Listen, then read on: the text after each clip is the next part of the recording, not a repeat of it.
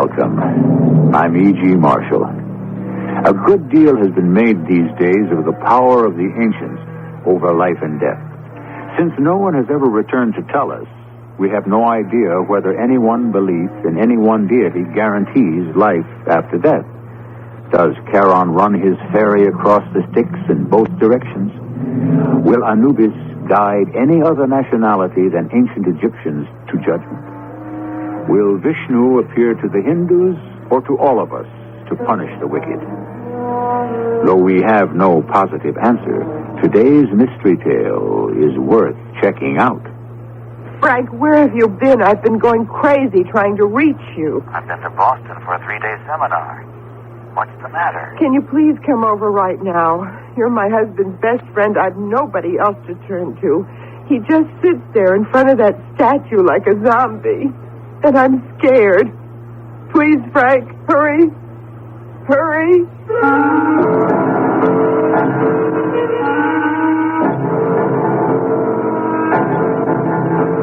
Our mystery drama, Messenger from Yesterday, written especially for the Mystery Theater by Gerald Keane, stars Norman Rose.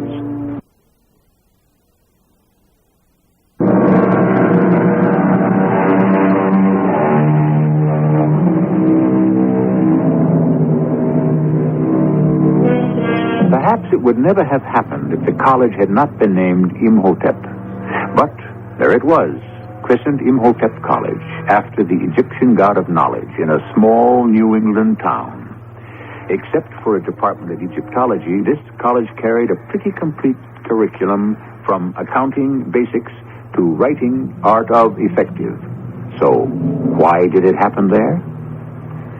That man driving a 1969 station wagon into a driveway, that's where our story begins. Gloria! Hey, Gloria, I'm home. I know you are. There's one in the house. Gloria, can you come outside a moment? Darling, I'm in the middle of frosting my own birthday cake, if you want to know. I know it's your birthday, honey. That's why I want you to come out to the car. I can't come now, Rem. You'll be sorry, Gloria. Oh, all right. Oh, men, you are all alike. I have to stop what I'm doing because King Tut here, my famous professor of Egyptian history, has given an order. All right, now, well, what is it? I don't see anything. Look in the back.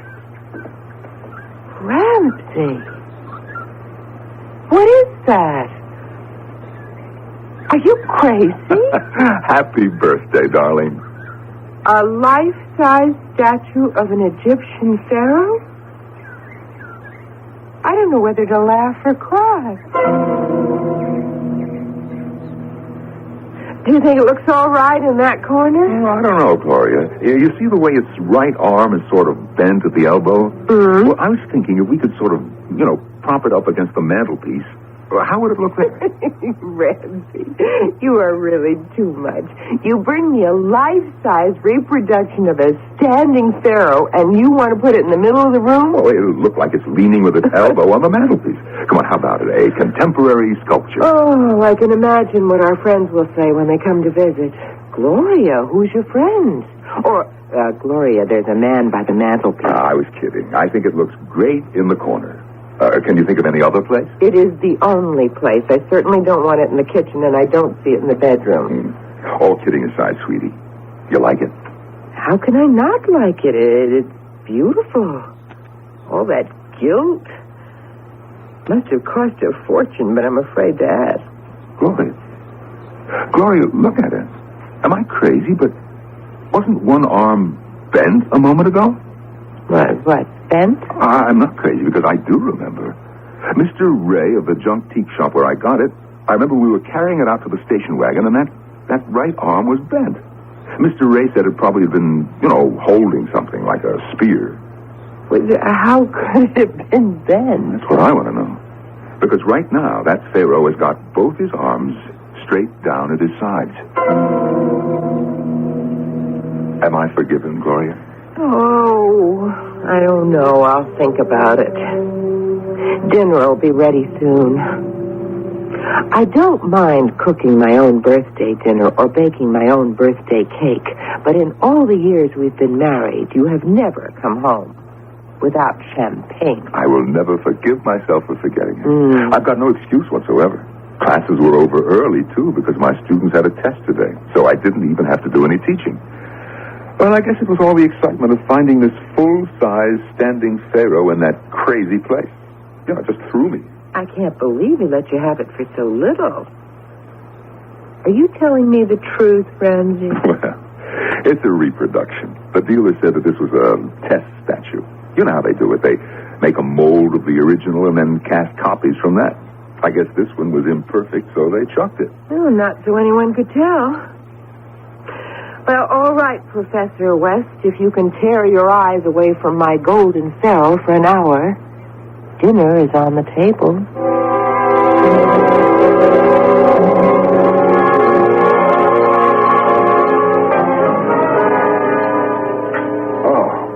That was some feast, Gloria. Wait, I gotta loosen my belt. That chocolate cake. Some more coffee, darling? You bet. Look, can I have a second piece? You cannot. I'm putting the rest of this cake in the fridge where you cannot get at it.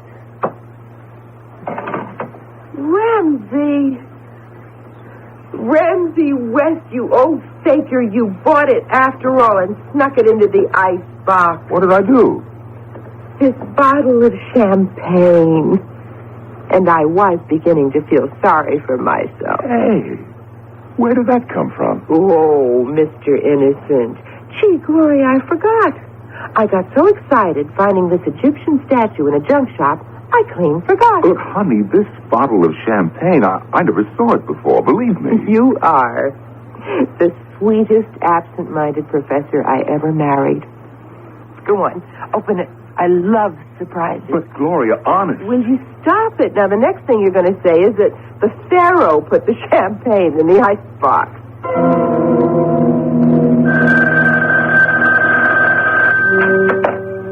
Hello? Ma. Oh, gosh, it's good to hear your voice. How's Dad? How's life in Florida? What? Oh, she is. When did that happen? Oh, my gosh. Well, now, look, if Sis is ill and there's no one to take care of the kids, sure, I'll go.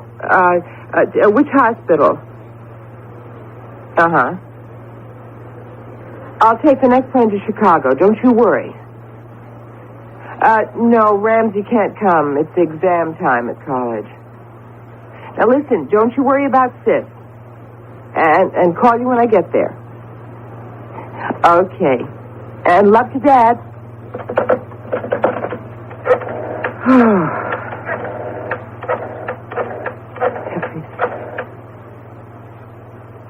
Can I speak to Professor West? Well, this is his wife, and it's urgent. Oh, I see. Well, then, can I leave a message for him? Okay, tell him that my sister is sick, and I'm taking the next plane to Chicago to help take care of her kids. Will you see he gets that? Thanks a lot.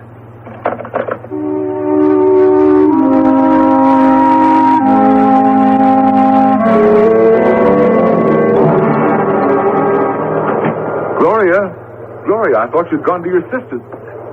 Oh, great Scott. The Pharaoh's vacuuming the living room. I am making this house ready for the long journey. I must be going crazy. Seeing things, hearing things. This just doesn't happen. A statue that moves, that talks. I better get Frank on the phone fast. He'll know what to do. Hello. Hello, Frank. Hiya, Ramsey. What's on your mind? Frank, are you busy? No, I was just going across the street to a diner for a little supper. They got Greek rice pudding. Look, Frank, would you mind coming over here? When? Now. What's the problem? You sound kind of funny, Ramsey. What's the matter? Well, I don't know. I think I'm suffering from some kind of delusions. What's that noise I hear? Well, someone is vacuuming. I thought Gloria was out of town. Look, Frank, don't ask so many questions. Just get get yourself over here as fast as you can. And even when I pulled the vacuum cleaner plug out of the wall, the machine kept right on going, and the Pharaoh kept moving it across the rug. Oh, come on, Ramsey. What is this? That statue over there in the corner was doing your house cleaning? Oh, what can I tell you? Gloria will love you if you're your little Egyptian homemaker when she gets back. No minimum wage or Social Security to cough up. Frank, I tell you, that figure standing there against the wall was vacuuming. All right. Let's be scientific about it. First, let's examine it. Now, see. Oh, it's really a beauty. I haven't seen anything like this outside a museum. Is it on loan from someone? Oh, it's Gloria's birthday present. I picked it up at Mr. Ray's junk teak for next to nothing. You were always lucky. Look at the workmanship. This must have been made by one of the master carvers. And the age of it. 19th dynasty, am I right? The original probably was. This 5'5" statue is a copy? Yeah, from the Edwards collection. Oh, even copies aren't cheap. I don't know what to tell you, Ramsey. It's a physical impossibility for this statue to move. You must have imagined it. I didn't. I tell you, it's physically impossible. Now tap all the way around to the back. See? Solid, through and through. It's not on casters. Now, how could the legs have been walking? Search me, but they were. I'd say, on the basis of what you tell me, you need a rest from teaching Egyptology. You've probably become so immersed in your subject, how can I put it, the ancient Egyptians have become so real to you that your mind has brought this statue to life. Frank, will you take a look at the handle of this vacuum cleaner? Do you see those specks?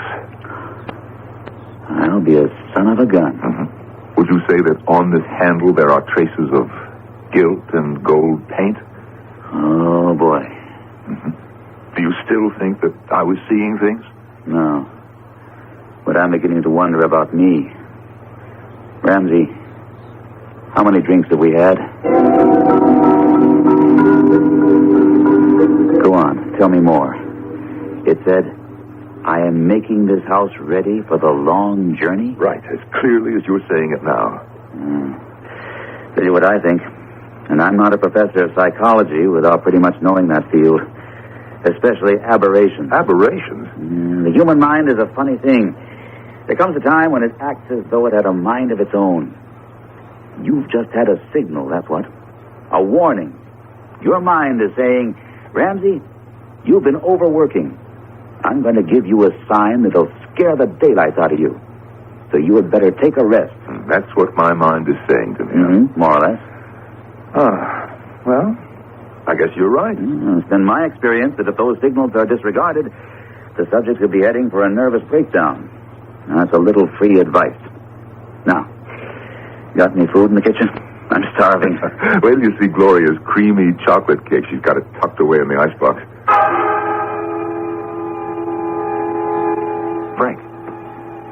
Frank, look at all that food on the kitchen table. Say, you're a heck of a cook. And lit candles, and my favorite little fat steaks.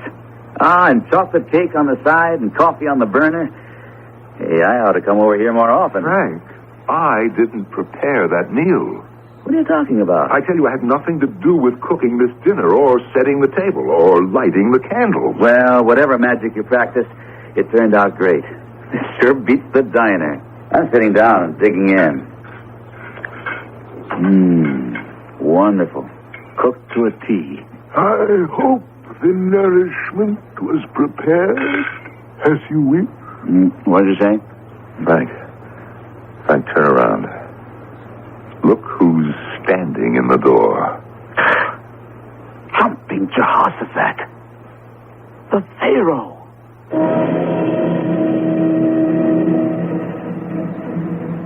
When faced with extraordinary or unexplainable phenomena, the first step is to assess what you know. Better than most other people, Professor West knows the ancient Egyptians believed that life continued after death. Whether there is fact in such a belief, who can tell? But certainly power of movement, recognition, and speech had been given to this plaster effigy of a man who lived 2,500 years ago. I shall return shortly with Act Two.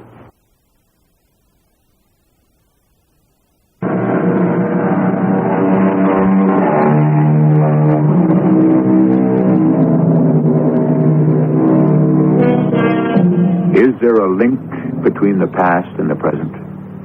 Some theorists believe we are all linked in a chain, an endless belt of humanity, destined to go round and round, which might explain why generation after generation seems to make the same mistakes. Or is there linear time, as others have said, that we are but travelers on a river of time, passing the shores of events? Whatever the theory, the fact remains that in the house of a college professor, a statue has moved and spoken. It was the darndest thing. I've made a lifetime study of philosophies and psychologies, and the only explanation I could comfort myself with was mass mesmerism. Hypnotists use it, faith healers use it, and somehow Ramsey and I had fallen for it. I swear to you, Frank, I had nothing to do with preparing that dinner. Now, don't keep saying that. It's too much for me to handle right now. Let me just add up what I do know. And here I am in your living room. It's 10 o'clock at night. I've eaten. I'm sitting in front of your fireplace. You're 6 feet away. I'm standing upright, leaning against that mantelpiece. Is a 5'5" reproduction of a 19th dynasty pharaoh. Now, how far would you say I am from the pharaoh? Oh, 2 feet, 3, somewhere between. Mm-hmm. It's made of plaster, has 2 feet that are well balanced on the ground, no platform, covered with gold paint. What any scientist would call a totally inanimate object. Yet I saw it move, and I heard it talk. Glad it's you too, Frank. We might get a raid on twin straitjackets. No, wait a minute. I never said you were disturbed. What I said was, you may be under a strain. So we're both under a strain. Now, let's keep pulling it apart. Do you mind if I smoke? I'm trying a new tobacco, and when I see you turning blue, I'll stop. There are matches up there on the mantelpiece. Yeah. Now, where's that tobacco? Did you say there were matches up here? Oh, my heavens. Will you look at him? He's lit a match for you to light your pipe with. Thank you, Pharaoh. Thank you. I've got it. There was a slip-up when these copies were being manufactured, and you got yourself a robot. A robot? Well, how's that possible? Anything is possible. No, that's not what I mean, Frank. A robot has to be programmed, like a computer. My Pharaoh acts independently. He sees a problem. He solves a problem. He deduces we're hungry. He makes a meal. The room needs cleaning. He does it. I'm not denying that you haven't got yourself a very special kind of robot. Oh, I've got an idea. Thanks a lot for coming over, Frank. I'll see you to the door. But I don't... Come on. Do you think the Pharaoh can listen and understand us? Who knows? But I'm not taking any chances. Let's go outside. I'll walk you up the street. Look, I'll fix the latch so I can get back inside. Okay, shoot. Oh. I've got to find out who made that Pharaoh. You've got something. Who indeed? Well, after my 10 o'clock class tomorrow, I've got the rest of the day off. I'll go to the junk teak and find out where he got it and keep tracking back. How about you? You want to come? Can't. Big day for applied psych. I'm free in the evening, though. A horrible thought that crosses my mind is maybe some manufacturer is turning out a whole army of robots, and all of them may not like to do housework.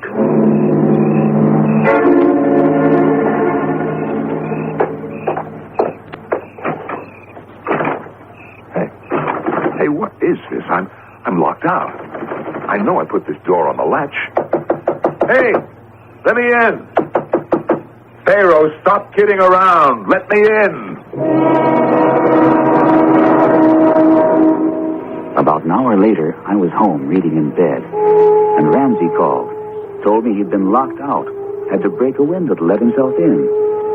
Said the Pharaoh was just where we left him, standing in the living room. The only thing different was all the ashtrays had been emptied and the glasses washed and put away. I told him he'd got a good thing there. He didn't think that was very funny. Hello. Is this Museum Masterpieces Incorporated? Right. Oh, this is Ramsey West. I recently acquired a reproduction of a standing pharaoh, Seti the First, I think. It appears that way. Yeah, that's right. You do make all those plaster cast copies from the Edwards collection, don't you? Yes, I do. Well, of course you can. I was going to come over and see you. Right, I'm at 14 Elmhurst Drive. I'll be here the rest of the day. I didn't catch that name. Ludlow. And how will I know you? Some red hair, okay. Say, you aren't... He hung up.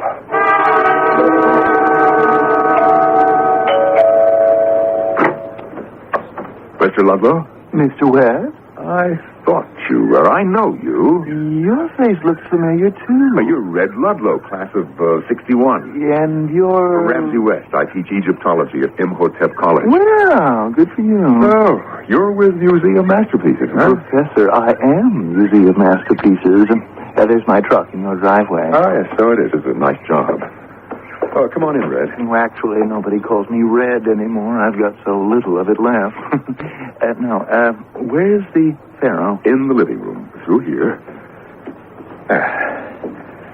There he be. The reason I wanted to come over and talk to you, I wanted to know how many of these have you made? Oh, just 100. If more orders come in, we'll cast another batch. Do you think you could move him forward away from the wall? I want to look at something at the back. You see, oh, my goodness. Was I imagining that? I thought he stepped forward. Well, I'm spending too much time in the shop. Those fumes must be getting to me. What are you looking for in back? Serial numbers. You don't think the Egyptians put serial numbers on the statues of their pharaohs? No, but we do on the copies. I was afraid of this. What's the problem? Professor, can you keep what I'm going to say completely confidential? Well, sure, but what's wrong? Well, of course, it goes without saying. Museum Masterpieces will reimburse you for what you paid for the statue. Well, I don't know that I wish to part with it. Oh, I'm afraid you'll have to. No question about that. I'd say there's quite a big question about that. I gave this one to my wife as a birthday present. Oh, in that case, does it matter to you if we give you a duplicate reproduction instead of this one? It certainly would. You see, I've become rather attached to this particular copy. I'm afraid that's just the point, Professor. This is not the copy of the standing pharaoh Seti the First. This is the original. And I'm afraid I shall have to remove it from this house. I'm blinded. I went off right in my face. All this smoke. A fuse must have blown somewhere. Mr. Ludlow, where are... Mr. Ludlow? Red? Where are you? My son, he who stays the hand of Osiris must perish. Pharaoh, did you make Red Ludlow disappear? That wasn't very nice of you. He is at peace with his ancestors. He is? Ramsey? Darling? I'm back. Oh, I'm so glad to be home. Honey, what's the matter with you? You look terrible. Oh, yes. Well, it's just the shock of seeing you. How's your sister? Shock? Well, that's a nice thing to say, I don't think. Oh, I tell you, it's good to be home. And there's that beautiful pharaoh. How are you, Pharaoh? Did you take good care of Ramsey while I was away? Don't talk to it. Don't say anything. Well, why shouldn't I? He's my pet pharaoh, my birthday present. You never know. What would you do if he answered you? Well, depends. I guess if he spoke 19th dynasty Egyptian, that would knock me out of the box right away.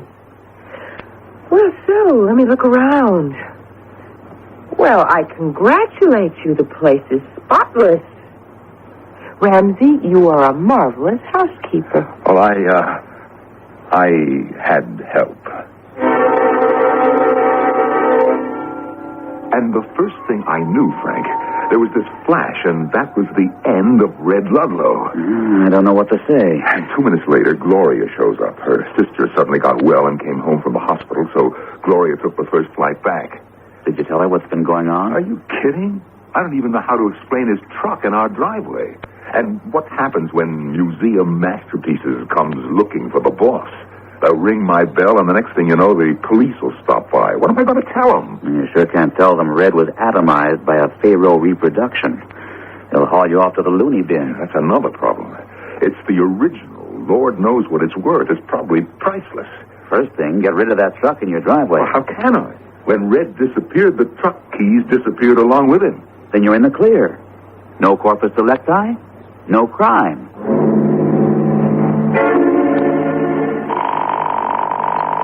Oh, I hope he's there. I just hope he's there. Hello. Oh, thank heavens, Frank, it's you. Yes, who's this? Gloria? Frank, please, could you come over right now? I know it's late, but I am so worried, and you're his best friend. I don't have anybody else to turn to. Frank, it's just terrible. He hasn't been to his classes all week. It's like I'm married to a zombie. He just sits there and... Frank, just hurry up and come over, will you, please?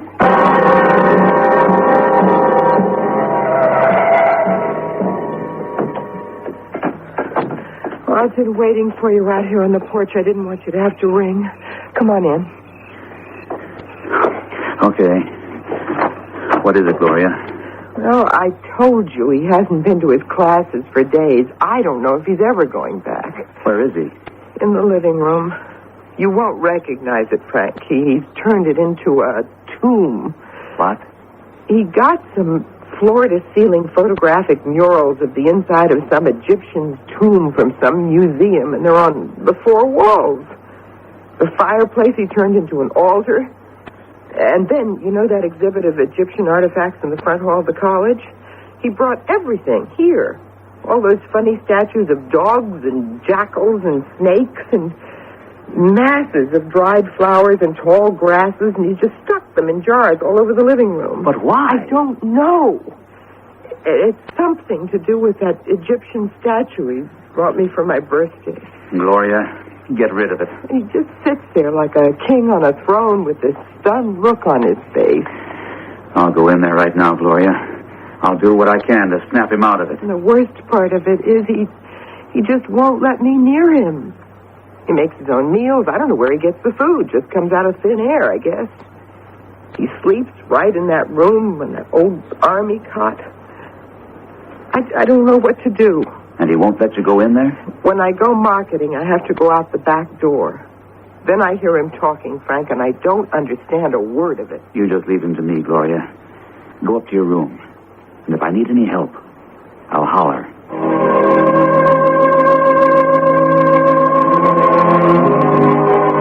Is there a link between a statue thousands of years old and a teacher of today? Are there powers retained in carved wood and gilt that can transcend the ages? Was a spell woven by the ancients that can still hypnotize? If I were you, I'd just make sure your lucky charm is handy when you listen with me as I return shortly with Act 3.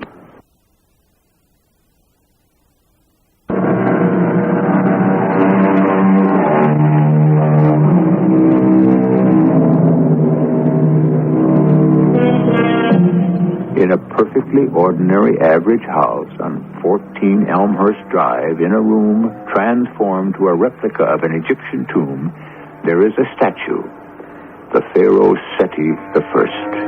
It speaks, it performs tasks, it seems to perform miracles, like making people disappear. Is there a scientist alive today who could create a robot of such powers? Or are these powers manifest beyond anything we can imagine? I'm not going to pretend I know the answers. All I knew was Ramsey West, professor of Egyptology at Imhotep College, had gotten himself much deeper into ancient death rites than he should have. And as his best friend, I would do anything to help him and protect him. Hiya, Ramsey. How are you, old boy? Who is it? It's me, Frank. Say, you really made this into quite a museum, didn't you? What are you doing sitting on that... Where did you get that chair? A lot of nice designs you painted on that. Made it look like a throne. You may advance. Oh, hey, Ramsey. It's me, Frank. Kneel. Kneel, slave. What, are you kidding? You have been ordered to kneel. Oh, hiya, Pharaoh. I didn't see you standing there. Kneel, slave. Sure. Okay, I was going to kneel anyway. What is your message, slave?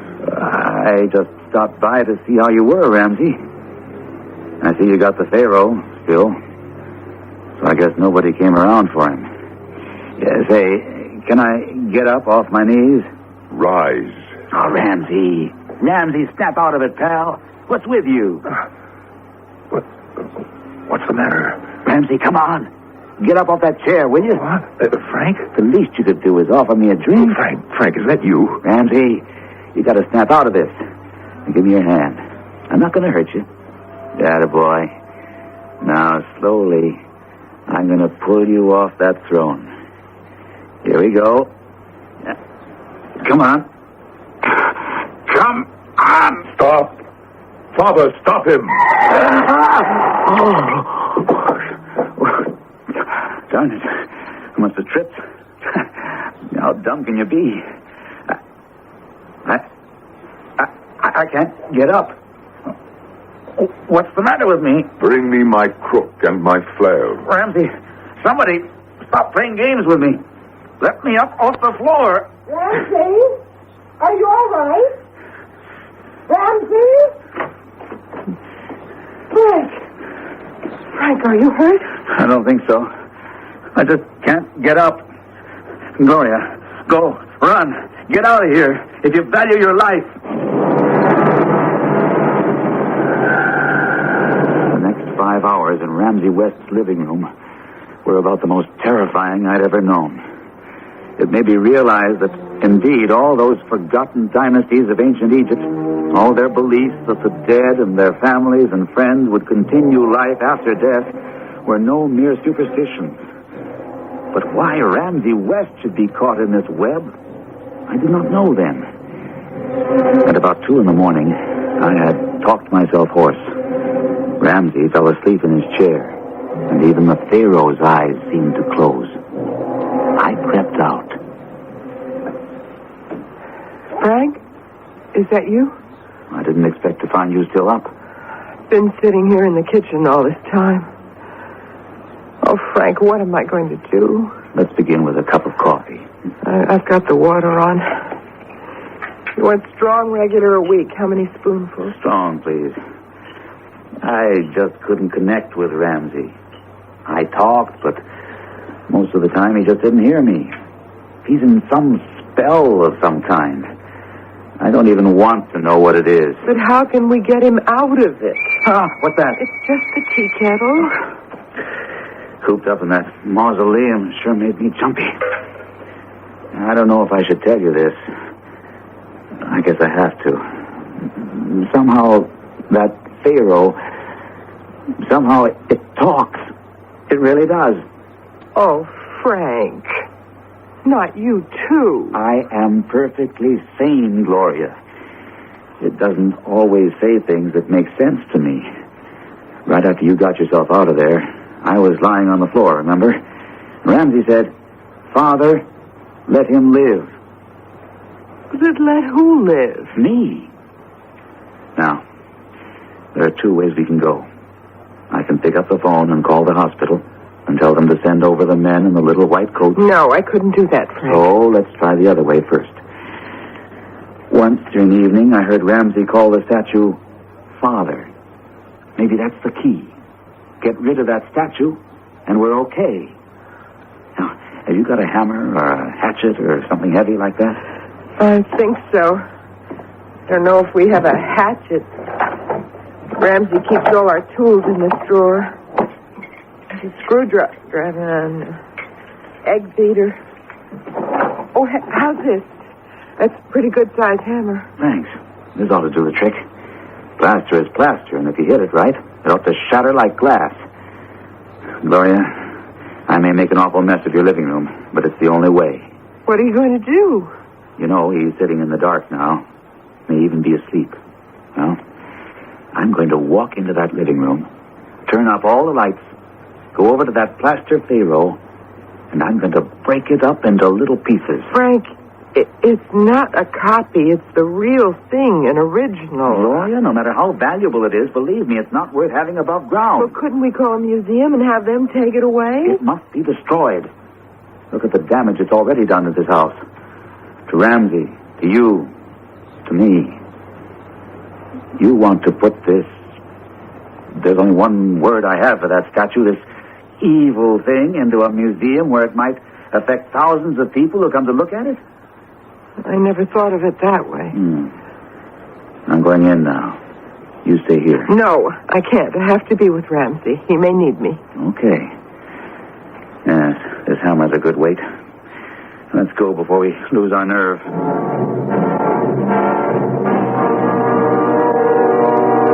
Who's there? Don't sit in the dark, Ramsey. Isn't that better? Lots of light now. My crook and my flail. Bring them here. I'm here, Ramsey. So is Gloria. I don't know who you think will bring you a crook and flail, but I have my symbol of power, a hammer. I'm sorry, Ramsey, but we have to do it. There is evil intent in the air. You bet there is. Ramsey, stay there. Just stay out of my way. Don't strike the statue. I must. Frank, what happened? Why did you drop the hammer? What? The hammer. What was I doing with the hammer? The Pharaoh. Yes. So? You were going to smash it. I don't see anything that needs fixing. I can't remember now why I brought it in here. You don't remember? Gloria, forgive me. I've had a long day. A conference that lasted till 2 in the morning. And some of those abnormal psych papers my students handed in were a little too abnormal. Well, folks, it's been a nice evening. Thanks for the coffee, Gloria. Frank, where are you going and why? Ramses has commanded me to leave this presence. I'm excused, so I obey. Frank, what's with you? You don't talk like that. So long. See you. Frank, for heaven's sake, come back. Don't leave me here. Please don't. Frank, stop. Stop. Frank, what happened? Oh, hi, Gloria. What are you doing out here? Frank, don't you remember? I don't know. Was there something I forgot? About Ramsey and that Pharaoh. Oh, yes. Nice-looking statue. Of course, only someone who's into Egyptology would give it house room. Frank, you don't remember about 9:30 my phoning you, asking you to come over? Well, I guess I do. We had coffee in the kitchen, right? Do you remember why we did? What we talked about? Do you remember anything strange about our living room, the way it looks? Like an underground Egyptian tomb? And Ramsey sitting on a big wooden chair staring at that statue? You remember any of that? You were in there for 2 or 3 hours, you said. Vaguely. You don't remember we decided to smash that Pharaoh with a hammer? Gloria, you're going to think I'm an awful dunce. And I don't know why it's all like some dream that starts to disappear the moment you wake up and you can't hold on to it. Now, why would I want to take a hammer to break up that Pharaoh? It means an awful lot to Ramsey. Are you sure you didn't misunderstand me? Frank, do you remember saying, Ramses has commanded me to leave his presence, and so I must go? Come on, Gloria. It's late. We're standing in the middle of the street, and you're telling me jokes. I'm getting an awful headache. So if you don't mind, I'll be on my way home. Tell Ramsey I'll call. I can't even remember what day it is. I'll see you, Gloria. I hope so. Gloria, is that you? Yes, it's me. Oh, Ramsey, why do you have to sit there? I wish you wouldn't. I wish you were you. My father has something to say to you. O glorious Seti, speak to thy handmaiden. My daughter, are you prepared for the journey?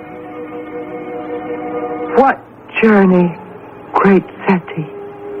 You and my son, Ramses II, have been rescued from reincarnation to return to the proud kingdom. This life you enjoyed in this century is not yours to keep. Return to join your ancient ancestors. The gods await you.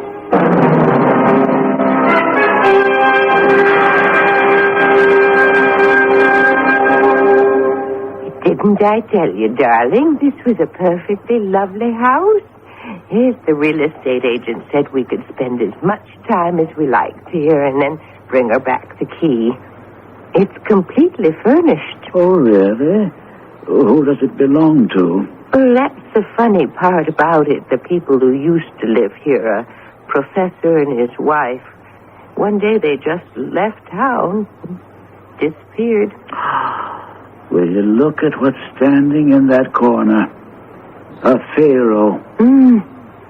Yeah, they just left it here. That might be worth something. The most curious coincidence is that he was the professor of Egyptology at the college, the job you're going to be taking. Well, come upstairs with me, darling. I want to show you how big the closets are. My son, my daughter, I shall be sending you your servants very, very soon.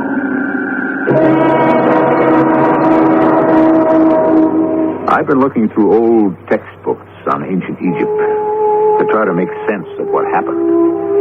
Of course, I was struck with the similarity of names, Ramsey and Ramses II. Then I read all that about reincarnation, and I wondered, had they found themselves in the wrong century and had to go back? Your guess is as good as mine. Which reminds me to tell you what is inscribed over the tomb of Ramses' father at Abydos on the Nile. Death does not end all things.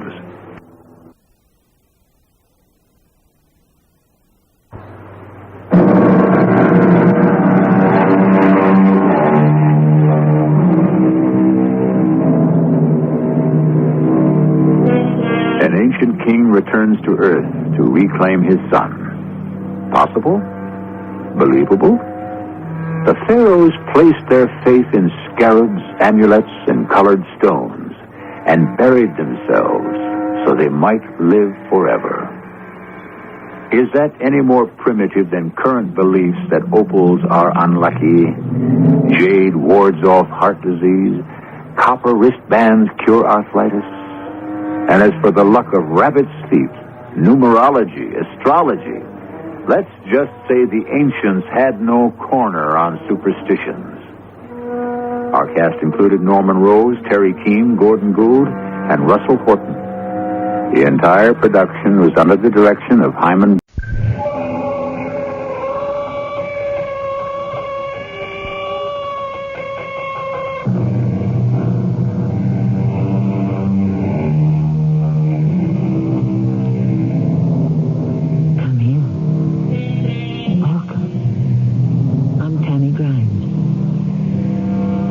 That killing time is the essence of comedy, just as the essence of tragedy is the killing of eternity. Tragedy, comedy. How can we ever really be sure which is which? After all, didn't Mark Twain say, How comic are our tragedies, how tragic are our comedies. So often, we never know what's expected of us, laughter or tears. You love this. The expensive clothes, the penthouse apartment, the money, the power. You've been bribed. That's a lie. What is this if not graft? I never took graft in my life. This is all a legitimate part of the job. You once said you couldn't be had for $1 million. But that was before someone made you the offer. It's different when the money's on the table, isn't it?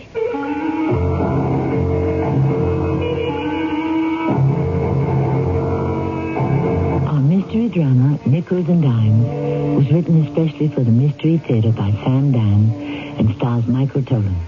I'll be back shortly with Act One.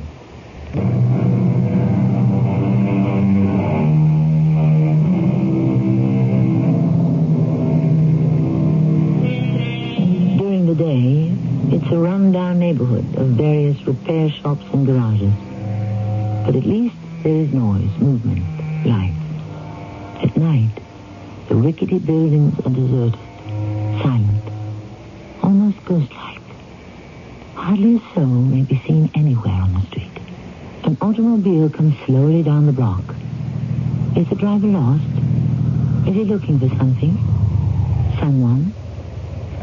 The car comes to a stop. A stout, middle-aged man gets out. He carries an attaché case. Suddenly, a tall man steps out of the darkness of the doorway. He holds a revolver. Freeze! It's the police! Put down that case, put up your hands. The stout, middle-aged man does as he is told. But meanwhile, as if from nowhere, a third man appears on the scene. He is slim, youthful-looking, and also has a revolver in his hand. Without a word, the third man opens fire. The police detective staggers and then falls to the pavement. The third man picks up the attaché case. Come on, mister. Get behind the wheel of your car. And let's get out of here. You killed a cop. Would you rather I hadn't? Why? I don't like cops. What's in this little valise? Money? Look, in case you got any big ideas, it's payoff money for Big Joe. I never heard of him. He runs the whole South Side. He does, huh? Yeah. I'm one of his collectors. You don't look like a strong arm to me. Oh, look, come on, that stuff went out 10 years ago. Today, you can work like a gentleman. And everyone knows they got to pay off. This tinsmith back there, he didn't have it in this morning, so he said he'd leave it for me in the mailbox tonight. I was just coming by to pick it up. So how much is in here? Well, I can tell you to the penny. It's $9 grand. $9 grand? Yeah. And in case you got any ideas, you can't get away with it. Because Big Joe will hunt you down wherever you go. You see, he just couldn't allow a thing like this. Why couldn't I get away with it? Who knows me? Who's seen me? Why can't I just knock you off like I knocked off the cop and take off with the dough? Who'd know to look for me? Hey, look, now would you give me a break? I got a wife and I got kids.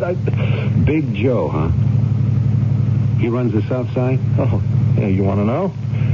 He runs the whole town. And he's getting bigger every day. Is that a fact? Well, maybe it's worth $9 grand to get introduced to him.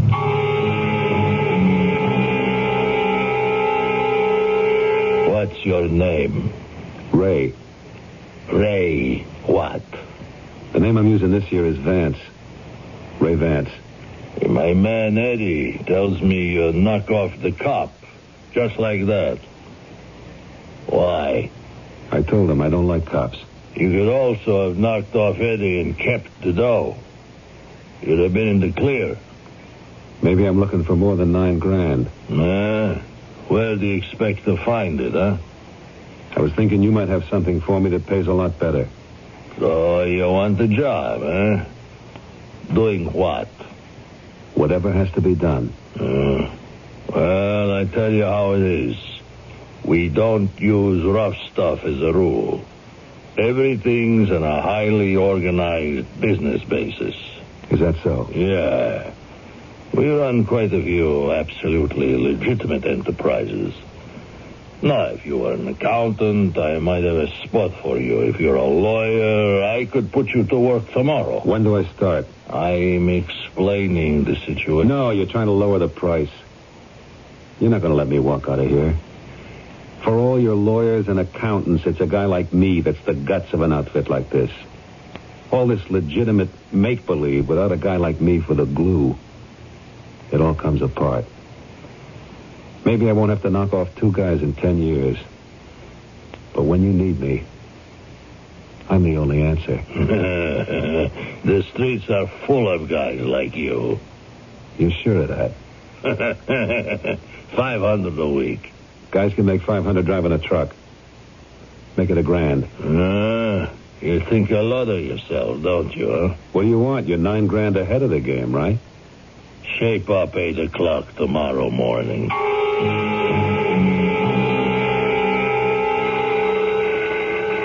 Who is it? Ella, Ella. What do you want? what do I want? All right. What do I want? Okay, I shouldn't have said it. You disappear for almost a month without a word. Well, Ray, say something. I can't say anything right now. Well, you could have told me you were going undercover. How did you find out? I heard on the radio. Barney Smith was gunned down by some hoodlum. I had to take his wife to the hospital. Oh. When we got there, Inspector Julian was in the room. He closed the door and explained to us it was a setup. You pretended to shoot Barney Smith while he was arresting one of Big Joe's collectors as a way of getting into the organization. Oh, Ray, you could have told me. No, I couldn't. Why? Because... Look, it's not just another assignment. You know what I've been doing all month? I've been studying, learning, giving myself an intensive course in how to be a hoodlum. Well, I must say you're acting like one. You missed the point. It can't be an act. It has to be real. I have to walk, talk, dress, think like a hoodlum. I have to convince a guy like Big Joe that I'm real. Ray, I'm scared. He's a genius. Okay, he's an evil genius, the toughest customer in the world to sell. The Federal's got a guy inside his organization once. Big Joe was wise to him in a week. I have to leave everything behind me. I have to lead a new kind of life until we get the evidence on Big Joe. And then it's over. But what if... Yeah. What if? Well, you're not an actor playing a part. Like you say, you have to become a hoodlum. How can you be sure you can come back? What are you talking about? You know what I'm talking about. Look, a man can't really go against his basic instincts, the things he believes in. Ella, I have to do this job. Ray, do you still love me? The Ray Vance that's a police detective loves you. But the Ray Vance that's now a member of Big Joe's organization, to him you're just some dame that rang the doorbell. And who I'm going to dust off. Ray! You're part of another world, another life, another way of seeing things, feeling things. And right now you're poison for who I have to be. On account of you, I could get myself killed. You understand? Please try. All right, Ray. I'll try.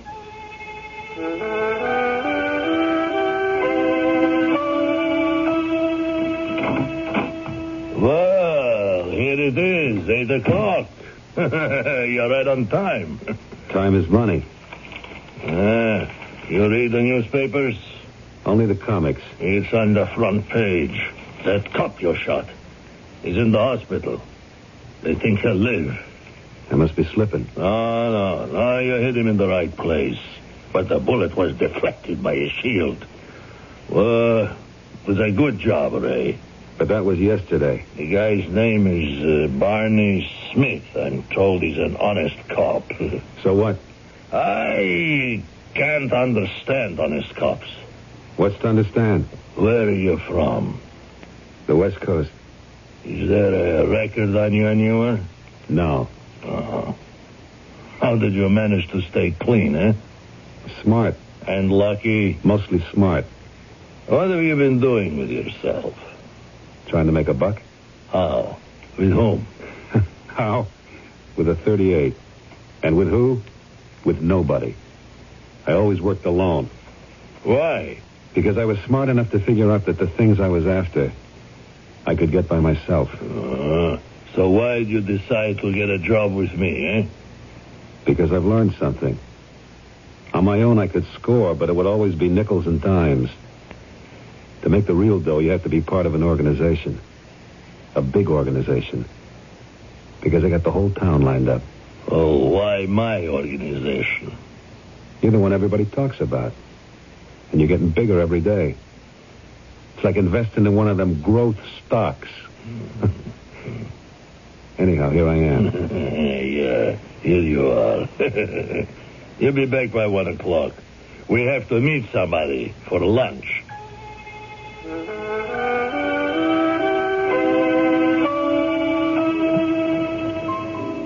You ever been in Luzetti's before? No. We're meeting Jim Terry. Do you know who he is? Nope. He runs the north side. And you're going to eat lunch with him? Why not? We're good friends. Okay. I want you to meet him. Yeah. Here comes Jim now. Hey, Jim. Hello, Joe. Jim, I want you to meet a new associate of mine. Shake hands with Ray Vance. Ray? How are you? Come, sit down. I already ordered your drink, and here it comes. Thank you, Tom. Gentlemen, to good health and happy days. Well, Jim, you asked for this little get-together. What's on your mind, huh? You've got a couple of guys, Joe, that have to be told where the border is between the north side and the south. Why? What do you mean, Jim? What do I mean? I mean everything. One of your collectors is trying to shake down the stores in Trent Street. Trent Street? That's fine, Joe. It is, according to the agreement. So you just keep your collectors, your runners, your pushers, and everybody else to the south of it. Why are you getting so excited, huh? I'm not excited. We got us a good agreement, Jim. We've had peace for 5 years. It's been prosperous times for everybody. Now, we're not going to jeopardize everything just for the sake of one street, are we? Huh? Ray, you want to take care of that? Sure. And now, let's order lunch.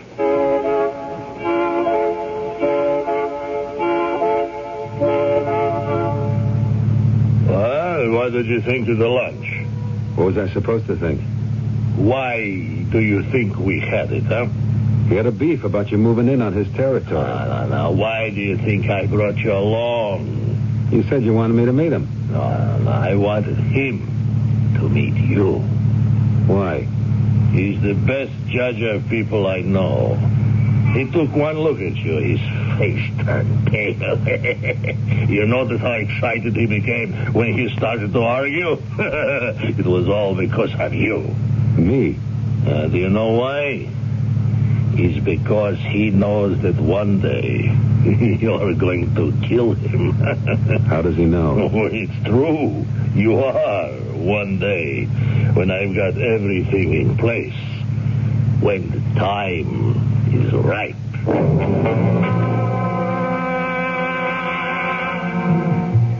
Which means that so far the fruit is still green on the bough. Here we have Detective Ray Vance undercover as a hoodlum and succeeding beyond any reasonable expectation. As a hoodlum, he could kill for his boss. But as a cop, he would have to find a way out of it. Wouldn't he? Well, things will ripen a bit tonight, too, shortly.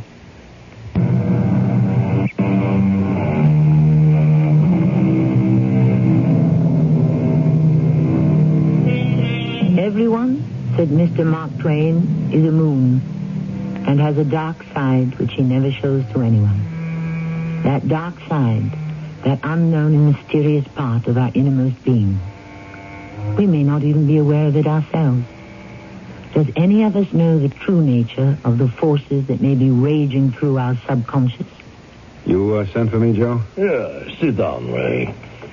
What's up? Something that may become a problem, Ray. Yeah? I understand understand some of the boys are going in for freelance stick-ups. Now, this kind of thing can only get the organization into trouble. I want it stopped. You pass the word. You enforce it, huh? Okay. Particularly to guys like Eddie. Eddie? Don't let that innocent baby face of his fool you. Now, let's talk about you, Ray. Me? Yes, for openers. What do you do with all your money, huh? It just goes. Where? Here and there, on this and that. On what? You're not blowing it on rent. You live in a dump over on 4th Street. Your clothes? You buy a suit in some cut-rate department store. No. It doesn't go on dames. You're not nursing a gambling habit. Maybe I'm saving it for my old age. But suppose you don't live that long, huh? It's all been a waste. No, the time has come to take you in hand. Oh, yeah? Yeah. I've been waiting for a fellow like you to come along for years. You've got everything I need, Ray. Except one thing. Class. You have to know how to dress, how to live. You have to go to the right places. I found you a studio apartment. Where? At the Maximilian Towers. The rent's $1,000 a month. $1,000? It's 1 week's salary. Come on. 11 o'clock this morning, you show up at Lou Miller's. Who's he? He's my tailor. You'll get measured for some suits. Then I'll send you to a place with the right shirts, and ties, and shoes. Hey, what do I need it for? You need it, Ray. Everybody needs it if they want to be somebody. Like you said, till now, all you ever did was nickel and dime jobs, so everything about you was nickel and dimes. You're moving into a new world, Ray. You have to develop a new attitude. Your secretary said it was okay to pop in for just a minute, Joe. Oh, it sure is. Millie Morris, I'd like to present my associate, Ray Vance. Well, how do you do? Oh, don't you open next week at the Royal Palace in Vegas? I'm on my way out there now. Oh, I don't want to interrupt anything. I'm sure you gentlemen are busy. I just wanted to pay my respects, Joe. Oh, I appreciate that, Millie. Oh, maybe we'll catch you opening night in Vegas, huh? Oh, that would be great. Goodbye, Joe, and thanks for everything. Well, it's so nice meeting you, Mr. Vance. Likewise. Goodbye, Millie. That was Millie Morris, the singer? We own 51% of the Royal Palace Hotel and 31% of her. Oh. Oh, that's all part of it, Ray. Class hotels, class acts. You see why we have to be class guys, huh? Don't be late for your appointment with the tailor.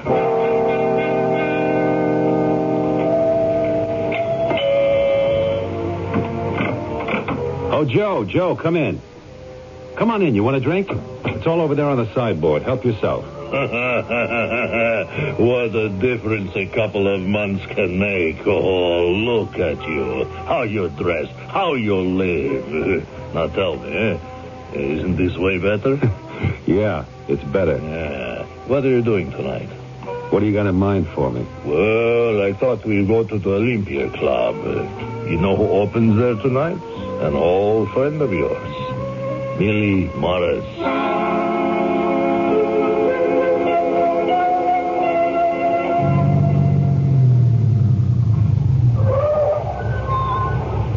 Barney? Over here, Ray. Barney. Hey. Old Barney Smith. It's been a long time, Ray. At least 3 months. The inspector's worried we haven't touched base for too long. Look, we've got to keep connected, Ray. You know that. Yeah, I know. Hey, look at you. The suit, the shoes. Oh, I hate to think what they cost. Yeah, I know. But I got to dress the part. Yeah, you sure look it. I might not have recognized you. So, what are you doing for Big Joe? What have you found out so far? Nothing we didn't know before. You always knew he had the gambling, loan sharking, drugs. What we need is evidence good enough for the DA. Yeah, I know.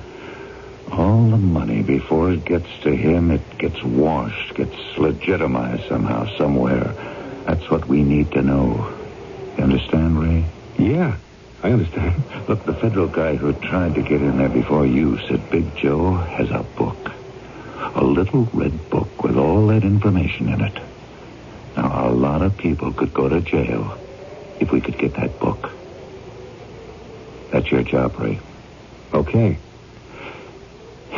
You know, Ray, I can't put my finger on it, but there's something about you. You seem different. I do? It's almost like you're a stranger, a guy I don't know. Well, I guess I find it hard to shift gears. I have to go all out at beating Ray, who's with Big Joe. And now suddenly I have to be Ray the cop. Look, you want me to tell Inspector Julian to take you off it? Why? Look at how solid I'm in there. Yeah, must be doing a great job, but maybe it's too much for you. I can handle it. It's just, you could get lost in there. Lost? Yeah, that's what the psychologists talk about. When you play a role, there's always a danger you can start to identify with it. Look, who knows me better than you, Barney? I'm first, last, and always a cop. Don't worry about me, Barney. I've got to. How's Norma? No, same as ever. All tied up with the kids, one thing and another. I don't know how she manages on my salary. Listen, have you thought about Ella? No. I just had to put her out of my mind. Yeah. But she just can't put you out of hers. Look, the truth is, it's hard times for any woman who ties herself up with a cop. Ray, couldn't you just see her once in a while? No, I couldn't. Why not? Look, even seeing you sets me back. Because you remind me that I'm a cop. I see things like a cop again. I think like a cop. I react like a cop. I got 45 minutes till I meet Big Joe. 45 minutes to work myself back into being a hoodlum. A $600 suit, $200 pair of shoes, a $90 shirt, but still a hoodlum. Okay. Just remember your assignment. Get that book. That little red book.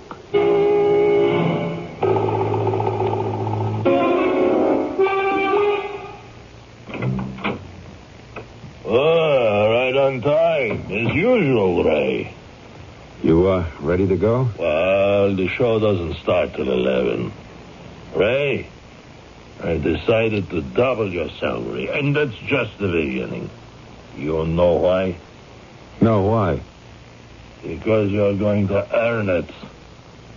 By the end of the year, we knock off Jim Terry. We take over the north side, and we go on from there. Where? The sky's the limit. Excuse me. Yeah. Oh. Hold on. It's for you, Ray. Yeah. Hello, this is Ray. Who? You know it for a fact, huh? Okay, chick, I'll handle him. What is that, the chick Scobie? Yeah, I use him. What for? Well, you passed the word you don't want any freelancing. So I use Chick and one or two other guys to find out who's breaking the rules. He tells me Jerry and a few pals are going to break into an appliance warehouse tonight. Can you tie that? You actually have your own little espionage network inside my organization. The work has to get done. No, you did enough for one day. Now, it's time for a little play.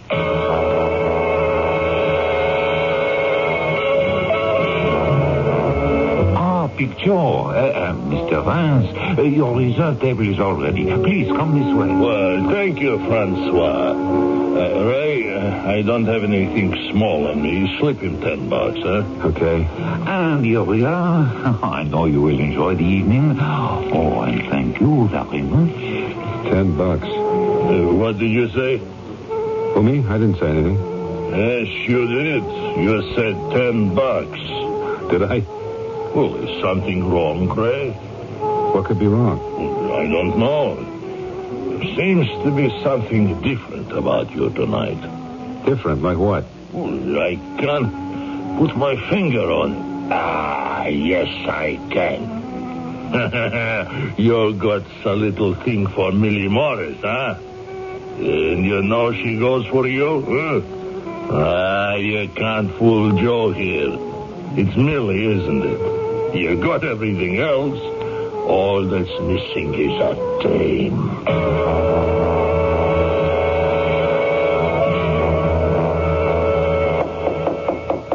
Come in. Oh, hello, Joe. Oh, and, Mr. Vance, is it? Yeah, we just thought we'd come backstage and let you know how great you were. Oh, thank you. And are you doing anything afterward, Millie? Well, I haven't made any plans. Well, how about hitting a few of the spots with Ray and me? Oh, I'd love it.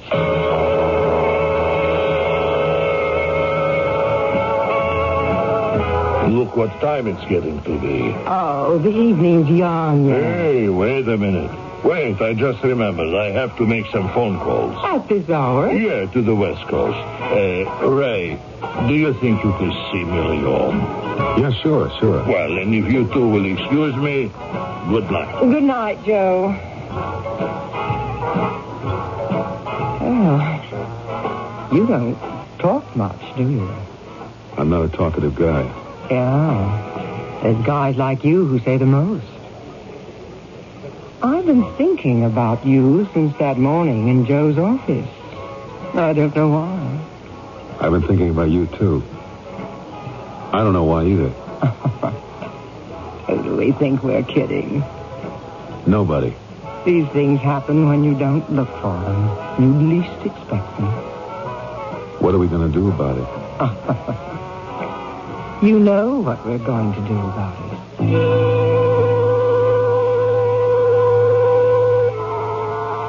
That much is obvious. It was Mr. William S. Gilbert who wrote that a policeman's lot is not a happy one. Mr. Gilbert never met Detective Ray Vance. The way it looks from here, Detective Vance may be headed for an unhappy ending. But he's certainly going to have a happy time getting there. And so will we, in Act 3. But if the pretender actually begins to find reality in his make-believe, then it can no longer be considered a pretense. This is obviously the problem of our hero, Ray Vance, seems to be struggling with. He is losing track. Is he pretending to be a cop? Or is he pretending to be a hoodlum?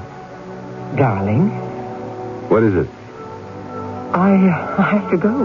Why? I'm a working girl.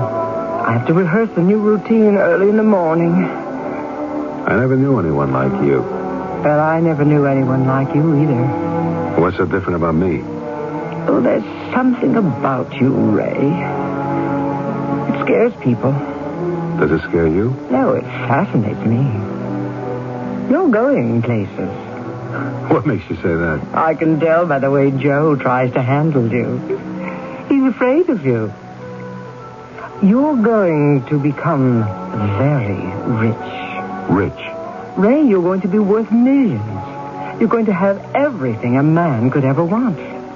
Including you? Including me. I'll tell you something. This is the first time for me. I'm not saying there haven't been other guys, but this is the first time I know I'm in love. I don't know how to explain it. You don't have to. This is the first time for me, too.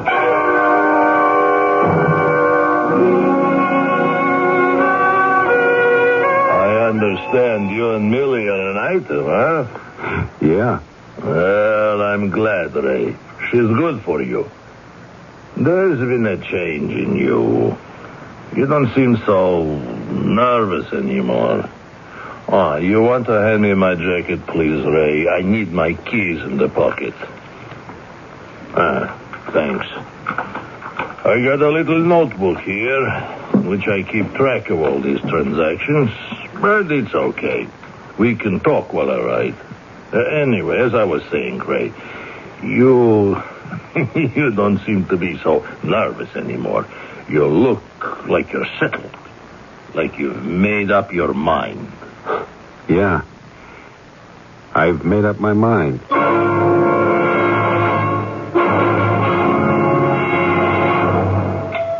I'll be with you in a second, honey. Ella. Well, I guess I'm not the honey you were expecting.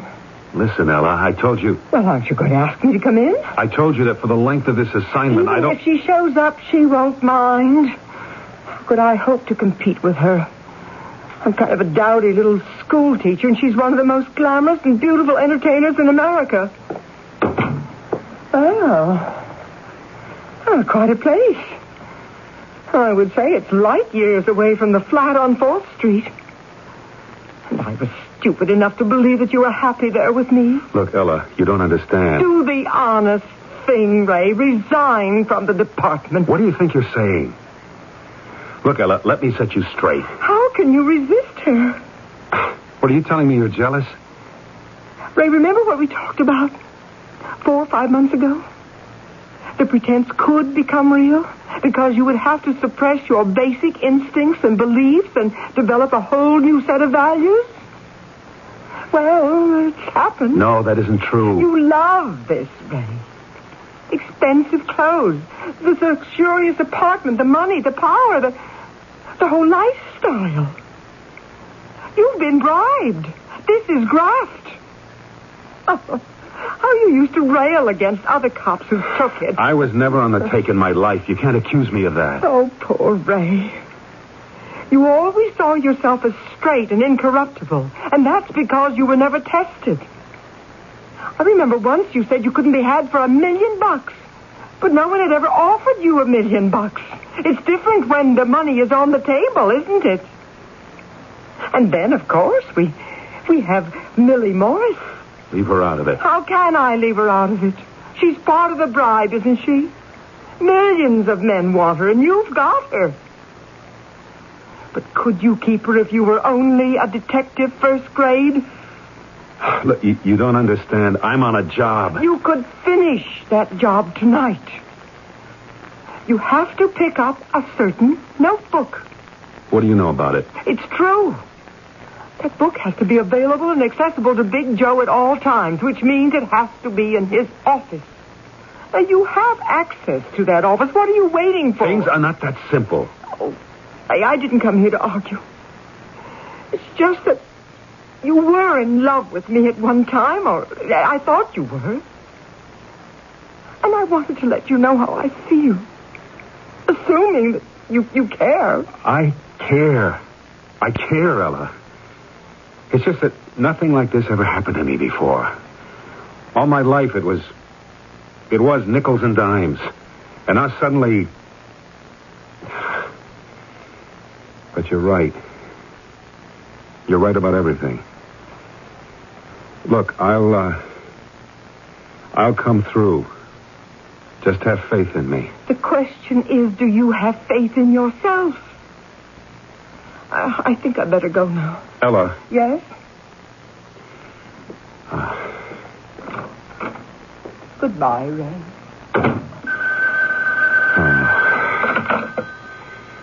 Yeah, hello. Chick? Who did? Eddie. He asked you to help him do a break-in on a jewelry store tonight? Yeah, what time? Where? Okay. Look, play along with him. But don't show up.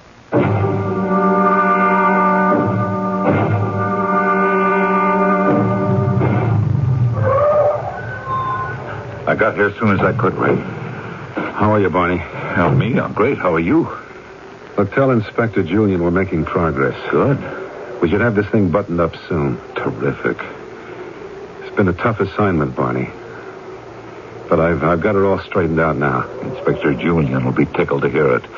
He's been worried about you. I've been worried about myself. But you're okay now? Yeah. I'm okay now. Good. Call me when you're ready for the kill. Oh, wait. I almost forgot. I can give you a tip. Strauss's jewelry on Havemeyer and Walnut. There's going to be a break-in entry at 11 o'clock tonight. I have a little reception committee. Strange the way these things work out. You know who the punk is? Eddie Correll. The one I was supposed to collar before you staged a phony safe. Yeah. And this time he's all yours. Just be careful. I'm always careful.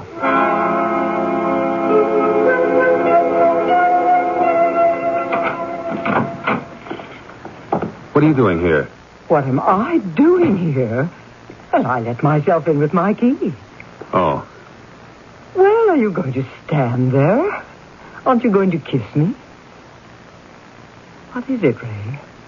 Nothing. No, Ray, there's something the matter. I was just surprised to see you, that's all.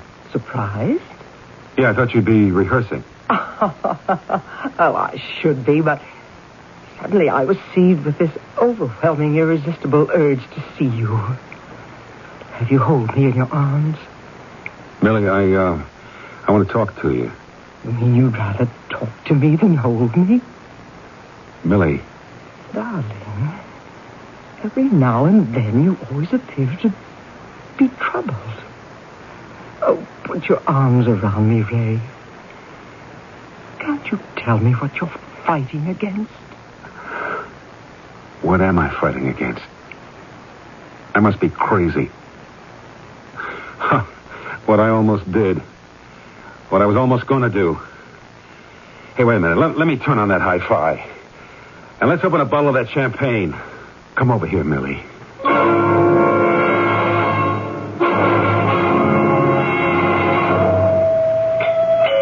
All right, just a minute. Ray, I waited for her to leave. I didn't want to just barge in. How do you know she was here? Well, her car was parked at the curb. I came here to tell you something. Okay, come inside. But I know what you're going to tell me. Oh, do you? Yeah, you're going to sing the same song. Different lyrics, maybe. You're sure that's what I've come to tell you? What else? But before you say a word, let's cut it short. Look, you said this thing could change me. You remember that? Yes. Well, you were right. It did. I changed. I'm not the same Ray I used to be. You can see that. Yes. You said I'd never been tested. It's true. I never was. Well, I'm willing to face it. I can't pass the test. I see that. But I want you, of all people, to understand it. To know why. Is that important? Yes. You and I, Ella, we were born, we were raised, we grew up in a slum.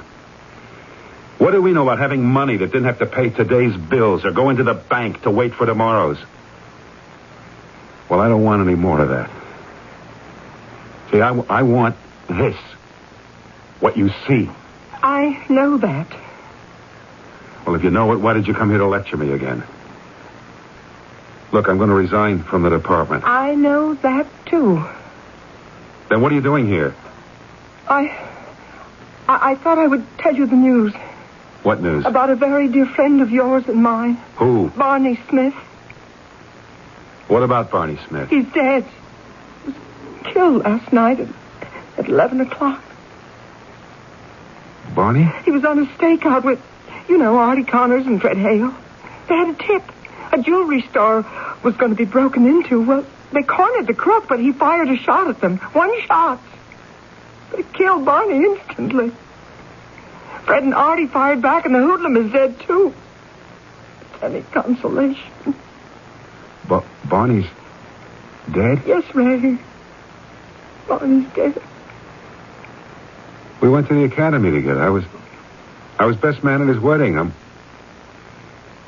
I'm godfather to Barney Jr. Ray, I'm so sorry.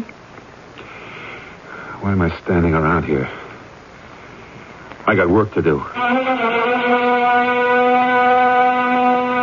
You're late this morning. Why, you have a rough night? Yeah. Why did I say rough? I should have said busy. Say, what's different about you this morning? I mean, look at you. Where did you get that suit? Morrison's. Morrison's downtown department store? They were having a sale. I picked up the shirt and the shoes, too. Ray, What's the gag? There's no gag, punk. What did you call me? I'd like to knock you right off that $1,000 leather chair. But you'd probably holler police brutality. Police? Keep your hands where I can see them. Don't press any buttons or go for the phone. I'll pick it up. You're a cop. You can't be a cop. Detective, first grade, Raymond Vance, at your service. I must be going crazy. Sit still. Hello, Inspector Julian. It's Ray. Send a squad car over to Big Joe's. We can bring him in now. Do you think you can arrest me? I'm doing it. What charges? I can fill a book. Let's just say drug dealing, loan sharking, bribery. Now I know you've lost your mind. You are not required to make any statements. Anything you say may be used against you. You couldn't make a single one of those charges. I haven't finished reading you your rights. You think it hasn't been tried? Nobody, not the city cops, the state prosecutor, the federal, could ever get anything on me. Is that a fact? Well, this time we have everything we need.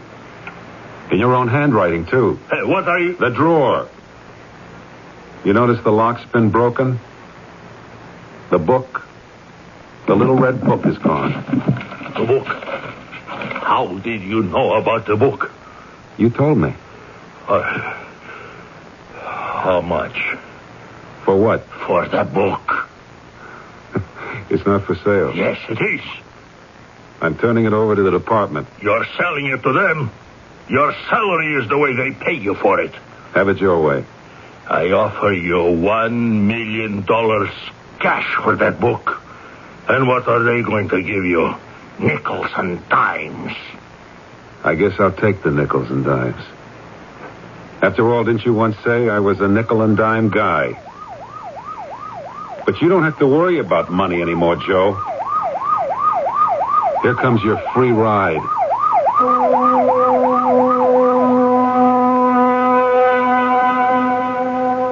And it was a long, long ride that led finally to a long, long term in prison.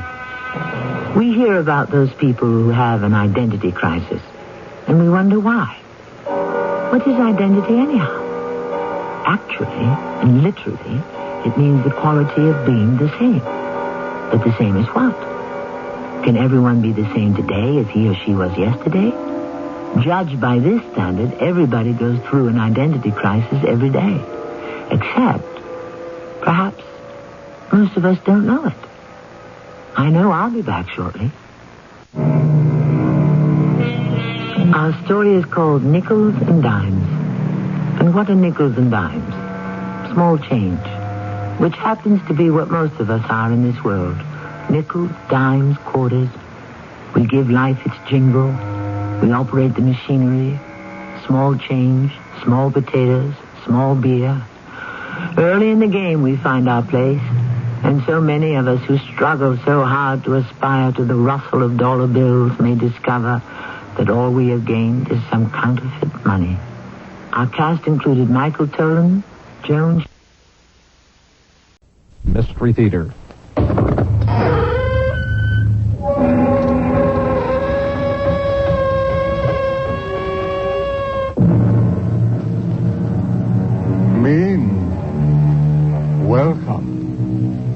Welcome to the Mystery Theater. I'm Hyman Brown. There are people who seem to bestow happiness and good fortune upon all whom they encounter. Their very presence is an enchanted thing. However, just as there are those who bring the sunshine, there are also those who bring the rain.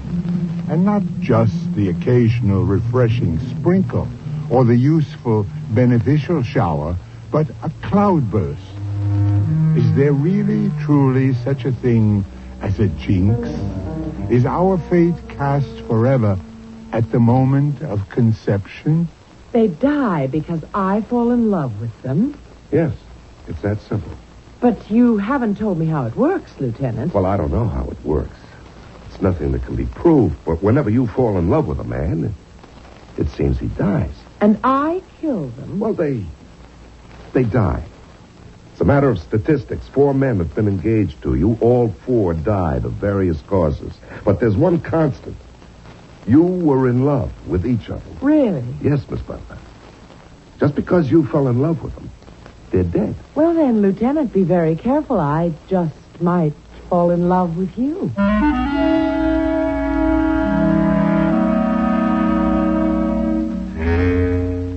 Our mystery drama, The Lady is a Jinx, was written especially for the Mystery Theater by Sam Dan and stars Larry Haynes and Marion Seldes. I'll be back shortly with Act One.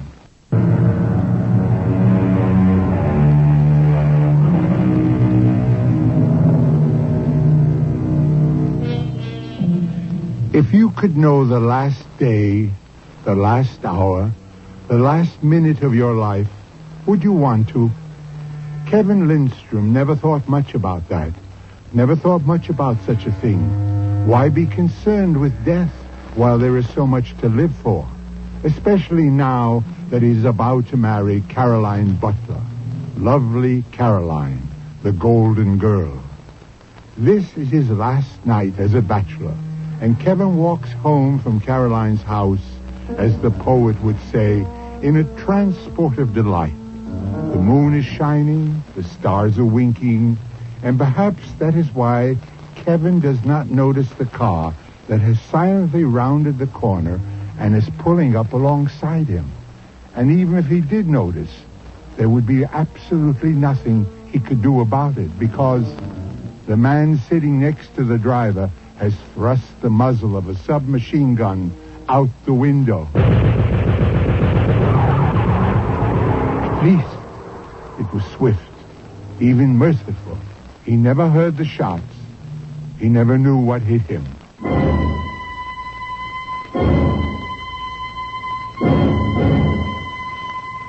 Are you Lieutenant Pirelli?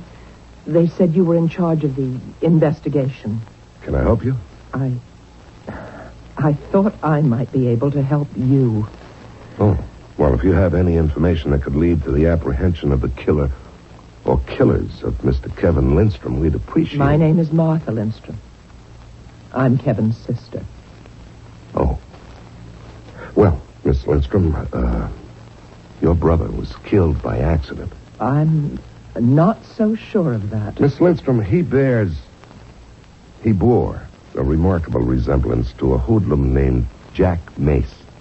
It was uncanny. Certain people were out to get Jack Mace. I don't think it happened that way, Lieutenant. Miss Lindstrom, this was supposed to be a gangster execution. It went wrong. I wish I could believe that. Your brother wasn't a member of the underworld. You must admit that. Yes. Nor would the underworld have any reason for killing him, as far as we know. Lieutenant And Pirelli, furthermore, this Jack Mace is known to have lived in the neighborhood. So the executioner was sent to dispatch him. And in the darkness, your brother looked enough like Jack. Everything you're telling me has already been printed by the newspapers. Well, it's a matter of time, but we'll find out who's responsible for your brother's death. But I know who's responsible. Surely, Miss Lindstrom, you're not an expert in the machinations of the local underworld. I have a problem, Lieutenant. Oh, and what's that? My problem isn't a what, it's a who. You are my problem, Lieutenant. You, as a representative of authority, are my problem. You're nice, you're polite, but you can't wait to get rid of me. You believe I'm wasting your time. Well, you said you know who's responsible for your brother's death. Yes. But how can I get you to believe what I'm about to tell you? All right, why not tell me and see how it works out? Very well. The killer of my brother, Kevin Lindstrom, is his fiancée, Caroline Butler. Yes? That's my statement. Oh. So what you're saying is that Miss Caroline Butler somehow or other obtained possession of a .45 caliber Thompson submachine gun, and with this weapon murdered Kevin Lindstrom. No, that's not what I'm saying. Well, if that's not what you're saying, you can't say Caroline Butler is the killer. Your brother died of multiple bullet wounds. I tell you, Caroline killed him. According to the coroner's report... I don't care about the coroner's report. Of course, ma'am. Of course. Now, let's just... Oh, good Lord. You think I'm crazy. Well, everyone's entitled to his or her own opinion, but an opinion's always worth more if it's based on the fact. Fact? Yes, that's a sacred word. Yet, what's a fact? Now, stay with me, Lieutenant.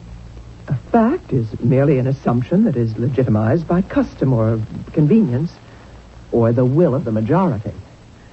Now, I shall give you a fact. Carolyn Butler has been engaged 4 times. Not one engagement has ever been consummated by marriage. Each engagement has been terminated by the abrupt and violent death of her prospective bridegroom. Now, what do you say to that? Well, I would say it's a coincidence. Now, Miss Lindstrom... I know you're eager to get rid of me, and I'm going. But please, Lieutenant, read what I have in this envelope. I'll leave it with you, but promise that you'll read it.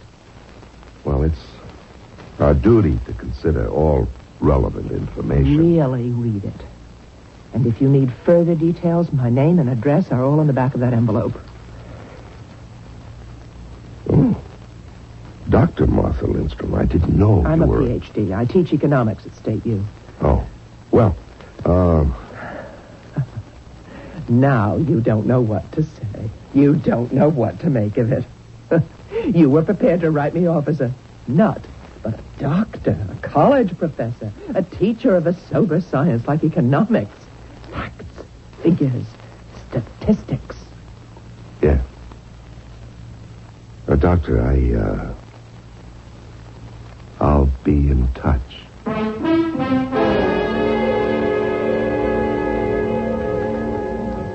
Well, Inspector, what do you think? Vince, what I think is you ought to put in for some leave. You got plenty of time coming. Oh, I see. If you believe a word of this, you got to be as nutty as she is. Maybe it's my fault. I think I've been working you too hard. Did you read what she wrote? Every single word. This dame, Carolyn Butler, has been engaged 4 times. Every fiancé meets with a violent death. That's right. So what? Miss Carolyn Butler never killed any of them herself. She didn't kill her latest. The guy before was an innocent bystander during a bank holdup. Then there was the guy who was a reserve officer and got killed accidentally on maneuvers. The first guy is scuba diving, and he makes a meal for sharks. Inspector, didn't you read what Dr. Lindstrom wrote in her analysis? Are you sweet on this dame, Vince? Oh, come on, Jake. Why not? You're 35. You ought to be married. I know your mom is a great cook, but you want to cut that cord. When something occurs with regularity, persistence, predictability, it must be classified as fact. Maybe this is the kind of a dame you've been looking for all your life. The studious, intellectual type. Jake, you're not listening to me. You're in love with her. Oh, for crying out loud. Don't you understand, Vince? It's love. Love at first sight. This dame knocked you out the split second you saw her. She isn't even my type. Famous last words. So you figure, how can I straw with her? Hand her a line. Pretend to believe her. Okay, Inspector Coleman. If you want the truth, I can't remember what that dame even looks like.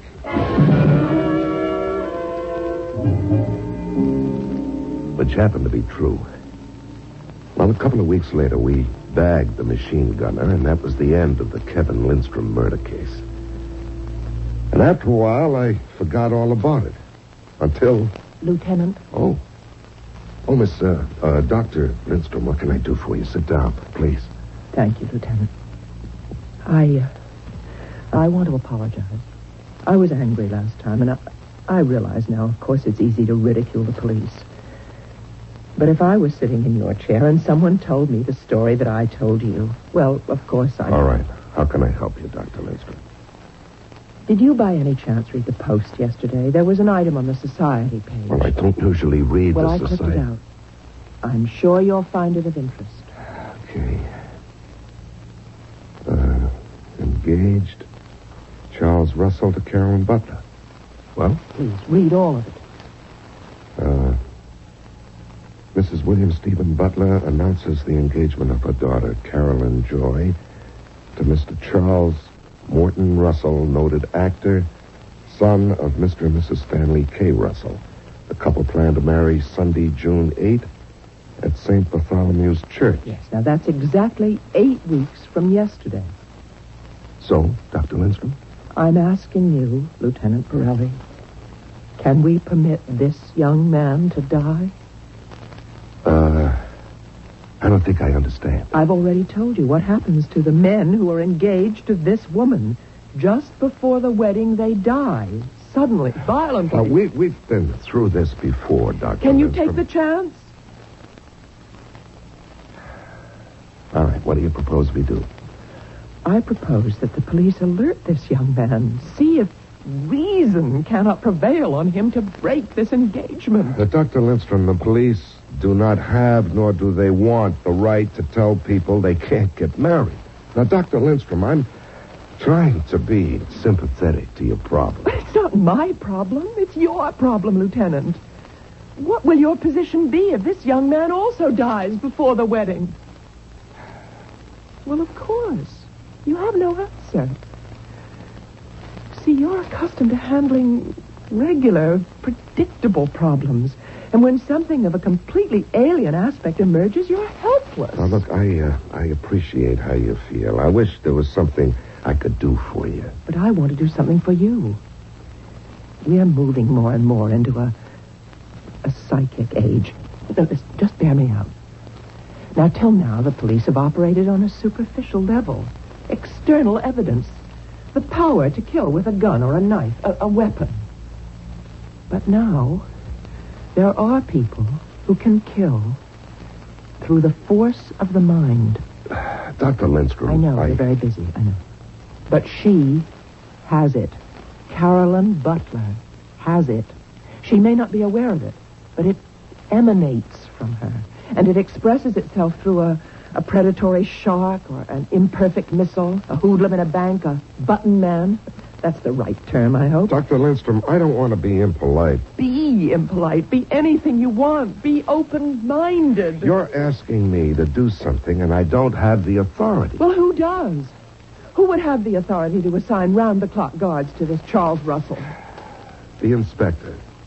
Lieutenant, admit there's something. No matter how far-fetched to what I propose. Well... You know there is. So it's your duty to try to convince your superior. Dr. Lindstrom, what you're asking is highly... I know. But suppose you do nothing. And this man dies. The way all the others did. All right. All I can do is ask.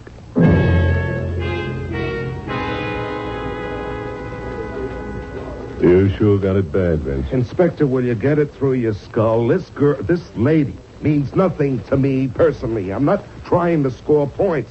Now, suppose there is something to a story. Okay, suppose there is. Well, then we've got to do something to stop it. We're not set up to stop it. I have no way of justifying this kind of expended manpower. Okay. Here's a girl who obviously has found some way to get people killed. Now, can she be allowed to get away with murder? Yes, Vic. Until somebody can furnish legally acceptable proof, this Butler dame will get away with murder.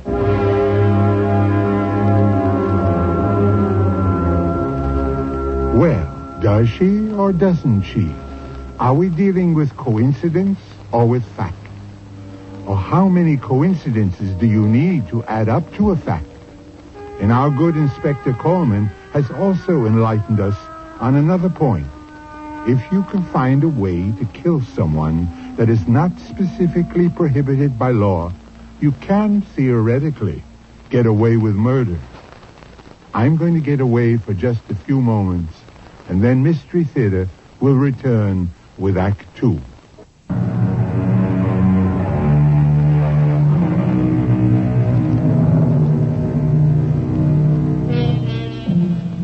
It is the stated function of the police to prevent crime.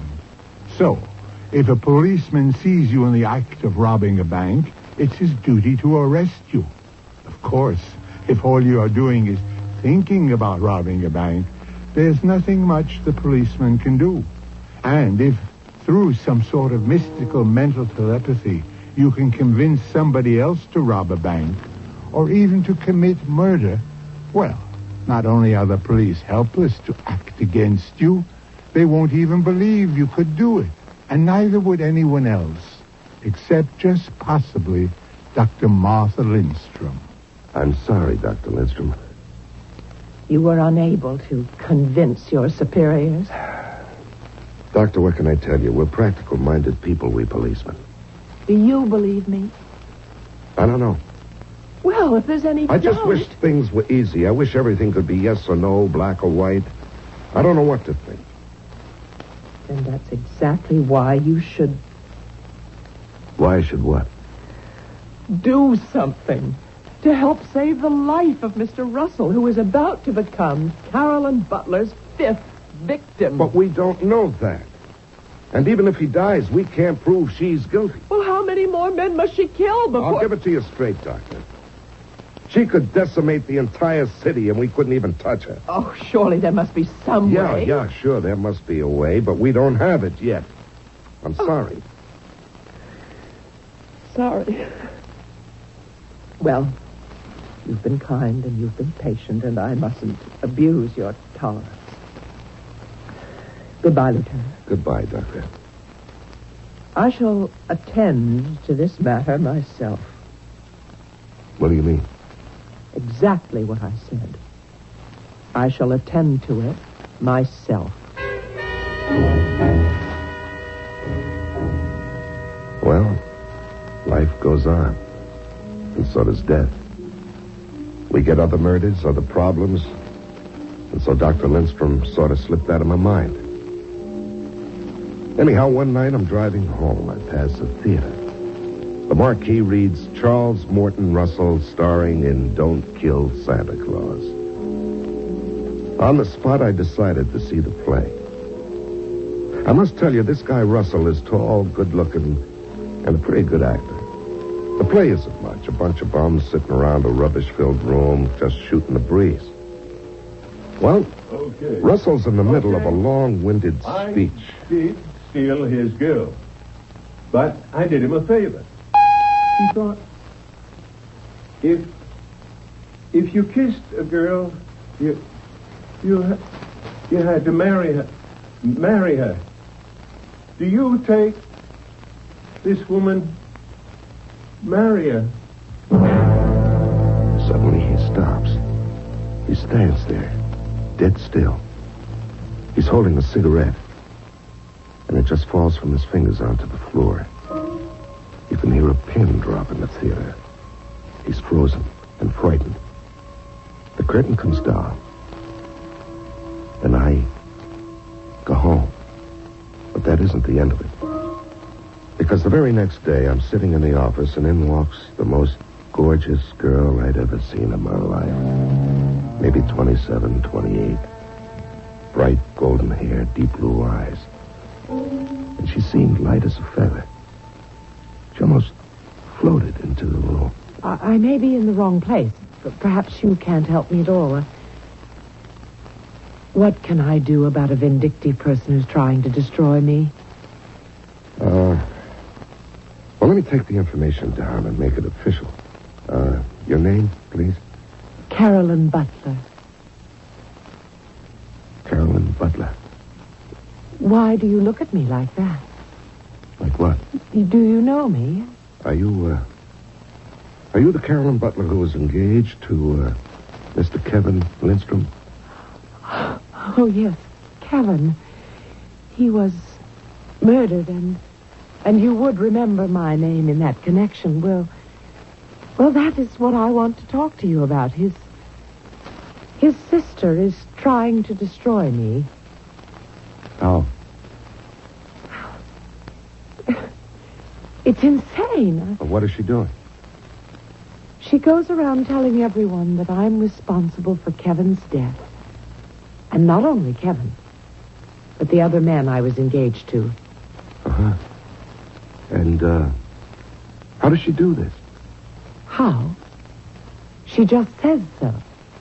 Well, does she do it in a harassing manner? Does she disturb the peace? She harasses me. She disturbs my peace. Now, what I'm trying to discover, Miss Butler, is if we have any grounds for police action. Well, so am I. This poor lady is... Well, she's sick. She says that I exert an evil influence on the men that I've been engaged to, which causes their death. Now, doesn't that sound sick? Have all of them died? Yes. But it's coincidence. I didn't kill any of them. I see. Now, what I was thinking is that perhaps you could have someone talk to her, tell her. You see, Kevin was her baby brother. She raised him, sent him to school, and so she resented me because I was stealing her darling little brother. She did everything she could to break us up. Yeah, but Kevin's dead. Why does she persist with the story? She believes it. She firmly and devoutly believes that I'm a witch or an evil spirit. How do you account for the fact that all the men you were engaged to did die suddenly, violently? Lieutenant, I can't believe what I'm hearing. Am I required to account for it? Well, do you have an opinion? Well, obviously, I have a weakness for men prone to accident. But when I think of it, it's more than that. Each of them seemed to have a death wish. What do you mean? You're a police officer. You see it. There are those people who go around actively looking for danger. Now, the first man that I loved was a scuba diver. He would swim in dangerous waters deliberately, it seemed. How long could he gamble with death? Well, My second, an army officer, died on maneuvers. He was testing a piece of equipment of doubtful safety. He disobeyed orders, but he wanted to be a hero. Uh-huh. And the third? He was killed during a bank holdup. Well, that wasn't his fault. Oh, yes. He asked for it. The robbers ordered everyone in the place to put up their hands and stand against the wall. Well, he tried to hit one of the bandits and disarm him. Which brings us to Kevin Lindstrom. Now, surely what? Kevin was also looking for death. That neighborhood simply isn't safe, and nobody knows it better than the police. You mean they have a gangland execution there every night? You know what kind of a neighborhood it is? Certainly not a place for a late-night stroll. Sane, sensible people who live there don't go walking at that hour. My point is, he shouldn't have been out on the street at all. He should have taken a cab. Martha Lindstrom simply cannot accept the facts of life. Well, I can't promise anything, Miss Butler, but we'll talk with her. It's very upsetting to Charles. Why? Charles is a very imaginative person. She has been on the phone to him and written him letters, and, well, all this interferes with his concentration. It's affecting his performances. Well, I'll try to talk to to Dr. Lindstrom. Would you? I would be so grateful.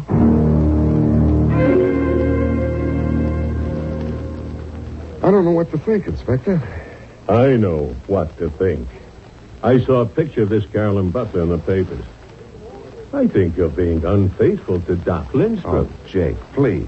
You have these fantasies about things. According to Carolyn Butler, Martha Lindstrom wanted to hold on to her brother. I believe it. Women are like that. For instance, doesn't your mother want to hold on to you? Now, that shows what you know. She keeps blasting me all the time. When are you going to get married? When are you going to get married? Yeah, sure. So why does she feed you so good? Why does she keep such a comfortable house for you? And why does she find something wrong with every girl you bring home? Well, because none of them are good enough for her son. Inspector, what do we do about these 2 days, huh? What do we have to do about them? I've been asked to warn... No citizen is entitled to use a police force as a private detective agency. Oh, you're a big help. Hey, wouldn't it be great if you could marry them both?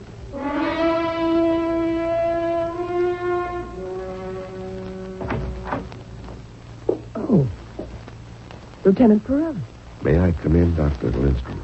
Yes, of course. Please. Have a seat. Thank you.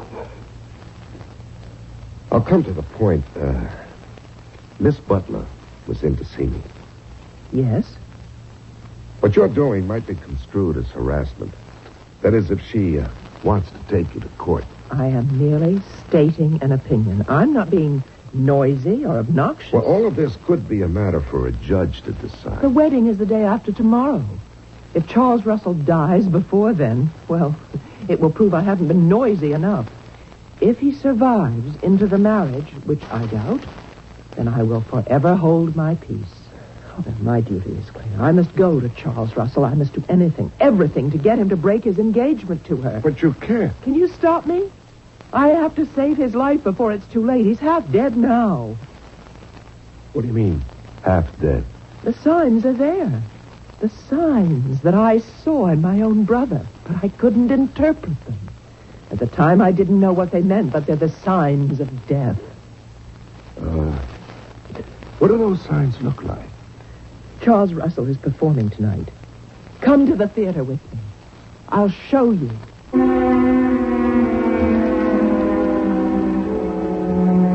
We have two ladies to deal with now, and each is out to destroy the other, no matter how ladylike they may be going about it. You have finally met the divine Caroline and heard her story, which does sound reasonable. On the other hand, Dr. Martha Lindstrom is not a woman to be taken lightly either. So, in just a few moments, we shall find out when Mystery Theater returns with Act 3.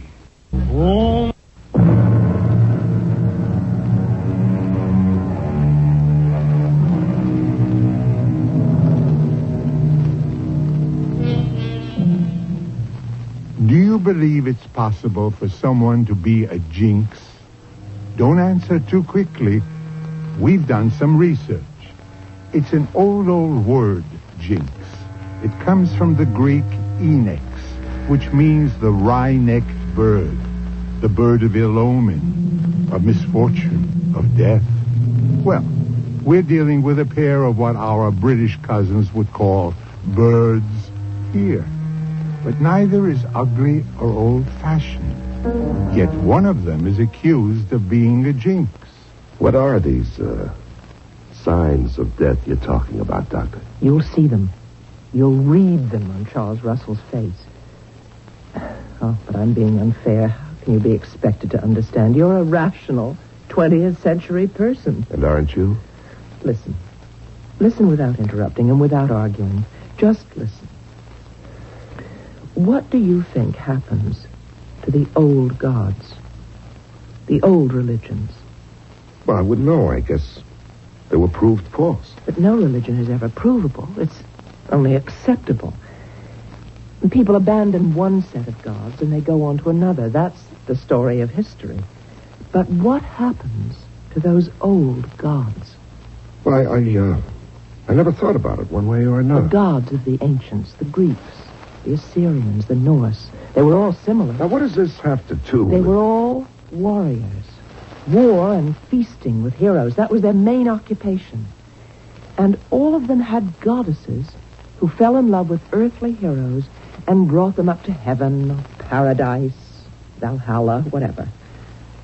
Well, who are we to say that they aren't still doing it? You know, there's a lot to be said for being in uniform out on the beat. In time of war, you have no shortage of heroes. The field of battle is filled with them. At least your problems on but the street in are simple. peacetime, you must find your heroes one by one. And that is what Carolyn Butler is doing. What? What is Carolyn Butler doing? The bidding of the gods. Which gods? It doesn't matter. And she may not even be aware of it. They may be acting through her. She may be an unconscious instrument. And you teach economics? She finds the hero, and then fate arranges for him to die. Okay. Okay, I think we're at the end of the line, Dr. Lindstrom. For your own good. Fate. Fate is also an ancient For your god. own good, you should see Fate a doctor. Arranges for the sharks and the defective weaponry and the bank robbery and the gangland execution. What has been arranged for Charles Morton Russell? Now, look, all I can do is tell you that if you persist in annoying Aren't Miss you Butler- curious? About what? About how Charles Morton Russell will die? Who says he's going to die? It's the night before she becomes his bride. It's the night he must be killed. Lieutenant, take me to the theater. Watch with me. If nothing happens to that man tonight, then everything Carolyn Butler says about me is true. I'm a jealous sister who has constructed a fantastic fable. But what if he dies?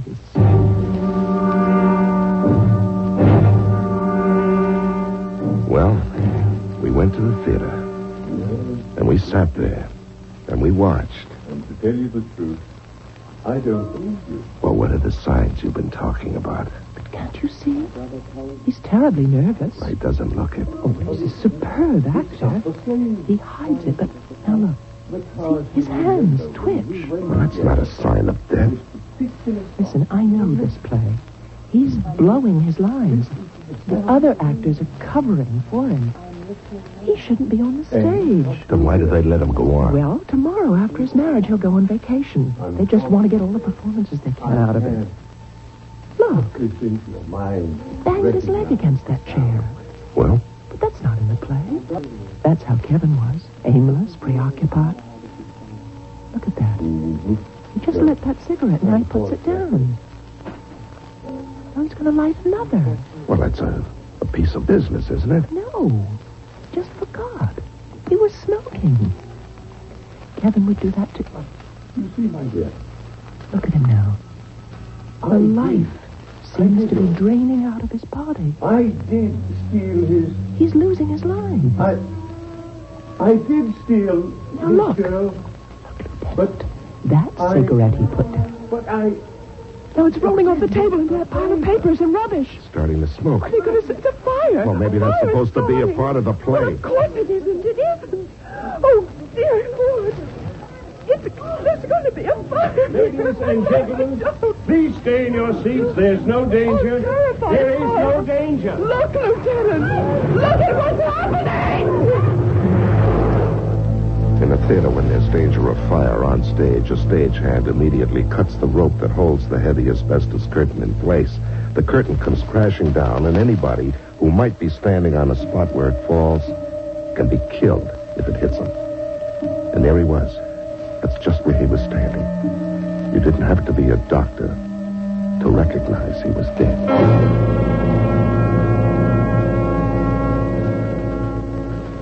Well, Vince, it could be your girlfriend, Dr. Lindstrom, was right. Inspector, she's not my girl. Ah, quit fighting her.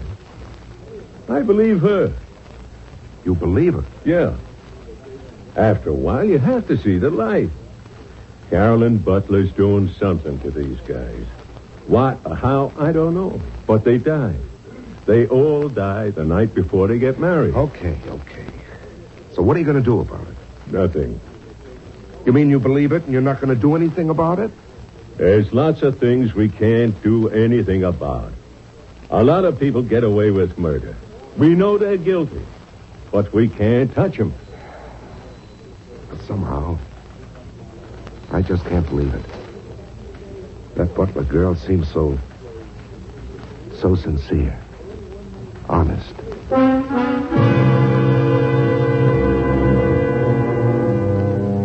I don't know what I was thinking of, but it was something I never felt before. And I couldn't even explain it. It got hold of me, and somehow or other, there I was, ringing her doorbell. Oh, it's Lieutenant Ferrari.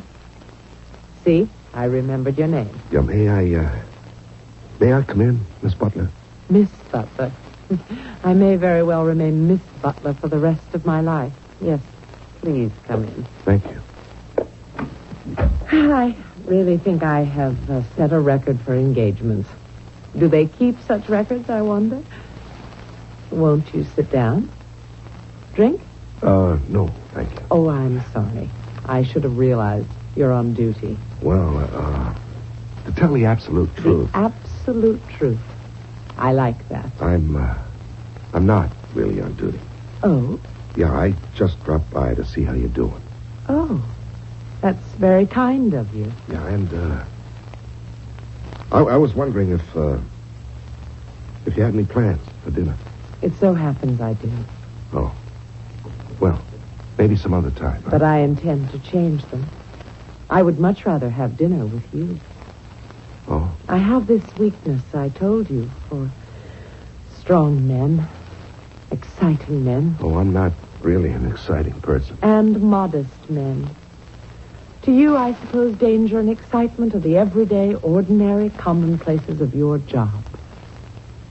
Yes, I suppose that's true.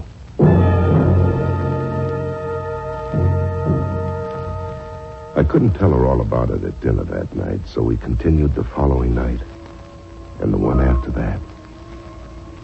And soon we were having dinner together regularly. And I kind of liked that. We also discovered that both of us liked to hunt, fish, ride horses, climb mountains. It was wonderful. You're a sly one, Vince. I have to find out about it by reading the paper? Find out what? Yeah. Borelli Butler. Mrs. William Stephen Butler announces the engagement of her daughter, Carolyn Joy, to Police Lieutenant Anthony Borelli, son of Mrs. Serafina Borelli. Vince, how could you do this to me?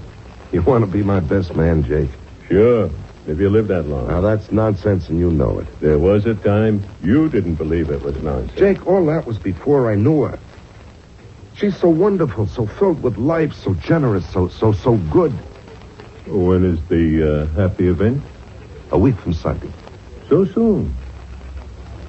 I can only wish you the best.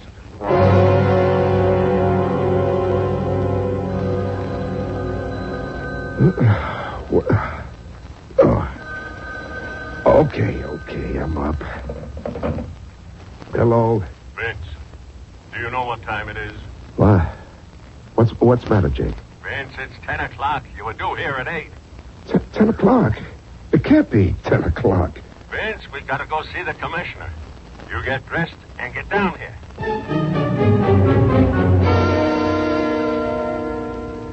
Vince, what's wrong with you this morning?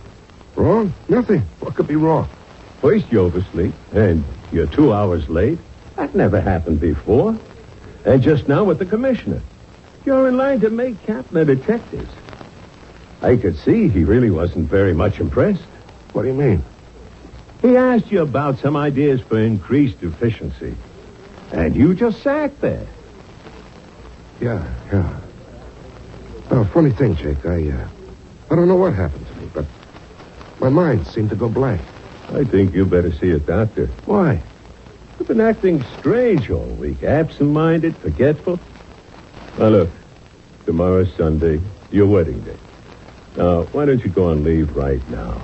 Go home. You're nervous. I'll see you tomorrow at the church. No.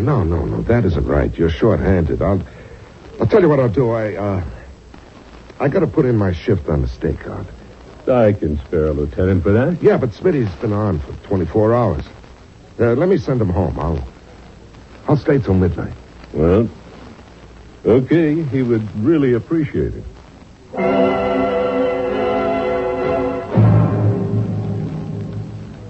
Inspector Coleman? Yes, ma'am. Can I help you? Yes, I'm Martha Lindstrom. Oh, we meet at last. It's about Lieutenant Pirelli. I know. What do you know? You're concerned. You're afraid he'll die tonight. And that he'll be number 6. Well, aren't you concerned? Yeah. Well, how can you just sit there? Well, what can I do? Talk to him. I have talked to him. You can't just let him be killed. Dr. Lindstrom, if there's anything to what you're saying, you know it has to be. But there must be some way to protect him. You're in love with him, aren't you? Well, I don't think that's germane to this discussion. Well, tonight, he's as safe as he can be. He's on a stakeout. It's a quiet job. Before midnight, Vince will die. Well, I don't know anything we can do. He's been acting strangely, hasn't he? Well, yeah. Yeah, and that's how it happened to all of them. They lose their perception, their critical judgment, so death can overtake them. What can happen to Vince? Who knows?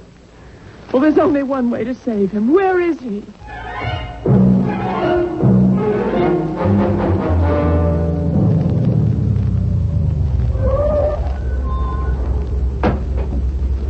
He's parked over there, across the street. Vince? Sleep. Vince. Vince. What? I told you to go home, Vince. Oh. And here, asleep on duty. Oh, I'm okay. Jake, I just closed my eyes for a second. Lieutenant. What? Doctor, what are you doing here? I want to save your life. What are you talking about? Break your engagement. What? That way you're safe. You're no longer her hero, her intended. She no longer has to bring you to the Valhalla, the place for heroes. Jake, what are you doing here Remember with her? Charles Russell. You saw him die. That was an accident. Yes, because he couldn't think straight. He couldn't hear. He couldn't think. He was half dead before that asbestos curtain hit him. And you're half dead now. I'm okay. Recognize Carolyn Butler for what she is. She's beautiful. It's the face of death. You don't love her. Yes, I do. I do love her. How can you love her? How can you love death? You love life. You love me. I love you. Say it. Say you love me and you're free from her. Say it. Well, Say it before it's too late. Say you love me. Hey, that guy driving the truck, he's acting crazy. Say you love me. Hey, he's going to hit the car, Vince. Get out. Say you love me. I love you. Say you love me. I love you. Oh.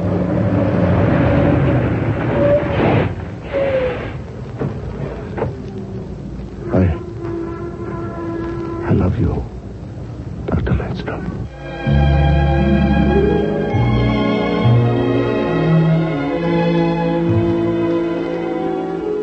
I'll be back shortly with a final thought. Bring...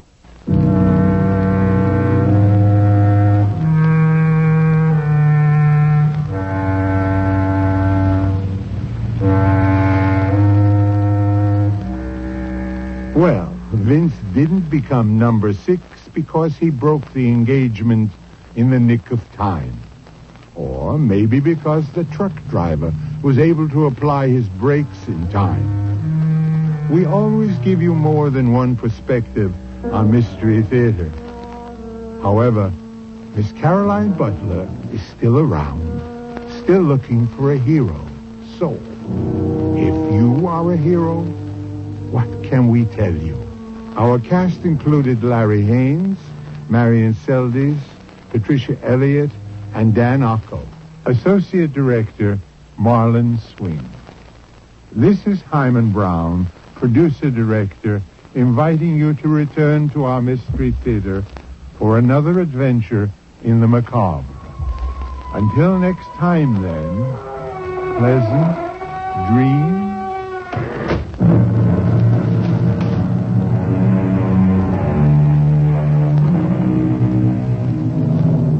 CBS Radio Mystery Theater presents...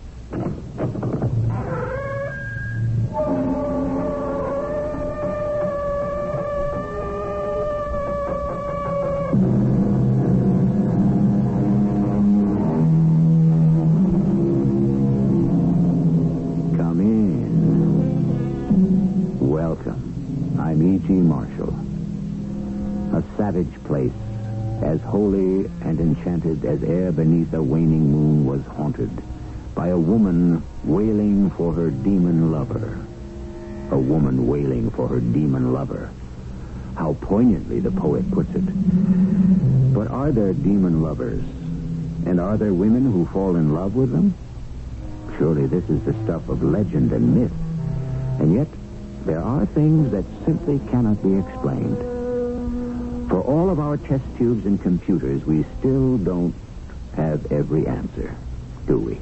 You mean we shall actually see the tiger from up here in the trees? Yes, and I shall shoot him as he passes below.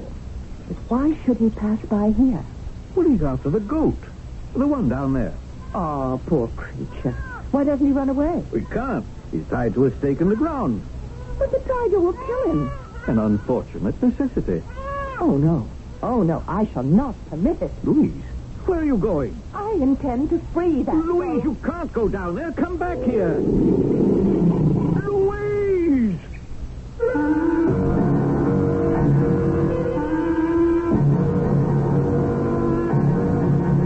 Our mystery drama, The Love God, was written especially for the Mystery Theater by Sam Dan and stars Marion Seldes and Court Benson. I'll be back shortly with Act One.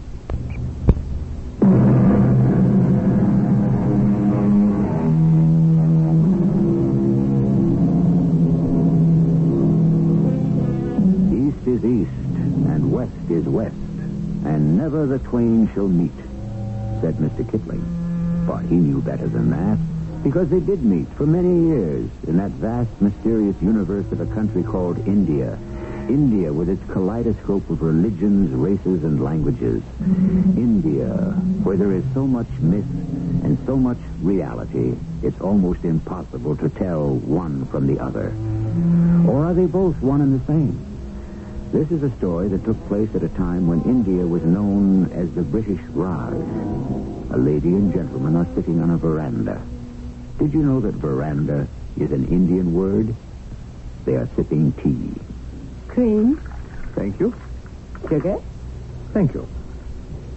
Cake? Oh, I shouldn't. But you will? Well, just the thinnest, tiniest sliver. I know what you're up to, Willis. You're afraid to spoil your appetite for dinner. Oh, about dinner. I shall not be having dinner. No? Bahadur Khan? Not having dinner? I'm afraid not. But we've prepared your favorite. Afraid it can't be helped. Bahadur Khan. It is in my mind to hunt this night. See, therefore, that thou wilt prepare the double-barrel express rifle. You're going to hunt this evening? Reports of a man-eating tiger in the Mahura district, causing no end of a fuss. Oh. The tiger has got to be put a stop to. And you're taking Bahadur Khan with you? Well, of course. But you will be back by Saturday? Yes, one way or another. That's good. I need Bahadur Khan to drive to the railroad station at Maipur. Oh? Yes.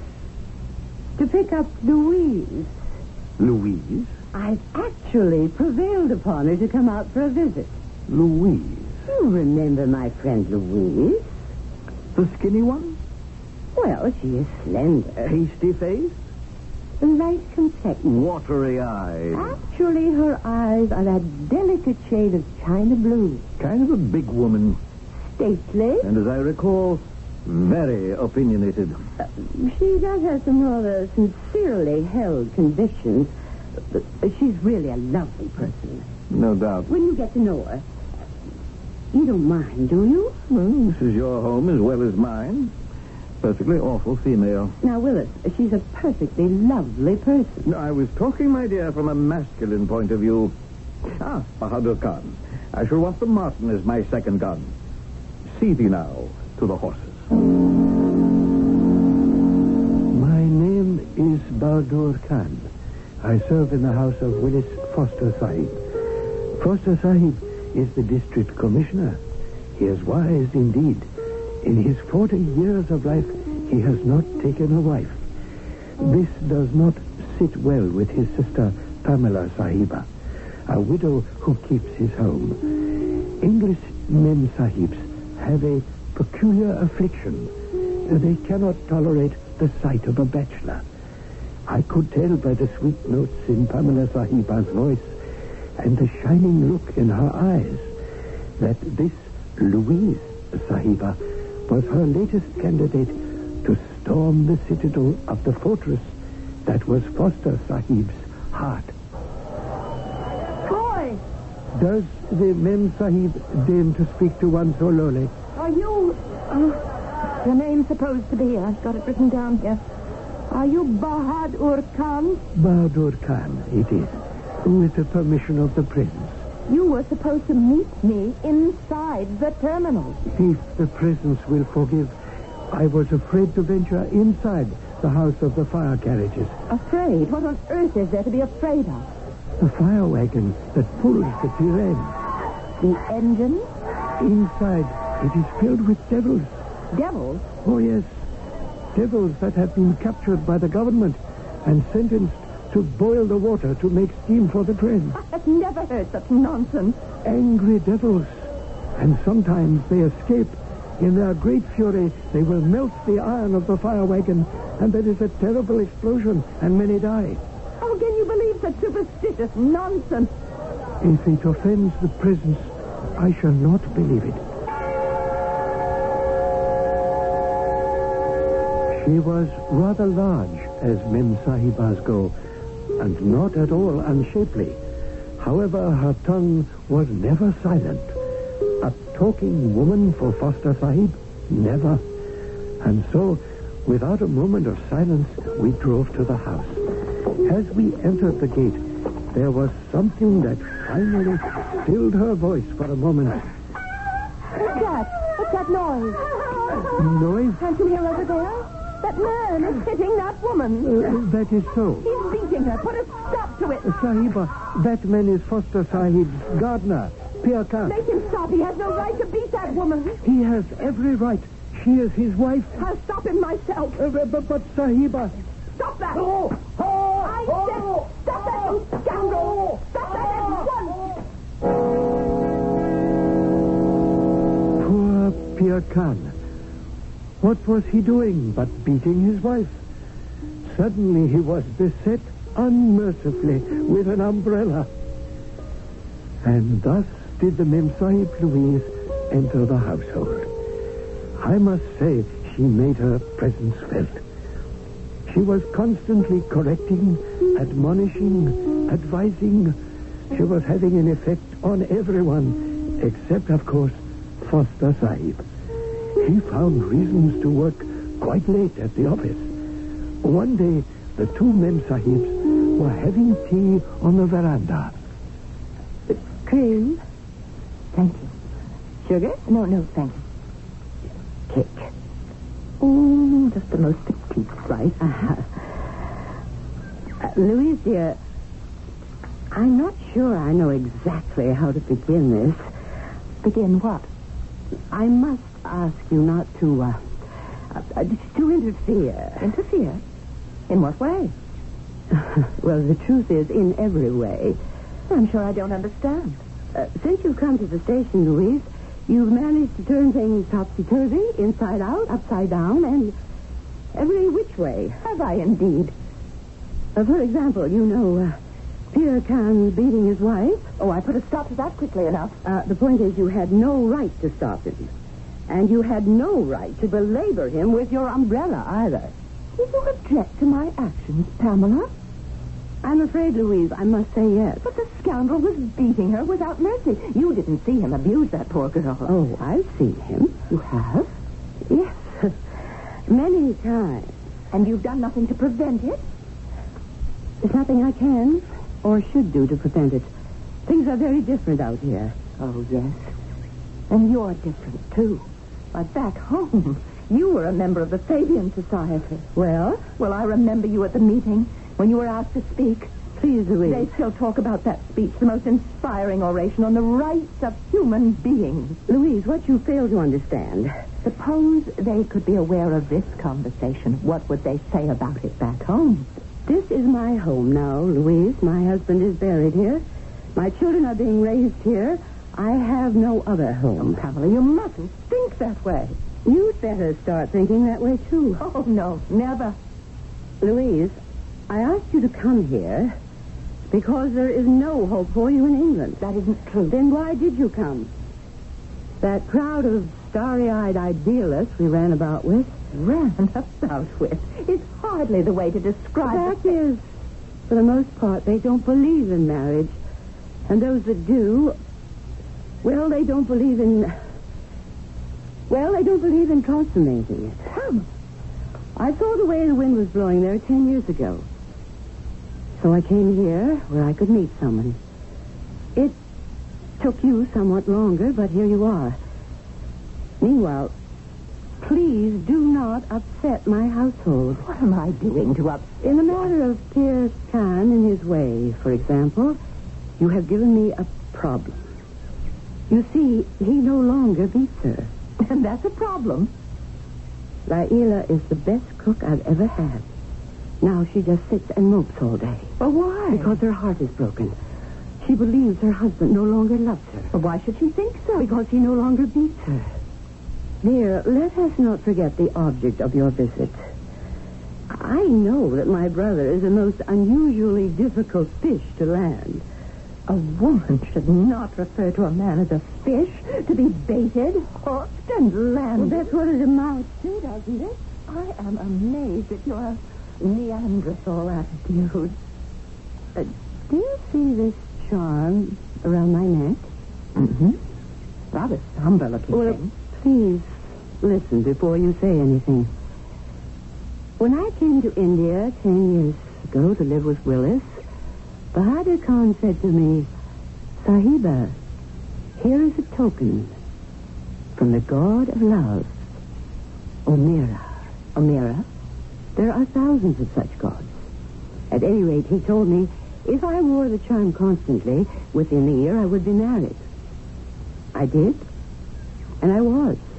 Are you telling me that you actually believe in this? What I'm telling you is that a girl needs all the help she can get. And so I took the liberty of asking Bahadur Khan to what? Bahadur Khan? You see, Louise. Sahiba. Bahadur Khan, hast thou found the charm for the Mem Sahib, as I asked thee? One who is even less than the dirt beneath the Sahiba's feet has indeed brought that which is desired. Behold. Oh, Louise, look, it is beautiful. What is it supposed to be? It's your charm. You are now under the special graces of the love god, Omira. What are you saying, Pamela? And before the year is out, he shall find you a husband. Here, where's Ranjan? I shall do no such thing. Oh, but Louise... Do you expect me to partake in this superstitious nonsense? To aid, abet, and encourage it? No. Thank you, Bahadur Khan. Pamela, I shall win Willis through intelligence and wit and all the civilized things we have in common. Such a vain and foolish Mem Sahib. But what is to be done? The English, they are like children. They refuse to learn when they are young, and when they grow old, it is too late. Poor, silly Louise Sahiba. Now, no one shall ever lead her to the marriage bed. I don't know about you, but I agree with Pamela. A girl needs all the help she can get, particularly in the affairs of the heart. So then, what prognosis for this proposed match between Willis and Louise? Can it proceed without help from the love god? Is there a love god? We shall have Act 2 in just a few minutes.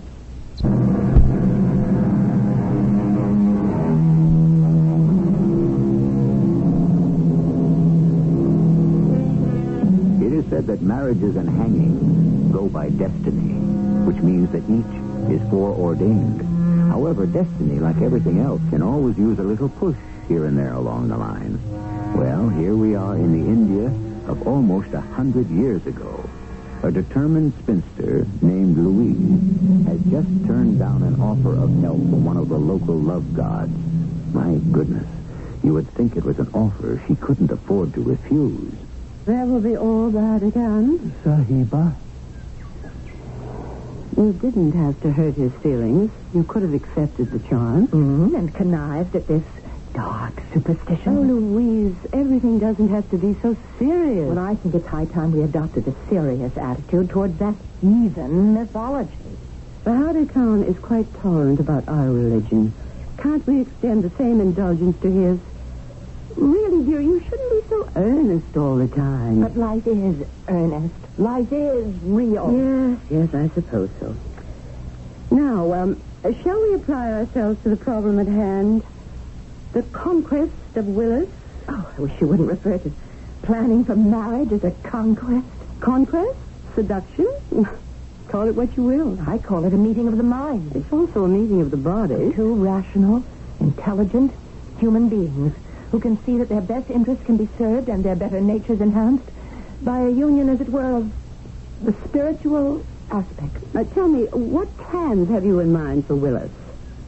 I shall prove to Willis that I am completely interested, not to say fascinated, by his work. Oh, why do women feel they must take an interest in a man's work? But to prove that they share. Nonsense. I intend to have a partnership with my husband. What most men have in mind is an ownership. Not modern, progressive, enlightened men. Oh, darling, they're the most boring kind. Well, good afternoon. Oh, home early, I see, Willis. Yes, pour me a cup of that tea, please. Bahadur Khan. How are you, Willis? We see so little of you. Well, the work of the empire, the vast lumbering Indian empire, must be got through somehow. Bahadur Khan. It is time to settle accounts with the man-eater in the Maihura Hills. Thou wilt fetch the double-barrel rifle and ammunition. It is even as the prison's commands. The second gun and all else that will be required for the hunt. We leave in the morning. Are you going to try for that tiresome tiger again? No, we'll put an end to him this time. Do you intend to actually shoot and kill a tiger, Willis? With luck. But a tiger? Such a noble, magnificent beast? He's a cattle killer, a man-eater. But aren't you moved by Mr. Blake's poem? Tiger, tiger, burning bright in the forests of the night, what immortal hand or eye could frame thy fearful cemetery? Oh, not this one. He's old and sick and mangy, half blind and lame. That's why he's become a man-eater, because he's unable to hunt down game. Oh, well, then it's a mission of mercy? Well, I suppose you could call it that. Well, then I approve. Completely. Well, thank you. And also, I believe I should like to come along. Come along? Well, of course. This is India. The India of the jungle, the true India. But it might be dangerous. Dangerous? You said the tiger was half blind and lame. Yes, of course. That's what makes him even more dangerous. A half blind, lame tiger? Yes. But he's still formidable. Not to be trifled with. Oh, but I should so like to see it. Do let me come. Is there any reason, Willis, why Louise shouldn't go? Well... Then it's settled. Come to my room, Louise, and I shall lend you an outfit suitable for tiger hunting. Aren't you the sly one? What do you mean? I'm sure you must know how tigers are hunted. No, really, I haven't the foggiest notion. One sits up all night in a blind and waits. Is that a fact? As if you didn't know. So there you are, the two of you, alone in the moonlight, with the perfume of the exotic jungle flowers, creating a most seductive... Oh, nonsense. We shall have a most rational discussion to ascertain our common interest. Oh, yes, I was afraid of that. And so the three of us rode to the Maihura Hills, which had sent messages to the district commissioner to rid them of the man-eater who filled entire villages with dread. When we arrived in the foothills, we proceeded on foot, and since these were not our hills, I stopped for a moment and knelt. What's he doing? We may proceed, if the prison so desires. Lead us, Bahadur Khan. What was he doing? He was asking permission to hunt. Asking permission? From whom? From the god of this particular jungle. Oh, you see, we're strangers here. You speak as if you actually believe in it yourself. Does it hurt? I would suppose one is always well advised to have as many things going for one as possible. But to answer your question, yes, it hurts. It hurts the cause of progress and enlightenment to support base superstition. Ah, right then, I knew her hopes were doomed. He would never lead her to his marriage bed. For a brief moment, he had been attracted to her. The fact that she wished to hunt the tiger at night had marked her as a woman of spirit. But then, of course, she had spoiled it all with her inability to hold her tongue. These foolish English. Why do they talk so much? Dost thou hear it, Bahadur Khan? By the favor of the presence, thy servant hears. What is it? A goat. A goat? If it is thy will, I shall go forward to see if the villagers have prepared the blind. What is he saying? We must keep our voices low. What is he saying? The villagers should have built us a platform high up in a tree. Why? Sahib, come. Yes, I believe it's in readiness. Up here, Sahib. Good. Help the Mem Sahib up the tree. Oh, thank you very much. Now come, we must hurry. Shere Khan hunts this night. Shere Khan, who's that? That's what the natives call the tiger. You know, this is really quite roomy and comfortable. Yes. Now, I have a question.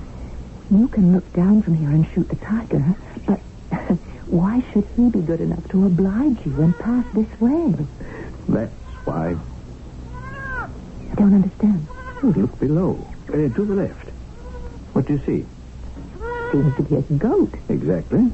What's he standing there for? Doesn't he hear the tiger? Oh, yes, he does. Well, then why doesn't he run away? Well, he can't. He's tethered to a stake in the ground. Why? For what unearthly reason? It's a very sound reason. The villagers put him out here to attract Shere Khan. And when he comes, I'll be able to shoot him. But the poor goat. What about the poor goat? But the tiger will spring on him and kill him. Well, yes, that's the idea of the thing. Well, that's not fair. It's the only way to do it. Are you saying this is the only way to hunt a tiger? The only way without risking the loss of life. But the goat is going to lose its life. I mean human life. But the goat is also a child of the Creator. Oh, no. I can't tolerate this. Making too much noise will scare off the tiger. That poor little goat. Where are you going? I shall not stay here and see that goat be made a victim. You can't go down there. Bahadur Khan, stop her. Don't you dare. You come back here. I'm going to untie that goat so that it can run away. Now listen. Nice goat. Nice creature. Just let me untie this knot. The tiger is prowling around down there. I need to unloosen this knot. Do you want to get killed? Open this knot. Louise! Even if I could see the tiger, I couldn't shoot him in time. Giving way, it's opening. Louise! Just another moment, that's all I need. Louise! Run! You're free. Sorry. Run, Behold, run, you silly little goat. You get away from here, you big bully. Get away. Go home. How can I shoot that confounded woman standing in the way? Go on now. You heard me. Go home. The nice pussy cat. Just turn around and go straight home. You hear me? Go home. Are they not crazy, all these English? On the ground is the mad Mem Sahib, and she is almost twisting the whiskers of the terrible tiger. I do not know which of the two is more frightened. Up in the tree is Foster Sahib with the double-barrel rifle, cursing as if the devil is in his mouth, trying to shoot the tiger. But the Mem Sahib is in the line of fire, and also in the tree we have me, Bahadur Khan, wondering, waiting to see how, with the grace of God, it will all come out. And I am with you, Bahadur Khan, also waiting and wondering how it must all come out. As we both know, the design already has been woven by Providence, and all shall be revealed in the appointed time by revelations, which in our show is always the third act.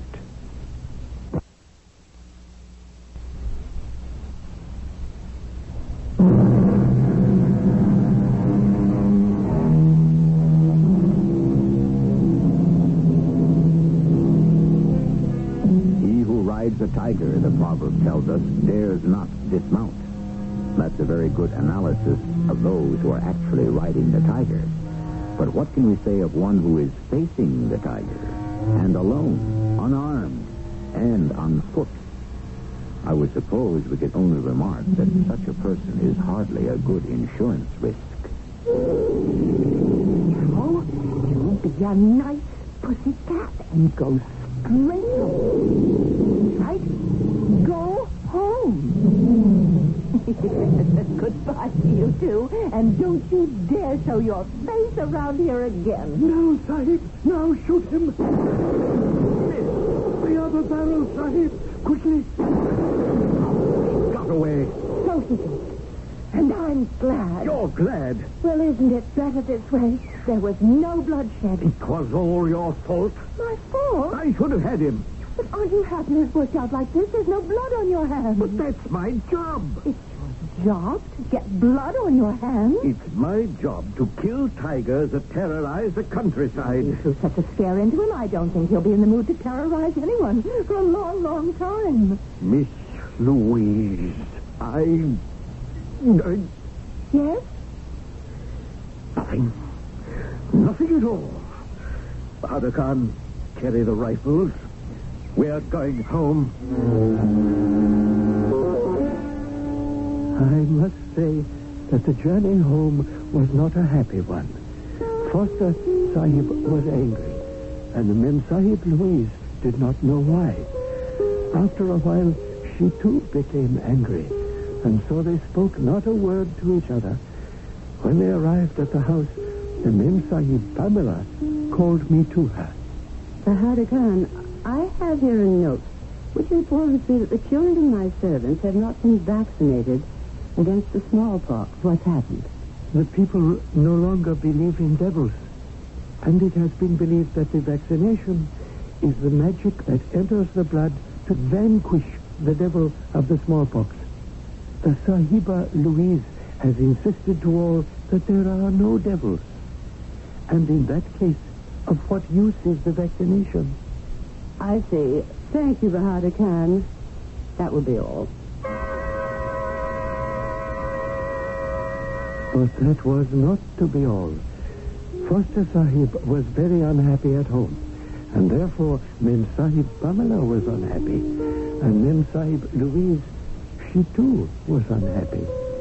Indeed, it was a most unhappy household. And then, one morning, before he left for his office, Foster Sahib stopped to speak with his sister. Where's Louise? I believe she's out somewhere. What trouble is she causing now? I think she's teaching some of the children to read. Yes, well. I'm sorry I invited her to come. Are you? My motives were pure. Famous final words. I thought you two would get along. I can't imagine why. You're so alike in so many ways. None of which is apparent to me. And you're both lonely. Nonsense. Me? Lonely? Why, I'm the most socially involved man in the station. You're lonely, Willis. And so is Louise. I suppose you'd like to see her go. Well, I know she's your oldest friend. She's not old. Fact is, she is so obviously out of place here. Well, yet I can't ask her to leave, can I? No, I suppose not. Well, what's to be done? Leave it to me. Leave what to you? There are ways of getting around things. Now, Willis, you must not be cruel. No, dear. But I shall be surgical. Well, good morning, ladies. Good morning. Good morning, Willis. Well, everyone's so bright and early for breakfast. You seem to be in excellent spirits. Ladies, I am drunk. Willis, you never drink this early in the morning. Oh, this is the greatest intoxication of all. What is? The glow, the exhilaration that has nothing to do with alcohol. What does it have to do with? Love. Love? Ladies, you shall be the first to know. I am in love. Willis! At last, the steadfast Willis has finally fallen, taken prisoner by two sparkling blue eyes, a halo of golden blonde hair, and lips as luscious as the Kabuli grapes. I am her captive without hope of quarter. Whose captive are you, Willis? I saw her last night at the club. And suddenly, what can I say? I was smitten. By whom, Willis? By Jenny Thorpe. Jenny Thorpe? Jenny, she's an angel. She's already buried two husbands. Well, let her bury me, too, if it comes to that. Are you sure, Willis? When the heart speaks, can there ever be doubt? I wish you the best fortune, Willis. May you always be happy. Thank you, Louise. You must excuse me. I think I have a headache. You can't be serious, Willis. That impossible Jenny thought. I shall be serious for as long as it may be necessary. I don't understand. For as long as Louise remains here. Oh, well, it isn't necessary to hurt her. Oh, Pamela, dear, there is no such thing as painless surgery. All this was taking place even as I, Bahadur Khan, was serving the tea, the eggs, and the mutton chops for the breakfast. Later in the morning, as I proceeded to clean the bedrooms, I noticed the door of the Mem Sahib Louise was closed, and from within the sound of a woman weeping.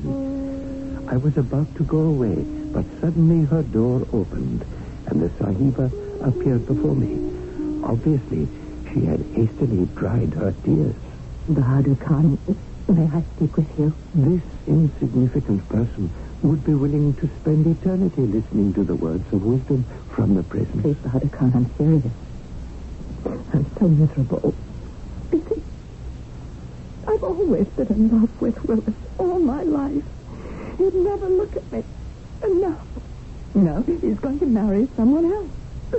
Is it not written, there are other fish in the sea?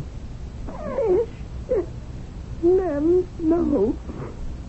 Oh, Bahadur Khan, perhaps I offended that god. What was his name? Omir or something. But it's when I refused that charm that you offered me. Now I'm willing to believe anything. I mean it. What have I got to lose? And this is such a strange country.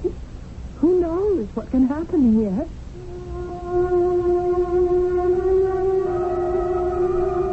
I looked at this Mem Sahib who was fighting her tears. A strange country? No, this is not a strange country. It is really quite simple. It is the English who are strange. And this one, not only strange, but also ill. And why was she ill? Only because no one had ever led her to the nuptial couch. Which is why she was always getting herself into so much mischief. And yet, she would make an excellent wife for Foster Sahib. Ah, these English. Why are we always compelled to arrange matters for them? If the Sahib will deign to listen. Oh, yes. You have grievously offended the great love god Omira when you insulted his charm. But I'm sorry. Omira is a god of love. He can always be appeased. He can? How? One must go to his temple and pray to him. Are you asking me to pray to a heathen god? The Sahiba has honored me by inquiring if I would serve her. If she continues to insult the mighty Omira... No, I certainly don't. No, not at all. Then we must go to the temple of Omira at midnight. At midnight? Yes, at midnight. At which time we shall pray to the love god for a miracle. Yes, one must always pray for a miracle. And in addition, one must always prepare for a miracle. After all, these things cannot be spun from the air, can they? And so, to begin, I went to the kitchen and spoke to Laila, the cook. Why should I help the Sahiba, Louis? Because I ask it of thee. I do not like the Sahiba. If thou refuse me, I shall tell thy husband about that British soldier in the bazaar. He has already beat me for the soldier. And the Bengali merchant. Also for the merchant. And for the Afghan horse trader. Ah. What is required of me? Bring the paint, the powder, the rouge, which thou knowest so well to apply. Also, thy wedding gown. My wedding go? Ah, yes. A most exciting garment. We must prepare the Sahiba Louise for her encounter with the love god of Omira. At midnight, we shall meet at his shrine. And so, at midnight, we met at the shrine of the love god. It was a bower of dogwood trees in full bloom, a few feet from the house. And why not? Any lovely place may be sacred to the god of love. At first, I did not recognize the Sahiba Louise. Laila had performed magic with her paint and her gown. Standing in front of me was a magnificent, stately goddess with skin like alabaster, flaming red hair, flashing eyes. I tell you, she was one to inflame the senses of any man. And so I approached. Sahiba Louise, are you now ready to pray to the love god Amira? I'm ready. Then speak. Speak of what is in your heart. Ask for the fulfillment of your desire. I want Willis Foster. I want Willis Foster. Listen to the reply of the love god Omira. I don't hear him. Close your eyes and listen. Listen. Yes. My child, I have heard your prayer. I grant your wish. I fulfill your desire. You shall have Willis Foster. Go to him. Go to him now. Tell him it is my will. Oh, but... Do you believe in me, my daughter? Yes, but... Then go to him now. Yes. Yes. Like one in a dream, she turned, she walked into the house. She went to the room of Foster Sahib, and I heard... Well, what time is it? Yes. Oh. Who are you? You don't know me. Louise? You can't be Louise. I'm Louise. But you're beautiful. Why have we kept apart from each other for so many years? Now that you ask me, I don't know. Even as children, we knew we were meant for each other. Why did we fight against it? I guess you thought I was dull. And did you think I was too clever? Well, I'm not really clever. No, and I'm not really dull either. What is this nonsense about that awful Jenny sword? Well, that's all it is, Louise. Nonsense. You were always too shy to say it, and I was too proud, but someone has to say it first. I love you. And I love you. Just a moment. Then he closed the door to his room, and I was able to hear no more. Like a good servant, I retired for the night, seeing that my master had need of me no longer. And you, to whom I tell this tale, have need of me no longer as well. For the rest of the story, you may supply yourselves.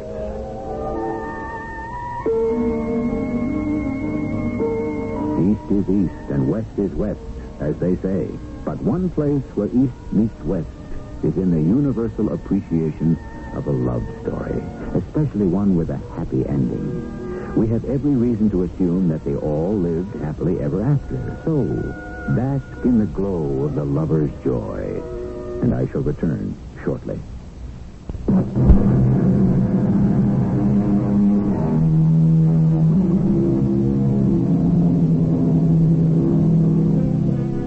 Our story may perhaps raise a question. Is there a God of love?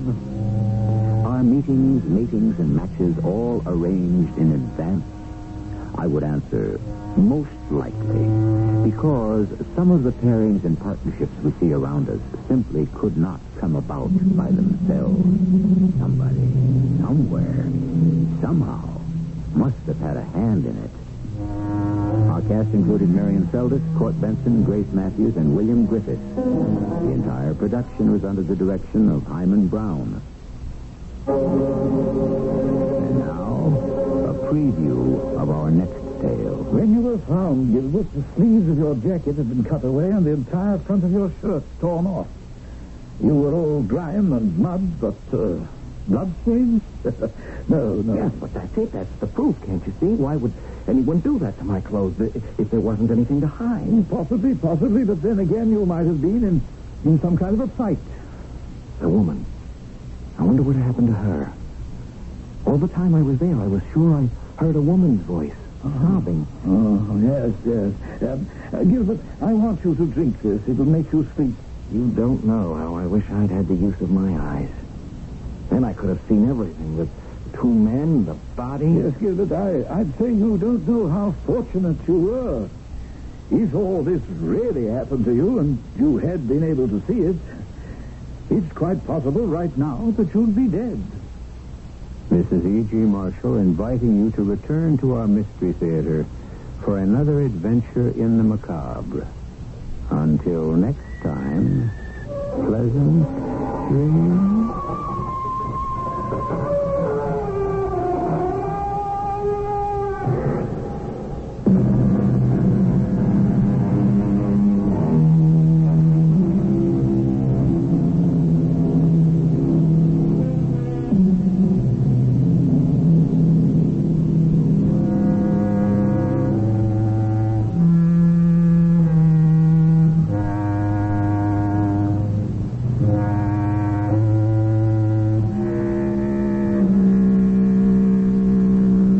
CBS Radio Mystery Theater presents...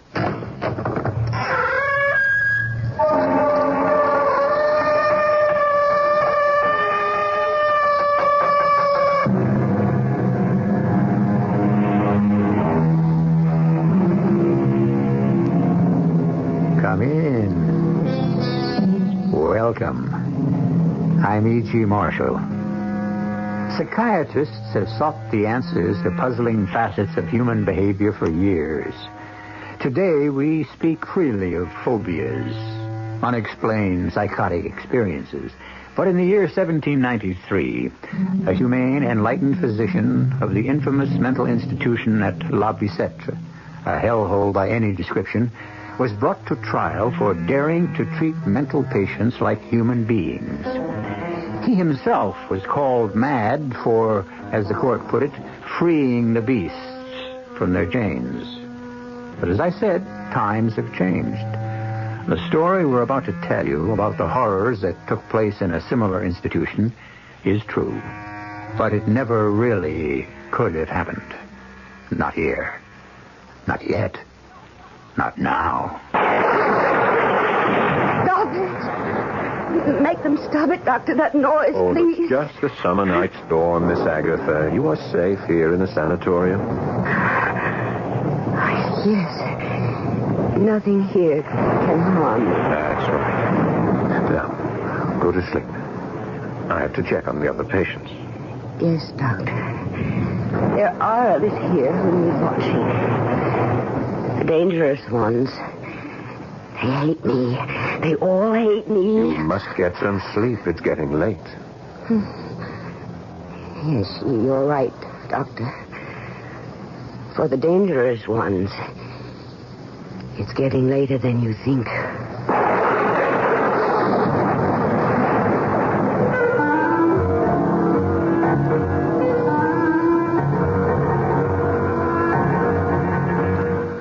Our mystery drama, Free the Beast, was written especially for the Mystery Theater by Ralph Goodwin and stars Paul Hecht. It is sponsored in part by True Value Hardware Stores and Buick Motor Division. I'll be back shortly with Act One.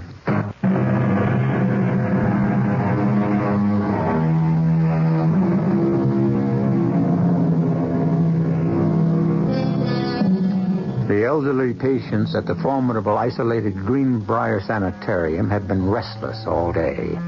And now that night is closing in and the intensity of the darkening clouds increase, the doctors and nurses double their rounds.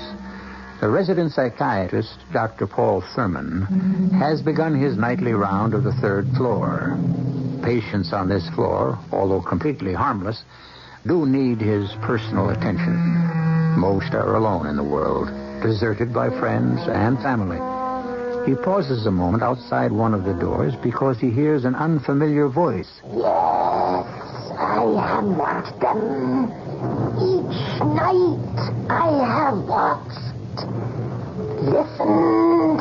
A strange voice, one he cannot identify, seems to be coming from Miss Agatha's room. But that is not possible. Miss Agatha has been at Briarwood for almost a year and has spoken to no one. Be calm, little sister. Nothing will harm you. I've always looked after you, and I shall continue to look after you as long as we both shall live. Miss Agatha. Yes, Doctor? Oh, you're alone. I thought... Yes, Doctor. I could have sworn I heard... Heard what? Well, I thought... Strange, there's no one here in the room with you, and yet... Yet what, Doctor? I distinctly heard a voice. Oh, not your voice, Miss Agatha, but an older voice. A woman 70 or 80. You must be mistaken, Doctor. She called you little sister. I have no sister. Yes, I know that. But I do have a puzzle for you. A puzzle? Brothers and sisters, I have none. But that woman's mother is my mother's daughter. Who am I? Miss Agatha... No, stop. Make them stop, Doctor. That noise. Just a summer night storm, Miss Agatha. You're safe here. Yes. Nothing here can harm me. That's right. Now, lie back. Close your eyes and go to sleep. I must check on the other patients. Yes, Doctor. They need watching. The dangerous ones. They hate me. They all hate me. You must get some sleep. It's very late. Yes. You're right, Doctor. It is very late. For the dangerous ones. It's later than you think.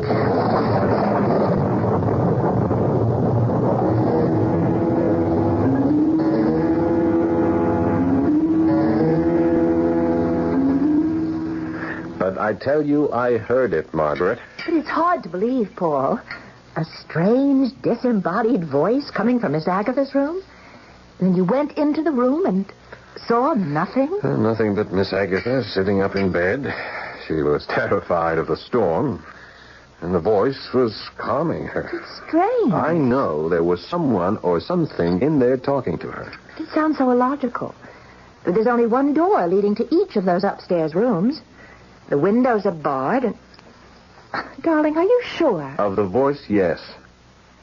But where it vanished to, no. Could she have been talking to herself? Well, she never has. Besides, the voice was so different. The entire quality of that voice, it was so much older, raspier. I tell you, Margaret, something strange, something unexplainable took place on that third floor last night. If I may say so, Doctor, considering you are an accredited psychiatrist, you're acting weird. The word, darling, is weirdly. I'm not acting weirdly, just cautiously. There is one thing you can do, sweetheart. What's that? Let's start by pulling the file on Miss Agatha. See if she has any relatives she hasn't told us about. Relatives? Miss Agatha? Oh, She doesn't have. I mean, I've gone over her file a number of times since she was admitted. She's an only child. Are you sure? I'm positive. That voice, the voice I heard in her room, it called her little sister. Look, Paul, I know I shouldn't attempt any psychiatric explanations, but you know how lonesome Miss Agatha is, never making friends with the other patients here. What are you getting at? Well, it's a theory that's usually applied to children, but considering how far Miss Agatha has regressed, isn't it possible that she's invented a playmate, a protective playmate, an older sister? That's a good try, but just you concentrate on being beautiful, huh? Let me concentrate on what I heard in that empty room last night. You still insist there was someone in there? Someone or something. I know that's, as you say, weird for an accredited psychiatrist to suggest. But go through Miss Agatha's file once more. And if she hasn't got an older sister...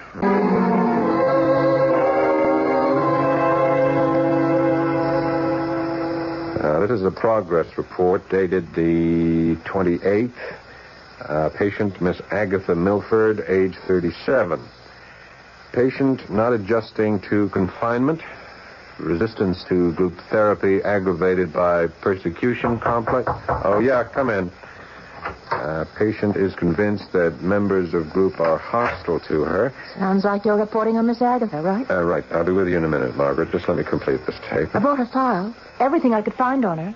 Oh, well, in that case, I'm with you right now. I dug up everything I could find on her. Good. I'll do my report again later after we check what you have. But it's a waste of time, really. Huh? I don't have a thing. No brothers, no sisters. She has none. Brothers and sisters, I have none. But that woman's mother is my mother's daughter. What? That's what Miss Agatha said last night. When I heard that strange voice in her room, I asked her if she had a sister. She said no. And then she added, brothers and sisters, I have none, but that woman's mother is my mother's daughter. Oh, I've heard that riddle before. But isn't it son? I mean, that man's father is my father's son? Yeah, but not the way she says it. What does it mean? I don't know. Right now, I don't know anything for sure. I don't even know if I actually heard that voice coming from Miss Agatha's room. But you said... Oh, I heard a voice, all right. It wasn't Miss Agatha. It sounded like it came from her room, but could it have come from somewhere else? Where? The rooms are 30 feet apart. If it came from the next room, if Mrs. Haverstrom's room... No. It couldn't have come from Haverstrom's room. I passed there. All was quiet. It came from the far end of the hall.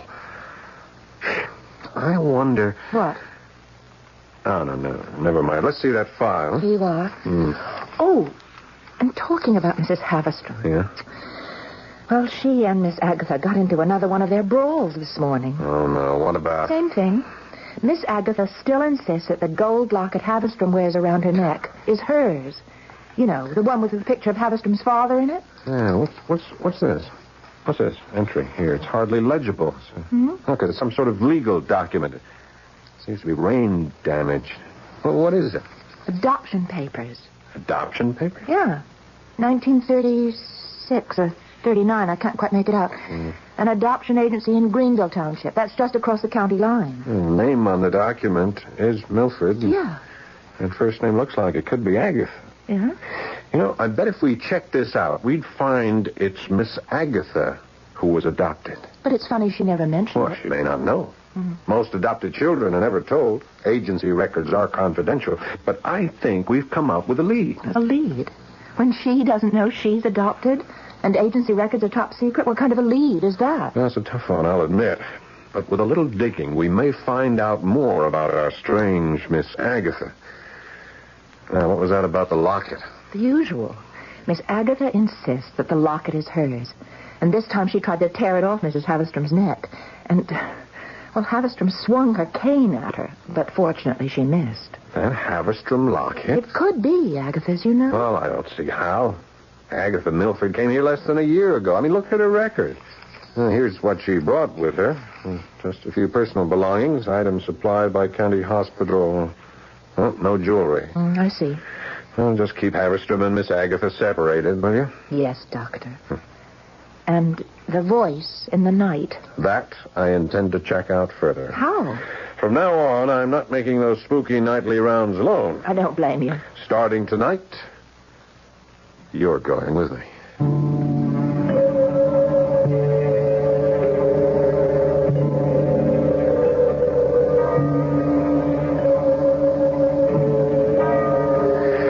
Well, 10 o'clock. Time to make the rounds.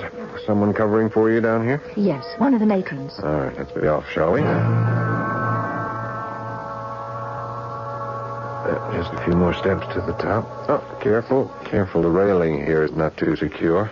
Railing? This entire third floor is ancient. If you ask me, we ought to close down the whole building. At least this crumbling railing should be replaced. Paul, if you'd only talk to the correction board, they might be... What's that? I don't know. It's coming from the far end of the hall. Miss Agatha's room? Let's see, shall we? Yeah, those are the same sounds I heard last night. Don't cry, little one. There's no need to cry. I'm here with you always. The other voice. Did you hear it? I don't know. I heard the wind. You are not alone, little sister. You need fear nothing or no one. Do not cry. I will never leave you.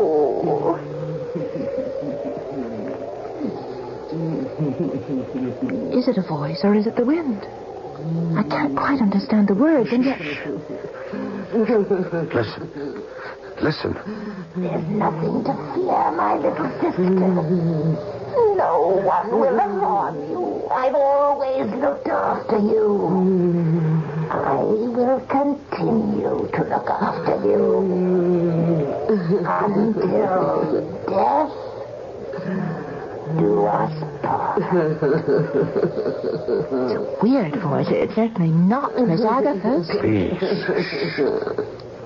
Tell me, little sister, why do you weep? Is it about the locket? Your locket? The one that's been taken from you? Is the locket. That Havistrom woman still has it. She tried to kill me. I wish she were dead. She's talking to herself about that fight she had with Mrs. Havistrom this morning. What is she talking to herself? I want it, sister. I want it. That locket is mine. Mother gave it to me. You were there. You remember? Yes, I remember, little sister. The locket is yours. And you shall have it. I promise. I promise. Wait. Don't go. I must, little sister. I must. The voice. Listen, it's fading. Quick, open the door. I can't. It's locked. Keys. Here's the keys. Sister, please. Come back. Damn it, the keys. I don't have them. Miss Agatha. Miss Agatha, Dr. Thurman, let me in. No, doctor, go away. I'm asleep. I must rest. Please, Miss Agatha, Nurse Palmer is with me. I must talk to you. Please. Please let us in.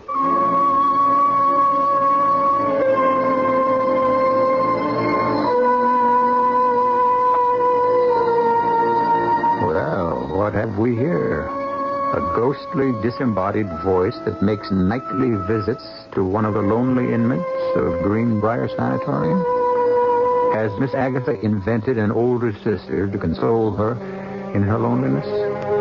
Dr. Thurman seems convinced that the voice he hears is not that of Miss Agatha. But for the moment, he has chosen not to make a hasty decision, convinced that there is more to what is going on than meets the ears.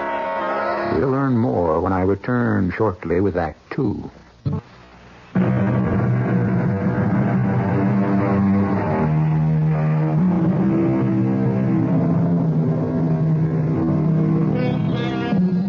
Over 600 years ago, back in the 15th century, two scholarly monks compiled a book of horrors called Malleus Maleficarum, a definitive study of mental illness that proved conclusively that the poor tortured souls chained in the snake pits were not ill, but unwillingly possessed by demons and witches. 2 cures were suggested by these enlightened scholars: cleansing fire to be used against witches, and torture on the rack to discourage invading demons. It is recorded that both of these cures worked permanently, but that was yesterday. Morning has come to Briarwood. The strange voice that haunts the 3rd floor still remains a mystery. Dr. Thurman is seated in his office, recording a case history of the frightened, uncommunicative Miss Agatha Milford. The possibility of schizophrenia exists. Further testing is called for. Oh, yes, come in. Hey, good morning, Doc. How's it going? Oh, Connolly, I'm just taping more about that strange experience I've been telling you about. Hang on a minute, I'll shut off this tape recorder. You know, that's a great way to keep records. Yeah. I've been meaning to buy one of those gadgets for the agency. How's our suspect, Miss Agatha, doing? Oh, please, let's not refer to her as a suspect. She's a patient, one we know very little about. That's why I called you in. Did you have any luck tracing those adoption papers? Is the agency still in existence? You know, you're lucky, Doc. That adoption agency is still in existence. And I was able to get a look at their file. I got it all right here. I appreciate the effort you're putting into this. Well, you're an old friend, Doc. For clients, we do the possible. For friends, the impossible. Thanks, Connolly. Would you let me see the file? Now, hold it. This is a favor, right, Doc? So why don't you let me read it to you? Feed you a clue at a time so as I can get more than just one pat on the back for being so clever. Yeah, sounds like you hit the jackpot. Yeah, kind of. Now, to understand this complicated dossier, we'll have to start here on page 7 and work our way backwards. Connolly. Relax, will you, please? Now, let's see. First, we have the patient's transfer from Greenfield to Briarwood, the newspaper clippings, then the murders. Murders? I'm coming to them. Here we are.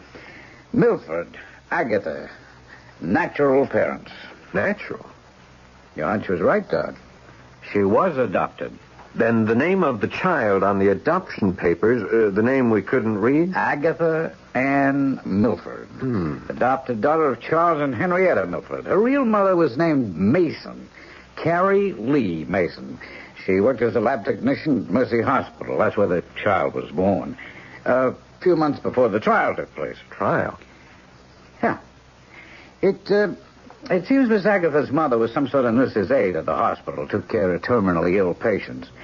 And she was a very sympathetic woman. Unfortunately, too sympathetic. What does that mean? Well, according to these newspaper clippings I dug up at the library, dated September 1939, the supposedly kindly Mrs. Mason was accused, and later convicted, of the murder of 6 of her patients. She simply turned off the oxygen supply and let nature take its course, which, of course, was inevitable. Only the jury judged it to be murder in the 1st degree. Oh, poor woman. Watching those patients suffer day after day. Wasn't the pressure that she was under taken into consideration by the court? Yeah, but that's just the point. Evidence in the trial showed that she was under no pressure at all before, during, or after the murders. According to her testimony, she just, followed orders. Orders? She said a voice told her to do it. It's all here in this newspaper account. It seems our Mrs. Mason heard voices in the night. Voices that calmed her and comforted her in times of trouble. And voices that told her how to comfort others. Good Lord. Like mother, like daughter. What? No, nothing. Go on. What else do you have there? This woman, Mrs. Mason, Miss Agatha's mother, did she have any other children? Other children? Yeah, sons, daughters. Particularly daughters. A girl, perhaps, older than Miss Agatha. Oh, at least not according to the records I've dug up. Mrs. Mason had no other children. Miss Agatha was an only child. Are you sure? It's important. Could there possibly be a sister, an older sister? Oh, you mean that voice you've been hearing, huh? I'm sorry, Doc. There's no answer on that. When the Mason woman was sent up for the murders, her child was put up for adoption. Miss Agatha, that is. Her only child. Now, of course, there are skeletons in every closet if you want me to dig deeper. Yeah, I wish you would. Well, sure, buddy, I will. The easy way out is to classify Miss Agatha as a schizophrenic. You mean that Miss Agatha and her sister may be the same person? Yeah. Only you don't really believe that. No, not after the studies I've made so far. There are reasons too complicated to go into. Yeah. Well, if I can be of any help... Thanks, you have been. Oh, by the way, is there a picture of Miss Agatha's father in those clippings? Yeah, I believe there is. Yeah, here we are. Right. Nice-looking guy. Yeah. Mustache, long sideburns. Looks like Valentino, huh?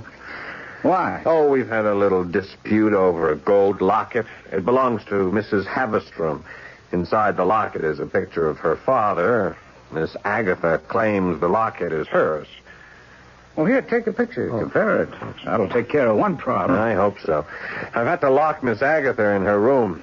I had a padlock installed last night. At least I know she'll be safe until this petty bickering is over with, and we can try to trace that strange voice we've been hearing. Well, if you hear two voices coming out of there now, you'll know it's just another case of schizophrenia. Yeah, I hated to have to do it. Miss Agatha is not a violent person. She must have been terrified when Mrs. Havestrom swung that cane at her. Oh? Sounds to me like you locked up the wrong patient. Mrs. Havestrom is not violent by nature. Look, there's too much to explain. If you'll let me have that photo, she'll prove once and for all who the owner of that locket is. Oh, excuse me. Sure. Dr. Thurman speaking. What? When did it happen? Miss Agatha, where is she? I see. Yeah. I'll be right there. We won't need that photo after all, Conley. Mrs. Havestrom's dead. What? Dead? The third floor railing. It's needed repairs for months. The poor crippled old woman must have leaned against it. She just fell to her death down 3 flights of stairs. Hell. Look, could she have been pushed? Look, I'm sorry. I can't discuss this any further. I got to get to the infirmary.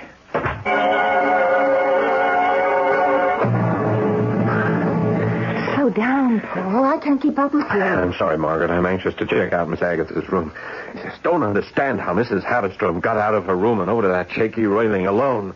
Where was the third floor matron? Huh? She was called away for a few moments. I've told you never to leave the third floor She unattended. was only gone for a short while. You heard me tell that to the police. They're taking the body away. When this gets out, Margaret, I just can't understand what happened. Oh, come on. Let's get to Miss Agatha's room.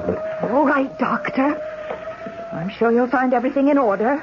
Door locked since last night, as per your instructions. Padlock on, also locked. I don't think so, Miss... Connolly, what are you doing up here? Just a little checking, Doc. What I found isn't too pleasant. Who is this man? I'm sorry, Margaret, this is Charles Connolly, a detective. Detective? Private detective, a friend of mine. He's been checking into Miss Agatha's background for me. Whatever for? I wanted to find out more about her. I told him about the argument she had with Mrs. Havestrom over that locket. That Havestrom woman didn't fall down that flight of stairs by accident.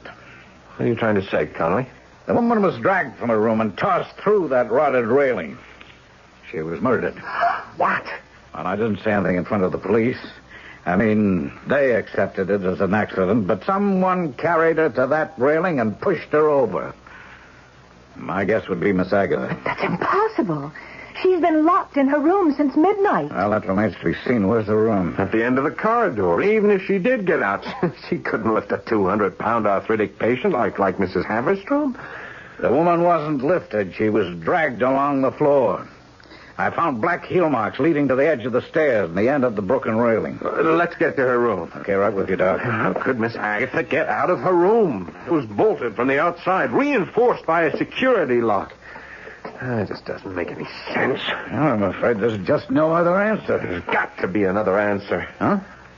Up ahead. Now, you see that room at the far end of the hall? Huh? Well, that's Miss Agatha's room. And even from here, you can see that the padlock is still on and it's still intact. Well, I'll be... Yeah, not a mark on it. It looks okay. It's solid, sturdy. Who has the key? I do. If you gentlemen will step aside,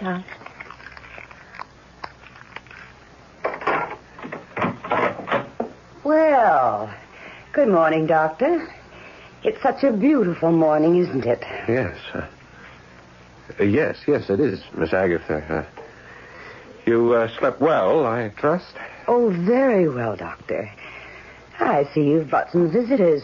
Nurse Palmer. Good morning, Miss Agatha. And a gentleman I don't believe I've met before. Oh, this is Mr. Connolly, Charles Connolly, an old friend. He just stopped by to say hello, meet some of our new patients. How nice. A pleasure to meet you, Mr. Connolly. Well, thank you, Miss Agatha. And may I say you've come to the right place. I beg your pardon? Well, I mean, it doesn't look like much from the outside, but it's so pleasant here. Everyone is so nice. Oh, yeah, is that right? Mm-hmm. Even Mrs. Haverstrom.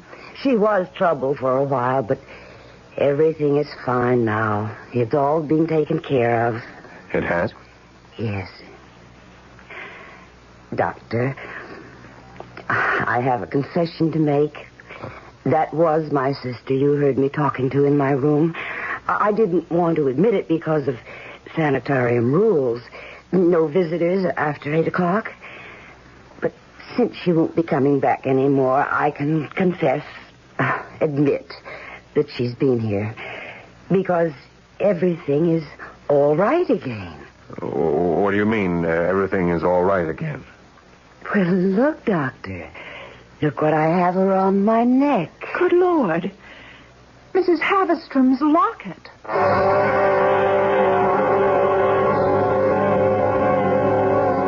Despite evidence to the contrary, Dr. Thurman still insists that his initial psychological diagnosis of Miss Agatha was correct.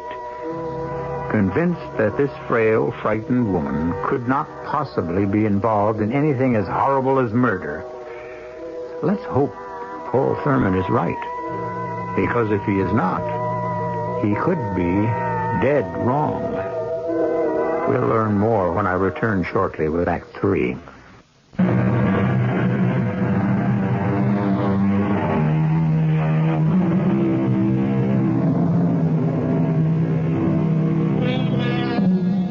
The strange death of Mrs. Haverstrom at the Briarwood Mental Institution could, by those untrained in psychiatric research, be simply diagnosed as madness. Wasn't it Lewis Carroll's observation in Alice in Wonderland that went something like this? "How do you know I'm mad?" Alice remarked. "You must be," said the cat, "or you would not be here."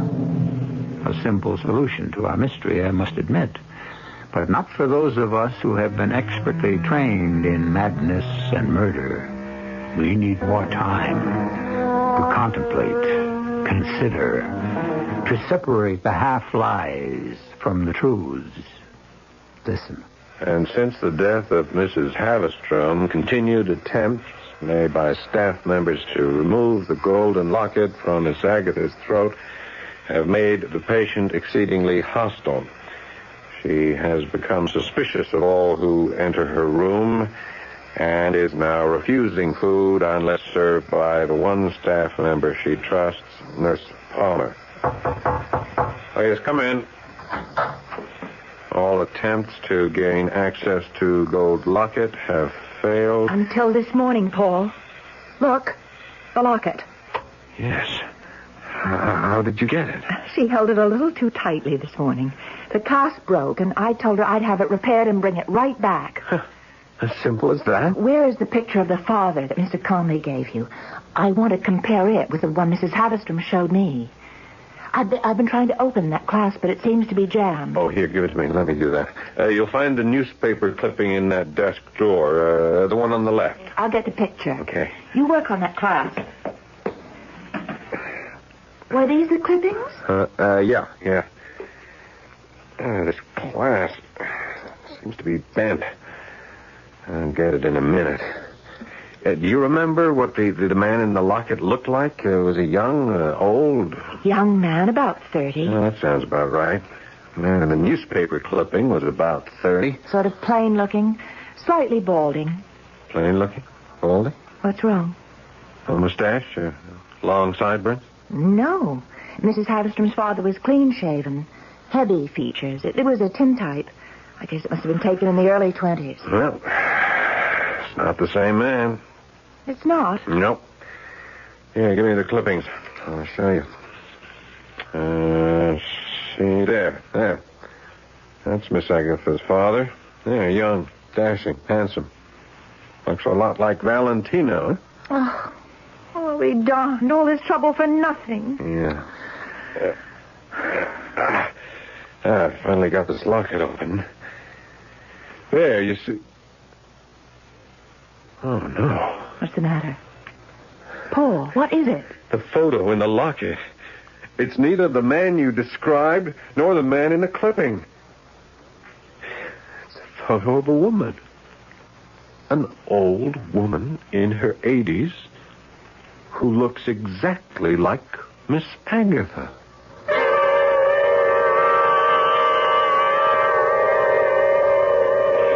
And so I rushed right over to your office, Mr. Conley. I brought the locket with me. And inside you'll find the picture of that strange woman that we found when we opened it. Could I see that locket, Miss Palmer? All right, but I have to bring it right back. Miss Agatha found out I showed it to Dr. Thurman. She's very upset. She says she told her night visitor, you know, the avenging sister, about Dr. Thurman refusing to return her locket. Which means he's next on her list. Or somebody's list. Can I look at that locket, please? Oh, yes, of course. Here. Thank you. The clasp is still jammed, so I left it open, you see. Mm-hmm. Now, that's the photo that we found inside the locket. It looks exactly like Miss Agatha, only 30 years older. Yeah. Yeah, it does, doesn't it? And you have no idea how this photo got in here, hmm? No. I mean, we still have no idea how Miss Agatha got the locket in the first place. The last time I saw it, Mrs. Havistrom was wearing it. Yeah, I know. And when Mrs. Havistrom fell through the railing to her death, down that flight of stairs, Miss Agatha was locked in her room. How many keys are there to that padlock? You still insist Miss Agatha had something to do with Mrs. Havistrom's death. But in order to do that, she'd have had to have help from the outside. An accomplice at the sanitarium. How many keys, Miss Palmer? 2. Mine and Dr. Thurman's. Oh. Since Dr. Thurman is an old friend of yours, I suppose that puts me in the category of being a prime suspect. No, I didn't say that. You did. But you didn't say I'm not. If anyone had the opportunity to assist Miss Agatha in this, what you call, madness, I did. Yeah, Miss Palmer, I've thought of that. I mean, you turned the 3rd floor over to a matron that night, right? Then sent her on some sort of errand. What do you mean, some sort of errand? We have a diabetic patient under our care, Mr. Conley. I sent the matron to give that patient an insulin shot. Was the patient on the 3rd floor? No. No, she's in Ward 1 on the main floor. Then that would leave the 3rd floor unsupervised, huh? And it would give you time enough to accomplish whatever you wished. Unobserved. I resent this. Time enough maybe to smother Mrs. Havistrom with a pillow, drag her to the top of the stairs, and toss her to her death through the rotted railing. Is that an accusation? No, Miss Palmer. It's just a theory. All right. And how do you explain the locket that we found around Miss Agatha's neck? Well, you have a key to her room. You could have slipped in, placed the locket around her neck while she slept. And the photo, Mr. Conley? I assume you have an answer on that, too. Where would I have gotten a photo of an old woman who looks exactly like Miss Agatha? From one of the newspaper clippings I left with Dr. Thurman. The Carrie Lee Mason file. A duplicate of the one I keep here in my desk drawer. Would you like to see the clipping, Miss Palmer? A recent clipping? Mr. Conley, I've been patient until Here now. is what Carrie Lee Mason looks like today.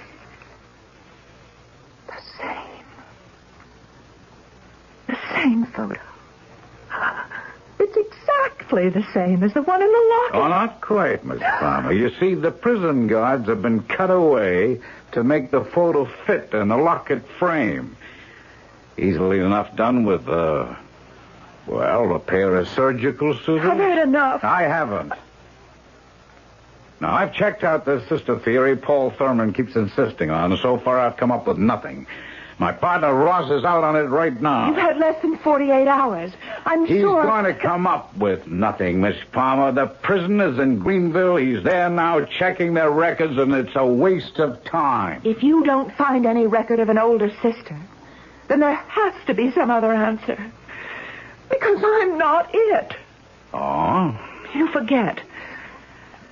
The night Dr. Thurman heard that strange voice coming from Miss Agatha's room, that second night, when I went with him to check it out, I was standing right alongside of him, outside the room. Yeah, that's true. Right, if you can explain how it's possible for a person to be in two places at the same time. Oh, that's very simple, Miss Palmer. The voice Dr. Thurman heard could have been on tape. Tape? Yeah. You do make it a practice to record patient histories on tape, do you not, Miss Palmer? I heard Dr. Thurman making such a recording when I stopped by his office. Who transcribes those recordings, Miss Palmer? I do. Excuse me. I won't be a minute. Hello? Connolly? Oh, it's you, Ross. What? Well, what new development on the Mason file? You just found out what? Yeah, I'll meet you at the sanitarium. And then notify the police. Nurse Palmer will be with me. We're leaving right now. Bye. What was all that about? There's no time to explain now. How fast is that car of yours? It's not mine. It's Dr. Thurman's. It's a sports car. It can do 100 if you open it up. Well, baby, we're going to open it up. We got to get back to that sanitarium, and let's hope we make it in time.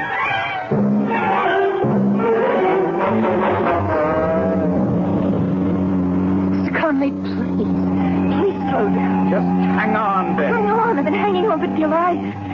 If anything happens to this car, I'll never hear the end of it from Dr. Thurman. I'm not worried about the car, Miss Palmer. I'm worried about Paul Thurman.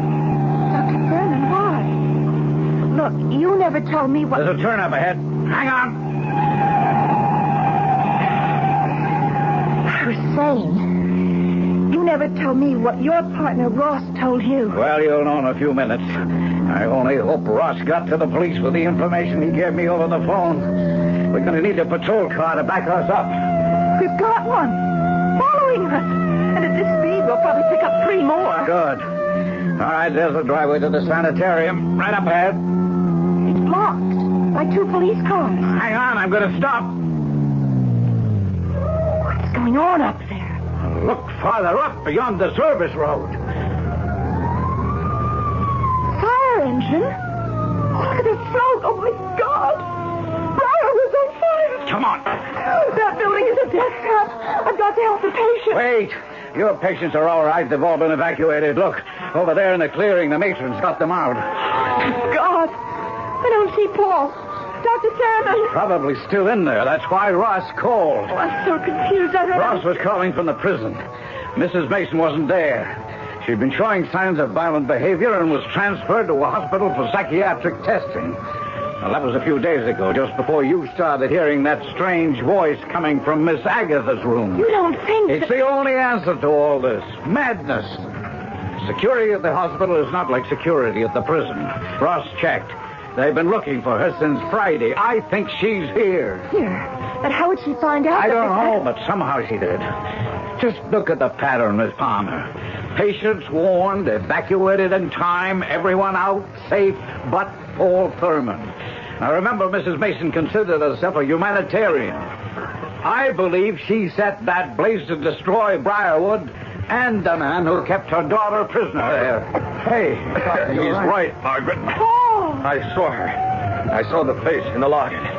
She burst into my office, smashed everything she could get her hands on. Within moments, everything was ablaze. Paul, are you all right? Yeah.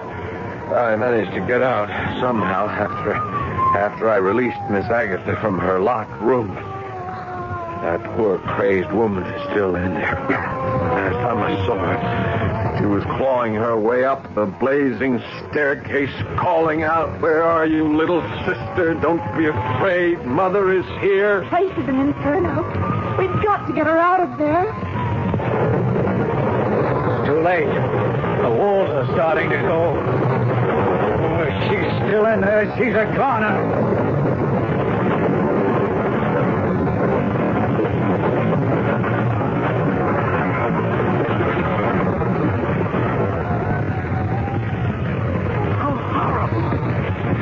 Nothing could escape such devastation. At least the others are safe. Are you sure they all got out? Yeah. Everyone but Mrs. Mason. I don't understand. What made her do it? You know about these things, Paul. What brought that woman here? What drove her to such total destruction? She couldn't help herself, Margaret. Intellectually, she may not have known whether Miss Agatha was her daughter or her sister. But emotionally, instinctively, she knew. She was driven by one of the strongest forces in nature. Love, Margaret. Love.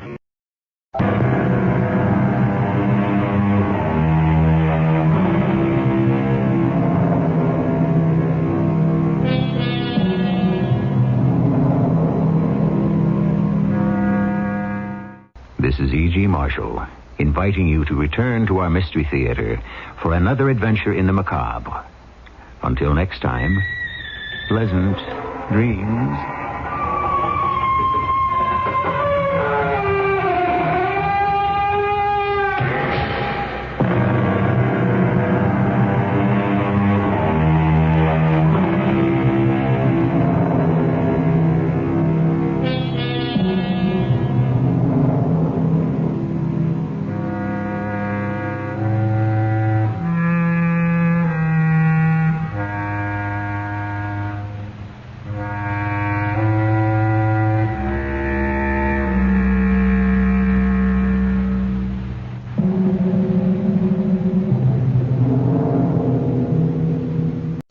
CBS Radio Mystery Theater presents...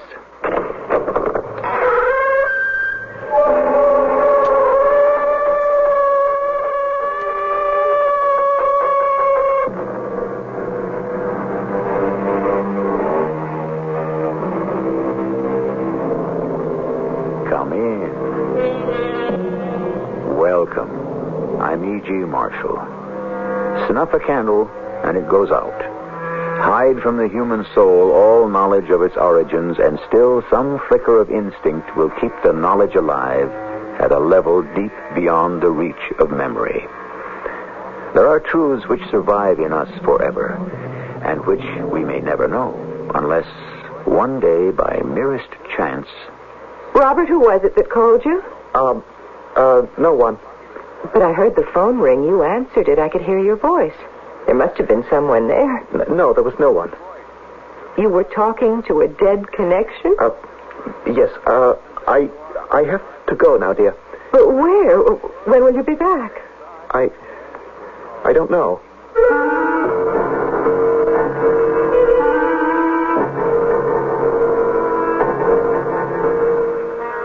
Our mystery drama, Family Ties, was written especially for the Mystery Theater by Percy Granger and stars Terry Keane and Russell Horton.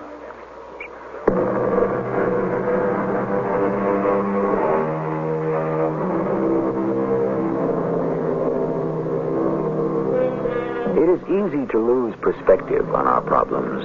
They have a way of becoming too small or too big, and this in turn makes it difficult to know precisely what action to take. Often the hardest thing to do is to admit we have a problem at all. There are those who say if we can recognize a problem, we are halfway to solving it. But sometimes that isn't true. Sometimes that is only the beginning of our troubles.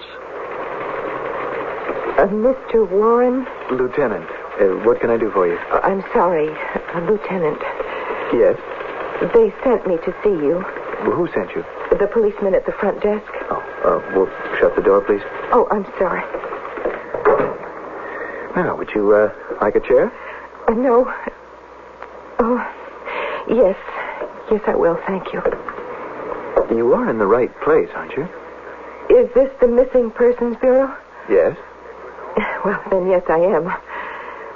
I feel foolish. I didn't know there really were Missing Persons Bureau. I mean, except in the movies. Mm-hmm. You have someone who's missing that you want to report?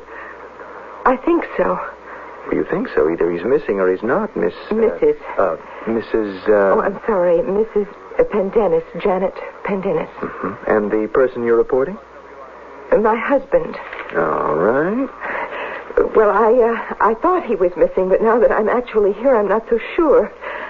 I mean, Robert's not the type of person you think of as missing. Mm-hmm. Robert, that's his name? Yes, but... Please, Mrs. Pendennis, let's try to keep the momentum going. Description? I'm not sure I can. You can't describe your own husband? Why not? We've been married so long, it's 15 years. Well, perhaps you have a photograph. Oh, yes, right here in my purse. He's slight, a receding hairline, dark hair, horn-rimmed glasses, an impeccable dresser. Yes, could I see the picture? Oh, of course. Sorry. Oh, that's all right. There's nothing to be nervous about. He looks like an accountant. Yes, that's what he is. Oh. Well, that answers my next question. Now, what makes you think he's missing? He hasn't been home for 2 days. Mm-hmm. And is this unusual? Well, for Robert it is. I mean, he's always home every night right after work. It's only during tax season that he occasionally has to make trips to work on clients' returns, but he always tells me where he's going, and he calls me every night. Right. And you've heard nothing? No. Now, were there any circumstances surrounding his disappearance? Oh, no. I hope not. Well, I mean anything unusual that might serve as a clue. Yes. Yes, he hung up the phone and walked out. Hung up the phone? And I've got this piece of paper here. Whoa. Why don't you start at the beginning, Mrs. Pendennis? About 4 days ago, I began receiving phone calls. Or Robert did, because every time I answered, the party would hang up. Without speaking to you? Yes. I thought it was just a crank caller. But this happened several times. Then 2 nights ago, the phone rang again. I was busy, so Robert answered it. Did you overhear any of the conversation? No, I heard nothing. Several minutes later, I walked into the living room, and he was gone. And for 2 days now, I haven't had any communication with him whatsoever. Right. Now, you mentioned a piece of paper. Oh, yes, here. I just discovered it today. Well, this paper's blank. No. If you look carefully, you'll notice the pressure of the pen left a clear indentation. It looks like an address. It's from the notepad we keep by the phone. I think Robert must have jotted it down as he was speaking. This is his handwriting? Yes. Well, could it be the address of one of his tax clients? Oh, I doubt it. As you can see, the address isn't a very good area of the city because of Robert's family name. His clientele are all pretty fancy. Pendennis. Is he related to Jacob Pendennis, the industrialist? Yes, that was his father. I remember reading about that case. Pendennis was murdered, wasn't he? And robbed in his own home. Yes. Robert wasn't quite born at the time. He never knew his father. Well, I'll go out right away and check on this address, Mrs. Pendennis. With luck, we'll have some word on your husband in a couple of hours.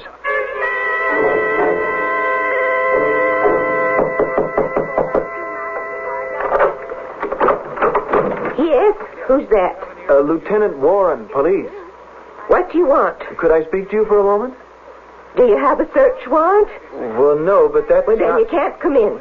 The name on the mailbox downstairs says Grady. Is that you? Yes, Elsa Grady. Am I in trouble? No, I'm with the Missing Persons Bureau, Mrs. Grady. Do you want to see my passport? No, that's not necessary. I have it. I could show it to you, but you can't come in. Do you know a Mr. Robert Pendennis? He's an accountant. I don't need an accountant. Here, this is his picture. Why should I know him? Well, we have reason to believe he might have come here. Why would anyone want to come to see me? Well, I don't know. I've only got one room here, you see? And it's got my whole life. But you can't come in. Do you have any relatives, family? Why? With someone who might be using Mr. Pendennis' services? No, I have no relatives. I have no family. Do you go out frequently? Could he have come by while you were out? I never go out. Oh, not even to shop? I never go out. Excuse me, I must go now. You see, I'm going to die soon. Oh, I'm sorry if I disturbed you, but... Mrs. Grady?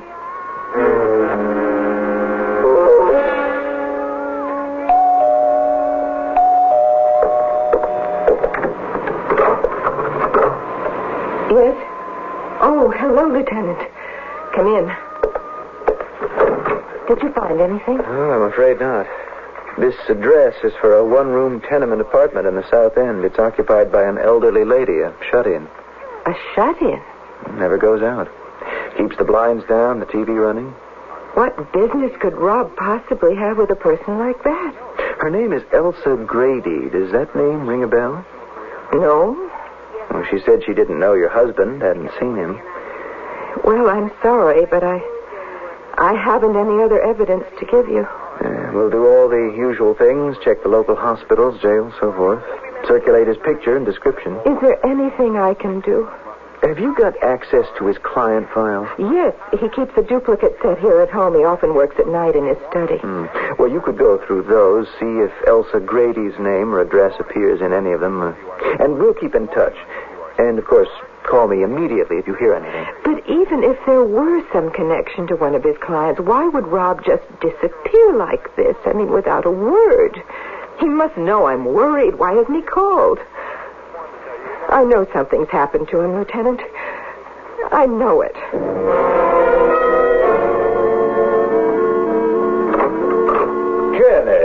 Janet, how good to see you. Come in.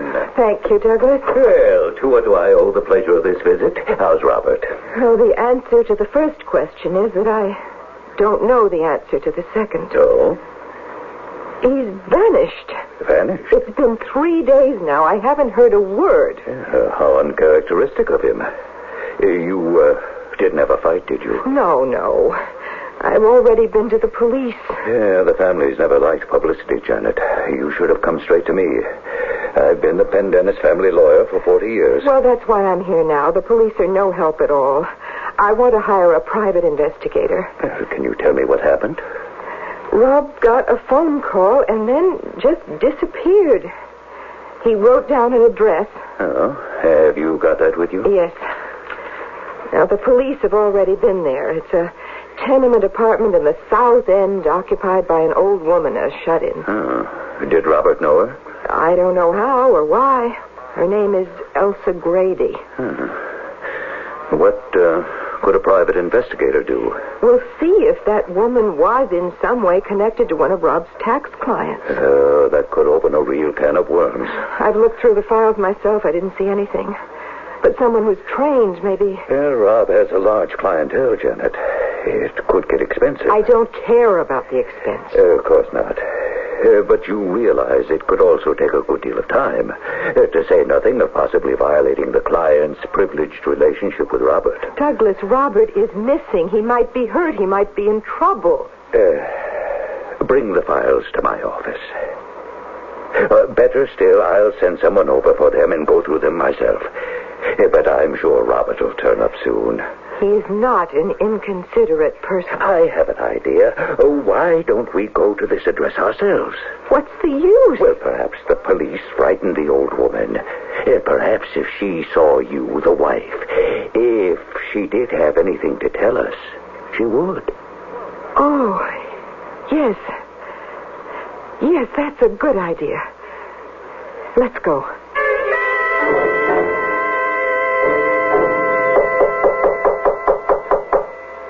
Mrs. Grady? Doesn't seem to be anyone here. Mrs. Grady? There has to be. Lieutenant Warren said she never went out. Mrs. Grady, please? Janet. Well, the door's open. You can't go in. She's not here. Room is a mess. Looks like there's been a fight. Or someone searching for something. Bureau drawers all pulled out. Oh, good Lord. What? Nothing. What's that you found? But it's just an empty picture frame. It seems to be pure silver is all. An odd thing to find in an apartment like this. Oh, it's beautiful. Something from the past. So sad to think of people growing old. Being alone. What? On the bed sheets are stains that look like blood. Douglas, what could have happened? Do you think she's been kidnapped? Or worse. Oh! What's the matter? Oh, I stepped on something. Douglas. It's tie clasp. Do you recognize it? Yes. I gave this tie clasp to Robert on our last wedding anniversary. You see, it has his initials, RJP. So he was here. But where is he now? And what's happened to that old woman? What has happened indeed? It is always advisable to end an act with a question or two to ponder during the interval, don't you think? Although Robert has not appeared in our story, I find I've formed a very distinct impression of him. Shy, polite, a man of strict habits, altogether not the sort of person to act irresponsibly. So then, just what is going on? The plot will thicken decidedly when I return with Act 2.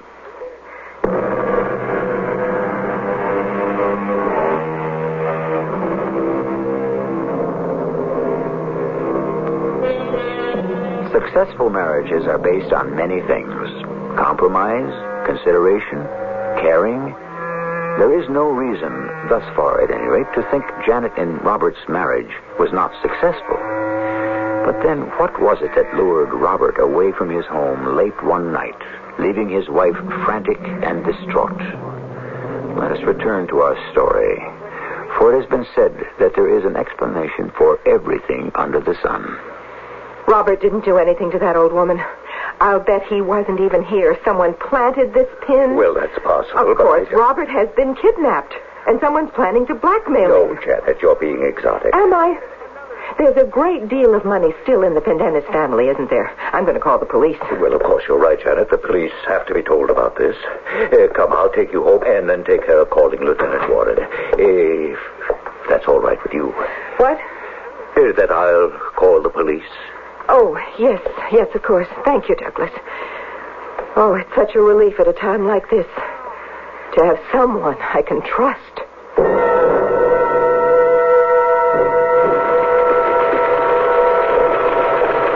Mrs. Pendennis. Hello, Lieutenant. Well, have you heard from your husband? No. I came here to make a confession. A confession? Yes. Oh, well, please, shut the door. Oh. I don't think I did it on purpose. I mean, I wasn't consciously intending to do it. I didn't even realize I still had it in my hand until I got home. Oh, what are you talking about? The tie clasp. Tie clasp? The one that was in Mrs. Grady's apartment. You were probably wondering what happened to it. Well, here it is. It is Robert's, but I'm sure that he... Whoa. Now, would you mind taking me back a couple of steps? This was in Grady's apartment? How do you know? How did you get it? Well, didn't Mr. Jimson tell you? Who's Mr. Jimson? Douglas Jimson. He's the Pendennis family lawyer. Didn't he call you? No. Oh, he said he would. We went to that old woman's apartment. And she's vanished, too. And you found this tie clasp. These are your husband's initials, RJP? Yes, Robert Jacob Pendennis. The Jacob was for his father, the one who was murdered by his secretary. Well, what else did you find? Some blood. Did you close the door when you left? Yes. Well, excuse me. We'd better get down there right away. Oh, what was that lawyer's name? Douglas Jimson. What's the story on him? Oh, he's with an old Boston firm. His reputation is impeccable. Well, then why do you suppose he didn't call me? Well, I don't know. Maybe he thought he was protecting Robert, but Robert might be in trouble. I don't believe for 1 minute he'd hurt an old lady, and I don't think Douglas believes that either. Well, that brings us back to my original question. Why didn't he call? I don't know.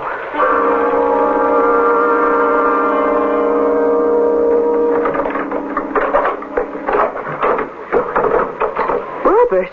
What? Oh. Janet. Robert, you're home. Are you all right? Well, sure, honey. I'm fine. Rob, I've been so worried. I'm sorry. I tried to call you. Did you? Yes, several times. There was never any answer. Well, I have been out a lot, but I was so concerned. What happened to you? I've got a client in Dallas, an oil man. He called me, said he's being audited by the government. You know how Texans are. When they yell, you jump. But you could have told me. What are you doing with your suitcase? I have to go back. To Dallas? Yes, it's going to take longer than I thought, and I needed some things, some stuff for my files. Did you get what you needed? Yes. Look, darling, I've just got time to get back to the airport. I'll call you from Dallas. Your files aren't here. What? How could you get something from your files if they aren't here? What do you mean they're not here? They're in Douglas Jimson's office. Oh.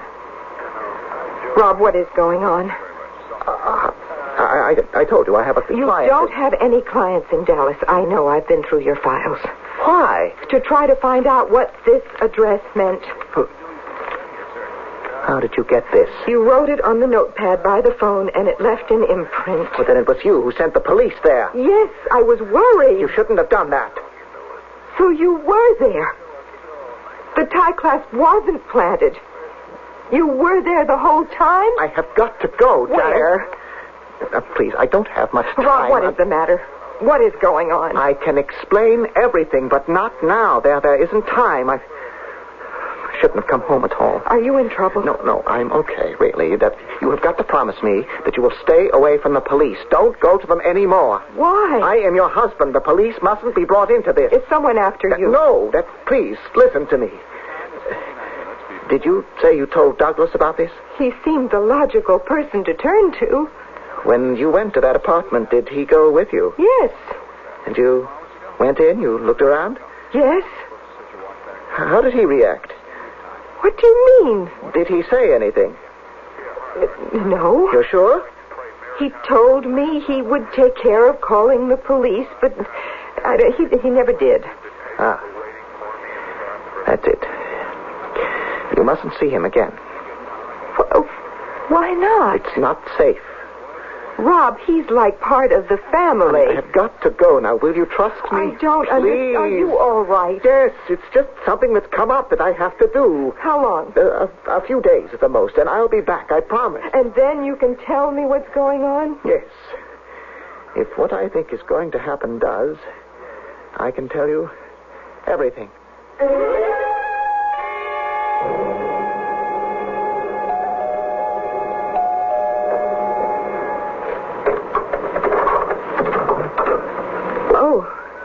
Lieutenant. May I come in? Oh, what do you want? Well, we've just finished our search of the apartment. I thought you might like to know what we found. May I come in? Oh, yes, of course. I'm sorry. Are you all right? Yes, I'm fine. This case has taken a rather curious turn, Mrs. Pendennis. I'm going to have to ask you some questions about your husband's family. I'll try to be of what help I can. Did you find out what happened to that woman? Not yet, but we found out who she is. Her name is Elsa Grady? No, it isn't. Her name is Shelley Malone. Shelley Malone? But that's the woman who killed Robert's father, the secretary. That's right. Did your husband ever say anything to you about Shelley? Well, he told me the story of the murder case, but that was all. Mm-hmm. He never expressed any feelings about her? He would never talk about it. Do you think he harbored a hatred of her? You mean it enough to take revenge? Yes. No. Robert wouldn't do something like that. He couldn't. Well, people are known to do exceptional things when family ties are involved, especially an old family like the Pendennises. But all of this happened before Robert was even born. He never knew this woman. He never even knew his father. I think he always felt very, very removed from the whole thing. Perhaps. But his mother was fanatical on the subject. She tried for years to track Shelley Malone down. There's even evidence that she made it known she'd be willing to pay to have Shelley killed. Mrs. Pendennis was a very unstable woman, Lieutenant, especially in her last years. Still, it's possible that these feelings she transmitted to her son.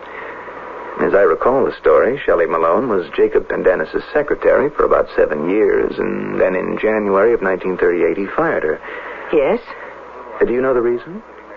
I'm not sure. I think it was a question of her competence. Shelley was known as something of a hothead. After she was let go, she was heard to threaten her former employer's life. Well, that was the Depression years. It must have been a terrible time to be out of work. Yes, but Jacob Pendennis was murdered several months later. Mrs. Pendennis went into his study and caught Shelley there, rifling his safe. Her husband was slumped over his desk, stabbed to death. Is that right? Yes. No. Douglas Jimson was with her, with Mrs. Pendennis. Jimson again. So he was involved in this, huh? I believe both he and Mrs. Pendennis testified at the inquest. He was a young lawyer then.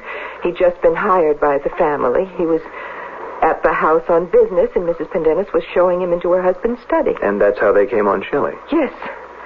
She fled before either of them could recover enough to stop her. And she was never found, never brought to trial. The case was closed. Until now. Do you really suspect Robert of doing something to her? That's how it looks. Frankly, what other business could he have with her? But how did he find her? Who knows? A good private detective, a willingness to keep at it, to pay whatever was necessary. Lieutenant, Robert was here. When? Less than an hour ago, when I came home from the police station. Well, where is he now? I don't know. I caught him by surprise. He was packing a suitcase. Didn't you try to stop him? Yes, but I didn't know. Well, did he admit to going to Shelley's apartment? Yes. So he was probably there when I came to the door. That explains the fear in Shelley's voice when I talked to her. That's what she was trying to tell me. What? Well, she kept saying I couldn't come in, almost as if she wanted me to contradict her. And then, as I was leaving, she told me she was going to die. She was trying to alert me, and I just wrote it off to the craziness of an old shut-in. After your husband left, why didn't you call the police? He asked me not to. Mrs. Pendennis, we are talking about a possible murder charge. I know. But he said he could explain what was happening. Did he? No. He said he would when he came back in a few days. A few days? He promised. Mrs. Pendennis, I'm afraid it's very possible we may never see your husband again. We begin with an event, a man's disappearance, and build on that. Complications are added that change the direction of the story. Characters who seemed bad turn out to be good, or vice versa. Gradually, for the persons at the center of the drama and the audience, the world begins to take on the aspect of a gigantic illusion. Where does the truth lie? And when is a lie the truth? The answers would seem to hang suspended somewhere between Lieutenant Warren's persistence and Janet Pendennis's instincts. We will find out precisely where when I return with our final act.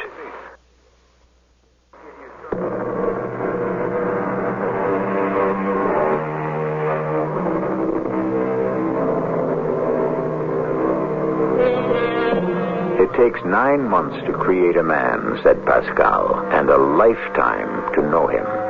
And sometimes, we might add, not even then. For before whom do we really stand revealed? Janet Pendennis might have wished for a bit more revelation from her husband before his second disappearance, for now she finds herself the wife of a suspected murderer. You're accusing Robert of killing that old woman? I'll have to ask that a warrant be issued for his arrest. And I'd appreciate it if you do me a favor. Don't call Douglas Jimson. Why not? I'm going over to see him now. Now that we know who the old woman is, I'm more curious than ever why he didn't call the police. anyone else still living who worked for Jacob Pendennis? Well, his business manager was a man named Gilbert Klieg. I believe Douglas mentioned recently that he's living north of here in Gloucesterville. Well, thank you. I know this isn't easy, and I appreciate your cooperation. If it's any consolation, homicide will be coming onto the case now. If nothing else, that increases our chances of finding your husband.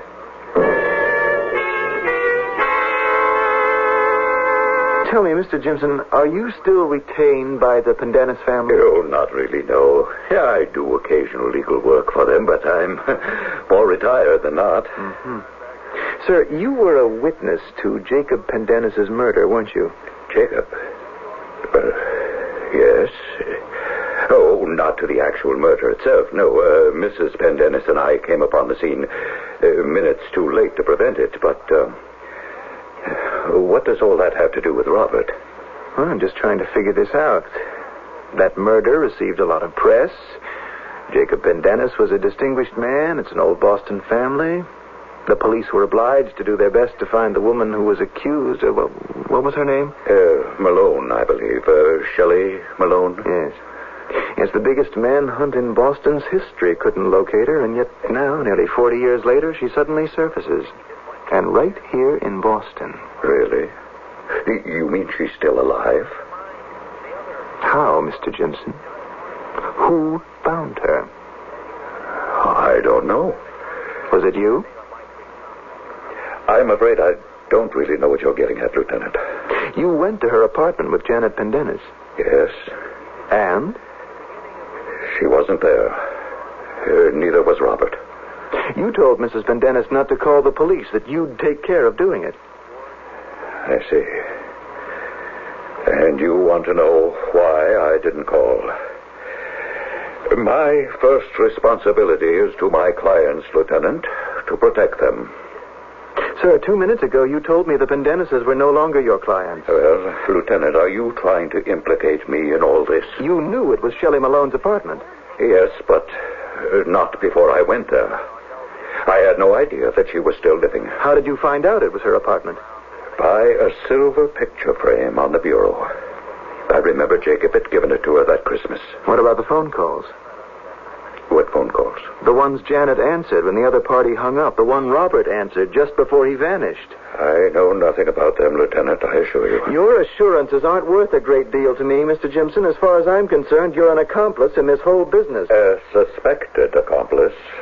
And anyway, what business? Shelley Malone's abduction and possible death. Are you really that keen on revenge after all these years? No. How much money did she steal? I just remember the exact amount, a few $1,000s perhaps. Hardly enough to warrant the kind of fanatical activity you're trying to lay at my doorstep. We need to talk to anyone else who might still be alive, who was part of the Pendennis household at that time. Well, I'm afraid you're out of luck there. Everyone's gone, except me. Well, what about Gilbert Klieg? According to Janet, he's living in Gloucesterville. Oh, really? I didn't know. Oh, that's interesting, Mr. Jimson. Since you're the one who told her. Lieutenant, you spoke to Shelley Malone, didn't you? When you went to her apartment the first time? Yes. What was your impression of her? Why? Well, she was addled, you know. Always. Jacob treated her with every kindness, but she was prone to bizarre fantasies. It finally forced Jacob to let her go. Are you telling me she was crazy? Well, I hate to use labels. And you have a particular fantasy in mind you want to tell me about? No. I see. Just planting the seed for later, then, is that it? In case she has something she wants to tell us? Good day, Mr. Jimson.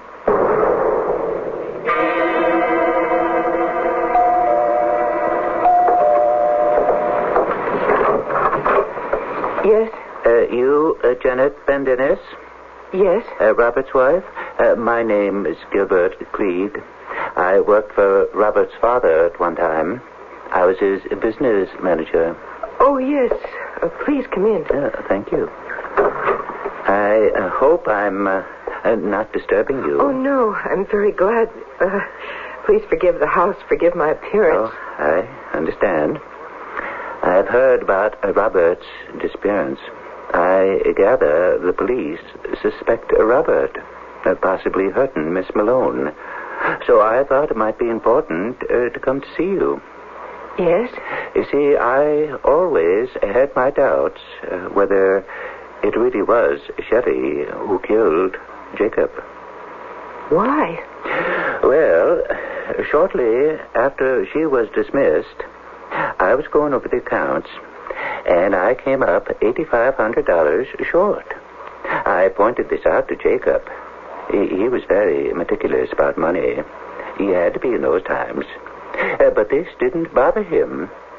Told me to just credit it to his miscellaneous account. That's a fair amount of money. Yeah. And after his death, when Shelley was accused of robbing him as well, the amount in question was just that. $8,500. It sounds like Jacob gave her the money. Yeah. Well, why didn't you mention this at the time? Well, I wanted to check through the books again. And before I could, I was let go. By Mrs. Pendennis? Yeah. You think Shelley was framed? Possibly. But the question then is why Jacob gave her the money at all. Could Shelley have been blackmailing him? No. Shelley wasn't that kind of person. For all her wildness, she wasn't a criminal. Yet she was accused of murder. Yeah. By Mrs. Pendennis and Douglas Jimson. Tell me, Janet, how did Robert find Shelley? I don't know. There was a phone call, a number of phone calls, but when I answered, the person hung up. I see. I think it was Shelley herself made those calls. Shelley? Why? I have an idea where they might be. It's a long shot, but if you're up to a drive, we could go there together. Oh, Mr. Cleek, I'm so nervous and worried I'll go anywhere. The place I have in mind is Dennis Wood, up the Maine coast. The old Pendennis summer estate? Mm-hmm. It's secluded, private. Robert, when he left, he took a heavy topcoat and gloves. It would be getting cold up there this time of year. But then you don't think Shelley's dead? No, I got a different idea. But we can talk on the way up. We can take my car. Just give me a minute to run upstairs and throw some things in a travel bag. I'm ready, Mr. Cleek. I'm sorry I kept you That's perfectly all right, Janet. Douglas. It gave me a chance to catch up with you. Has Robert contacted you yet? No. Are you telling me the truth? You know nothing? Where's Mr. Cleek? Well, you can see he's gone. What have you done to him? I told him Robert had been found. That I was here to take you down to police headquarters. You've done something terrible, haven't you? Why didn't you call the police? You don't want them to find Rob. You want him to kill Shelley because she knows the truth. That's right. She knows the truth. She didn't kill Jacob, did she? No.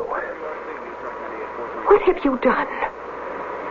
What are you trying to cover up? Cleek thinks Robert might be at Dennis Wood.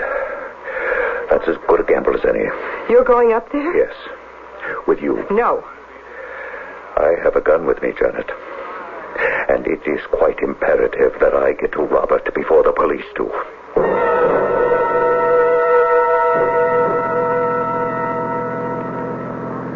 What are you going to do? I don't know. Did you kill Robert's father? No. But I might as well have. Who did? Mrs. Pendennis. His wife? She confessed to me. I didn't ask her to. I didn't want her to. Shelley was innocent. And for 40 years she's been living in hiding. Did you see how she was living? Mrs. Pendennis was willing to pay a great deal of money for someone to corroborate her story. I was young.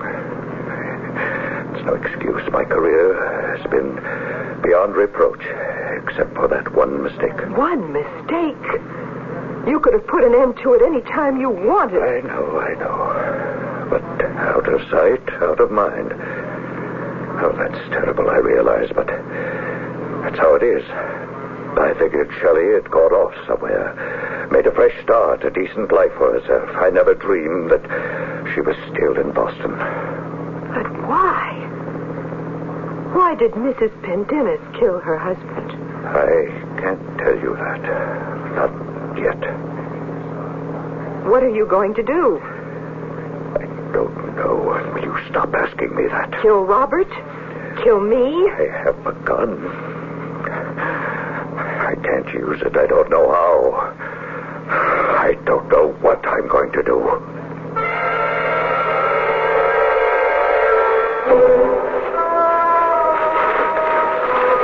There's the house. There's the light on. In one of the downstairs rooms. Someone is here. What? It's Rob. I can see him through the window. Oh, no. What? Shelley is with him. She's lying on the sofa. He's about to smother her. Robert! John! Don't stop! Janet! Oh, Robert, what have you done? Please, don't yell. Is she dead? Yes, she just passed away. Oh, it looked like you were trying to smother her. I was pulling the sheet up to cover her face. Oh, Rob, what's the matter? You're crying. That's because Shelley Malone was his mother. What? That's right. She and Jacob had an affair. And she was dismissed because she was pregnant.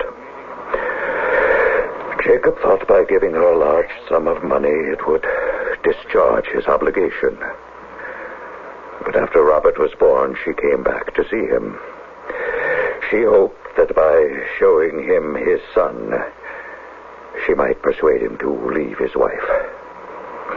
Instead, Mrs. Pendennis discovered them, and when she learned the truth, she stabbed Jacob. Shelley fled, and Robert was left behind. Under the pretext of grieving for Jacob's death, Mrs. Pendennis went into seclusion for a number of months, and when she emerged, Robert was her child, and her place in the lucrative bosom of the Pendennis family was insured. And Robert never knew? No,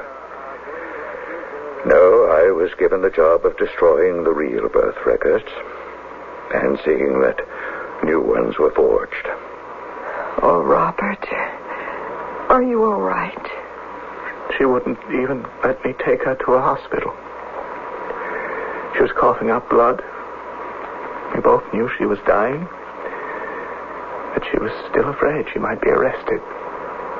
Then it was Shelley who called you. Did you realize I knew who it was?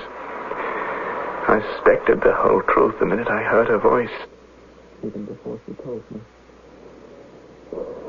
I've seen her face before, you know. She watched me grow up. She followed me, even though every time she went out, she was terrified she might be caught. And no one would believe her. Do you know what courage it took for her to call me? No, Robert, I don't. I can only imagine. It is said that the mind registers impressions from the very moment of birth, that these impressions are stored away and never lost, and that under extraordinary circumstances they may be retrieved. All his life, Robert had carried within him the knowledge of his true origins, but only at the last possible moment had this truth revealed itself. I'll return with a final word in a few moments.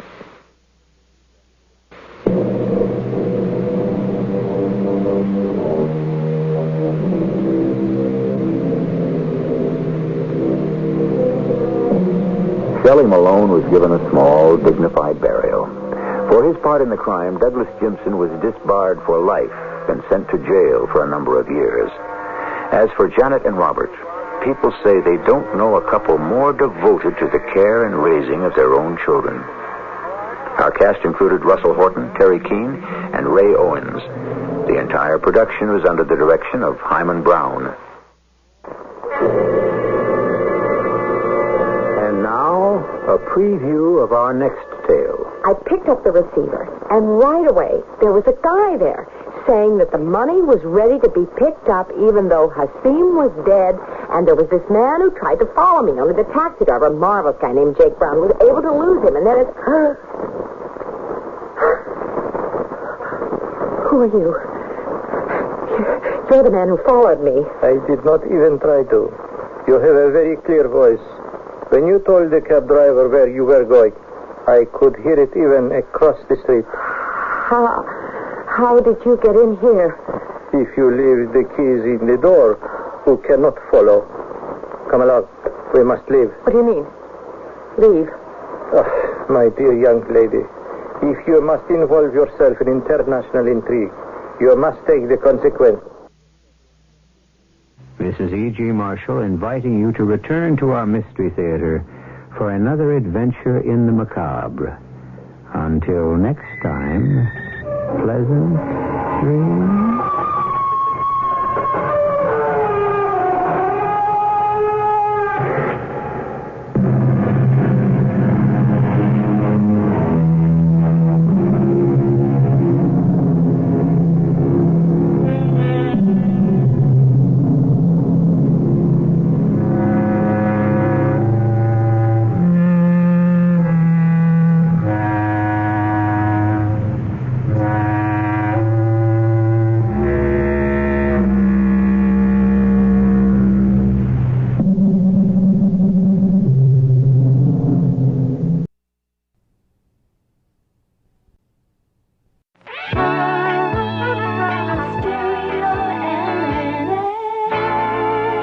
CBS Radio Mystery Theater presents...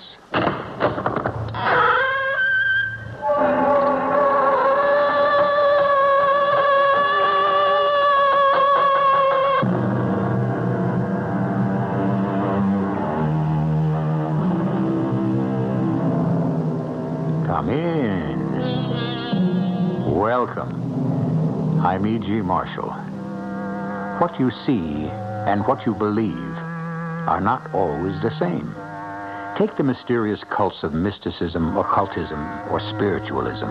Some people think such things are what they look like. Others say there is more to it. Some are drawn to it, others repulsed by it. The tale we're about to unfold concerns a man who thought belief in the unnatural showed a weakness of will, and it tells what happened to make him change his mind. Charlie, my boy, there is no such thing as a house that is haunted. I have stood at night below the cliffs on the beach, and I've seen all the windows suddenly light up, as though a ghost had lit a candle in each room. Well, Charlie, maybe someday I'll go have a look at it. Well, why not now? You're not afraid, are you?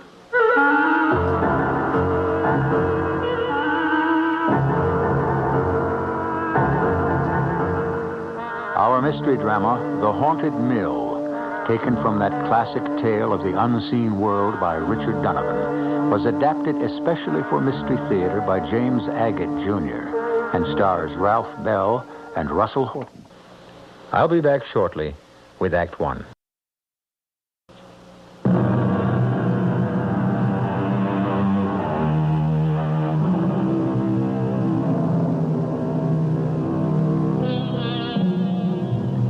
Doctors by nature are careful, cautious, scientific, and have inquiring minds.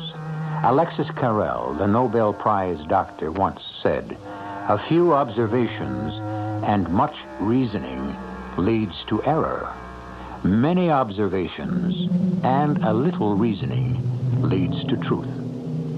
Meet Dr. James Patmore, a man of reason who could not believe his senses when faced with the truth.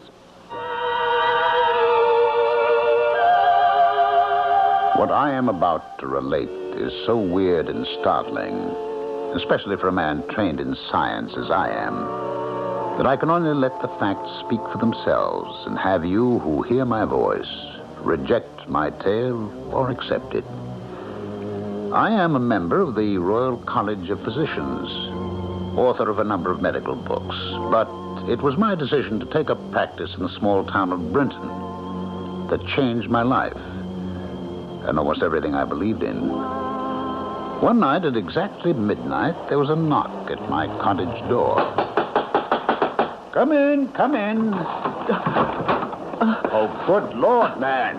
You're bleeding. Here, let me help you to a chair. I don't know what happened. I saw your light. I just managed to crawl here. You're the doctor, aren't you? Now, don't talk. Yes, yes, I'm the doctor. Here, now. Press this against your forehead. Just a second now. I want to move this kerosene lamp a little closer to see. That doesn't look too bad. You were fortunate, young man. I'm Charles Royce. We haven't met. Just swabbing the cut, cleaning it out. You've got some wood in there. What did you do? Run into a tree? Oh, I'm Dr. Patmore. Oh, you're not a native, so I should say welcome. When I left Brinton 3 years ago, we didn't have a doctor for 50 miles. I've been away at sea all that time, Doctor. Yes, that looks cleaner. Well, I've only taken up practice here last year. Charles Royce. Yes, sir. Are you is that your father and mother on Gorse Hill Farm, about 2 miles south of town? Oh, do you know? Oh, yes, very well. I've been treating your father's lumbago and your mother's arthritis. Yes, indeed. They told me about their wild son, and I expect that you are he, eh? I'm not as wild as they like to make out. It's just their way of explaining why I was shipped off to sea. But not that I'm sorry. I liked it. Well, there we are. Now try to keep that bandage around your head. Would you like some tea? Oh, I certainly would. You don't mind if I shed my boots and my jacket? They are soaked. Put them over by the fire, there. Thank you, I will. It was really amazing. What happened to me? I was on my horse, I know that. It's the mystery of the whole thing. I really don't know. Here we are. Drink this while it's hot, eh? I was on my way to see Hannah. Oh, that's the girl I was hoping to marry, and I used to see a lot of her before. Well, I was riding along up by the haunted mill, and suddenly something seemed to lean down at me out of a tree branch over my head, and well, that's all I remember. I was knocked right off my horse onto the ground, and when I came to, my horse had bolted. There was this blood streaming down over my eyes. Somehow I saw your cottage, the light, and managed to get here. That's all I remember. Now, you didn't see anything when it happened? Stars. That's about all. Oh, boy. This tea hits the spot. Is there someone in town who doesn't like you? Yes, I guess there is. Well, do you think this person would have... Well, I think he could have ambushed me in the dark, yes, but... Well, frankly, I don't think he has enough guts. It's like this, Dr. Patmore. Well, why don't you call me Jim? I'll call you Charlie, if I may. Oh, glad to. Well, 3 years ago, I wanted to marry Hannah Bliss, and I still want to marry her, but 3 years ago, I was 17, and I listened to my father and mother, and they said, "You're too young, you wait." So I went to sea. Well, actually, my father arranged it. I was sent. And I got back last week. 3 years, almost to the day.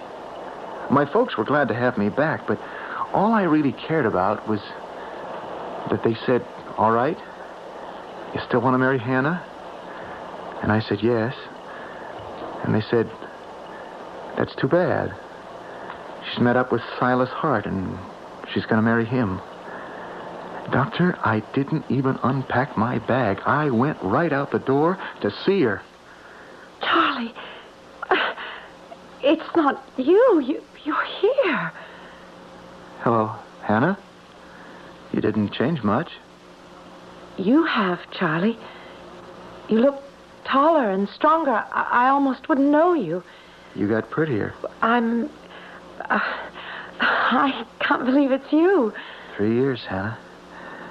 I was only a boy then. Is it true about you and Silas? Who told you? Mom and Dad. In fact, at the moment I walked in the door, you're going to marry him? Yes. I don't understand. I went away believing you would wait. You told me you would. Well, 3 years is a long time. I would have waited 10 years for you. Well, how would I know when you'd come back, Charlie? If you'd come back. What are you talking about? I wrote you from every single port we hit. I told you my plans. What, Charlie? I didn't get any letters. Oh, no. Not one letter. That's the truth. Not one? So I gave up on you. Why would they do that? What are you saying? You know what I'm saying. Your folks were just as much against our marrying as my folks. They took my letters. They must have. Charlie. For 3 years, not a day passed, but I was thinking of you. About the life we'd have together. And all along, I thought you felt the same way. I did. I know I did, but what can I do? Do? About Silas? We've posted the banns. We're getting married in 3 weeks. Hannah, do you love him? I thought so. Oh, Charlie, listen, that was before. That was when I thought I'd never see you again. And now that you see me again? I don't want you to go away. I don't want to go away either, Hannah. But what will we do? Never mind. It'll work out. Like the old saying goes, love will find a way.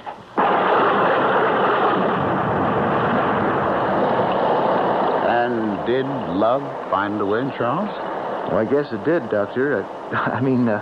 Jim. Hannah and I have been seeing each other every day, every evening, that is, for the whole week. And tonight she was going to tell Silas she couldn't go through with the wedding. So now Silas knows, eh? Well, I think so, if he showed up there. He was supposed to see her at 8. I was on my way over about 10 to find out what happened, and that's when I got hit by whatever it was. You know, that's right. It was just as I was passing the haunted mill. I wonder... What is it? You wonder what?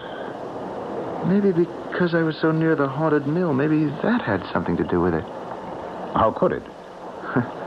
You're new in town, Jim. That mill. Everyone here, we all know that place is haunted. Charlie, you were knocked down by something solid, something made of wood. Not by a ghost. Shouldn't have taken that mill road. Oh, come now, come. There's no such thing as a house that is haunted. Have you ever been there, Doctor? Hardly. I wouldn't waste my time. I don't know. Sometimes I've seen... Well, not lately, but when I was a boy... What have you seen? Oh, I have stood at night on the beach below the cliffs, and I have seen the windows suddenly all light up like a ghost had lit a candle in each room. All right. Well, maybe someday I'll have a look at it. Well, why not now? Now, it's past midnight. You're not afraid, are you? What are you talking about? I've talked to people like you before. Now, maybe I haven't had the education, but I like to find out and see things for myself. You don't want to see for yourself. You get your learning from books. All right.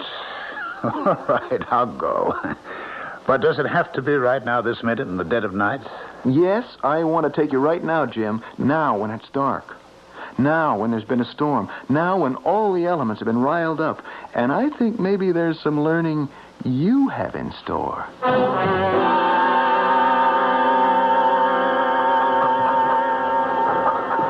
Tick, tick, tick, tick, tick, tick, tick, tick. Yeah, tick, tick, tick, tick, tick, tick.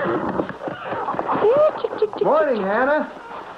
Well, you're up early feeding the chickens. Charlie, where were you last night? I waited. Your head, what's happened to you? Oh, don't worry. It's a big bandage over a small cut. Oh, you had me so worried. Silas left at 9 o'clock, and I waited and waited, and there was that terrible storm, and you never came. Oh, not from choice, darling. I was riding by the haunted mill, and... Well, something attacked me. I was on my way over to see you. What do you mean something attacked you? Knocked me right off my horse.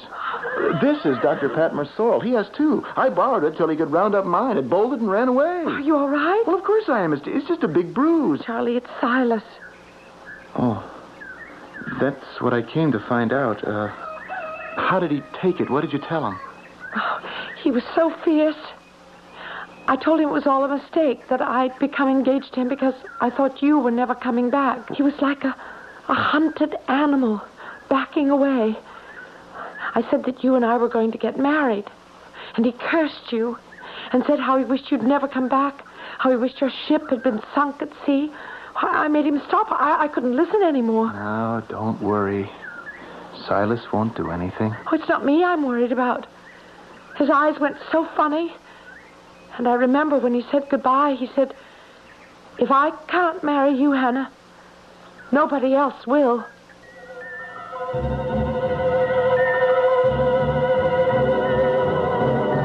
An idle threat by a rejected suitor?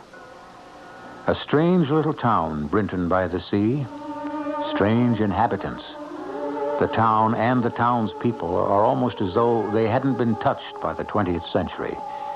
And it is here that a modern doctor, James Patmore, has come to practice. How could he fit into a community that appeared to be in the grip of fear, fate, and fantasy? We shall learn more when I return shortly.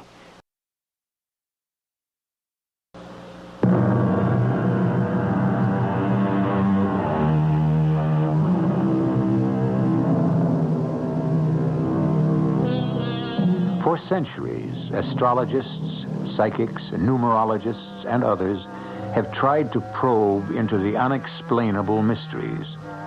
This is what Dr. Jim Patmore is faced with. Reconciling scientific fact with forbidden knowledge.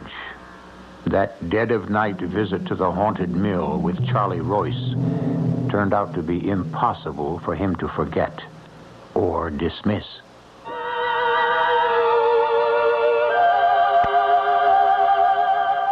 The haunted mill was forlorn and mournful looking, and in the clearing skies and moonlight, singularly weird. But I could see it for what it was, and I knew it was merely a disused, abandoned building. What I did not know was that this would be the last time I would see Charlie Royce alive. How about we go inside? I'm just standing here waiting for the windows to light up. You are a disbelieving, stubborn man, aren't you? Now, come on, I'll push open this wooden bolt that fastens the door.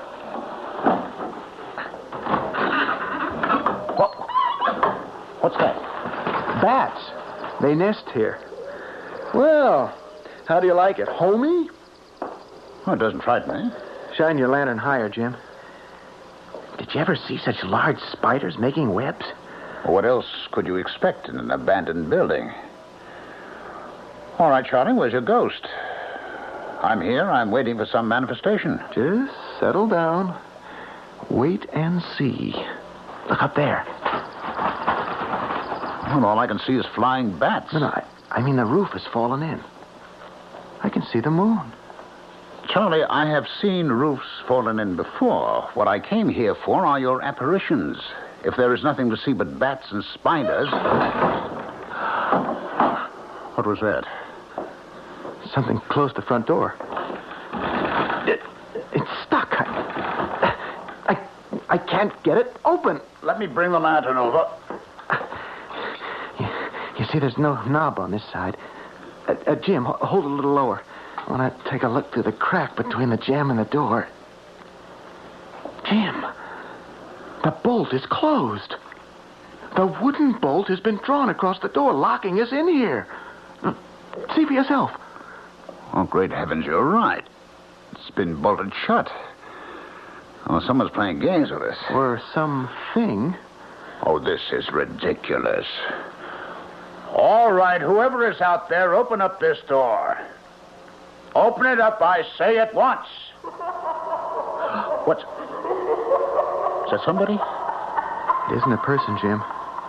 I've heard that crazy laughter since the first time I came up here when I was 10. Oh, nonsense. That's just the wind. All right, you out there. Open this door. Now open it. Jim, the door will open in its own time. Believe me. Now just wait. Here, take your lantern back and have a good look around. I do hope, Charlie, that this isn't some practical joke of yours to impress me. I'll tell you right now, whatever is going on is not the work of any supernatural demons. And nothing will make me believe it is. Jim, look out! Get out of the way!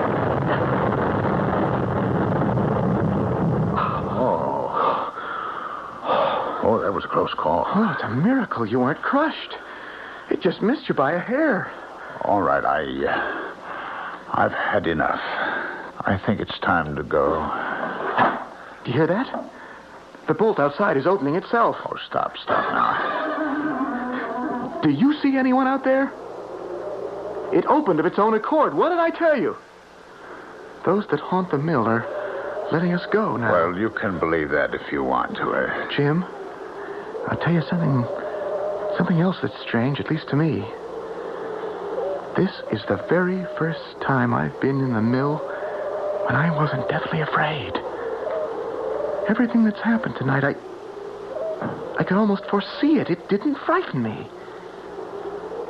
Do you think that finally I've been accepted by the spirits who live here? Spirits?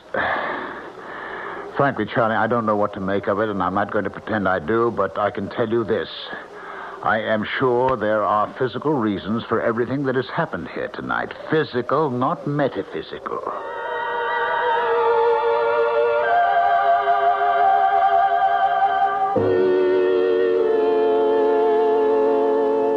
A few days went by, and I heard no more from Charlie Royce. I was a little concerned over his head injury, so one night after office hours, I went over to Gorse Hill Farm. It was about 9 o'clock after dinner. Oh, glad you stopped by, Doctor. Mr. Royce, good evening. I was going to come see you about my back. How is that muscle tenderness? Yeah. On the whole, you've improved a great deal since last year, you know. I have still. I'll prescribe some new exercises for you to do. How's your son, Charlie, and Mrs. Royce? We haven't seen Charlie since the night before last. Or was it the night before that? I don't know what that boy is up to. I really came by to see how that cut was mending. I'll tell you this. His mother's taking it pretty hard. He's away 3 years, back one day, and then out every day with that girl. I'll bet she knows where he is. You haven't seen him? He hasn't been here for 2 nights? 3. And his mother's crying her eyes out. You know what I think? Of course, I haven't been over to Hannah's folks to ask them. But I think those 2 young'uns ran away. I haven't mentioned that to Mrs. Royce, but that's what I think. But why would Charlie do a thing like that? Well, lots of reasons. Maybe Mr. and Mrs. Bliss weren't, so all-fired happy about Charlie showing up. They were kind of keen on her marrying Silas, you know. The Harts have got more money than the rest of the town put together. His brother Ezra has the Brinton Inn, one in Axminster. He runs a fleet of fishing boats. And Silas's mother and father, well, I'd say they own half the town. He'd be a darn good catch. What sort of work does Silas do? He does nothing. He doesn't have to. If you were going to come into property stretching from the seacoast clear over to the mill and back, you wouldn't have to work either. Well, I'm sorry Charlie is not here. I'd better start for home or I'll get blown off the road. You tell Charlie I stopped by, and I'll be seeing you, Mr. Royce, with those exercises for your back. Now, don't worry about Charlie. He'll be back. Goodbye now. Doctor, will you close that front door? It's blown out every candle in the room. Either go out and close the door or come back in. I can't budge this door. It won't move. It's stuck open. Doctor? Doctor, I can't see a darn thing in the dark. Doctor, are you still there? I'm still here, Mr. Royce. Can you strike a match? A match? Say, what happened to the fire? There was a fire in that fireplace. Why didn't you close that door? I couldn't, Mr. Royce. I pushed it with all my might. It wouldn't give. Here, maybe I've got a match. What's that, Doctor? Isn't there someone standing at the door? There is someone. Charlie, is that you? Charlie, it is you. You still got that bandage on. Here, let me have a look. I'm not ready yet. Not yet. Not yet. Where have you been, boy? Your mother's been frantic. Tell Mother that I love her. And I always will. Come on over to the fire. We were just going to light it. All the candles went out.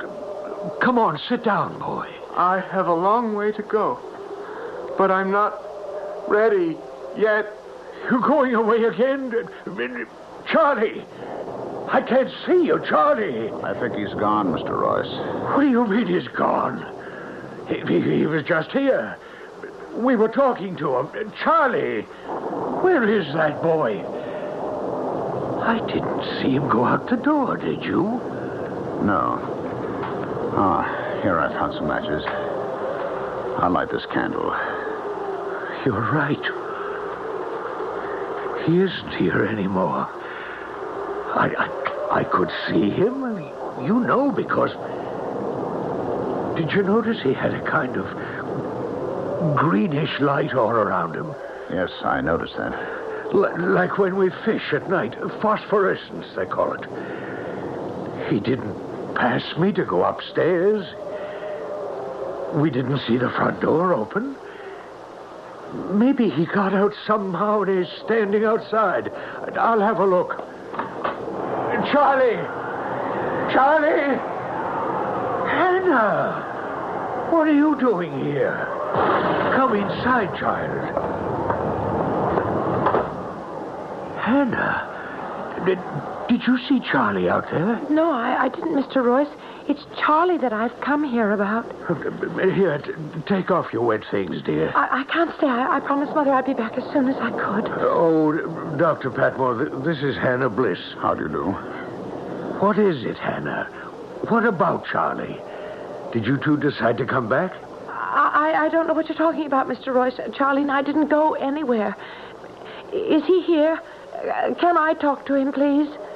Charlie's not here. I mean, I thought he was just now. It's so hard to explain.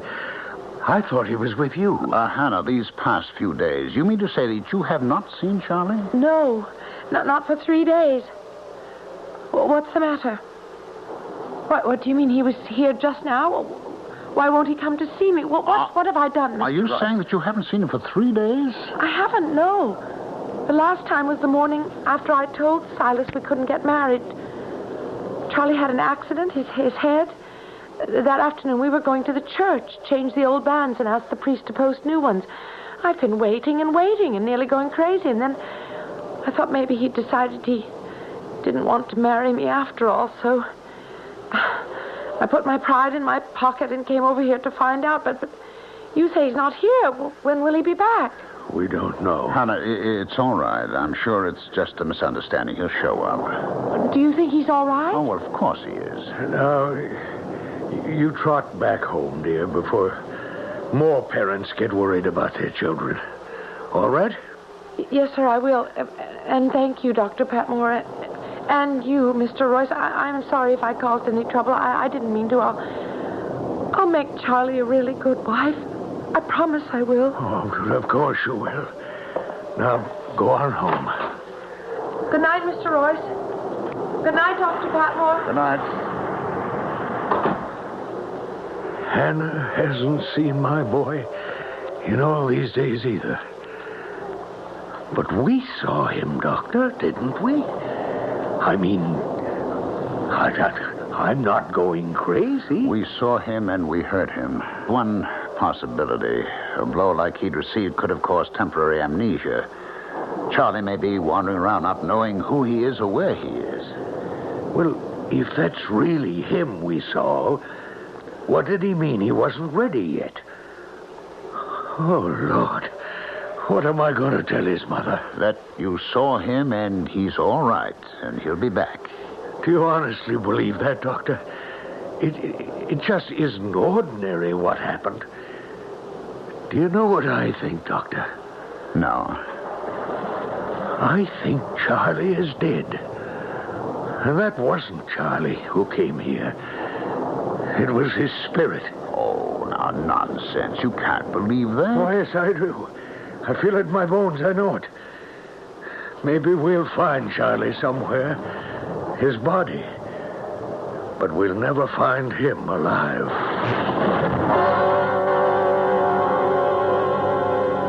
Could they have seen the ghost of Charlie Royce and not his living body? To appear like that and disappear. What human can do that? Or were both the doctor and the boy's father hypnotized somehow? But why was Charlie's father so positive he would never again see his son alive? If there are answers to these mysterious happenings, let's hope we find them when I return shortly with Act 3.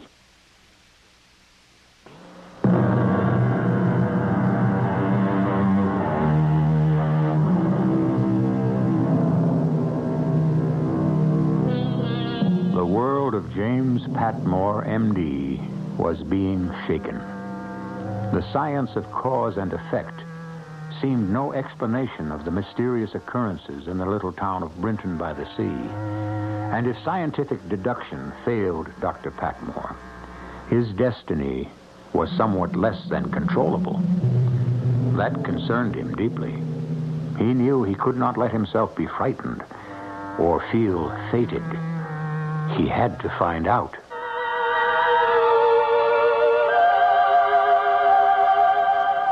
I had to find out. Where had Charlie Royce gone?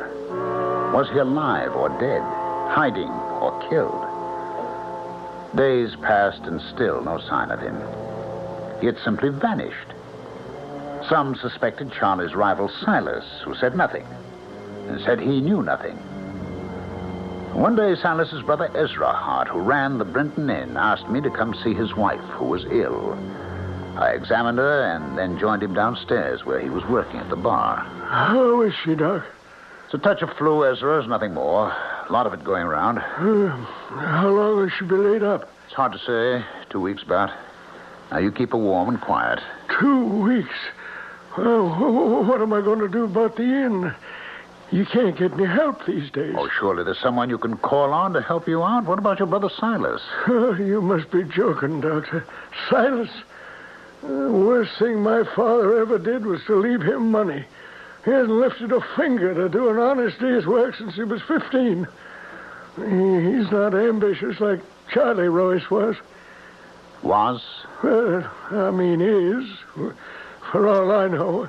I just haven't seen him lately. Did Charlie Royce come to the inn, Ezra? The chief of police asked me the same question. Well, it's about time they started asking questions. My guess is that Charlie went back to sea. Anyway, I told him Charlie was here the day after the big storm. He had a bandage around his head.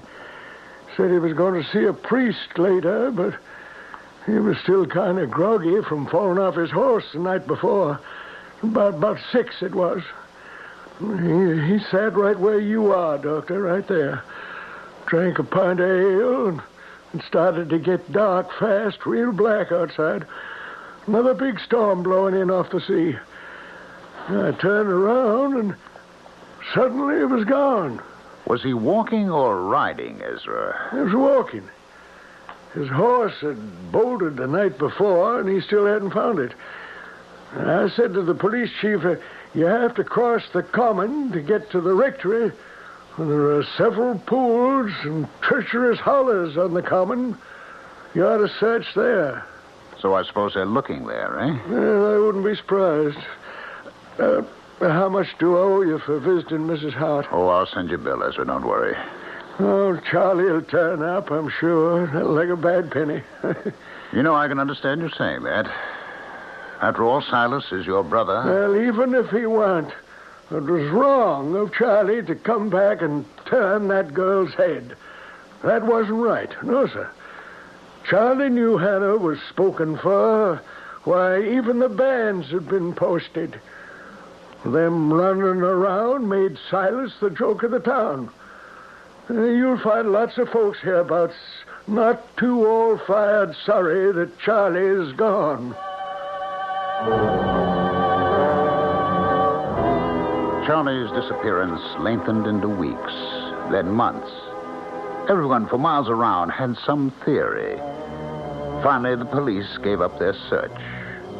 No one seemed to care anymore except his father and Hannah Bliss. Winter was upon us, roads almost impassable, but I had one patient I always managed to see, sick from disappointment and anxiety. A rather difficult illness to cure. The fourth time this week, Doctor. You're spoiling me. Oh, I had to pass this way anyway, Hannah. I had a visitor this morning. Someone I hadn't seen in a long time. Do you remember Silas Hart? Oh, yes, I certainly do. Where was your mother? She was out at the market, and Silas walked in the door. I hope he didn't upset you. I'm afraid he did. I've never seen him looking like that. Rings around his eyes, as if he hadn't slept for weeks.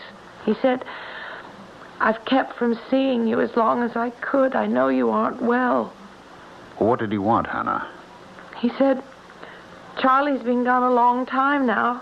What about us?" And I said, "Charlie was gone for 3 years, and I didn't wait for him. This time I'm going to." And how long did he stay? About an hour. He said, "Couldn't we try to make it like it was before Charlie came back?" And I said to him, "No, Silas, I'm going to wait for him."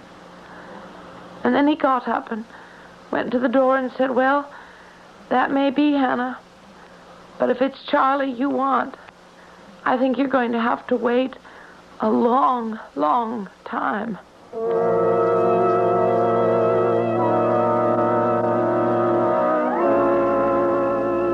I calmed Hannah down. It was the uncertainty as much as the anxiety that made her ill. If only she could know what had happened to her fiancé, I felt that she could recover, even if the news was the worst. On the way home, late as it was, I could see the old mill. For some reason, I took the cliff road, the sea churning below me. Doctor! Dr. Pat Moore! Hello, Ezra. Doctor! What are you doing out there? Doctor, quick! Come and help me. What's the matter?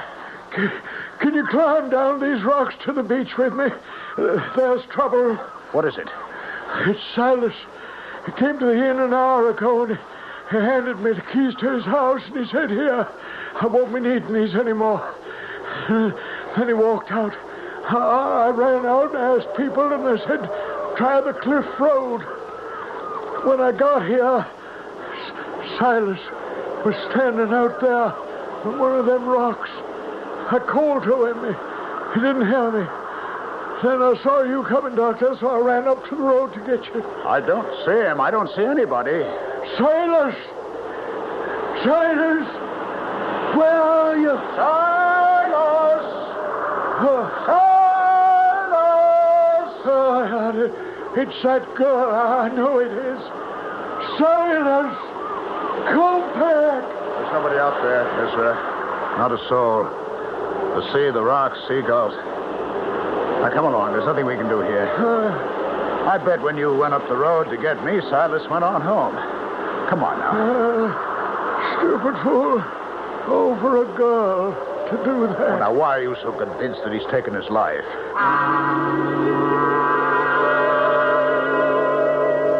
There was something very wrong, but I could not believe, as did Ezra, that it was Hannah's doing. If Silas had drowned himself, only a very guilty conscience could have driven him to it. We climbed back up the cliff road, and as I mounted my horse, it suddenly reared and almost threw me. For up on the hill stood the old mill, every single window ablaze with light. It was there, I felt, that the key to unlock this mystery lay. The only one person I could trust was Charlie Royce's father, John. So I went to see him and persuaded him to hitch up his cart with his favorite horse, Princess, and accompany me to the haunted mill. I thought you said it was all superstition, Doctor. You didn't believe in all that. Mr. Royce, if your journey should result in nothing, will you keep the matter a secret? Certainly. But why? All my adult life, I have taken with a great grain of salt the possibility of anything unnatural happening in our very natural world. Well, then, why are you going to the mill? One can always be wrong. Princess! Princess! What's gotten into you? She absolutely refuses to go on. Then stop it. Go on there. Come on. Wait. I see what it is. Up in the road ahead. You see it, Mr. Royce? Good Lord. A body. A corpse. As if I can see right through it. It's got blood streaming out of its head. Lying there like that. Mr. Royce, we're neither of us imagining this, are we? Is it really there? I think it's Charlie.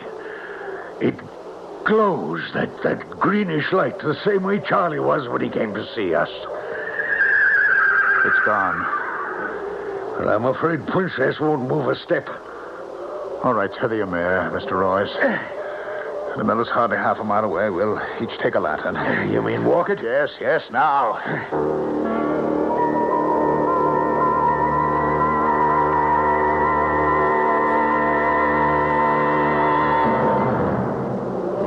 Door is bolted shut. All I have to do is pull the wooden bolt back, and the door will open. How did you know it could be opened? I've been here before with Charlie. Now, don't be frightened. The bats won't harm you. What's that? It's only this old mill laughing at us. Where do those steps lead? I've got to go up there. I have the same feeling, Mr. Royce, as if we were drawn up there. We have to go. All right. One step at a time. I'll go first. Hold your lantern high. Huh? You see, there's a closed trap door at the top there. I can't explain it, but I can't wait to get up these steps. John Royce was one step right behind me. I reached the top and slowly pushed open a trap door. As I did, I am absolutely certain that I heard a sigh.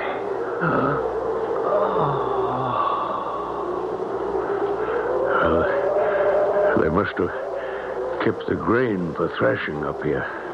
There's still a sack of it over there in the corner. Yes. Well, let's have a look. Oh, no. What is it? I touched it just now with my foot, and, Mr. Royce, there is neither corn nor chaff in this sack. It's tied up at the top with a cord. Here, I have a knife. Done. Do you really want to open this sack? We have to, Doctor. You know we have to. All right, then. Let me cut the cord. Oh, good Lord. Mr. Royce, don't look. Don't look. Charlie.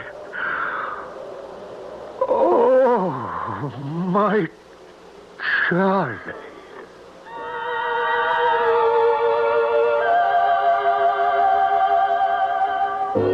Yes, it what was left of Charlie Royce. Murdered. A bullet hole in his skull. His throat cut. The coroner's verdict was murder by person or persons unknown. Whoever hid Charlie's body in the old mill knew that no one in this town would look there. I may have been wrong to doubt the spirit of that poor boy trying to tell us where to find his body. But was I wrong about Silas? Was it not guilt that impelled Silas to seek his own watery death?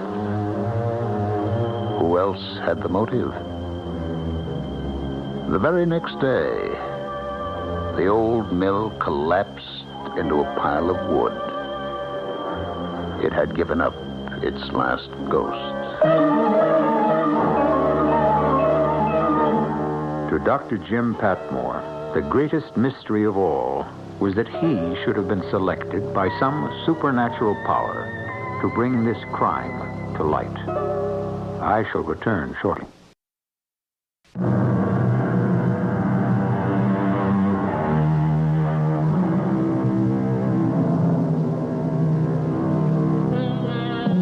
Those who make a study of the occult believe that anyone who has suffered a violent death cannot rest until that death has been avenged.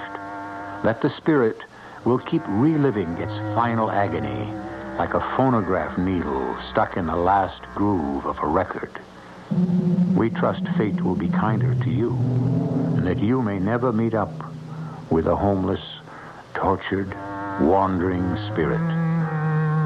Our cast included Ralph Bell, Russell Horton, Patricia Elliott, and Court Benson. The entire production was under the direction of Hyman Brown. This is E.G. Marshall inviting you to return to our Mystery Theater for another adventure in the macabre. Until next time, pleasant dreams.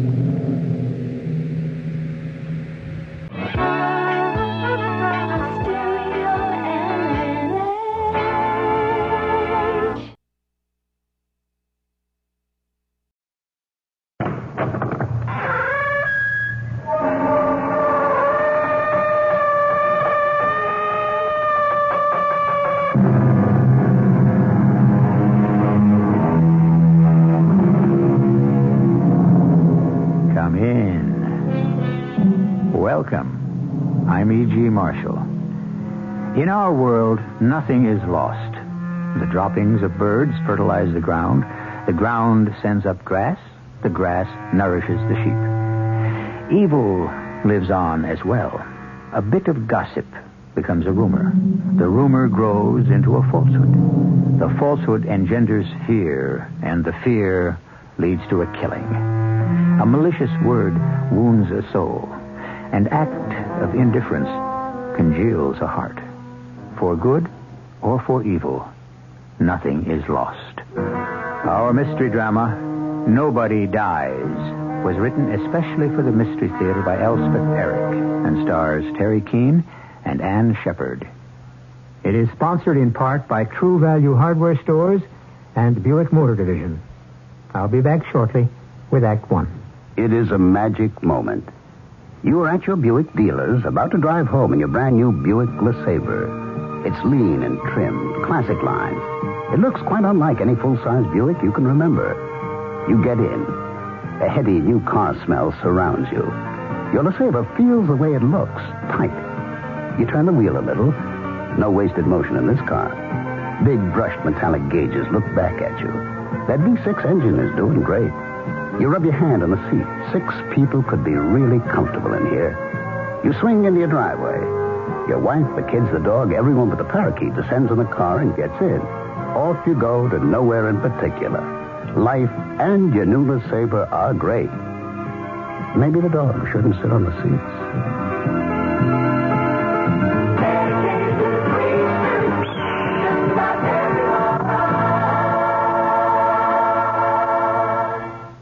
This is Dave Herman. Seats are available for this Sunday afternoon's Jets-Bengals football game. You can get them at the Jets ticket office, 598 Madison Avenue, at Shea Stadium ticket window, and, of course, at the gate on Sunday.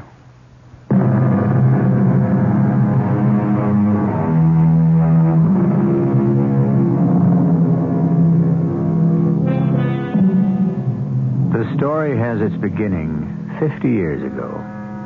It's a beautiful spring day.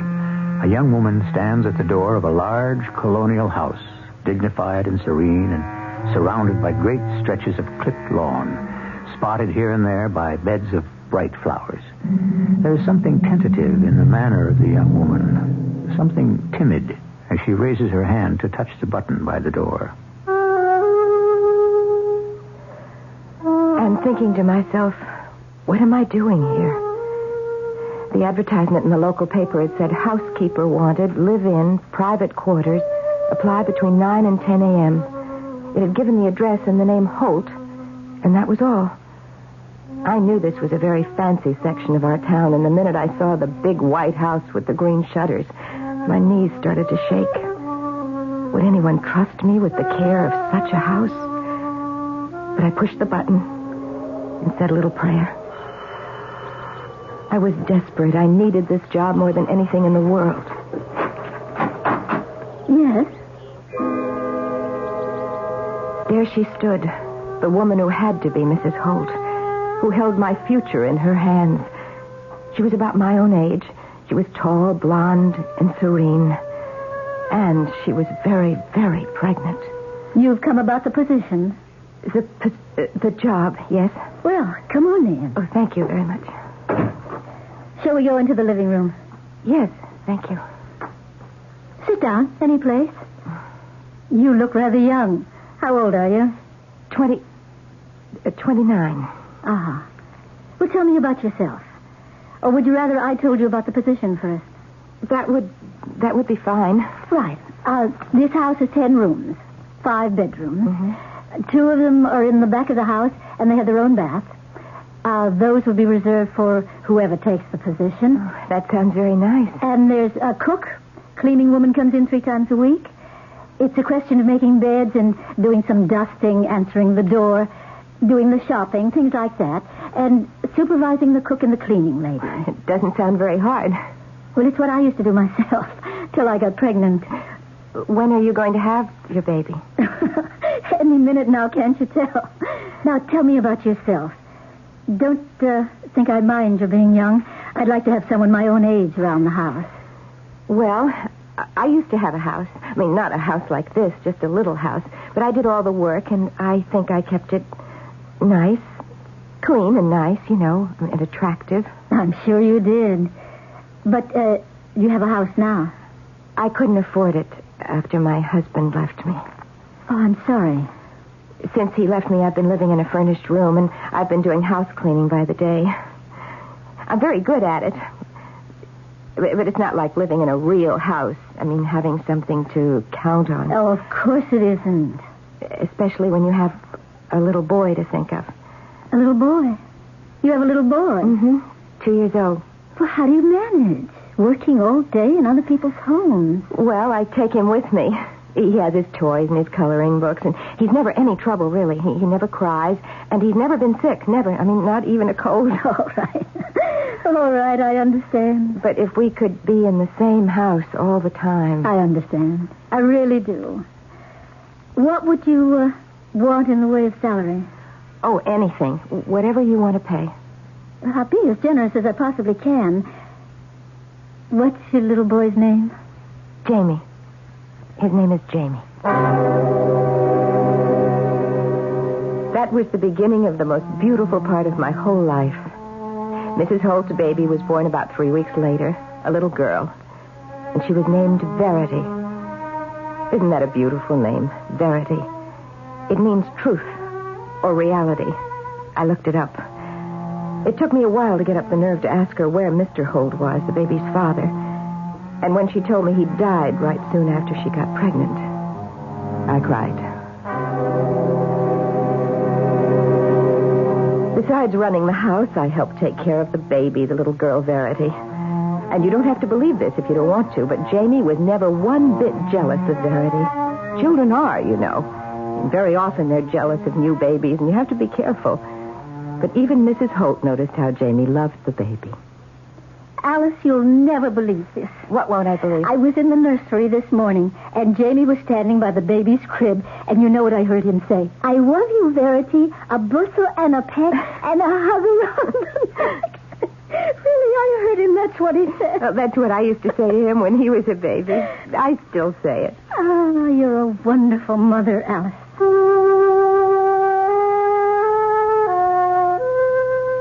Life just went on that way, and I was as happy as it was possible to be. Alice, look at this. What? Why, it's a drawing. In pastels. Of a little bird on a branch. Oh, it's very good, don't you think? It's very touching. Very sweet. Jamie gave it to me. Jamie? He made it in school. But he's only 8 years old. No. I'm going to frame it and I'm going to hang it on the wall. That's the way it went. Every day better than the one before. And nothing but nice things to look forward to. Where did Jamie learn so much poetry, Alice? Well, I suppose he learned it in school. I heard him the other day. He and Verity were out here in the garden, and I could hear them through the window, loud and clear. Stay, O sweet, and do not rise. The light that shines comes from thine eyes. The day breaks not. It is my heart, because that you and I must part. Stay, or else my joys will die and perish in their infancy. Well, for heaven's sake. I happen to know that's John Donne from the 16th century, and why a boy of 14 would bother to learn it, I can't imagine. Jamie went on learning poetry. I never asked him about it, why he bothered. I thought it was nice that he did. One day I heard his voice in the conservatory. I stopped to listen, and then I realized he wasn't alone. For thy sweet love remembered such wealth brings, that then I scorned to change my state with kings. Oh, Jamie, that's beautiful. That's Shakespeare. Jamie was just 16. I didn't know a line of Shakespeare, and I'd never known that he did. I couldn't help asking him about it. I know all of Shakespeare's sonnets by heart. Oh, my goodness, I am impressed. I hope Verity was impressed. I was trying to tell her how much I love her. Love? You told her you loved her? I've always loved her. She knows that. You're both very young. Romeo and Juliet were even younger, Mom. Well, life went on. Jamie got into the local college right in the same town. Lucky for us, because he could go on living at home. He'd finished his second year, and Verity was enrolled to start that fall. Mom, I'm going to ask Verity to marry me. Jamie. No, I don't mean right away. I mean when she's finished college. But by then I'll be making a living. And... You're sure about that?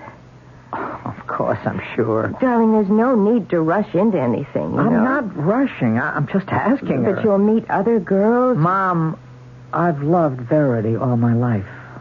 Don't you know that?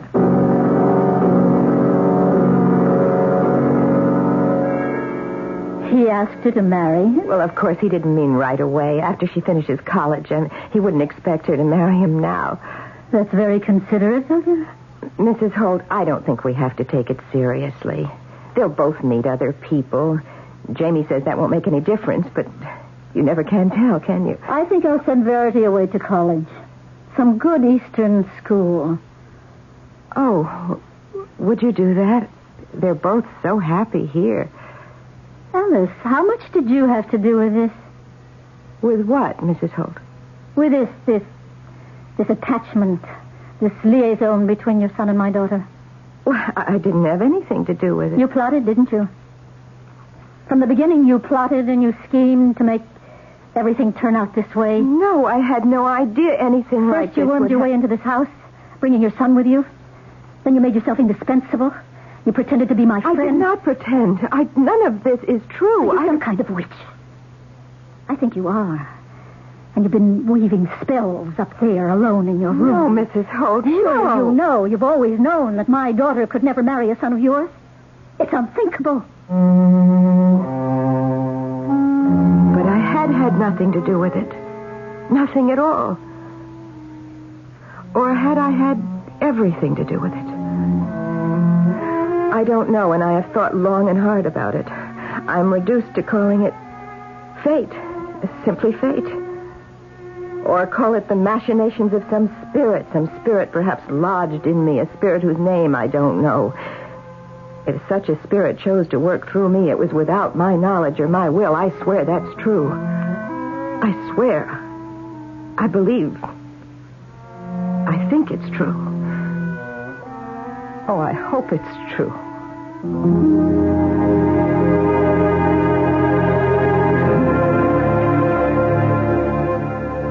Of course, there are spirits in all of us. Spirits full of energy and of huge power. Some drive the people they inhabit to great accomplishment. Then, of course, there are other spirits, equally potent. Spirits which move their possessors to cowardice, to morbidity, to self-destruction, even to the annihilation of those they love. I'll be back shortly with Act 2. Just in time for Christmas, True Value hardware stores offer an expensive-looking watch at an inexpensive price. Hi, Pat Summerall to tell you about the Time Band Ladies Watch from Fairchild, the first low-priced digital watch that doesn't look inexpensive. It's stylishly slim, elegantly contoured, and has the dependable 5-function performance of expensive electronic digitals. It shows hours, minutes, month, day, and seconds on command. Has a quartz crystal that makes it capable of accuracy to within 1 minute a year. A calendar that automatically adjusts to the proper number of days in each month, so you only have to adjust it on leap year. And the Time Band Ladies Watch from your True Value hardware store is entirely solid state, so there are no moving parts to wear out, oil, or maintain. Get the expensive-looking Fairchild Time Band Ladies Watch for as low as $29.95 at participating True Value hardware stores. Remember, True Value, more than just a name, their way of doing business.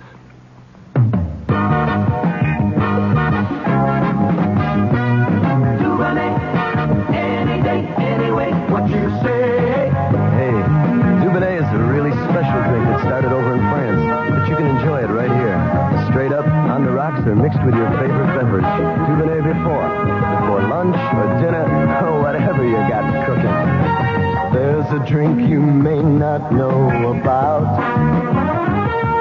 It sort of whispers what those others have to shout. Dubonnet anyway. A taste that's not too sweet. Oh no, it's not too tart.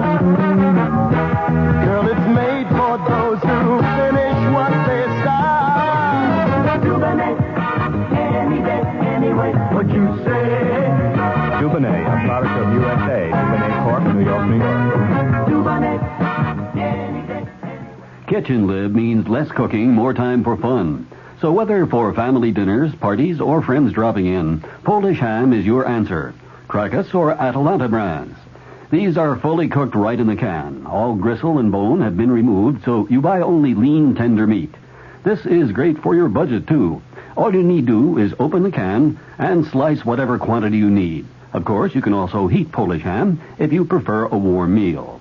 Krakus and Atalanta are the only imported hams to have continuously earned both the Parents Magazine seal of commendation and the Good Housekeeping seal. All this and great flavor, too, in handy 2, 3, 5, or 7-pound tins, or sliced in whatever quantity you need. Get Krakus or Atalanta hams at food stores in your neighborhood. You'll love its convenience. Your family will love its great taste. These have been imported for more than 25 years by New York Commodities Corporation. Available at all Acme supermarkets.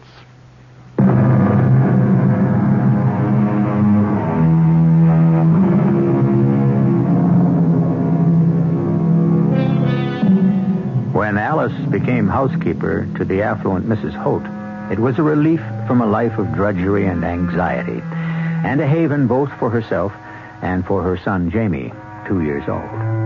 When her employer soon after gave birth to a daughter, it was only natural that Alice should retain her position in the household and that the two children should grow up together. However, at the close of Act 1, we heard... Alice, how much did you have to do with this? With what, Mrs. With this attachment. This liaison between your son and my daughter. I didn't have anything to do with it. You plotted, didn't you? You plotted and schemed and made everything turn out this way. Surely you know, you've always known that my daughter could never marry a son of yours. It's unthinkable.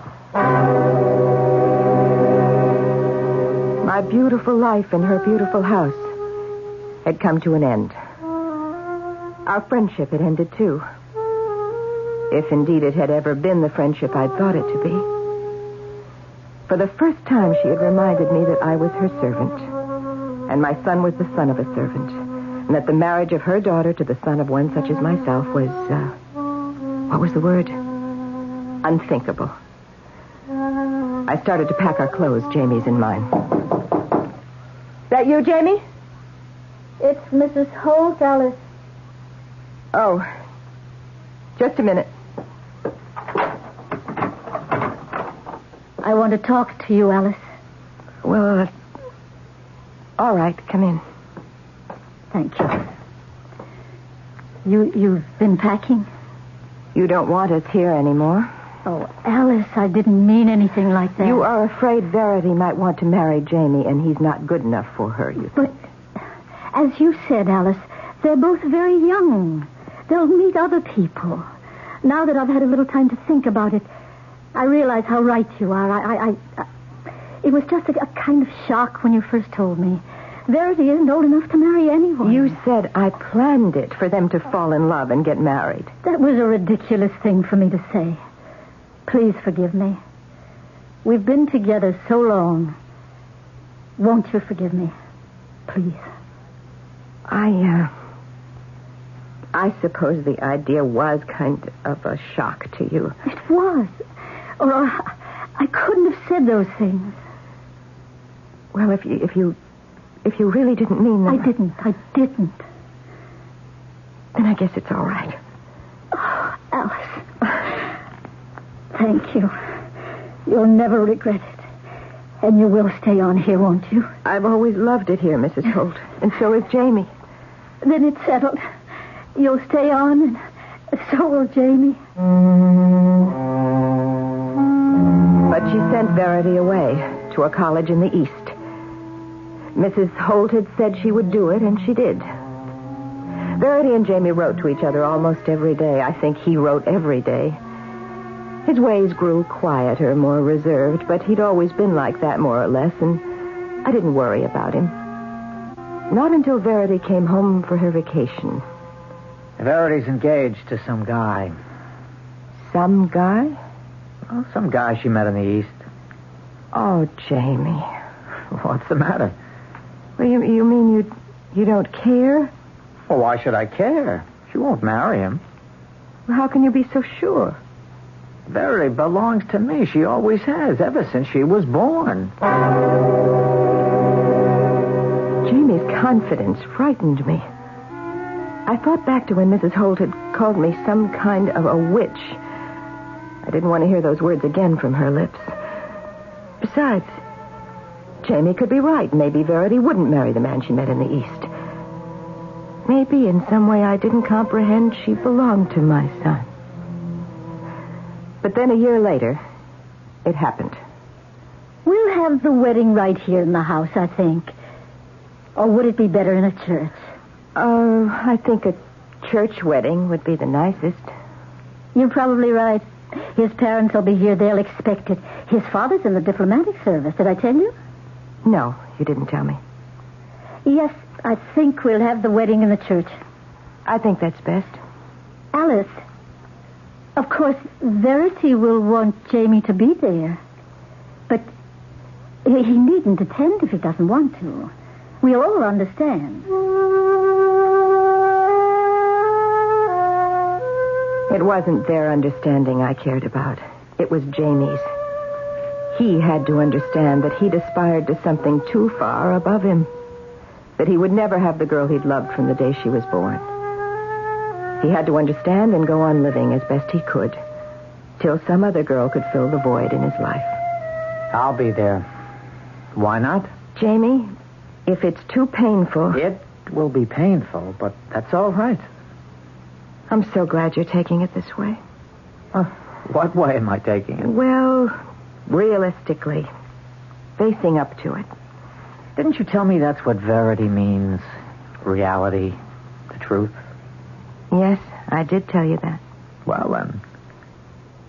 Besides, Verity still belongs to me. No matter what she does with her life or I do with mine, Verity still belongs to me, and she always will. That's reality, and that's truth. His words echoed in my mind all during the ceremony. Just as he'd said he'd be, Jamie was in the church, standing up way in the back, his eyes never leaving the handsome young couple at the altar. The young married couple took off on their honeymoon. Jamie went on to finish college, and Mrs. Holt and I went on in the big house.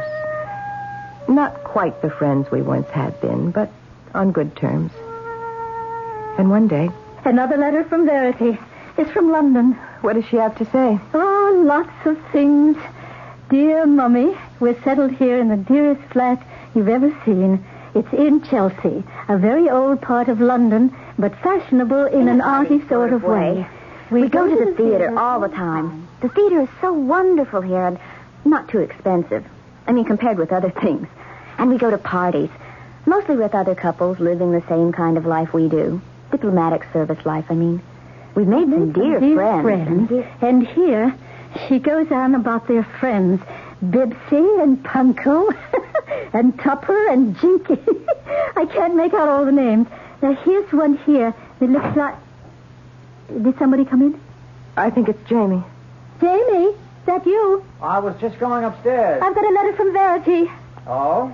And I was just reading it to your mother. You want to hear it? Well, I was just going upstairs. Well, I'm almost finished. Here, let's see, where was I? All about, yes. I've saved the best news for the last, Mummy. I'm going to have a baby. Oh! A baby? Verity's going to have a baby? Oh, why didn't she send me a cable or call up? When is she going to have it? She says, wait, not for 8 months, but she couldn't resist telling... Oh, I wonder if I should go over there. Or if she'll want to come here. Oh, dear me, there's so much to think about. My first grandchild. Imagine. Jamie? Where did Jamie go? Alice, I'm going to go down to the cable office and tell her to phone me collect tonight. I'll be back right away. Jamie? And, are you upstairs? I'll give her your love, Alice. Jamie? Where are you? Jamie? Jamie? Are you all right? Jamie! Oh, no, dear Lord, don't let it be. Don't let it... Oh, my... Jamie, what have you done? I missed one. Oh, you're bleeding. I missed twice. Your head is bleeding. It's not so easy to kill yourself. No, I'll get the doctor. No, don't leave me. Stay with me. Jamie, I have to call a doctor. Please, let go of my arm. I want you to stay with me, Mom. Please, Jamie, let me. I'll be all right. I want you with me, Mom. It's always been you and me. You've always been with me. You've never gone off and left me. Don't go off and leave me now. Please, you've got to let me call the doctor, please. I won't die. Nobody dies, Mom. Jamie, please. And I want you to tell that to Verity, Mom. Would you do that? Tell her nobody really dies. Everybody goes on and on. Please. Good old Mom, you're really the best.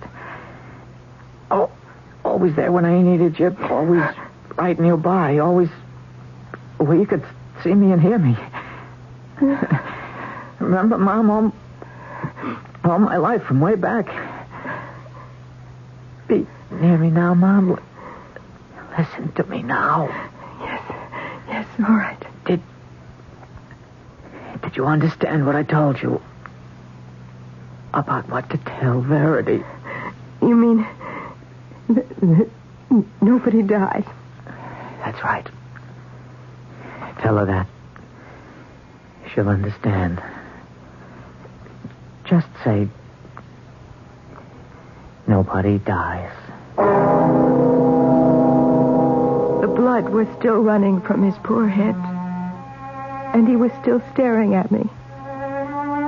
But the hand that had been gripping my arm went limp, and I knew he was dead. The light had gone out of his eyes. The light had gone out of his life. My son was dead. My son was dead. I tried to take that in, even as his last words echoed through my mind. Nobody dies. Nobody dies.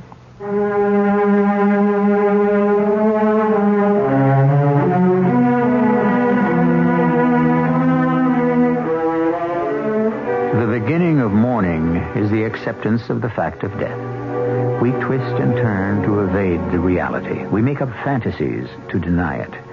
We comfort ourselves with memories which hurt while they comfort. There simply is no way to escape the awful pain. Unless perhaps we can bring ourselves to believe what appears to be a flagrant lie. Unless we can believe that nobody dies. I'll return shortly with Act 3. When a woman buys a shirt for her man, it's usually a pretty good sign that she loves him. And because she loves him, she wants that shirt to be something special. Something you'll be happy with for a long time, even if he's hard to please. Buying a shirt for the man she loves is one place a woman doesn't want to miss. That's why for a long time now, women have been buying more Arrow shirts than any other kind, because it's hard to miss with Arrow. Arrow makes shirts that look good, feel good, and fit good from the collar to the tail. Shirts that look like today, but don't look like yesterday a month after you bought them. Shirts that are worth exactly what they cost, button for button and stitch for stitch. For the man you love, even if he's hard to please. It's hard to miss with Arrow. It's hard to miss with Arrow. Arrow shirts. Arrow, America's shirt maker. You'll find Alexander's has what you're looking for. How lucky can you get? You'll find Alexander's helps your money buy more. How lucky can you get? Are you in for a sensational fashion buy? Mrs. Genuine Suede Coats reduced from $99 to $69 right now at Alexander's. You save $30. And these genuine suede coats are warm as toast, with lush dyed lamb fur colors and rich furry acrylic pile linings, even in the sleeves. And the suede is butter soft and supple, luxury to the touch, in wonderfully flattering belted wrap styles in black or brown. Mrs. fur-trimmed and pile-lined genuine suede coats were $99, right now just $69. In Alexander's Leather and Suede Shop. What a warm, luxurious gift for that special woman on your list. You'll find Alexander's has what you're looking for. Wow! How lucky can you get? Now this message from your Ford Dealers Association. Louise, I'm home. Hi, Arnold. For you. Ooh, a bouquet of long-stem roses. Mm-hmm. What's the occasion? Something on your conscience? Tell me. The occasion is that I sold 4 Granadas today. Wow. Yeah, it's a new record for my Ford dealership. Ooh, your idea of putting a Mercedes 280 on your showroom floor alongside a comparably equipped Granada really paid off. It sure did. Almost everyone who comes in can't figure out which is the Granada and which is the Mercedes. They look so much alike. That is, until they see their base sticker prices don't look at all alike. Right. And did you take them for a test drive in both the Granada and the Mercedes? Yep, and all 4 Granada buyers who drove a Mercedes said the Granada had a remarkably smooth and quiet ride. You forgot one thing. What's that? You're allergic to roses. Your Ford dealer has the smooth-riding car that looks like the Mercedes 280, but at less than half the list price. The new Ford Granada. Come home, America. Yeah, we want all of you.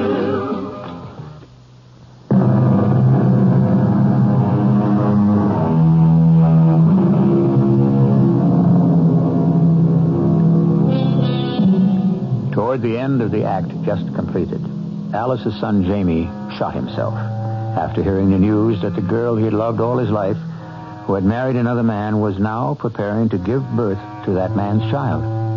Holding fast to his mother's hand, Jamie had spoken his last words. Tell her that, Mom. Verity will understand. Tell her nobody dies. Mrs. Holt, of course, was dreadfully shocked when she came home, and I had to tell her what had happened. We never discussed it or referred to it in any way. But I'm certain she knew as well as I that the fact of Verity's being pregnant crushed Jamie's last hope that one day she might return to him. At any rate, Mrs. Holt persuaded her daughter to come back to her mother's house to have her child. Oh, Alice, it's so marvelous being here. You know, I really didn't know I'd need my mother so much. But the first time, you know how it is. It's all so new, so important. Your husband couldn't come with you? No, not right now. They can't spare him in London. Maybe later. Verity, I have something I want to give to you, if you don't mind. How could I possibly mind? Well, I don't want to make you sad, but, these are some of Jamie's baby clothes. Oh, Alice. Now, they may be old-fashioned by now. I don't know what babies wear these days. Not very much. But they are all made by hand, and you don't see much of that anymore. Oh, they're lovely. You know, Jamie was my dearest friend. For years and years, more than a friend, more like a brother. Loved you. I know he did. The last words he spoke before he died, they were for you. For me, really? He said, "Nobody dies, Mom. Tell Verity that. She'll understand. Nobody dies." That was the last thing he ever said. A couple of seconds later, he was dead. Alice. Verity, do you know what he meant? Well, no, not exactly. He said that you would know. He was very definite about that. Well, perhaps he meant that as long as a person is remembered by the people who loved him, that he isn't really dead. You think that's what he meant? I can't think of anything else.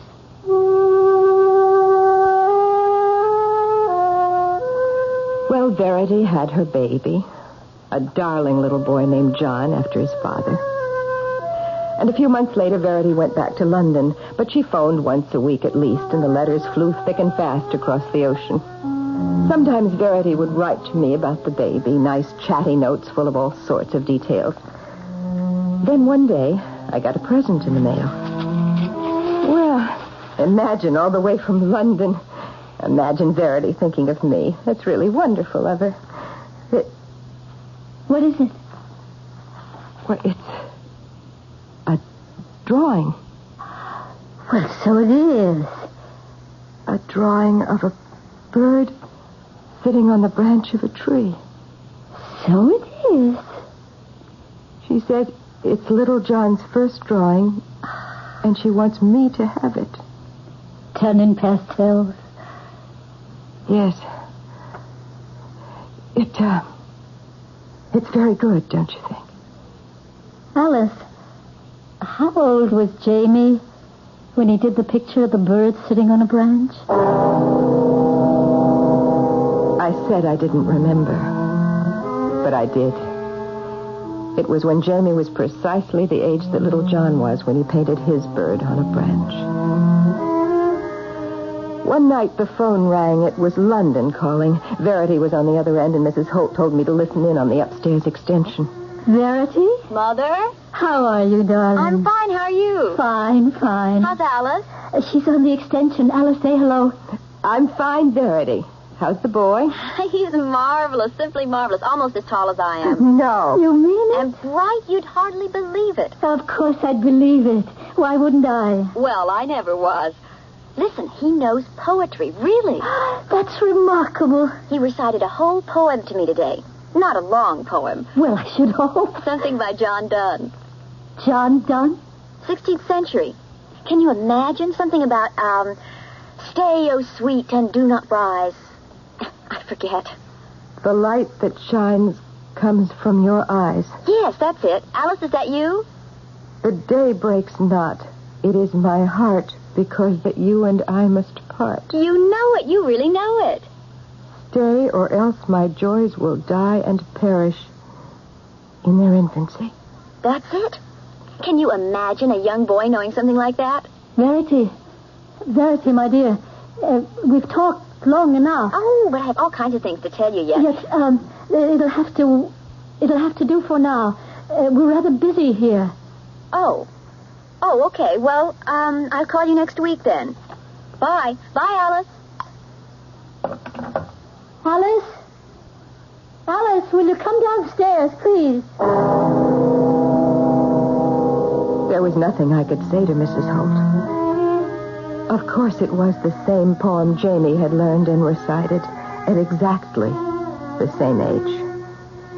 But Jamie had died a full year before this boy was born. This boy lived 3,000 miles away in a foreign country. Then came the fateful day. Verity arrived from London. Darling, how wonderful you've come home. Mother? How are you, Verity? Welcome back. Alice? Darling, you don't look at all well. Don't I? Have you been ill? No. Did your husband come with you?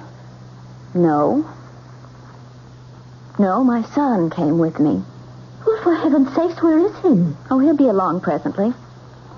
I wanted to see you alone first. Well, I'll just go upstairs and see if Alice? Alice, please stay here. I want to talk to both of you. All right. Mother, this is going to come as a shock for you. My husband has left me. Oh, darling. Oh, Verity, I'm so sorry to hear that.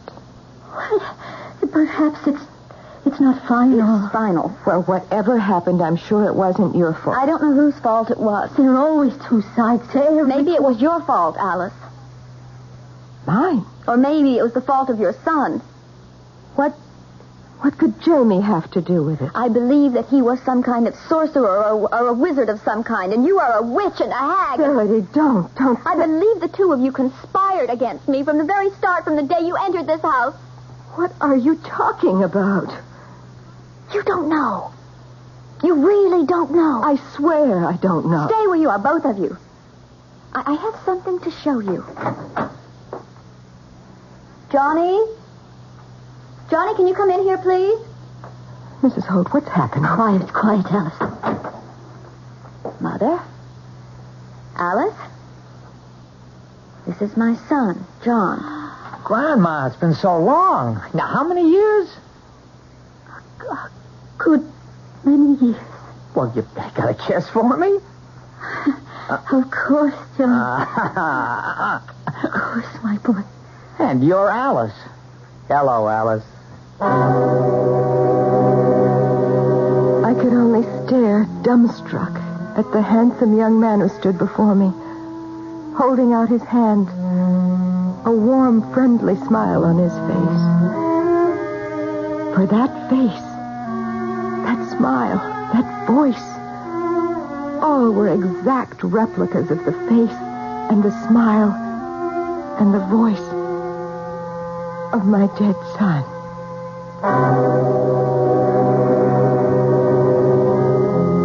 Young John, in the innocence of his youth and the ignorance, was the only one of the household who retained any self-possession.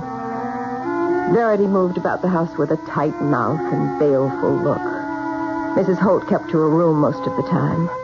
When I took her something to eat, she told me that Verity and John would stay on with her. John was going to teach at the local high school, and Verity... Well, where could Verity go? Verity's child was destined to be the precise image of Jamie. Why? I don't know. But I don't blame you. Perhaps you should. I hoped for so many years that they would marry and have a child. Perhaps all my hoping, my wishing, my praying for something that never came to pass. But you mustn't think Jamie had anything to do with it. Didn't he wish, hope, and pray? Yes, but he loved her so. He'd never have wanted anything like this to happen. I don't know. I cannot tell. But this I do know for a certainty. There are forces in the world over which we have no control. Alice, I think you best leave this house. Tonight, if possible. I did leave that night and moved into a furnished room. I got work almost immediately, cleaning by day, just as I'd done before Jamie and I became part of Mrs. Holt's household. Every now and then, I would walk by the high school just to catch a glimpse of young John who was teaching there. It was a thrill. Strange, macabre, but still a thrill to see that straight young figure, that fresh young face, so exactly like that of my dead son. One day as school was letting out for the day, I summoned my courage and spoke to him. Mr. Holt? John? Well, it's Alice, isn't it? Yes, it's Alice. Well, I've asked Mother about you. Why aren't you living with us anymore? You moved out so suddenly. Well, with you and your mother there, you needed the room. Oh, there's plenty of room. Now, come on, why don't you move back? Oh, no. Really, I couldn't. Tell me, what are you teaching? What subject? English literature. What I've always wanted to teach. Oh, that's nice. With special emphasis on the greatest writer of them all. You mean? Shakespeare. Of course.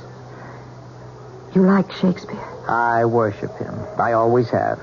I knew all of Shakespeare's sonnets, all of them, by the time I was 16. I stayed away from the school after that. I was afraid of what might happen. Not a tangible fear, you understand, for I had no idea what there was to be afraid of. Only I think that I might indeed be a witch, a sorceress. But then came a day when it was imperative that I see not John, but his mother, Verity. What was it you wanted to tell me, Alice? You said it was important. It is. Tomorrow is John's birthday. I know that. Did you think I'd forget my own son's birthday? No, of course I didn't think that. But you might not remember. After tomorrow, John will be of the same age as Jamie was. When he died? Is that what you mean? When he killed himself. Killed himself? Alice, no one ever told me that. Mother said it was an accident. Verity, he shot himself twice when he heard that you were going to have a child. Oh, Alice, I should have been told this. What could you have done? Nothing. Alice, I must tell you something. If there was any sorcery or any witchcraft, it was wrought by me. Every day of the 9 months I carried John within me, I wished with all my heart and all my soul that I could be carrying Jamie's child. A whole year has passed. Nothing untoward has happened to John. I believe him to be safe. I still live in a furnished room and go out to work by the day. But on Thanksgiving and Christmas and sometimes on other holidays, I go to the big white house and spend a pleasant day. And when I hear John's voice, his laughter, when I look at his handsome face, his friendly smile, so often directed at me, then I think to myself, it's true, quite true, what Jamie said to me at the last. Nobody dies. Not really. Nobody really dies.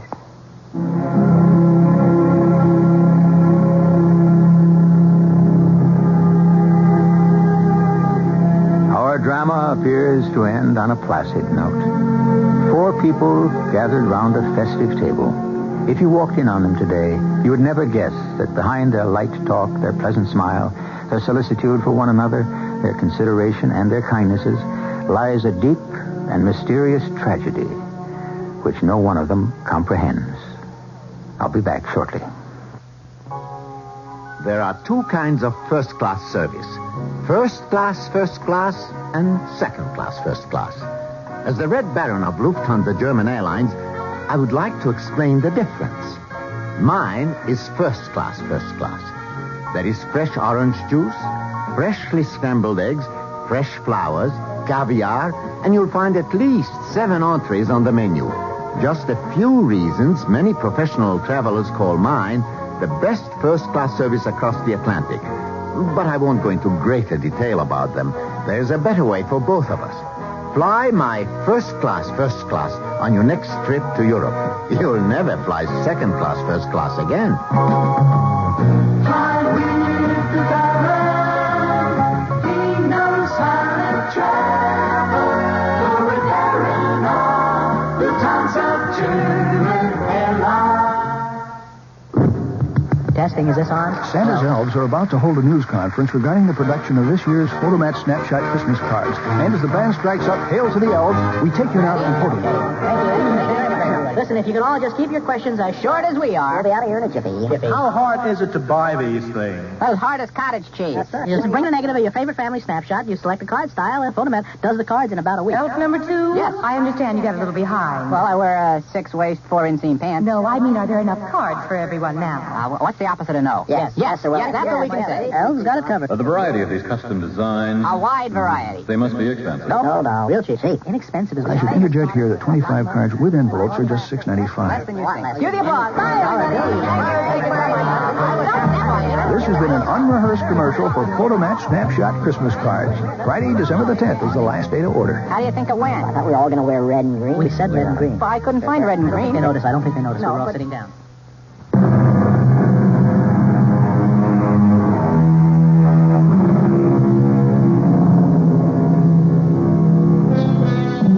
If there is a moral to be gleaned from our story, and I do not think there is, and certainly there was never meant to be, it is the old one. Be careful what you wish for. You might get it. But if you take my advice, you will not look for a moral. You will simply accept the whole thing for what it is, and no more. A story. Our cast included Terry Keane, Ann Shepard, Jack Grimes, and Morgan Fairchild. The entire production was under the direction of Hyman Brown. Radio Mystery Theater was sponsored in part by Buick Motor Division and True Value Hardware Stores. This is E.G. Marshall inviting you to return to our Mystery Theater for another adventure in the macabre. Until next time, pleasant dreams.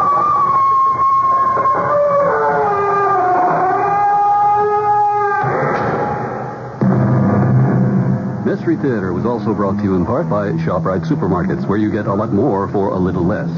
Furnished by CBS Radio.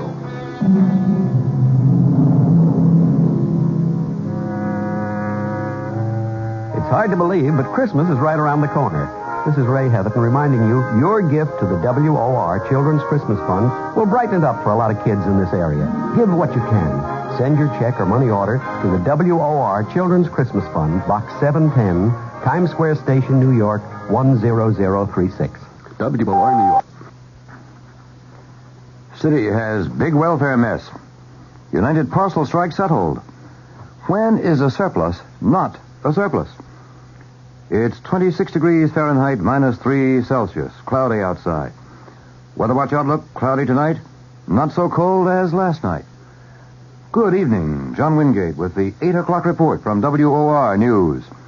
New York City has a big welfare scandal on its hands. 2 agencies, the Investigations Commission and the Human Resources Administration, have come up with evidence of a really big welfare fraud. This said to have been on behalf of more than 600 public employees. They're accused of collecting almost $3 million in payments they did not deserve.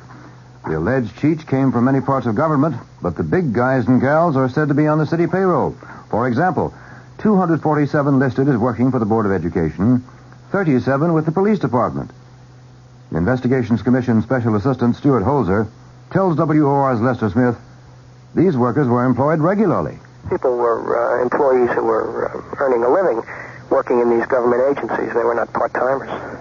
Can you tell us, was the matching of the computer information of welfare recipients against those Social Security numbers, was that something that had been triggered for some particular reason, or was that a routine operation? This was a plan which was put into effect by the Human Resources Administration to attempt to find individuals on the welfare rolls who were not entitled to welfare. After they culled that information out, the matters involving criminal fraud were investigated further, and those are the ones that we're referring to here. In fact, I think the Human Resources Administration today projected that they would save some $14.5 million on an annualized basis for all forms of public assistance cheating, which they had discovered by use of these computer matches. Is there reason to believe, perhaps, that this is even more widespread than you have found, or have the computers done a pretty good job of turning up the culprits? Well, the computers have turned up a substantial number here, and we intend to continue this kind of thing in the future. Investigations Commission spokesman Stuart Holzer with WOR's Lester Smith. Striking Teamsters Union members have overwhelmingly okayed a new contract with United Parcel Service. That ends an 84-day strike. There's no immediate word, however, when UPS deliveries will resume in the 15 eastern states from Maine to South Carolina affected by the strike. Company and union officials had previously indicated operations could resume tomorrow if the new contract was ratified by the 17,000 striking Teamsters. The Teamster official, in announcing the results of the balloting, said the union members were available to go back to work, but he didn't indicate when they would return to their jobs. WOR 710 News Time. Exactly 3 minutes past 8 o'clock. Senator Frank Church has criticized the State Department for refusing to give a Senate committee information on negotiations between Saudi Arabia and a key U.S. oil firm. Church said the talks on the future status of Aramco, that's a consortium of 4 U.S. oil companies, in Saudi Arabian oil production will directly affect U.S. security and the price of oil. However, the Idaho Democrat says the State Department contends the talks are confidential. A Utah judge will consider tomorrow whether convicted killer Gary Gilmore will stand trial on another murder charge. The 36-year-old Gilmore had been sentenced to death for the killing of a Provo motel clerk last July. The execution has been stayed 3 times over the strong objections of Gilmore, who says he wants to die. WOR 710 News Time. Now 6 minutes past 8 p.m. Imported by the Miller Brewing Company, Milwaukee, Wisconsin. Harrison Golden, New York City Controller, says no gimmick is involved. That is, involved in the story, the city has a year-end surplus of $300 million. However, the money's there purely in an accounting sense, and it did not come from additional revenues. Golden tells WOR it indicates improved collections and a better cash flow. Well, surplus is an accounting term that refers to what levels of cash you have at the end of the year. And at the end of the year, we'll have more cash in hand, as we now project, than had been anticipated before some of these changes that the city has acted on and before some of our costs got reduced, borrowing costs because of lower interest rates and so forth. So it is an accurate accounting term, but it doesn't really mean that we've got a windfall and that all of a sudden there's a lot more money hanging out there to do things with than we had anticipated. Does it mean $300 million? What it means is a substantially improved cash position at the end of the year, and that cash position could be $300 million or even better. City Controller Harrison Golden, as he was interviewed by WOR's Lester Smith. New Jersey State Insurance Commissioner James Sheeran, who recently announced a 6-month freeze on auto insurance premium rate increases, says he might even cut the existing rates over there. Some insurance companies have threatened to stop doing business in New Jersey unless Sheeran backs away from the freeze plan he announced on Monday. But Sheeran now says he has no intention of dropping the plan and says it's well within the realm of the possible that the rates they're getting now are too high. He says he'll order a full review of all car insurance rates now in effect in the Garden State. A man and his common-law wife were found shot to death at their Upper West Side apartment in what police described as a homicide-suicide. Department spokesman declines to identify the victims pending notification of relatives. Spokesman said the woman usually babysat for a neighbor. When she didn't appear to sit with the child, the neighbor sent her husband to the woman's apartment at 11.5 West 102nd Street. The husband looked through the apartment window from the fire escape and noticed a body on the floor. He called the police and found the woman shot in the neck and chest and the man once in the head. Both were pronounced dead at the scene. There's also this. Teachers at Nassau County Community College have voted to continue contract negotiations and delay a possible strike until January 24th. Teachers at the college in Garden City, Long Island, have been without a contract for 3 months. Members of the Federation of Teachers Local 3160 met early this evening and authorized the union's executives to call a strike, but not to do so earlier than January 24th. Union local spokesman Doris Schaefer says she still hopes for a contract and, she says, wants to negotiate. We'll have moderating weather coming up. WOR 710 News Time, 12.5 minutes past 8 p.m.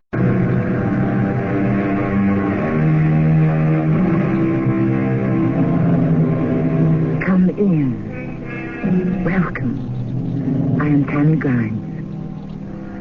When love dies, so does the loved one, said an ancient philosopher. Some people have taken this literally. When Bluebeard, for example, lost interest in a wife, the poor lady would lose her life. Another dangerous man to be married to was Henry VIII, although he was not nearly as bloodthirsty as most people think. He only killed 2 of his 6 wives. 2 he divorced, 1 died in childbirth, and the last one outlived him. But sometimes the shoe, or we should say the slipper, was on the other foot or leg. There were also some ladies who were quite adept at getting rid of boring husbands and inconvenient lovers. Shall you inspect the accounts, my lord? Why? To report to the king? I'm sure that they're in order. Yes. Well, then why bother? Oh, thank you, my lord. And I would like to give you the usual present for your cooperation. May I choose my own present? Speak. Anything at all. In your household is a woman. One of my slaves? No. One of my concubines? No. Who, then? Your wife.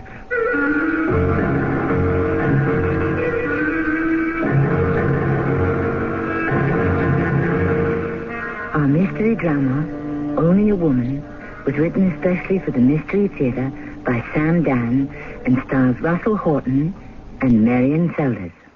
I'll be back shortly with Act 1. Wednesday on CBS television, Karen Valentine is a social worker who's always ready to take on whatever problem, no matter how big it is. The city's tearing your house down? Close. They're blowing it up. But sometimes her help just isn't appreciated. Well? I'm going to call a taxi. Then I'm going to call the police. Don't miss Outrageous Comedy on Adamtown, Wednesday night at 8:30, 7:30 Central and Mountain on CBS television. I'd like to show a little respect. Gilbert, we're showing you as little as we can. When you get it, itchy red skin. When you get it, darn bug. when you get it. Oh, touch of poison ivy. Cordaid gently works with your body's natural defenses. It's all you need for the relief of dermatitis and other minor itches and rashes. When you get it, Itchy eczema. get Cordaid. Read and follow label directions. I'm Lorette Rupi, Director of Peace Corps. In 60 countries around the world, Peace Corps volunteers are sharing their skills and knowledge with people who really need them. But we need more volunteers, and we need them now. Volunteers are urgently needed in agriculture, math, science, and biology. Call Peace Corps now for more information. 800-424-8580. It's the toughest job you'll ever love. A public service message of this station And Peace Corps. Countdown to Cure. Bill Bixby with a message from the Leukemia Society of America. Leukemia is responsible for the deaths of more children than any other disease, and more adults than children. Research by the Leukemia Society of America has brought us this close to finding a cure, but we need your help to continue the fight. It'll be a happy day when we put an end to this killer. It's a matter of time.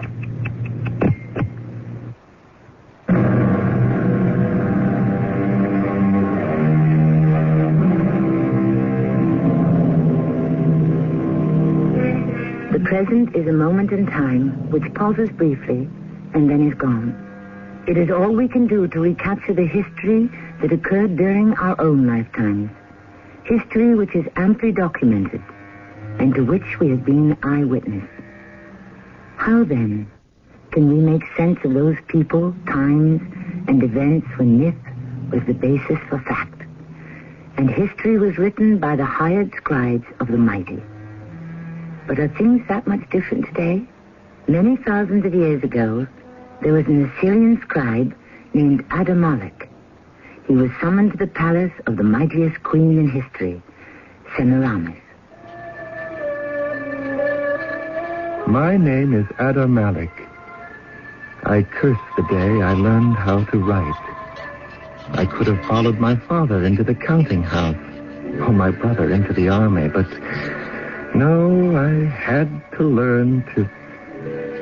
Well, I'm not dead yet. Everyone says I'm honored to be chosen as scribe by the mighty queen. You are... I am Ada Malik, Empress of the Earth, goddess of our world, font of all wisdom, paragon of all virtue, whose radiant beauty shadows the sun. And you are the scribe? Yes. Approach. No, closer. Let's have a better look. Good. I see you have with you the implements of your profession. Sit. Well? Your magnificence, in your presence... Oh, sit and be silent. Now then, to begin. Semiramis, great and powerful queen of Assyria, Babylon, and all the regions, appointed ruler of the greatest gods, guardian of right, lover of justice, maker of peace. Do you comprehend what I wish to say? Yes, Your Majesty. Well, then fill in the rest on the tablet. And I expect some originality. I'm sick to death of being called a lioness and so forth. Understand? Yes, Your Majesty. Right. So that my name and my deeds shall be known and worshipped till the end of time, I shall set down the story of my life. Yes, Your Majesty. Well, then let's begin. Write as I instruct. My mother was our goddess, Dagon, who fell in love with a mortal man, my father. In anger, she killed her lover and in remorse threw herself into the river, where she was transformed into a fish, which is why to this day our people eat no fish. In my mother's honor. Have you so written? Yes, Your Majesty. I was left to die, an infant in the wilderness. But hear this wonder. A flock of pigeons nestled near me, kept me warm with their wings, and fed me with cheeses stolen from the neighboring herdsmen and shepherds. What is your name, scribe? Ada Malik, if it pleases Your Majesty. Yes, it pleases me very much. Ada Malik. I lowered my head quickly, but I had already seen the soft light in her eyes. That soft light. They'd warned me about it. Later, that soft light would be replaced by one harder and sharper than the keenest blade of steel. Later, after she had taken pleasure from him, she would dismiss her lover with a gift of jewels and money. But, as he stepped outside the palace door, 50 spears were waiting to pierce his chest. And then one day, the shepherds found me, and they brought me to the house of the overseer of the king's flocks and herds, a man named Simma, who first raised me as a daughter, and then took me for his wife. Well, and whom have we here? Who is this vision of beauty and delight? I am Semiramis. Semiramis. Even the name is beautiful. Beloved of the doves. I was raised by the doves. I can well believe it. Do you know who I am? Yes, you are Menon, superintendent of the king's household. And who are you, my Semiramis? I am not yours, Semiramis. Whose are you? I am the wife of Simma, the overseer of the king's shepherds. But Simma is an old man. He's good to me. Indeed. Come here. Closer. Now, close your eyes. For what reason? Or keep them open. Some ladies kiss one way, some the other. It is the same with men. Which are you? That you must find out for yourself.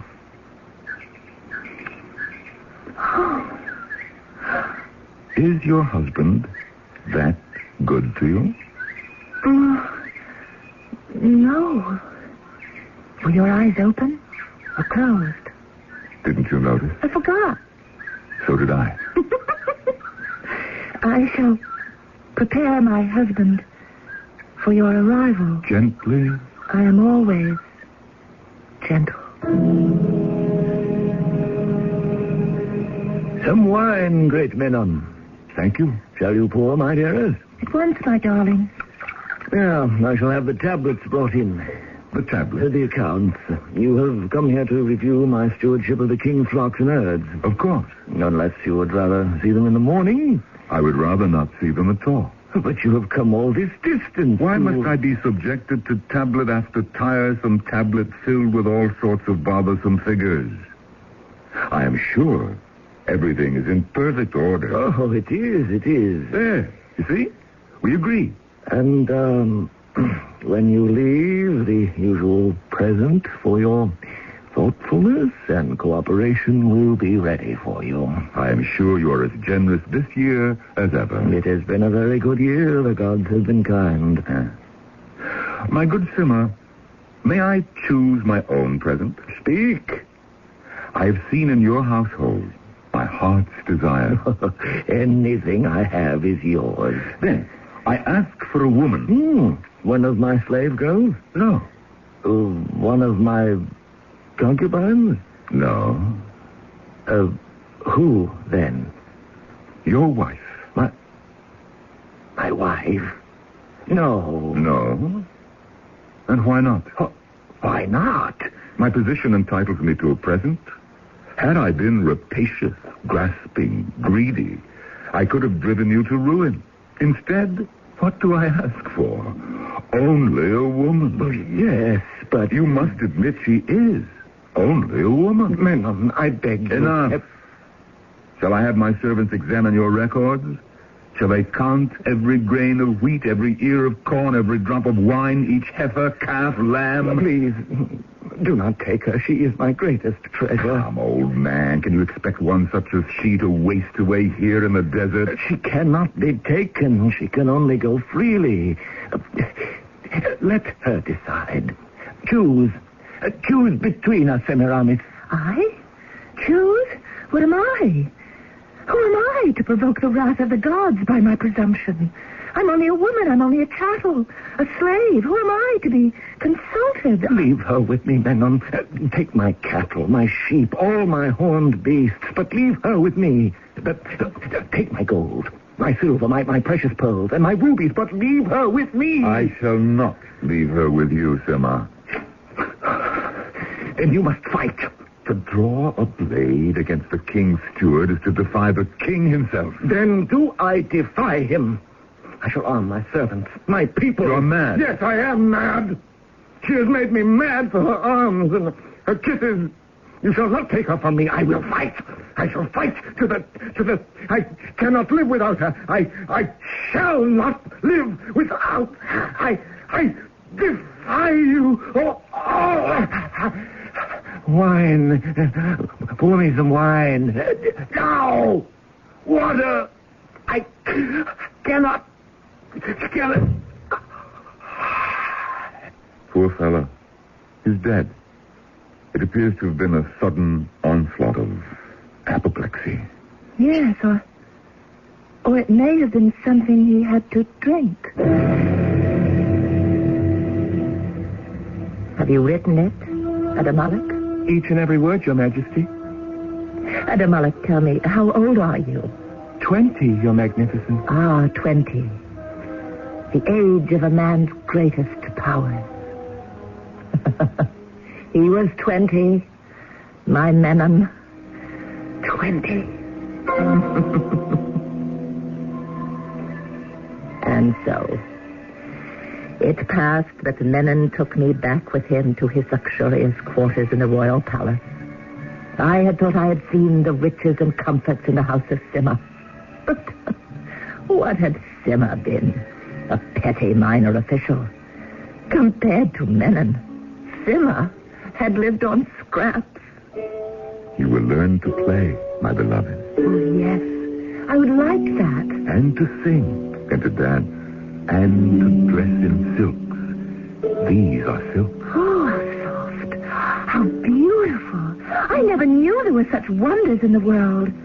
I never even knew there was a world. Oh, yes. There is a world. A great and marvelous world. In it are many strange men and beasts and riches. Ah, this world. It is there for the taking. Yes? And those who are wise and bold will take it. From those who are stupid and cowardly? Therefore, one must learn to become wise and bold. But how can these things be done, Menon? Teach me. I must know. Teach you? Yes.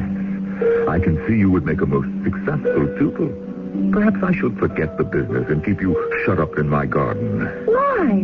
Well, it happens sometimes that a pupil may better the master. Oh, who could ever hope to excel you in wisdom, Menon?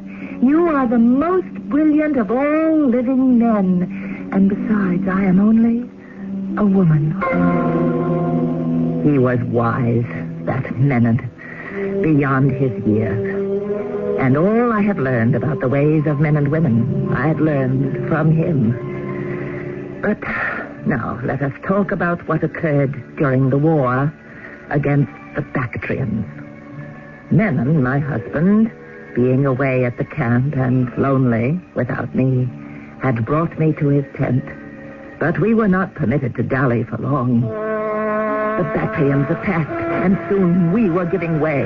And it was then that I picked up a sword, rushed from the tent, and shouted at the fleeing soldiers.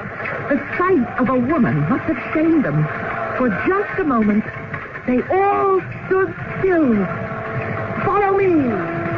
Follow me to victory! Victory!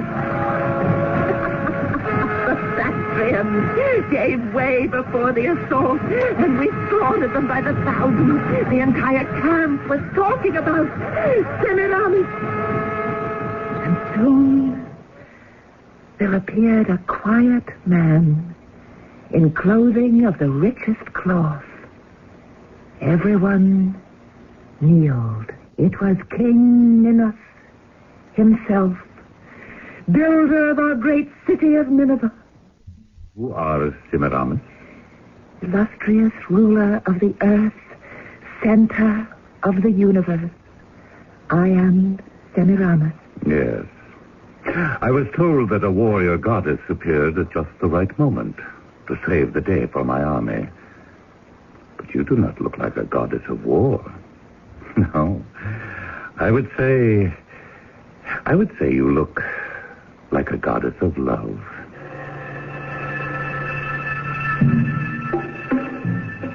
And I would say that history may just about be getting ready to repeat itself.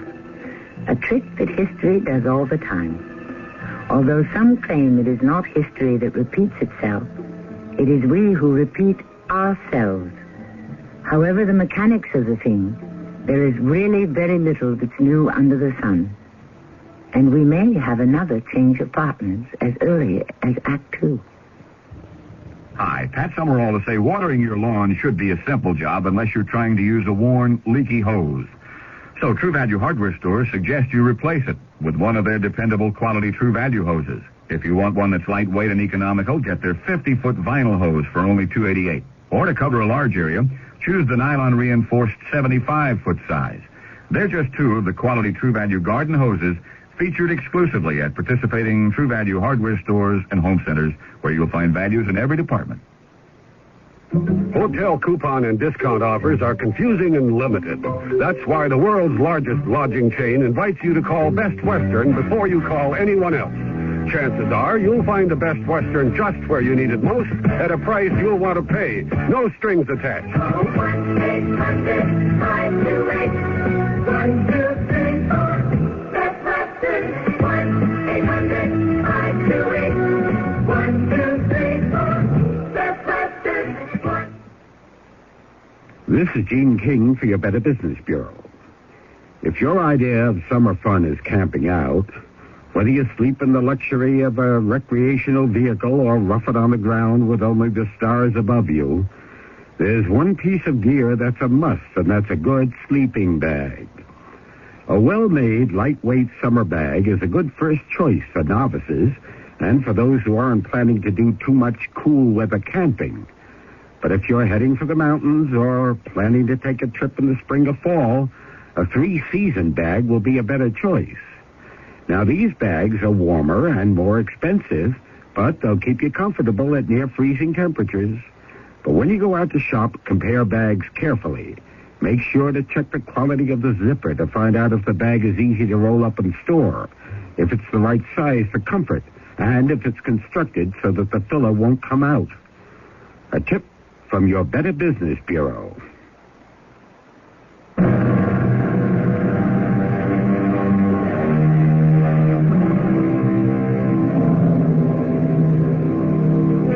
The history of the world is essentially the story of a handful of men and women, movers and shakers and dreamers. All we can ever know about the past is what we've been told. Therefore, from a practical point of view, history really belongs to the man or the woman who writes it, or can have it written. More than 3,000 years ago, they say there was a queen named Semiramis. I am Adam Malik, the scribe, and I am not interested in history or posterity. My problem, my serious problem, my only problem, is the amorous passion of my Queen Semiramis. That is, I must not arouse it. For the pattern is established and the custom is set. Pleasure in the night is followed by death in the morning. And thus, my Adam Malik, you will write of the encounter between King Ninus and me. Yes, my queen. What was exact words? Yes, I remember now. He said... Were you sent here by Ishtar herself to grace our camp? Oh, no, illustrious ruler of the universe. I was brought here by my husband. There is a husband. Whom have the gods blessed with such a gift of beauty and delight? Menon. Menon? Superintendent of the mighty king's household. My steward, Menon. He never told me he'd taken a new wife. Although, who can blame the scoundrel? Had I such a mate, I, too, would keep her to myself. Let Menon come forward. Lord of the world. Tell us, where did you find this pearl beyond price? In the desert, illustrious majesty. Impossible. How can there be desert where this divine one walks? The light of her smile makes flowers bloom and sparkling waters spring forth from the rocks. And so after that speech, King Ninus waited. Do you know what he waited for, my Adam Malik? Well, speak. You have a beautiful voice. I'm charmed by it. Do you know what the king waited for? No, most magnificent queen. For the proper gesture on Menon's part. Because you see, little one, when the king gives extravagant praise to one of your possessions, it is the sign that he wants it. Or her. And so Menon was thus obligated to say, Your Majesty, take her. She is yours. But he stood silent and said nothing. And I wondered what Ninus would do. There are kings who would have signaled their spearmen to skewer Menon on the spot. But Ninus was a man of great kindness. And after a few more silent moments, he said, You say you found her in the desert, Menon? Yes, King of Kings. Are there any more like her in that same place? I do not know, Your Majesty. Well, then, you must go and find out. If another such exists, bring her to me. Your Majesty, Return to that desert. Seek. Inquire. But, sire, we're at war. My place is here on the field of battle. Your place is wherever your king may send you. Go. Fortunate Menon. Well, then did King Ninus speak to me as we drank wine together in the magnificent imperial quarter. I have never met anyone like you before. I'm only a woman. You are also a goddess. My mother was a goddess. I have never seen my army fight so valiantly before. You have given the army something new. Spirit. With you by my side, I could conquer the world. But Assyria has already conquered the world. The world? The world is without end. Well, surely it must end somewhere. Perhaps. But it would take forever to get there. Forever? It is so far away. that if one were to start walking from here to the edge of the world, one would have to live forever. A goddess lives forever? I also want to live forever. Well, for that gift, one must ask the gods. Now, I don't know any of the gods, so I can't ask them. But I can ask you. Me? Yes, Semiramis. You. How? Immortalize me with your love. My love? Yes. Only love endures. Love me, Semiramis. Together, we shall lead conquering armies to the very edge of the world. Where is the edge of the world? Who can say? None have gone there and returned. Perhaps it does not even exist. But on the way, there are cities for conquest. There are mountains of gold and silver and precious stones. Shall we find the edge of the world together? Yes, and we shall own all the treasures of the world. We shall possess the world and everything and everyone on it. And thus we talked together and spent the pleasant days together. And then one night, as I slept in my tent... Beloved.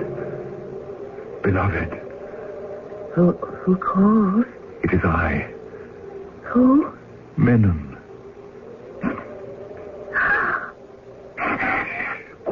Quietly. You've returned. Yes. What news have you for the king? None. Well, then what will you say to us? Nothing. Then why did you... Oh, then surely you understand. He meant for you The king does not know, and he must not know that I have returned. Then why are you here? I have come back for you. Me? The king wants you. He means to have you. He'll take you from me just as I took you from Sima. Surely you understand this. Yes. But you love me, Semiramis. Say you love me. I love you. Then you must come with me. Where? To a place where the king will not be able to find us. Is there such a place? If you stay here, you will belong to the king. I know. But you just said that you loved me. I do. Then how can you go with the king? I also love the king. You cannot love both of us. Why not? Didn't I also love Sima? I love all three of you. Each of you had something to give me, to teach me. A woman can only love one man. I am a goddess. I can love all men. No. Let us put an end to this nonsense.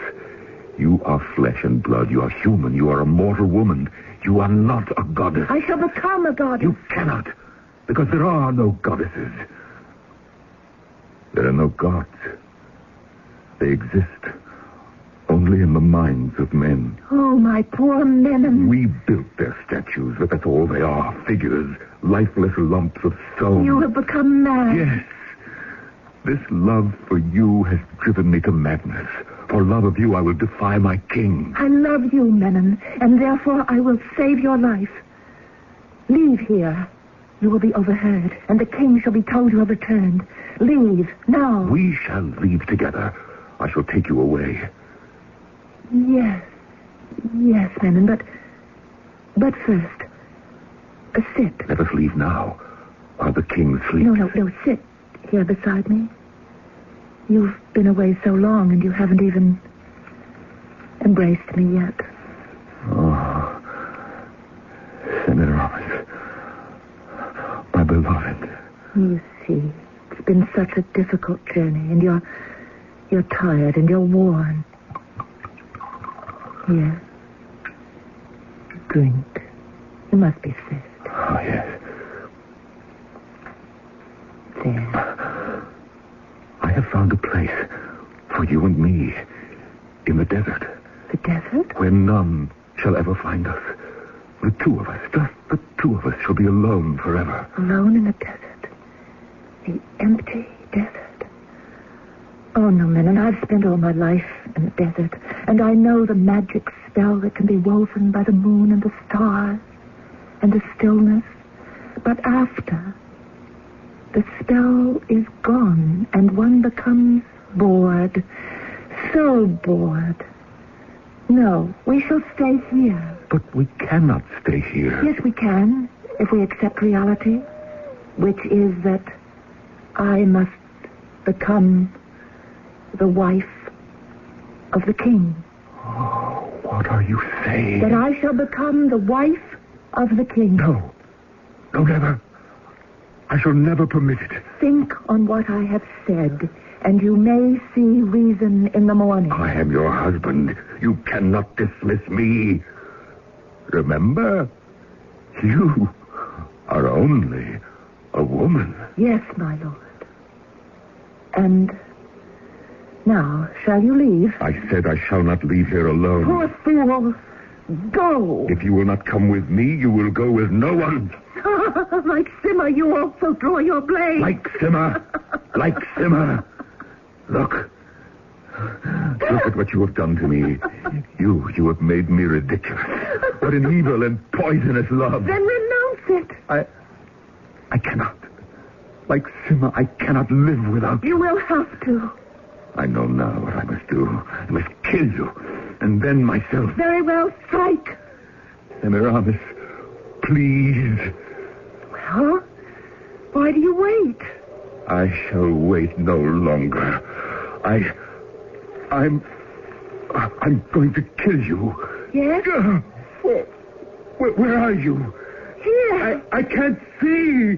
My head, it's on fire. Oh, my eyes. Where are you? Give me a drink. Wine. Water. Quickly. Oh, I'm on fire, Semiramis. On fire. Semiramis, I heard a noise in here. Oh, it was nothing. Nothing at all, my beloved Minos. Why, it's Menon. Yes, Lord, it's Menon. He's returned? No, he's gone away. Oh. I see. Poor Menon. Yes, poor Menon. His face is red. There's foam still on his mouth. He must have died of epilepsy. Or it may have been something he had to drink. The literary term for it is déjà vu. It's when you get the feeling you've been there before. And we have. From all indications, we may be going there again. After all, there is a third act.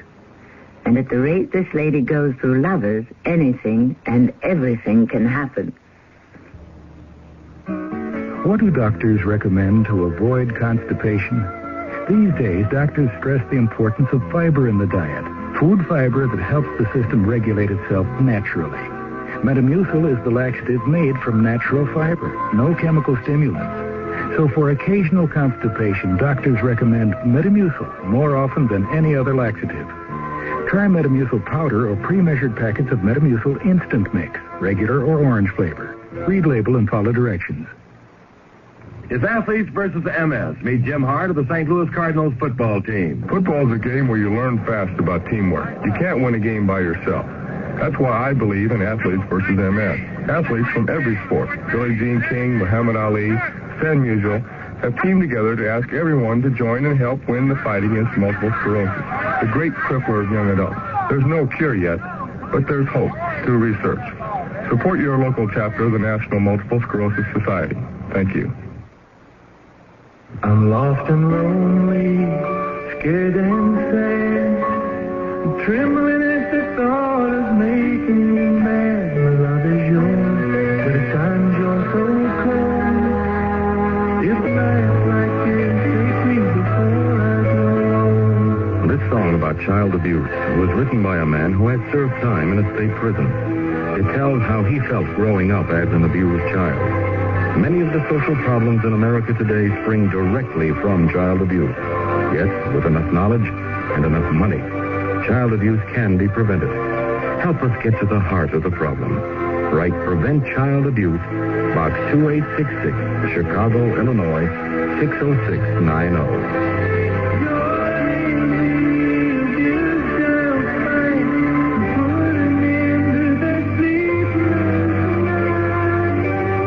Message of the Ad Council and the National Committee for Prevention of Child Abuse.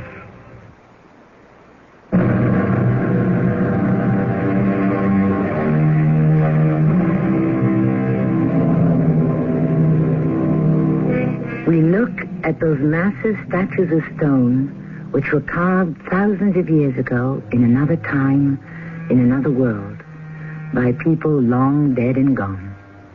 How many forgotten empires, how many lost cities have there been since the beginning of time?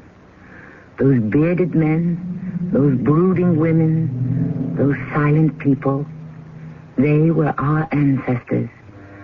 Traces of them can be found in us, in our speech, our manners, our customs, and our blood. What had you written yesterday on your tablets, little Adamalik? The death of Menon. Oh, yes. Ah, poor Menon. Ninus, the king, had entered my tent, and there was Menon, who had just fallen down, dead. And, of course, Ninus was filled with sympathy. He was a true and loyal servant, Menon. We shall give him a great funeral. The king is most kind to a poor widow. You shall not remain a widow long. And indeed, I did not. There was great feasting and games and celebration at my marriage to Ninus. Never had the city of Nineveh beheld such splendor. And thus I became, at last, a queen. One day I said to my king Ninus, "We must talk, my lord." Of course, my beloved. Concerning the army. Is something amiss with the army? It is not nearly large enough. No, my dearest. We have ample soldiers to defend the frontiers. But, beloved, there are not supposed to be any frontiers. Every nation must have frontiers. Not ours. We were going to march to the very edge of the world, conquering all the people in our path. Remember? Oh, yes. So the army must be increased, and it must be trained, and it must be equipped. Well, that's quite a task. I agree.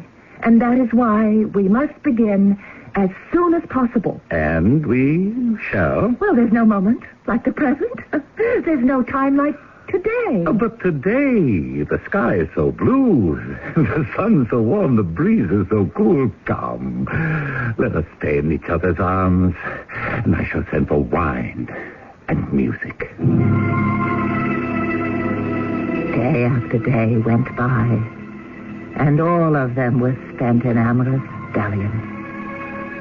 Then, finally, it occurred to me that if the army were to be raised and trained and equipped, I would have to raise and train and equip it myself. Halt! Did the saddle slip? No, mighty queen. Good. It's the double thickness of the leather. All right, let us now test the metal of the new swords. Here, Flowers.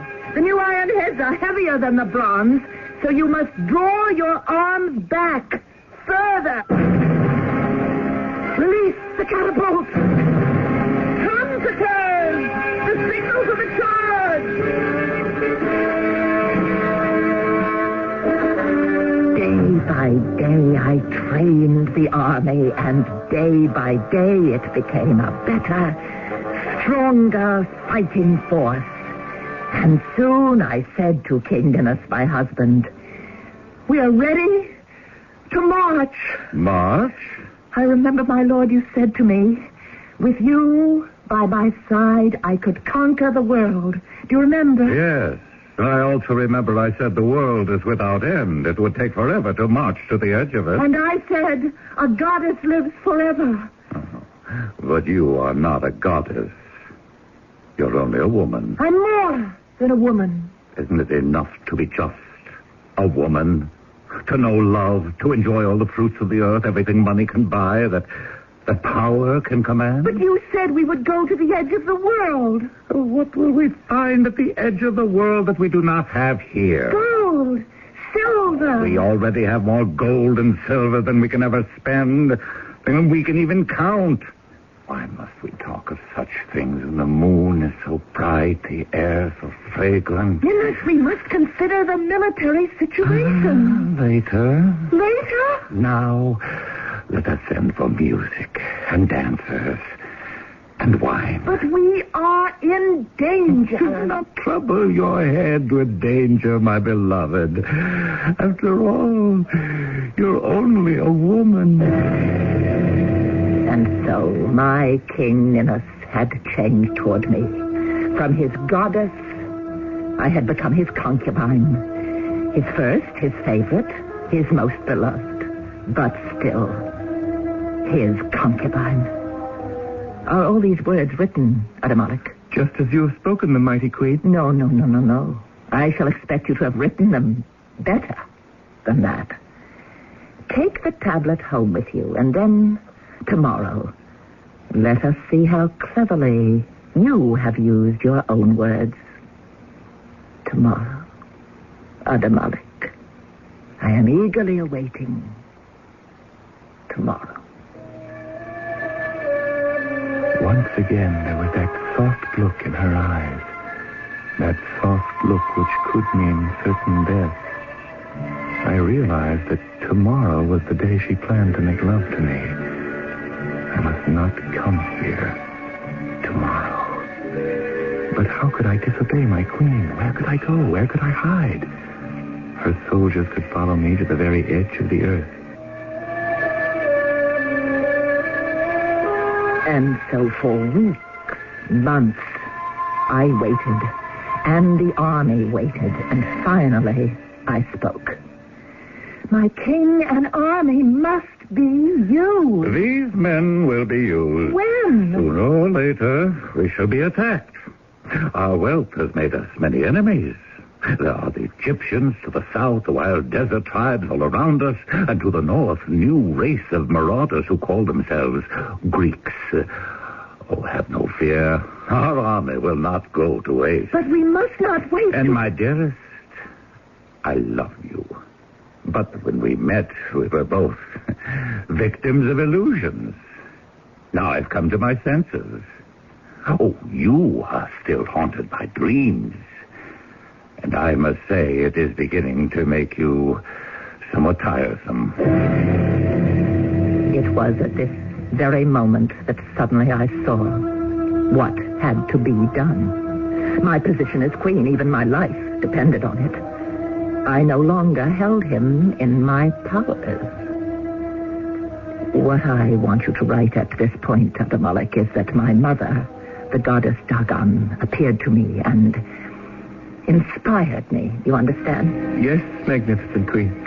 That night, he did not come to my quarters in the palace. Was he visiting someone else? I could find out easily enough, but it didn't matter.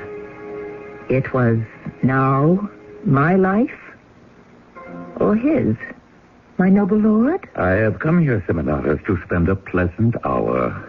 I want no talk of armies or conquests. Is that understood? Perfectly, my lord. Well, then, let there be music. I have displeased my lord lately. Yes, you have. May I find favor in my lord's eyes again? Of what have I been guilty? Only of telling you what you wanted to hear. And now you wish to hear something else. You wish me to be someone else. And you no longer want a goddess, you want a woman. And so I am a woman. I want a woman who is only a woman. A woman who has no thoughts beyond pleasing her lord. I am only a woman, my lord. Splendid. Shall you dance for your master, Semiramis? Whatever my lord desires. Oh, first let me pour my lord a cup of this wine. It sparkles and foams. Oh, yes, my lord. It's crushed from the grapes of Mount Arbiat, called the Vineyard of the Gods. It is a wine fit for the gods. It is a wine worthy of my king. And now, dance for me, Semiramis. Dance. Semiramis, more wine. This is truly the nectar of the gods. So, how it burns. Semiramis, help me. Oh, I'm on fire. Musicians, play loud. Silence!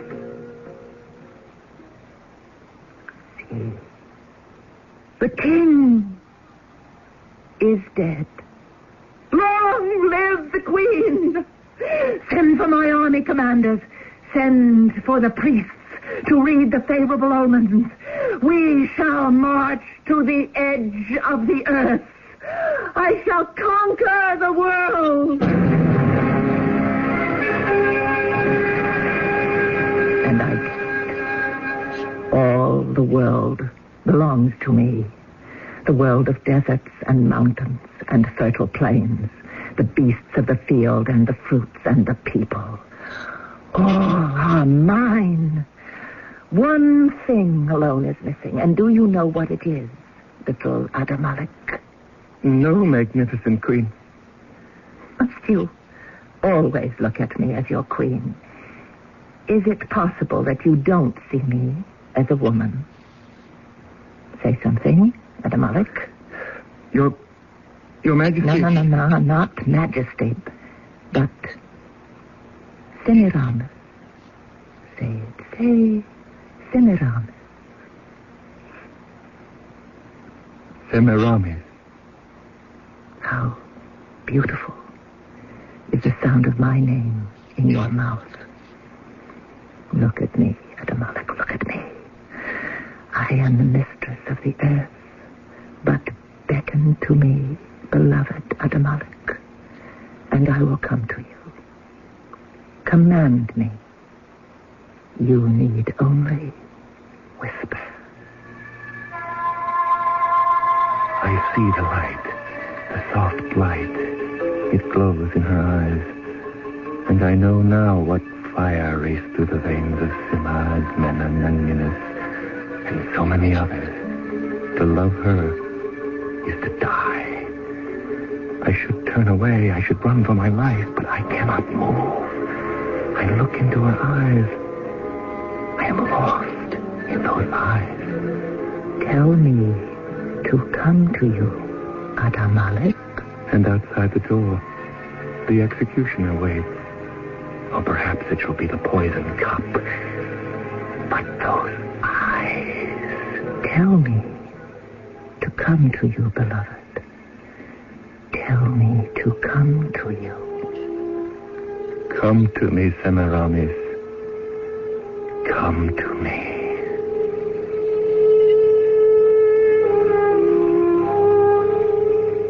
And she did. Later, the executioner struck. Or perhaps it was the wine. We only know that the story ends here. For this has all been written on the cylinder of stone called the Stella of Adamalik. And this is where his narrative ends.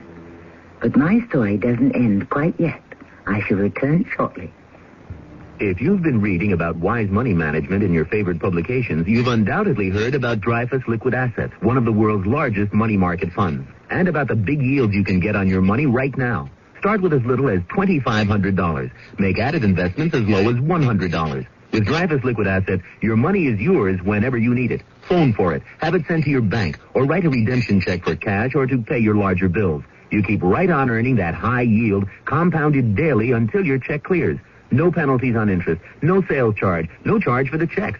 It's so simple, sensible, convenient. But find out for yourself. Call toll-free 800-228-5000 for free information and a prospectus, including management fee, charges, and expenses.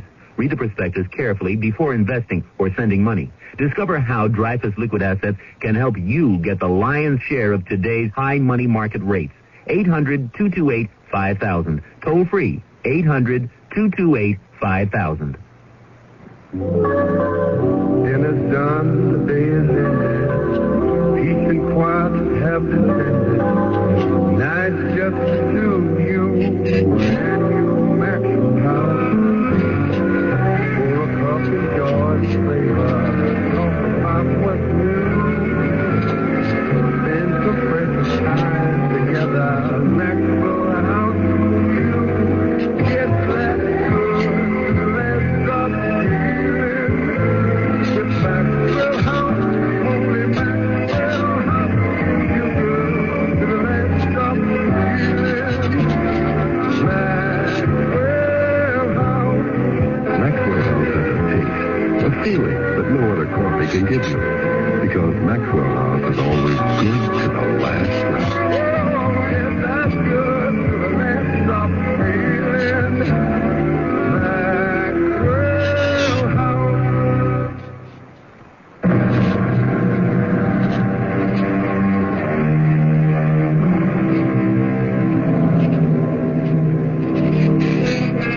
Whenever we dramatize an historical event, the question is bound to arise.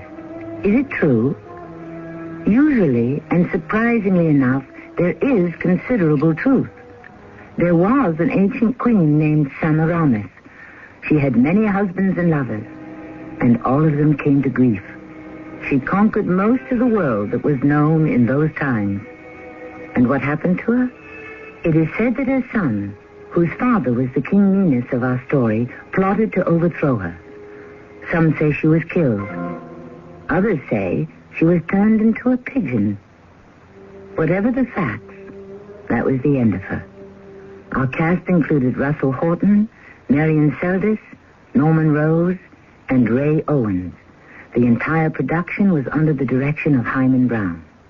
This is Tammy Grimes, inviting you to return to our Mystery Theater for another adventure in the macabre. Until next time. The CBS Radio Mystery Theater presents...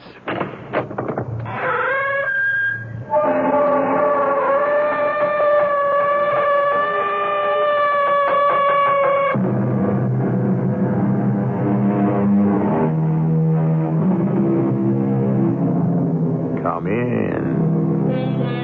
Welcome. I'm E.G. Marshall. Have you ever sublet your house or your apartment? More specifically, I should say, your home. If you have, I hope it's been a pleasant and satisfactory experience. Because you know as well as I do, all the horror tales you hear of people who are not so lucky, of damage, breakage, vandalism, and non-payment, or what is even worse, and to use the word advisedly, unspeakable, which is what happened to David and Jane Francis. But that, of course, is the burden of our tale. Look at my floor. It's ruined. Well, what the devil is it, Dr. Wharton? I wouldn't invoke his name too carelessly, Mr. Francis.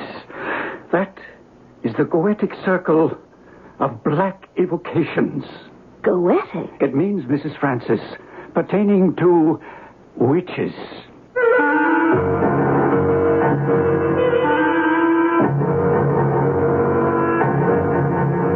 Our mystery drama, The Church of Hell, was written especially for the Mystery Theater by Ian Martin and stars Roberta Maxwell and Paul Hecht.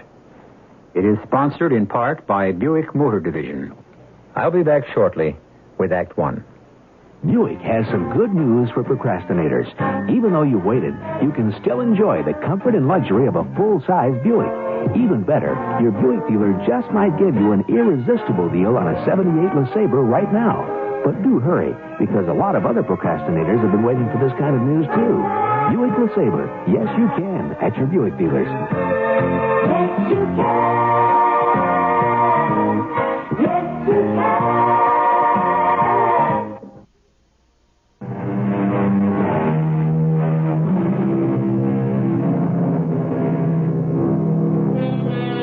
The children grow up, college is paid for, they're about their own lives, and a whole new vista opens out.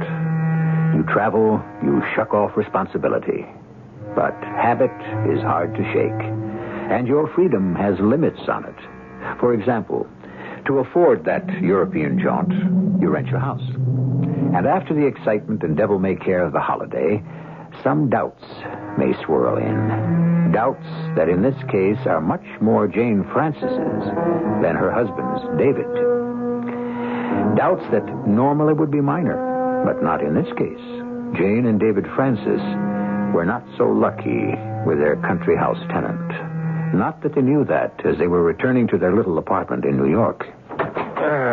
Home, sweet home. Part way. What does that mean? Our pied à terre, New York. Not home. Not home. Like I said, part way. Not for real. In the country? What else? Your house, the house that David built. Yeah, but that's rented. I know. It paid for our trip to Spain. And wasn't it worth it? I hope so. Just the same, I wonder how everything goes up in the country. Well, that figures. You want to call now before we have drinks. Don't you think we should? Well, suppose something is wrong, the pipes burst or something. Why spoil tonight? I mean, couldn't we just let all the problems wait for tomorrow? Why should there be any problem? Let me just make a call so it's off my mind. What's your poison, martini or Manhattan? still Andalusian-oriented. Don't we have a nice sherry? Your wish is my command. Hello, Francis residence. Who is this? May I ask who's calling? Yes, this is Mrs. Francis. What is it? Forgive me, Mrs. Francis. This is Detective Lieutenant Harris Price. Detective? David, you'd better get on the bedroom phone. What is it, Lieutenant? Robbery? A fire?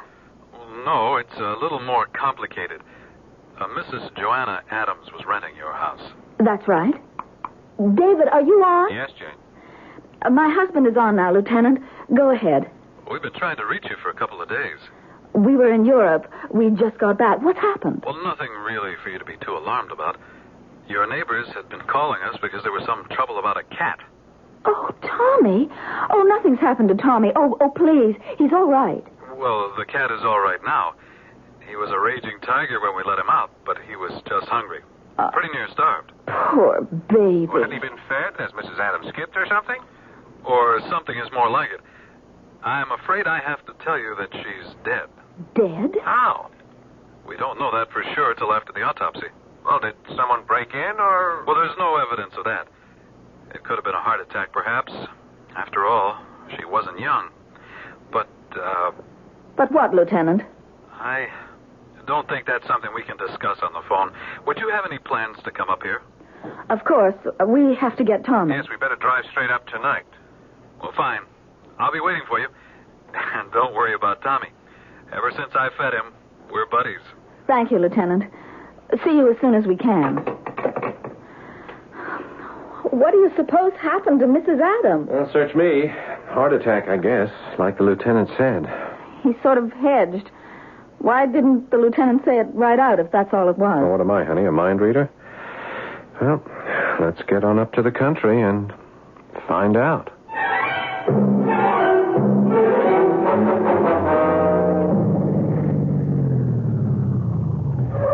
Well, here we are. Home sweet home. With more than one light burning in the window. Yeah, at least our detective friend is still here. Everything looks pretty good. The leaves have been raked. Yeah, glad I painted the front last summer. Holding up pretty good. I see she kept mulching the vegetable garden with the clean garbage. Yeah, she was such a sturdy old lady. Hard to think of her gone. Oh, that must be the lieutenant and Tommy. Yeah. Oh, some welcome. Hey, a smart cat. Hey, he's glad to see you. Well, obviously, you're Mr. and Mrs. Francis. Ah, you're Lieutenant Price. That's right. Well, that cat sure is glad to see you, ma'am. Yes, he's not usually so demonstrative. Something must have scared him. Well, you go without food and water long enough. It's enough to scare anyone. How long? Well, about 3 days, we figure. Your fellow there was howling up a storm. Shall we go inside? Yeah, I'll get the bags later. Is Mrs. Adams still here? Oh, no, ma'am. She's been taken to the hospital. Hope you'll find everything in order. The boys tried to get everything back in place and clean after they dusted for prints. In order? Why? I mean, had she changed things around or something? Well, it wasn't that, Mrs. Francis. This room looked like a cyclone had hit it. Books dumped all over the floor, chair turned over, and drapes and curtains all ripped down. Is this where she died? No, we found her in the upstairs bedroom. You said it was a heart attack. Well, no evidence of anything else so far. Yes, but if this room was turned topsy-turvy, you're not suggesting she did it. I don't think she'd have had the strength to do some of the things. So then someone broke in? Could be. You said there was no evidence of that. Oh, there wasn't. Well, I should say there isn't. Not that we've turned up so far. The windows were all shut, doors closed and locked. If anyone got in, he'd have had to have had a key. We didn't leave any extra keys. Well, Mrs. Adams had a set of keys in her handbag. Unless, of course, she had some made. Well, why would she do that? Her husband's dead, and we understood she was all alone, no relatives. Still, there must have been someone else here. Someone in the house. You've no idea who it might have been. Not the slightest. You don't mean someone might have killed her? Well, as far as we know now, not in the strict sense of the word. What does that mean? Well, I'm not trying to be mysterious, Mrs. Francis. I'm really as much in the dark as you and your husband are. Except that I saw the old lady. I saw her face. And while I'm quite ready to accept the medical examiner's provisional diagnosis that she died of a heart attack, what I want to know is who or what caused it. Because I hate to tell you this, but in my opinion, that little old lady was literally frightened to death.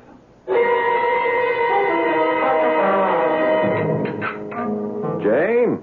Yes, David. For heaven's sake, what are you doing? I mean, can't you just dump the dinner dishes in the dishwasher? I did. Well, then what are you stacking them away for? Can't that wait for tomorrow? I mean, I don't know about you, but I'm knocked out. I'm not doing the dishes. Well, why are you messing about in the kitchen cabinet? I'm checking up on things. Our first night home from Europe. Can't it wait? I have a funny feeling it can't. All sorts of things are not, they're just not right, David. Oh, come on, Jane. Now, remember what the lieutenant said. I think he's been reading the wrong kind of mystery stories. I wouldn't sell Lieutenant Price short. Come here. What? The dishes. Yeah? The everyday dishes. Yeah, the blue stuff? It isn't the same. Well, what do you mean it isn't the same? Just what I said. Every bit of it has been replaced. Same pattern, but it's all new. That's crazy. How do you know? Well, look. The vegetable dish was cracked. Yeah? 3 cups had chips. You know, you glued the meat platter back together yourself the night after the bet's party. Well, it's okay. A couple of pieces are replaced. No, it just isn't a couple. It's a whole new set. Why? Well, you tell me. Because all or most of the other must have gotten broken. How? Well, things do break. A whole service for 8. Well, I don't know. Look at the cabinets. Mm-hmm. Well, they look pretty good. Someone's been polishing them. Hey, they're all scarred. And burned. I thought she didn't smoke. Those aren't cigarette burns. There's something else. What? I don't know. Like something hot. Red hot, just brushed by. The curtains and the drapes in the living room are sort of singed. And you want to know something else? Every mirror in this house has been replaced, except the one in the study. And that's cracked. More than that. Something so hot was against it that it melted the mercury backing. It's all sort of fuzz, like it had been in a fire. Darling, what are you trying to suggest? I don't quite know. Look, come here. Let me show you something else. Yeah. Oh, where? In my spice closet. Uh-huh. Look at these.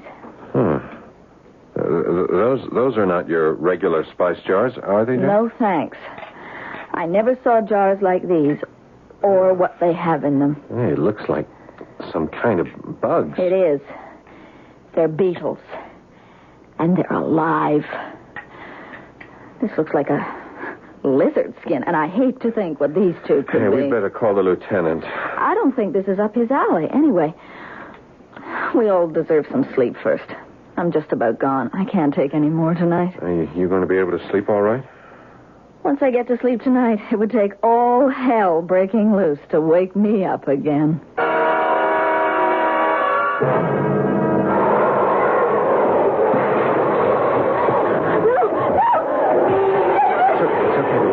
I'm with you. What is it? It sounds like what you said.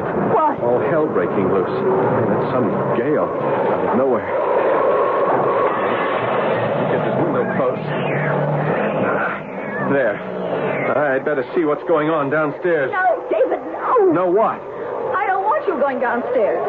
Please, darling, it's not worth the risk. What risk? It's just some crazy kind of storm. With no rain, no thunder or lightning. This isn't a storm. With all that wind, what else could it be? I'm scared to think. Something terrible is loose in this house. Something incomprehensible beyond our imagination. The same thing that frightened poor old Mrs. Adam to death. Please, darling. Oh, just hold me close. And don't question whatever it is that's happening. For heaven's touch us. Whatever it is that's invaded our house means us no harm. That maybe if we just shut our eyes and ears, please, God, it will go away.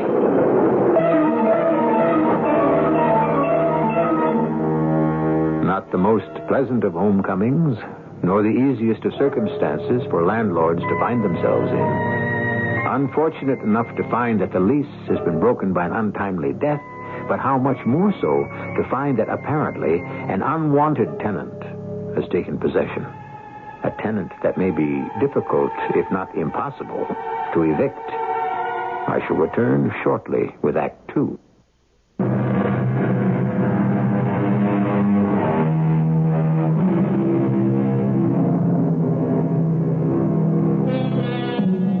Thank heaven for mornings. To wake up, no matter how sleepless or dream-ridden the night, to watch the sun rise again, life renew itself. To know that this new day, whatever else it offers, is a promise. A promise that there is hope always for better things. Not that either David or Jane Francis are that bright and bushy-tailed. It is only that in the bright light of day, their explanations of the night before sound as fanciful and overdramatic as they are afraid they will seem to Lieutenant Price. David? Yeah, You awake? I'm awake. Was there really a storm last night? Or was that something I dreamed? Well, there wasn't a storm as far as I can see. There was no rain or wind damage outside. Then it wasn't a dream.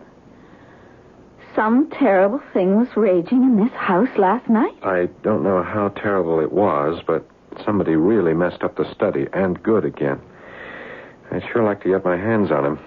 Somebody broke in? No, I don't think anyone broke in. I mean, I think somebody has a key. Now, don't worry. I called Lieutenant Price while I was downstairs. Just waiting for him to call back. You think something else is in this house? I think somebody could be hiding out. Some crazy guy. And you went downstairs all alone with no protection. I picked up the shotgun from the study. And Jane, we are staying locked in this bedroom until the police arrive. I don't think ordinary locks are going to help us against whatever's loose in this house, David. What are you trying to say? You know, I don't think this is a real person. I think it's something from the other side of the grave. You mean a ghost? I mean, that's ridiculous. What would any self-respecting ghost have against it? The voice of reason. That'll be the lieutenant. Whatever you do, get the police here fast. Oh, and ask him about Mrs. Adam, what the autopsy showed. All right, will do. Just take it easy, Jane. Hello. Yes, Lieutenant. Yeah, just what I reported. Same kind of mess as before. No, we didn't hear a thing until it all started. First thing was the wind. I said the wind. Well, it was blowing up a storm here, enough to rattle every window in the house. Now, don't worry. We have ourselves locked in the bedroom, and we'll stay there until you get here. Oh, by the way, did you get any results from the autopsy on Mrs. Adam? Yeah? Yeah. The inside of her mouth and her throat. What could have caused that? I see. But that wasn't the cause of death, huh? Uh-huh. Yeah, don't worry. We'll be waiting. Well, the police are on their way. What was all that about Mrs. Adam and her mouth and her throat? Well, she apparently suffered some first-degree burns there, also on her hands and on one side of her face. From what? They don't know. Backfire from the gas stove, maybe? Maybe she used too much fluid on the charcoal boiler. I don't know. Something flared up and singed her, but good. Enough to kill her? Oh, no. The medical examiner's first diagnosis was right there. She died of congestive heart failure. But what caused it? Well, that's something we don't know. Maybe it's something we don't ever want to know.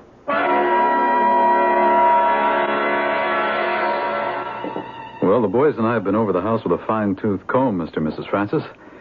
And I can promise you that no forcible entry has been made into this house. Well, that's crazy. I mean, look at the shambles this place is. Someone had to get in. Doors and windows wouldn't keep it out. Someone else has a key. That's what it is. But why would someone want to vandalize our house? Well, not because of us, because of Mrs. Adam. Well, what do you know about this Mrs. Adam? Not much. The agency brought her over, but... She had very good references.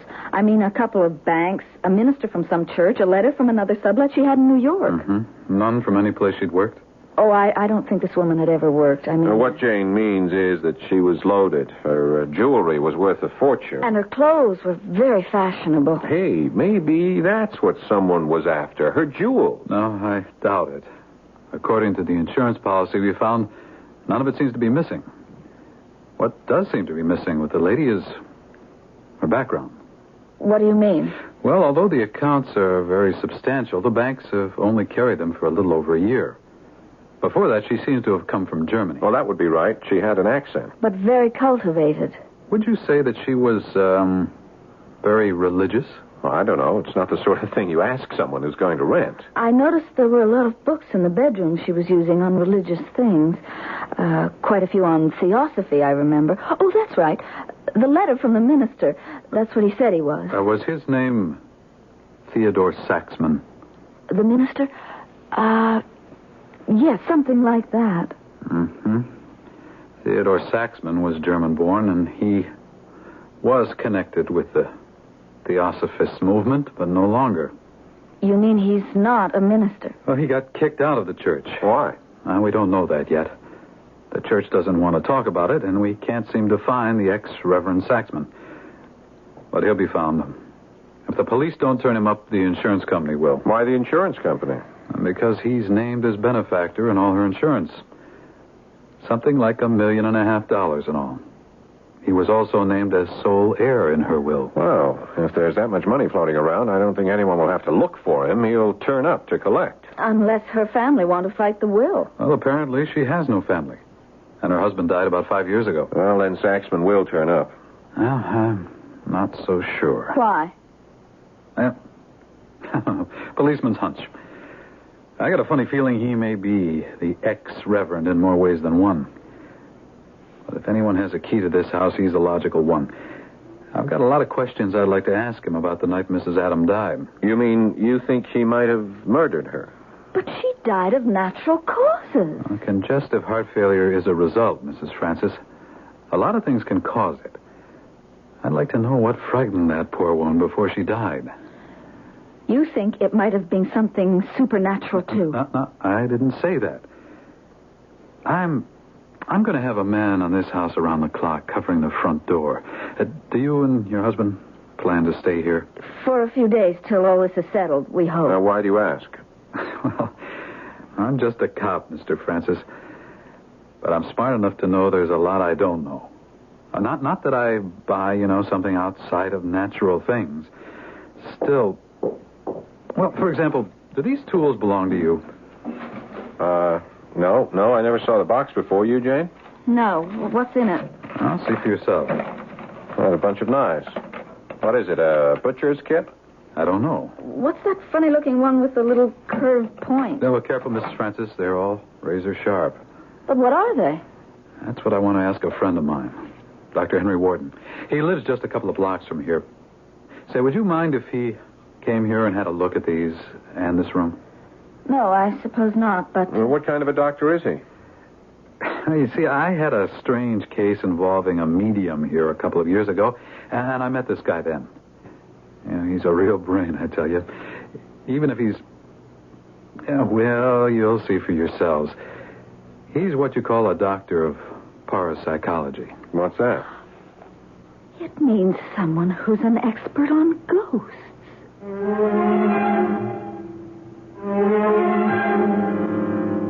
Well, I have examined the library of the deceased. Small, but quite a comprehensive compendium of reference on the mystical arts. Mr. Francis? I would know, Dr. Wharton. It's not exactly my field. Of course not. No, to be sure. Not everyone's cup of tea, of course. Still, ceremonial magic, the Book of the Dead, the Kabbalah, Cagliostro, fascinating reading for the inquiring mind. Why would anyone be interested in books like that? What would Mrs. Adam want with them?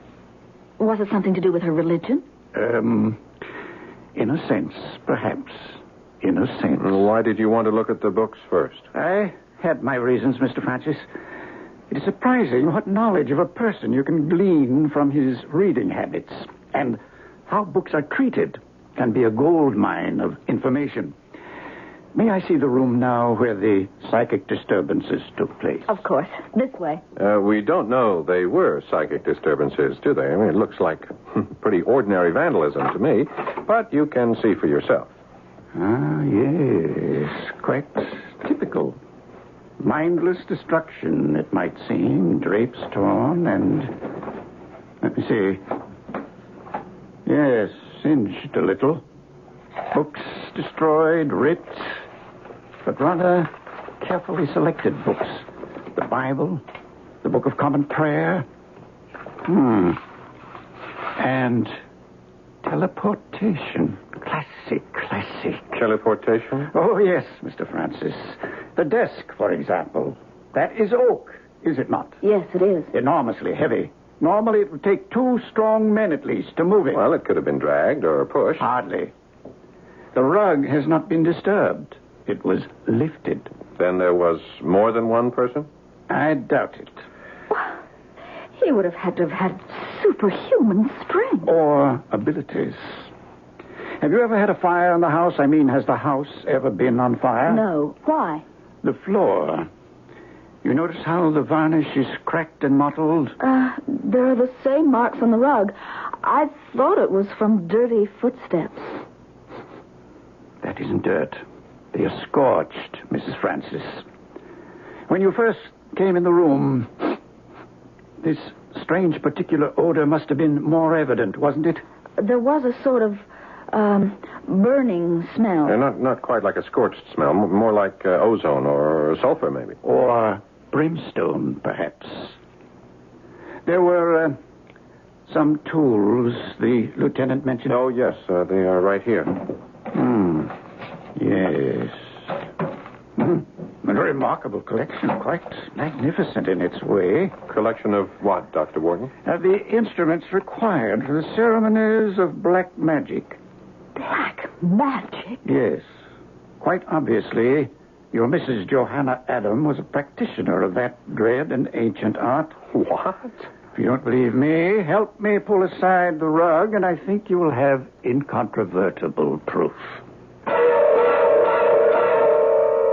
Dear me, as Dr. Wharton might say, this is enough to start the goosebumps rising and the hackles on the neck. What evil, ancient, unspeakable discovery awaits poor innocent David and Jane Francis as the rug is thrown back beneath their eyes? What secret obscenity does it conceal? I shall return shortly with Act 3. Over the years, you've learned that sometimes procrastination pays. So you shop for snow shovels in July, lawnmowers in December, and your Buick Regal now. Because you know that this is the time of year when Buick dealers may be even more open than usual to conversations involving deals. An elegant, luxurious Regal? Yes, you can. Right now at your Buick dealers. Yes, you can. Yes, you can.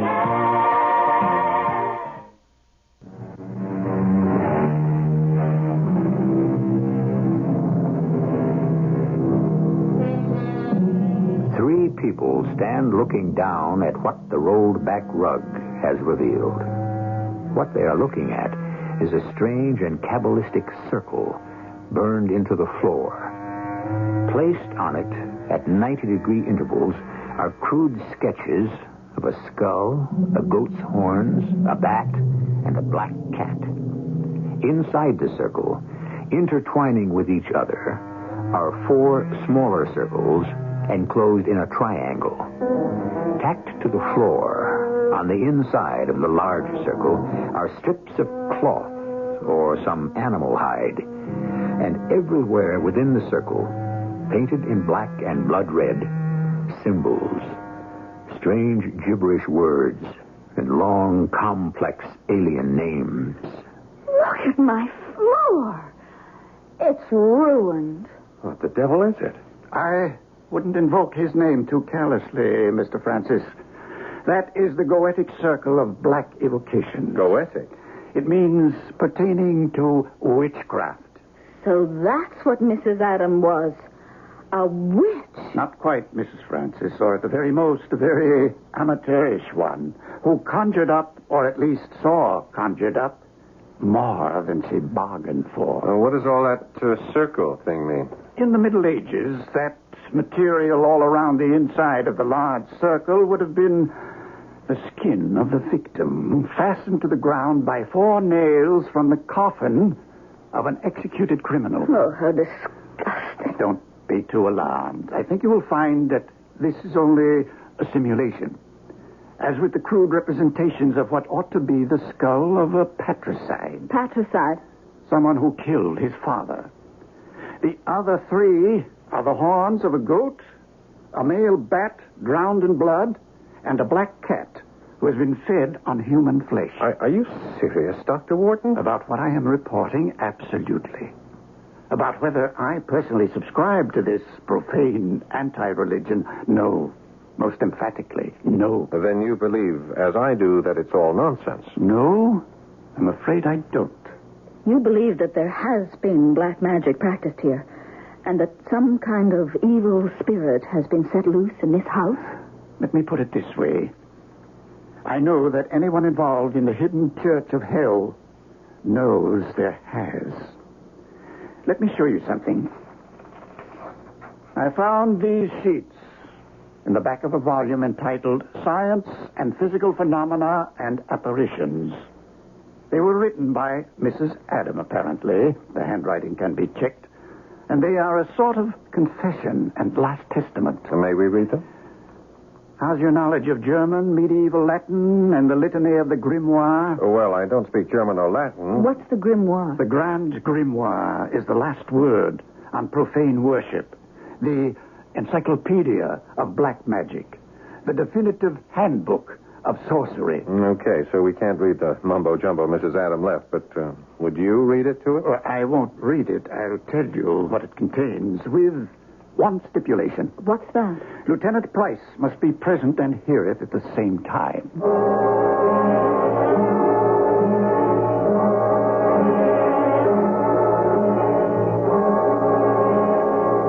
You mean you're telling me that Mrs. Adams confesses in that transcript to murdering her husband? In Stuttgart, February 14th, 1975. Did she stand trial? No.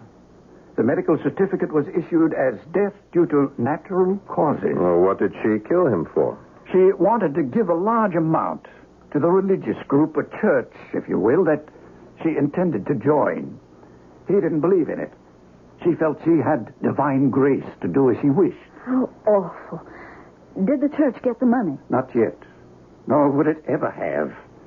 She changed her allegiance along the way. You see, she hadn't counted on her conscience. And at least for her, her husband refused to rest easy in the grave. He haunted her. Exactly. So successfully and persistently that he drove her to flee to this country, hoping to find freedom from his curse. And here she met a man named Theodore Saxman. The ex-reverend. The boy we've been looking for.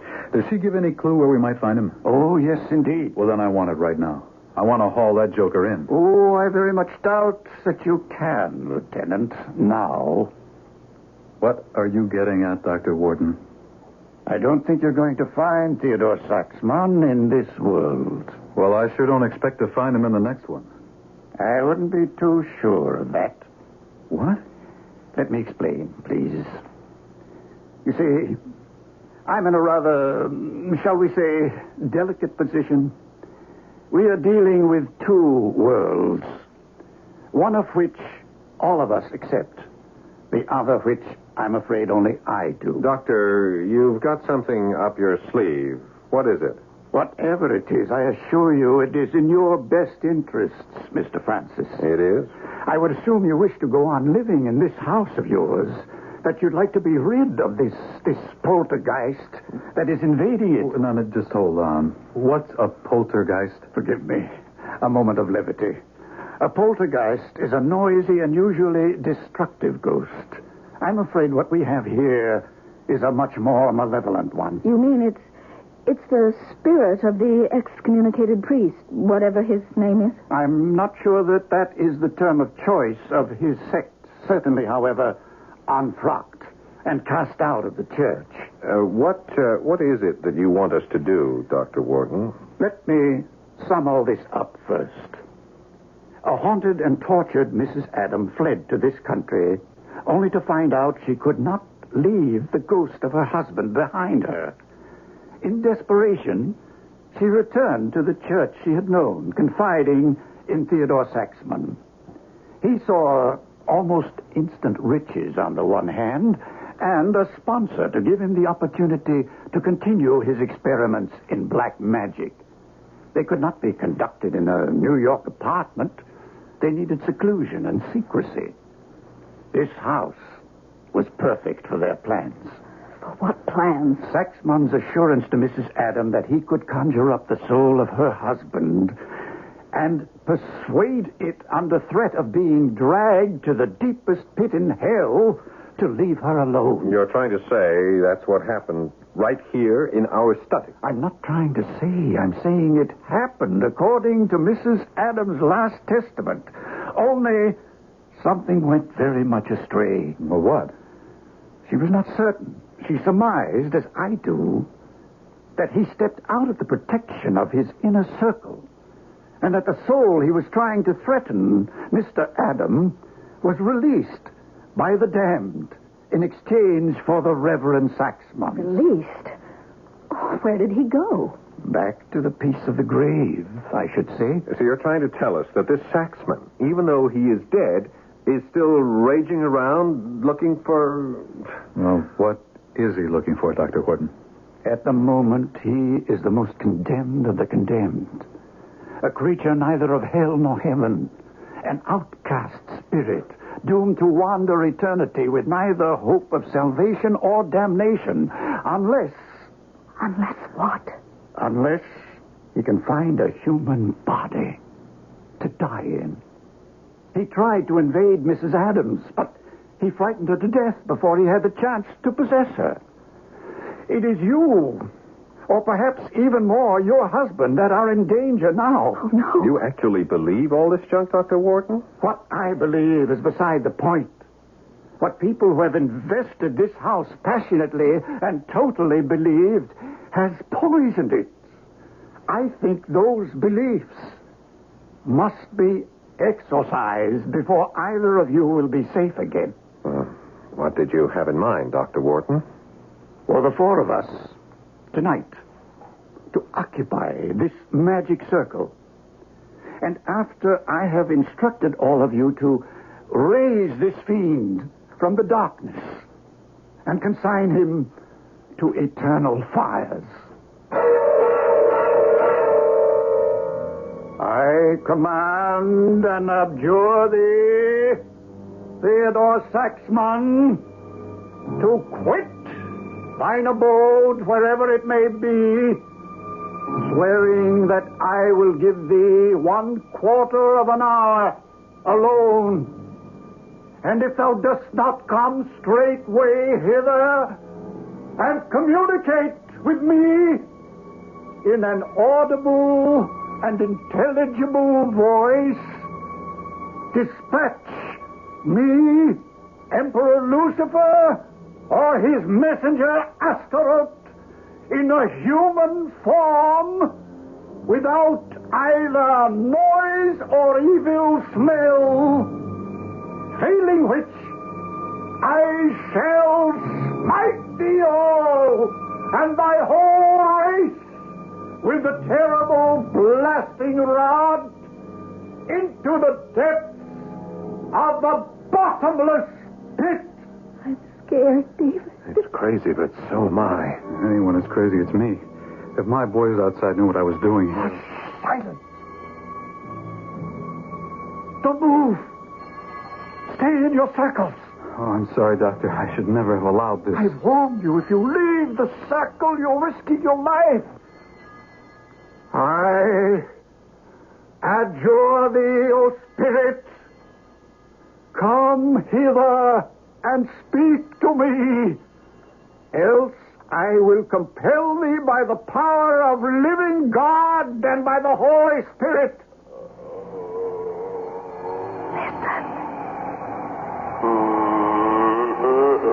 What is it? Obey tormented by the power of the potent words in the grand clavicle of Solomon.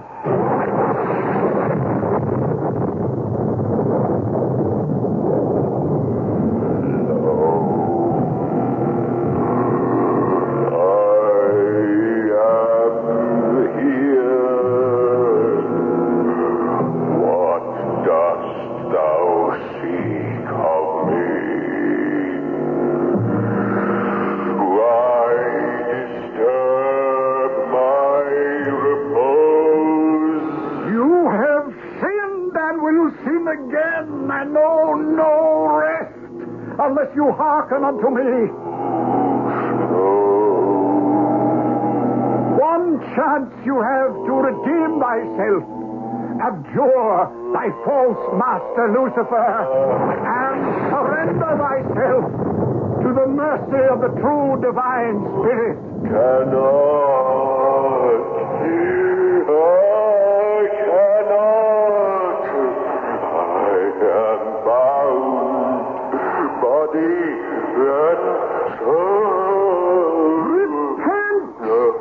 Repent, and thy soul will be free to pass through the grave that is the gateway to heaven. Hold fast, everyone. Hold fast.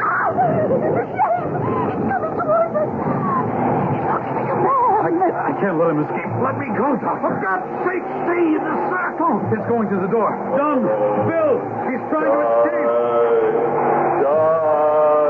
Don't let him get away.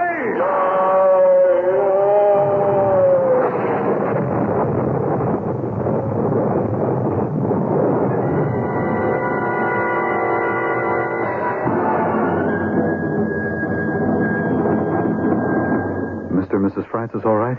They'll do. Shaken, of course. Who isn't? How is he? He's dead.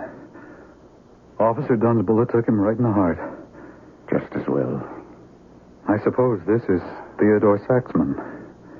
I think you'll find out it is. How am I going to explain this at headquarters? Is there any need?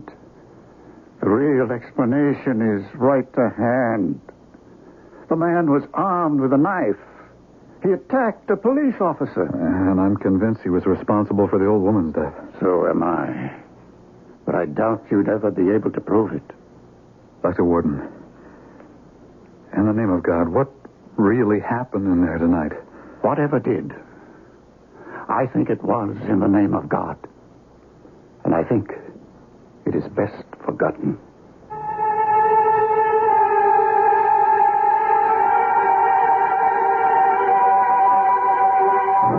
Well, there it is. Which do you want to believe? That there was some hallucinatory drug in the heavy incense burning in that study? That Theodore Saxman did return to steal the jewels and lost his head and attacked the policeman? After all, he did have a key. Or, well, perhaps we'd better forget the other. If we find ourselves believing in goetic incantations, exorcism, the clavicles of the Grand Grimoire, and the power of black magic, who would sleep fast tonight? I'll be back shortly.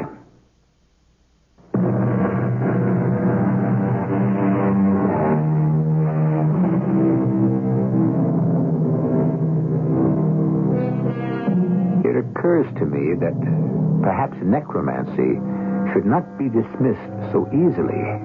It has a long history, and it does have its believers. After all, in 1 Samuel 28:7 and following, at King Saul's request, the witch of Endor did call up Samuel from the dead. Or shouldn't I mention it, because you might be listening to this in the late of night? Our cast included Roberta Maxwell, Paul Hecht, Lloyd Batista, and Roger DeKoven. The entire production was under the direction of Hyman Brown. This is E.G. Marshall inviting you to return to our Mystery Theater for another adventure in the macabre. Until next time, pleasant dreams.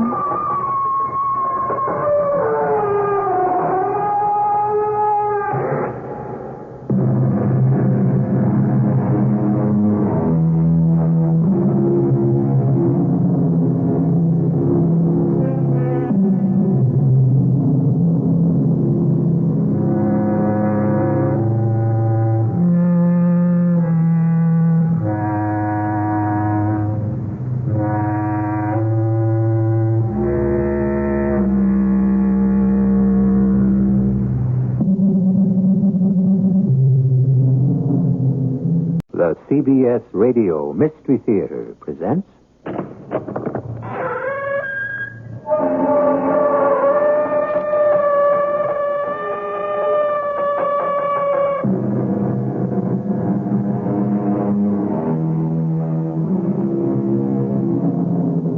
Come in.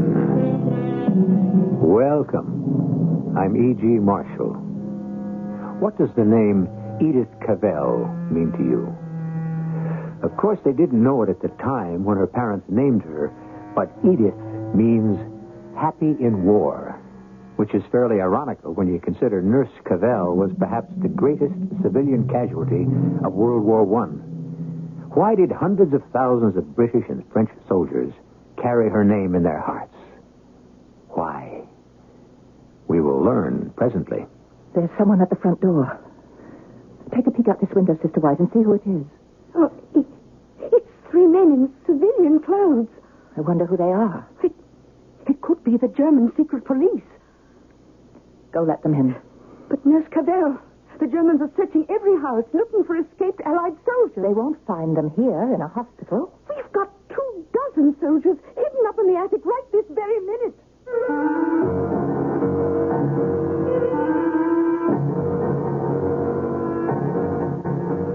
Our mystery drama, Angel from England, was written especially for the Mystery Theater by G. Frederick Lewis and stars Marion Seldes.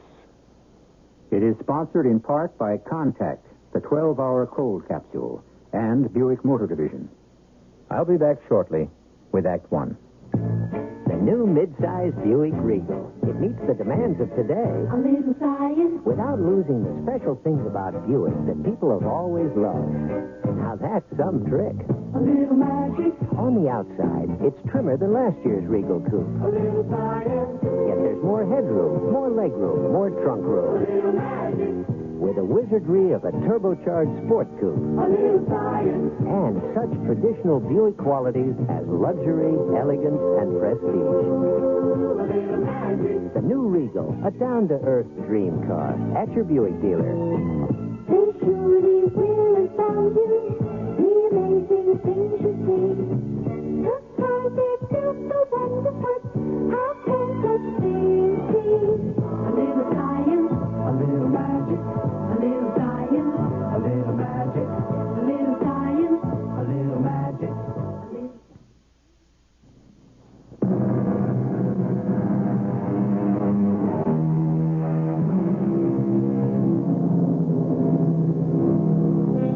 The time, the early 1900s. The place, England. The person, a beautiful and intelligent English girl. The problem, what shall she do with her life? She has graduated, been a governess to 4 Belgian children for 5 years, returned home to nurse her father through an illness, and will tell you her favorite stanza is by Henry Wadsworth Longfellow, which says, "Lives of great men all remind us we can make our lives sublime, and departing leave behind us footprints on the sands of time." That was then the makeup of Edith Cavell, a young woman whose special nature actually beckoned the hand of fate.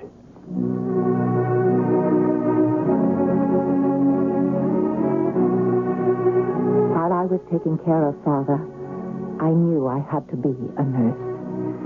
I trained, and it became my whole life.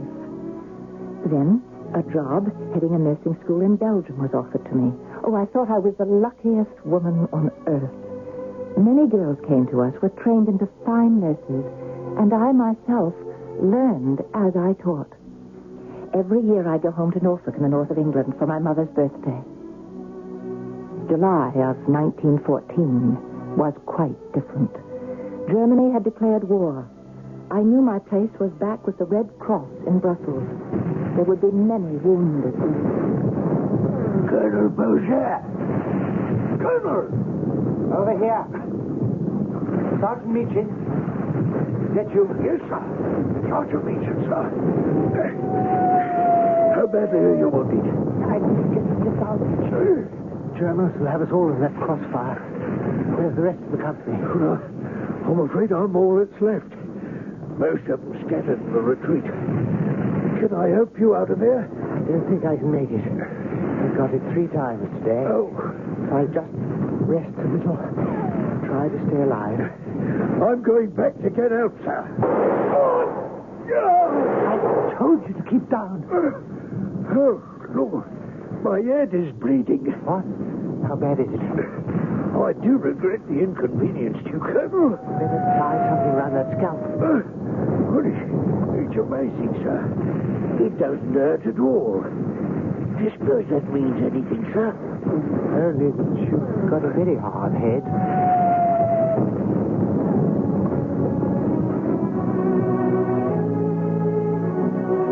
My darling mother and family, a few lines from your daughter Edith.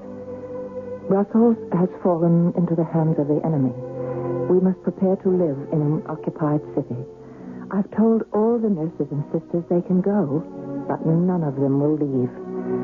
I shall think of you to the last, and you may be sure we will do our duty here. God bless you and keep you safe. Nurse Cavell, may I come in? Certainly, Sister White. I'm just finishing a letter home. Oh, you were out this morning. Is it true about the chestnut trees in the Avenue Louisa? Chestnut trees? I know that avenue. Before the war, I spent 5 years as a governess taking care of 4 children. That's where we live. I'm sorry. I just can't think about that. Nurse Cavell, isn't it frightful about what the Germans did in Dinant? Dinant? The town of Dinant? I hadn't heard. I met the Reverend Gahan in the street. He told me. It's so awful. The Germans, they lined up all the people of the town in the square. Men on one side, women and children on the other. This was yesterday. Yesterday was Sunday. The people came out of church.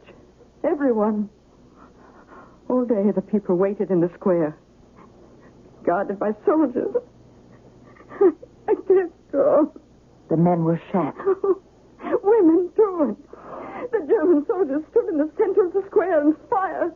Kept on firing until every single soul had fallen.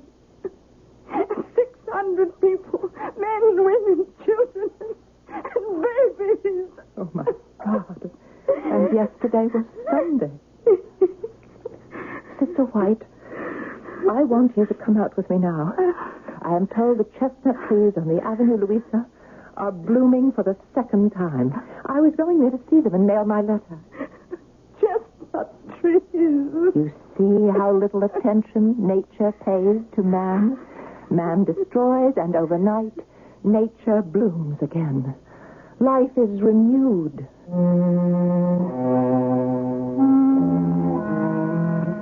Every day, the sound of shell fire in the distance. The Germans taking town after town in their march to Paris. We have had some German wounded here at the hospital, but no Allied men. Where are they taking them? Mädchen, you awake? What? Oh, yes, of course, sir. Certainly I'm awake. Well, we've got an hour to talk plans until the hospital orderlies make their next round. I want to show you something. Shall I turn on the light? No. There's enough moonlight coming in that window. You know, Colonel, I'm really quite surprised that the Un treats us with so much courtesy. One isn't like a prisoner there, more like guests in a German field hospital. It's a good thing we are so lax. Otherwise, the Belgian underground could never get to us. Sergeant, tonight, you and I are escaping this field hospital. What? Tonight? You sound surprised. Oh, no, not at all. I knew we would eventually. If it hadn't taken me all these weeks to grow a respectable beard, we'd have been on our way sooner. Now, see here. With his black hat and cape, our underground friend Albert smuggled into us. I think I can pass for a Belgian civilian. Yes, very good. What about me, sir? Did Albert have a costume for me? I talked it over with him, and he suggested a hunchback. What? Disguise myself as a hunchback? I'll show you. I got the outfit under my blanket. Now, go ahead, put it on. It's a workman's coat, and Albert has sewn padding into it. Yeah. No, not bad. Quite good, in fact. You do look, yes, I must say. You think it's effective? It had better be. Hurry, through this barn door, gentlemen.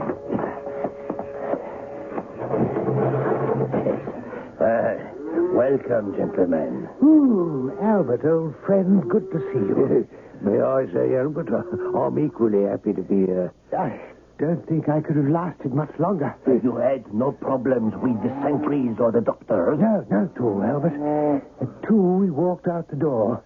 What time is it now? A little after 6. We've been walking for a good 4 hours, right down the main road. It's hard to believe. You'll be safe in my barn for the present, Colonel. Now, our underground has some other English soldiers hidden in the woods. They are waiting, like you. Waiting? For what? For the Allies to advance so they can join them. Your first problem is to stay alive. Secondly, how? Thirdly, where? You have 3 choices. Hiding in the coal mine, our big woods, or a big city. The coal mine, I would say no. The cold weather is almost here. In the woods, I would also say no. I can see, Colonel, you need medical attention. That leaves the third alternative. Is that it, Albert? Yes. The city of Brussels. I will myself bring you both to the station, get you train tickets to Brussels. You both sit in different parts of the train, and I shall make the arrangements so you are met when you arrive. Yes, but Brussels is occupied by the enemy. How can we stay out of sight? Oh, well, there is a nurse who runs the Red Cross clinic, and you will go there. An English woman. English? Oh, well, we shall certainly get good treatment for the Colonel's leg. Well, it is not only her medical knowledge you will find useful. Ah? What do you mean, Albert? She has managed to hide in the hospital several escaped French soldiers. Splendid. Think what she might do for 2 Englishmen. Perhaps even get us across the border. Oh, yes. Quite possibly. Well, then, what are we waiting for?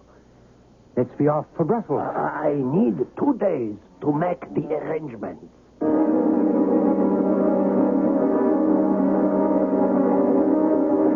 Food was getting very expensive in occupied Brussels. Even Jackie, my pet sheepdog, was beginning to feel it, but never complained at scraps from the table. All the nurses were making clothes for the poor.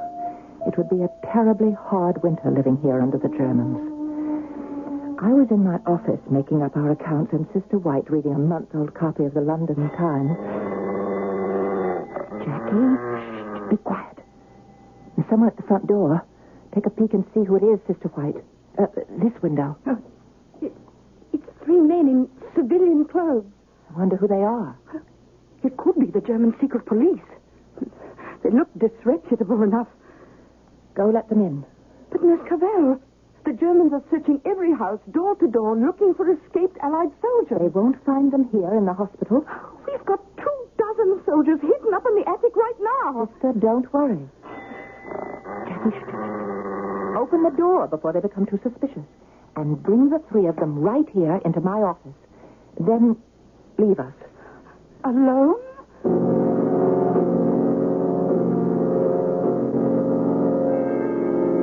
All right, gentlemen. I think we can take care of you. Sister White? Yes, Nurse Cavell. May I introduce Colonel Dudley Bozier of the Norfolk Regiment and Sergeant Fred Meacham. They have suffered wounds, and for a little while we shall try to make them as comfortable as we can. Au revoir, and thank you. How'd you do, Sister White? I'm pleased to meet you, miss. My goodness, you're both English. And both welcome. English, but what if the Germans... They won't find out. This will be our little secret. Now, if you'll both sign this form for the operation. Operation? Oh, no, I don't want anything amputated. This foot will get better.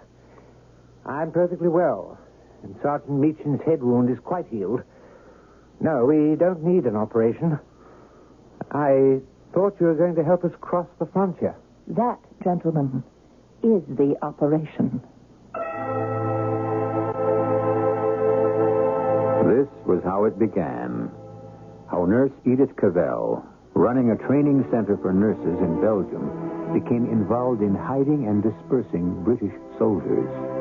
The colonel and the sergeant were the first of actually hundreds of Allied soldiers who were not only healed at the hospital, but when well enough, were spirited across the border back to England to rejoin their regiments. I shall return shortly with Act Two.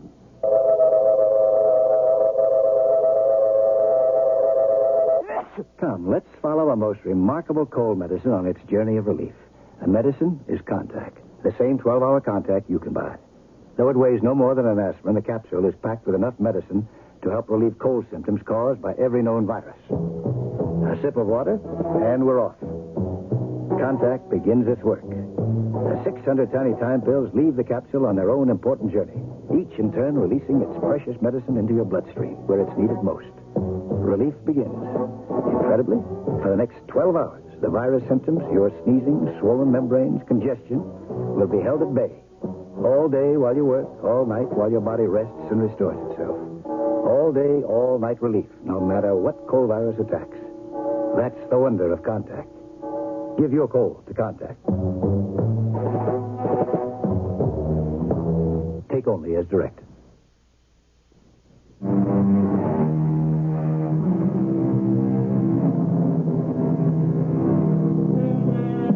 If you were a Belgian during World War I and were not called up, if you were, say, an old farmer, retired schoolteacher, an elderly shopkeeper, or if you were a woman or young girl, you did everything you could to undermine the grip the enemy had upon your country. One of the best ways to help liberate your country was to join the Maquis, the underground, and rescue Allied prisoners. Edith Cavell, in her hospital in Brussels, was the only Englishwoman who joined the Belgians in their surreptitious battle against the occupying Germans.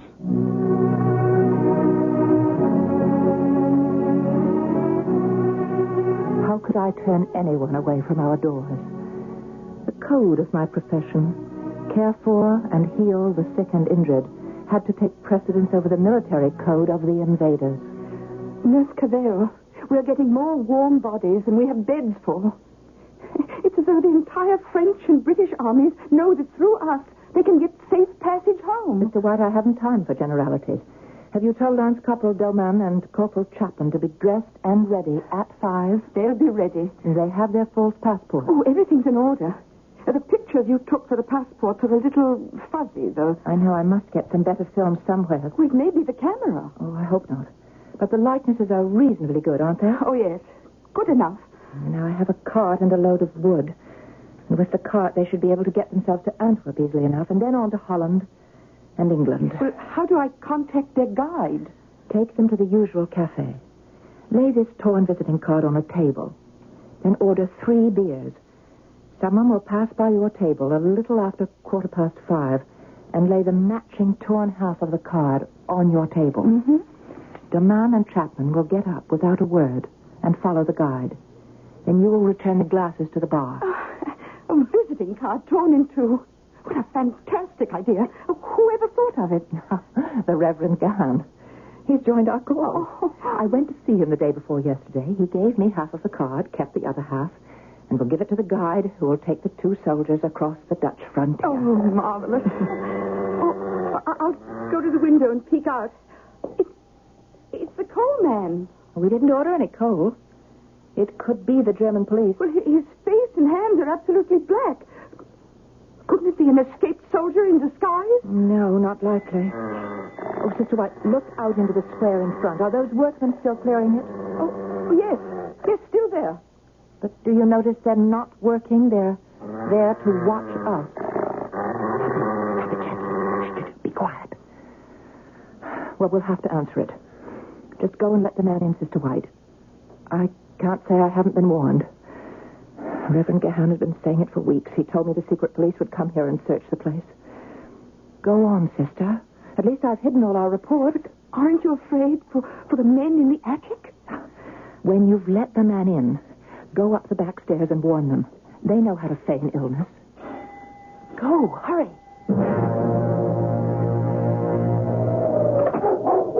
I didn't order any coal. I know you didn't. Edith, it's me, Philip Boak. Philip, you shouldn't have come. The hospital is being watched. What if you were recognized? The chance I had to take. Edith, you must leave the country. Try to get back to England. You're going to be arrested. There is one man, Otto Meyer, whom they have put in charge to get you. Is that true? I've been singled out of all the others? Look, this morning I disguised myself as a German officer and went into the private office of von Bissing, the German military governor. I was, shall we say, liberating some documents to send to England.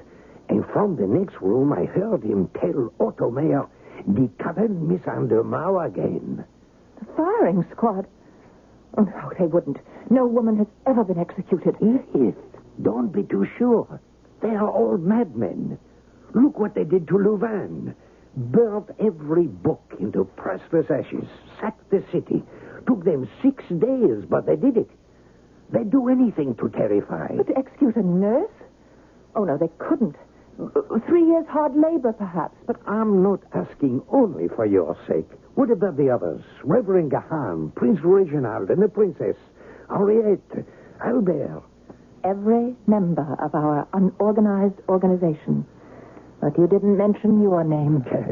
When I print 25,000 copies of our underground paper 5 times a month, only I am responsible. If they catch me, don't be. My bad luck. But you, they will force you to tell everything. They know how. You're being watched. Those workmen out there, they dig a hole and fill it in. They're secret police. But I can't run away. Look, put yourself in their shoes. How would you feel if hundreds of your enemy escaped in front of your very nose to come back one day to kill you? No, I can't. You're in there. Open the door. Oh. Coalman, you hear me? Your coal cart is blocking the sidewalk. I want it moved right away. That's Mayor. I recognize his voice. Go with it. Somehow, I'd hold him off. There have been searches before. I'm not frightened. Will you stop before it's too late? How can I?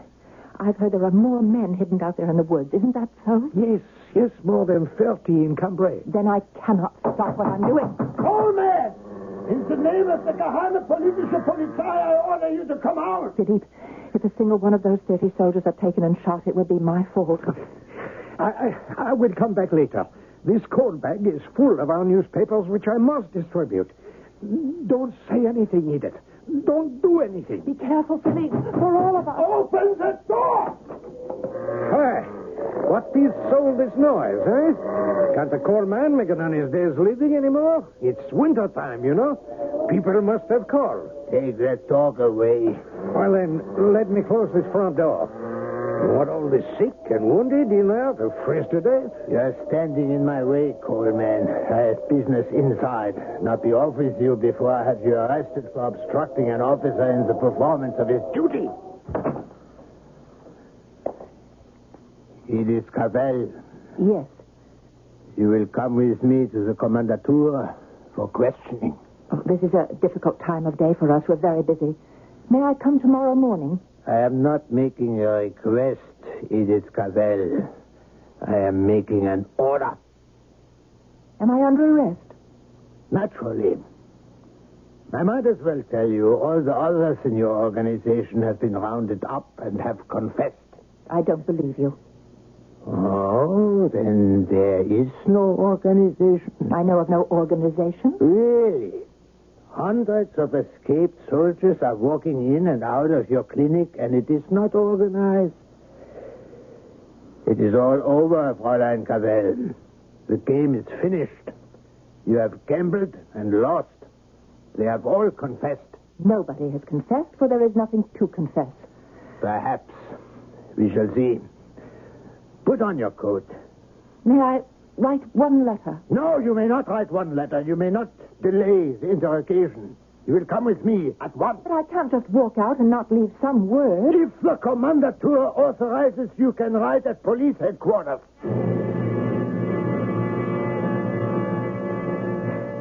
They placed me in a cell.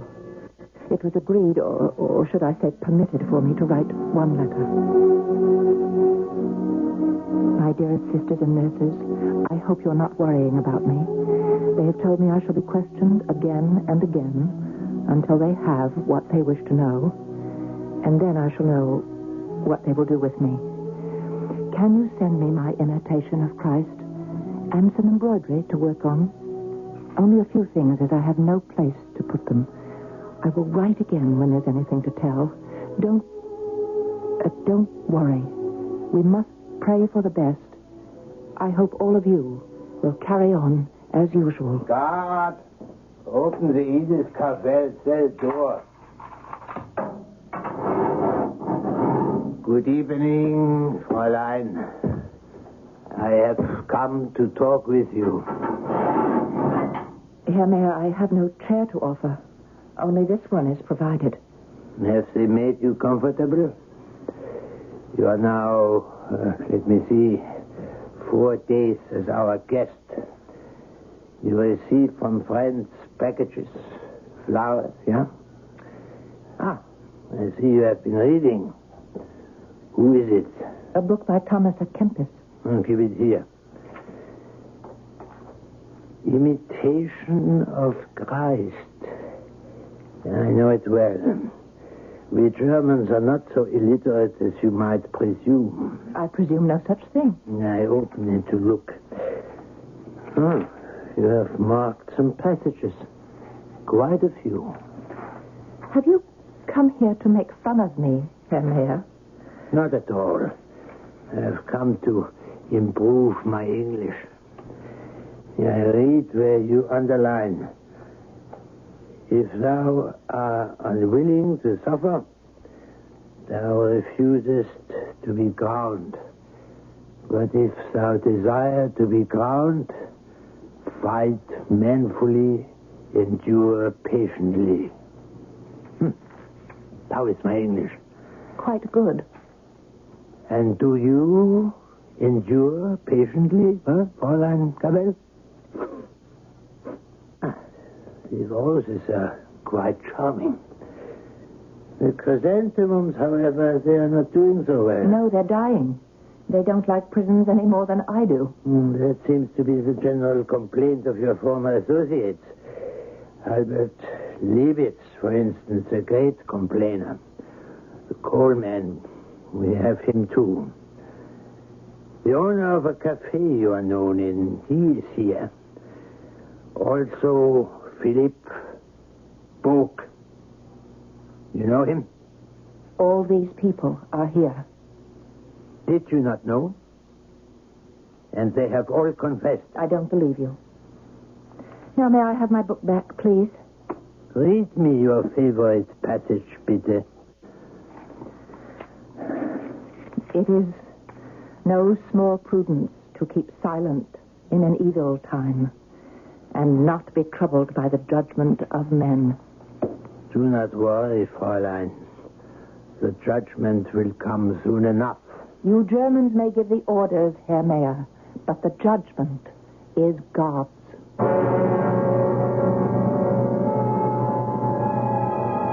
In a matter of hours, the Germans reached out and choked off that courageous lifeline by which one woman gave hundreds of fighting men a second chance to fight again. Anyone who had even anything to do with this extraordinary organization in Belgium was arrested. I'll be back shortly with Act 3.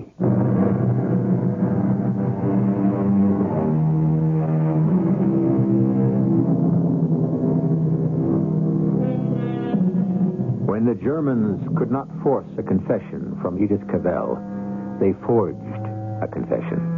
And so, some thought Nurse Cavell had betrayed the loyal Belgians, all of whom risked their lives that others might live. But those who knew her better knew it could not have been her signature on the affidavits.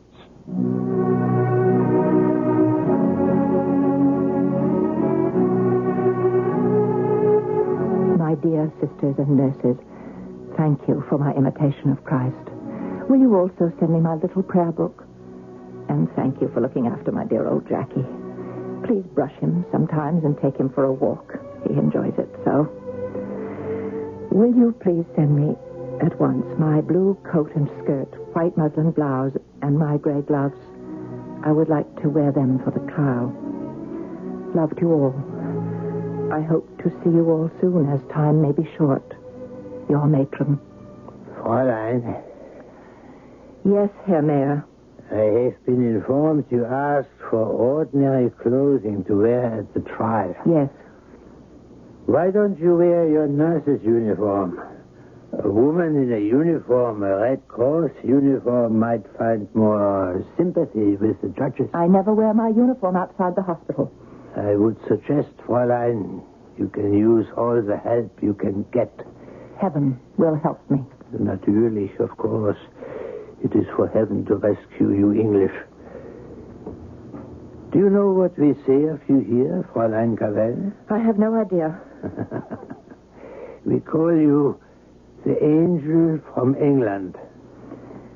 Well, I certainly am from England. Do you know also what we say of angels? No. They're very nice people, angels. But too bad, they are all dead. Dear sisters, your delightful letter gave me great pleasure. And if I have not thanked you for your lovely flowers, they have made my cell gay. The roses are still fresh, but the chrysanthemums did not live very long. I am happy to know you are working well and devoted to your work. If you were in my place, you would learn how precious liberty is.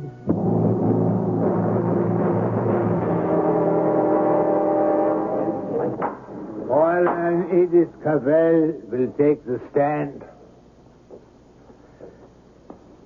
Edith Cavell, from November 1914 to July 1915, you have lodged French and English soldiers, including a colonel, all in civilian clothes. You have helped Belgians, French, and English of military age by furnishing them with the means of going to the front, notably in receiving them at your nursing home and giving them money. Yes. Who was the head, the originator of the organization? There wasn't a head of the organization. Was it Albert Liebes? No. Philip Book?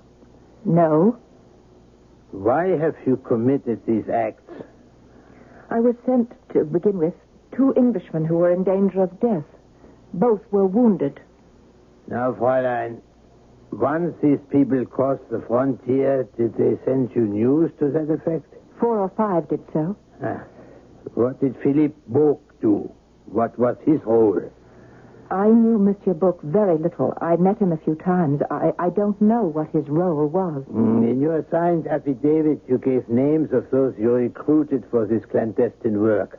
There were no names on the document I signed. I hold up this affidavit, and it has names on it and your signature. Are you telling me this is not your signature? I'm not saying it is or it isn't. I'm saying there were no names on the document. Yes, we know what you said. You don't have to repeat it. Do you realize your actions would be to the disadvantage of Germany and to the advantage of the enemy? My preoccupation has not been to aid the enemy, but to help the men who applied to me to reach the frontier. Once across the frontier, they were free. How many people have you sent to the frontier? About 200. Fräulein, you may step out of the witness box. You are dismissed. Is that all, Albert? Still not giving her a chance to say anything or explain anything. My sister, they are going to make short work of us all. I can't bear it. Did you see Nurse Cavell's face? So much suffering. For one who has eased the suffering of so many others. Fräulein White, to the stand, bitte.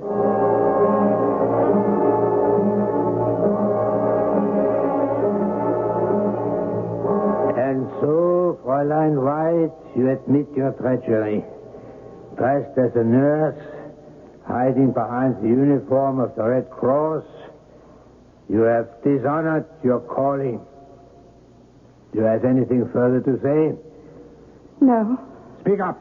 I said no. Louder! I want the entire world to hear. I have nothing further to say. You wish to be a martyr like Fräulein Capell, is that not so? Answer me. When you were harboring the enemies of Germany, did you not know what danger you are in acting so? One must do one's duty without thinking of the consequences. One must do one's duty without thinking of the consequences. I can never forget Sister White's words. That night, when we were taken from the trial and again locked up, I asked to see the Reverend Gehan, but not yet, I was told. He would not be allowed to see me until after I was sentenced. High treason? It's unbelievable. Do you think... I think you and I and Albert and Philippe do not have very much of a chance. Yes, I feel it all going against us. But what does it matter, so long as we're not shot? Oh, if only I had your composure, Nurse Cavell. Oh, what is your secret? I have no secret, Sister White.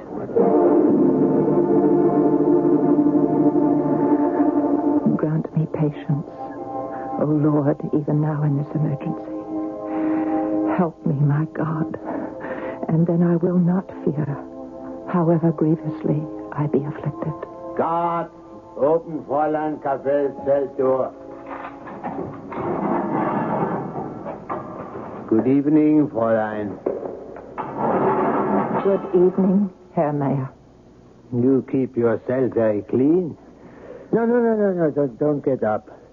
It is your cell, your home, and the one chair is your chair. Have you come this evening to discuss my furnishings? I came to bring you this. A Bible? From your pastor, the Reverend Gehan. It is never a bad thing to read the good book, but, Fräulein, frankly, if you ask me, I think you are reading it too late. When will we know? The sentence? By morning, I should imagine. Good night, Fräulein Judas. Guard the cell door.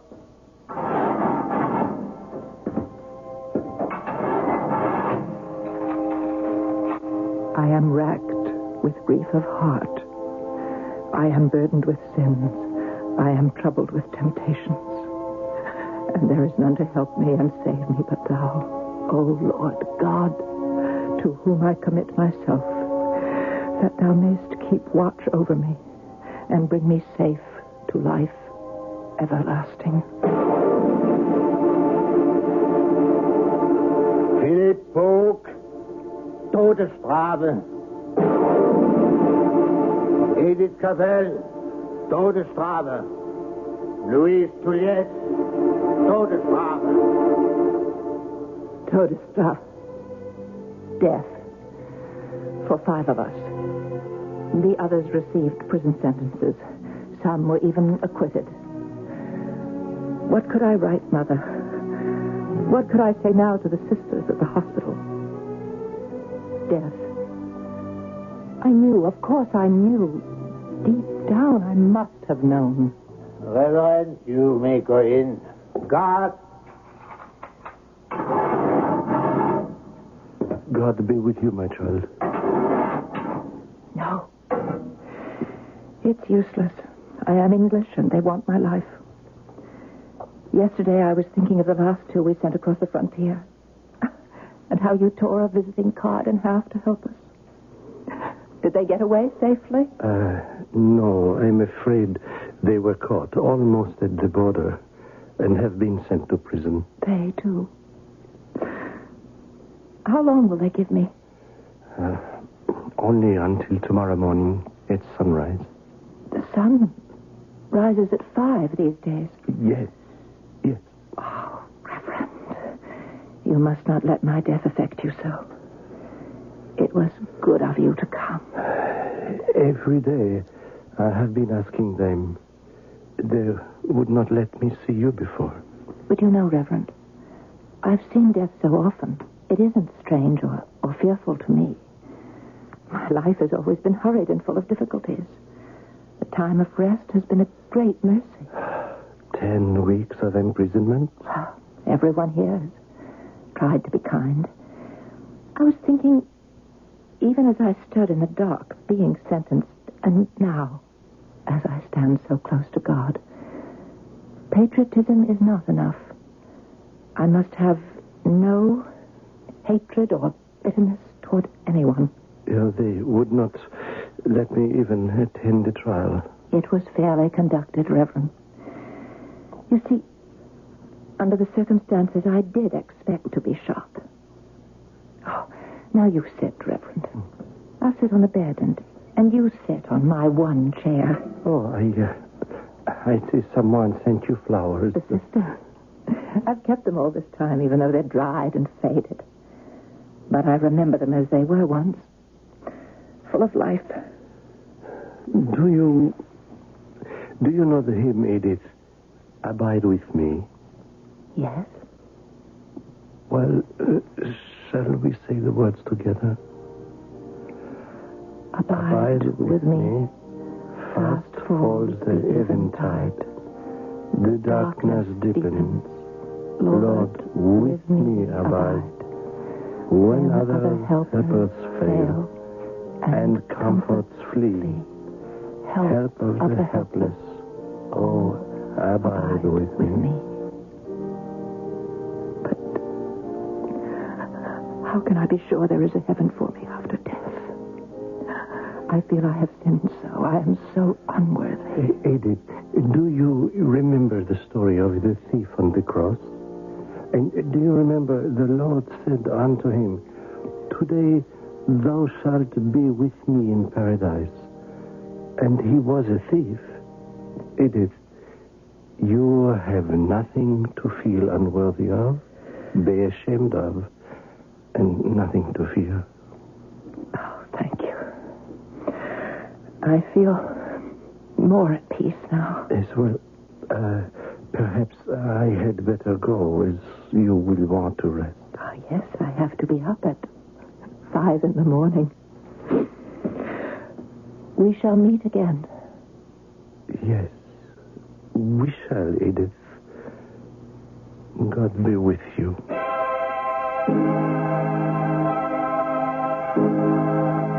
2 hours after sunrise, the morning of October 12th, 1915, Edith Cavell and Philippe Bach died in front of a firing squad, brought down by 2 salvos of rifle fire, which echoed and re-echoed for many years.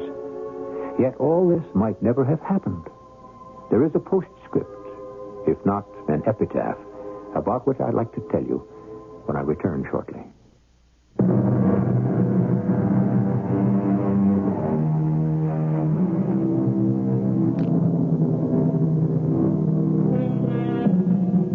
Truly, the name of Edith Cavell is among the great heroes of war. She set an example of devotion and selflessness which has never been exceeded and never been forgotten.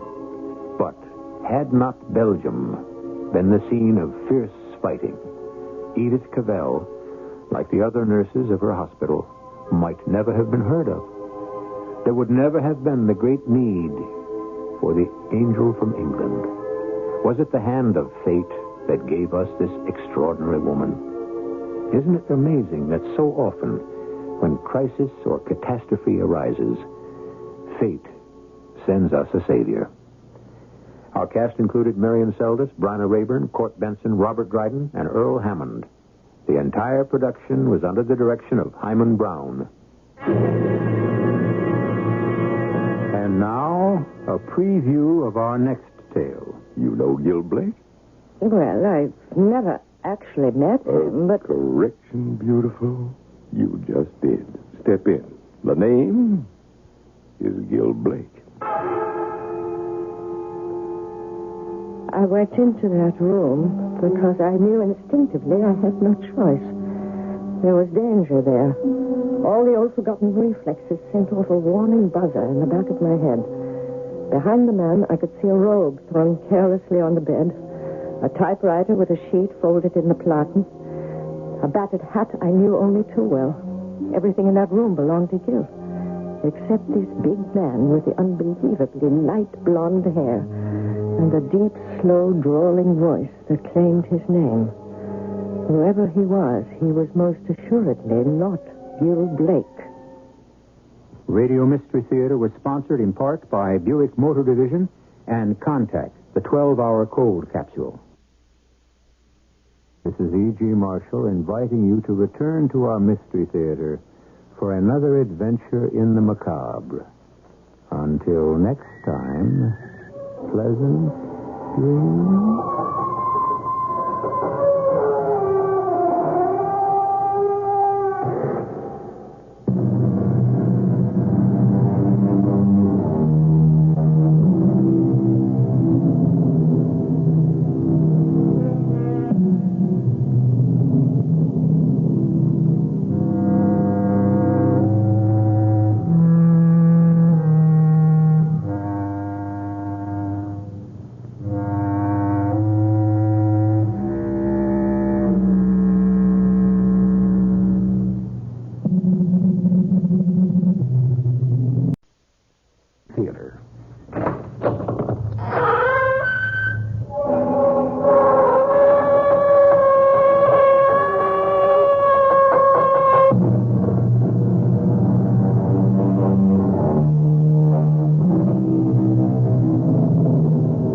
Come in.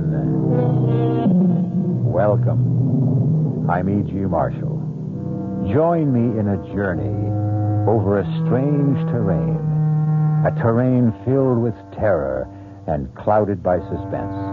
And ask yourself, how long is a minute? What is eternity? And learn, perhaps, that one can be as long as the other.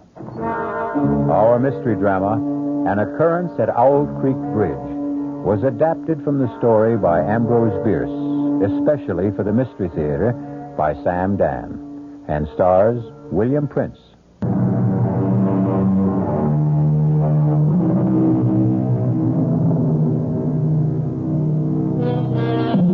They're going to hang Peyton Forrester. Hang him by the neck until he is dead.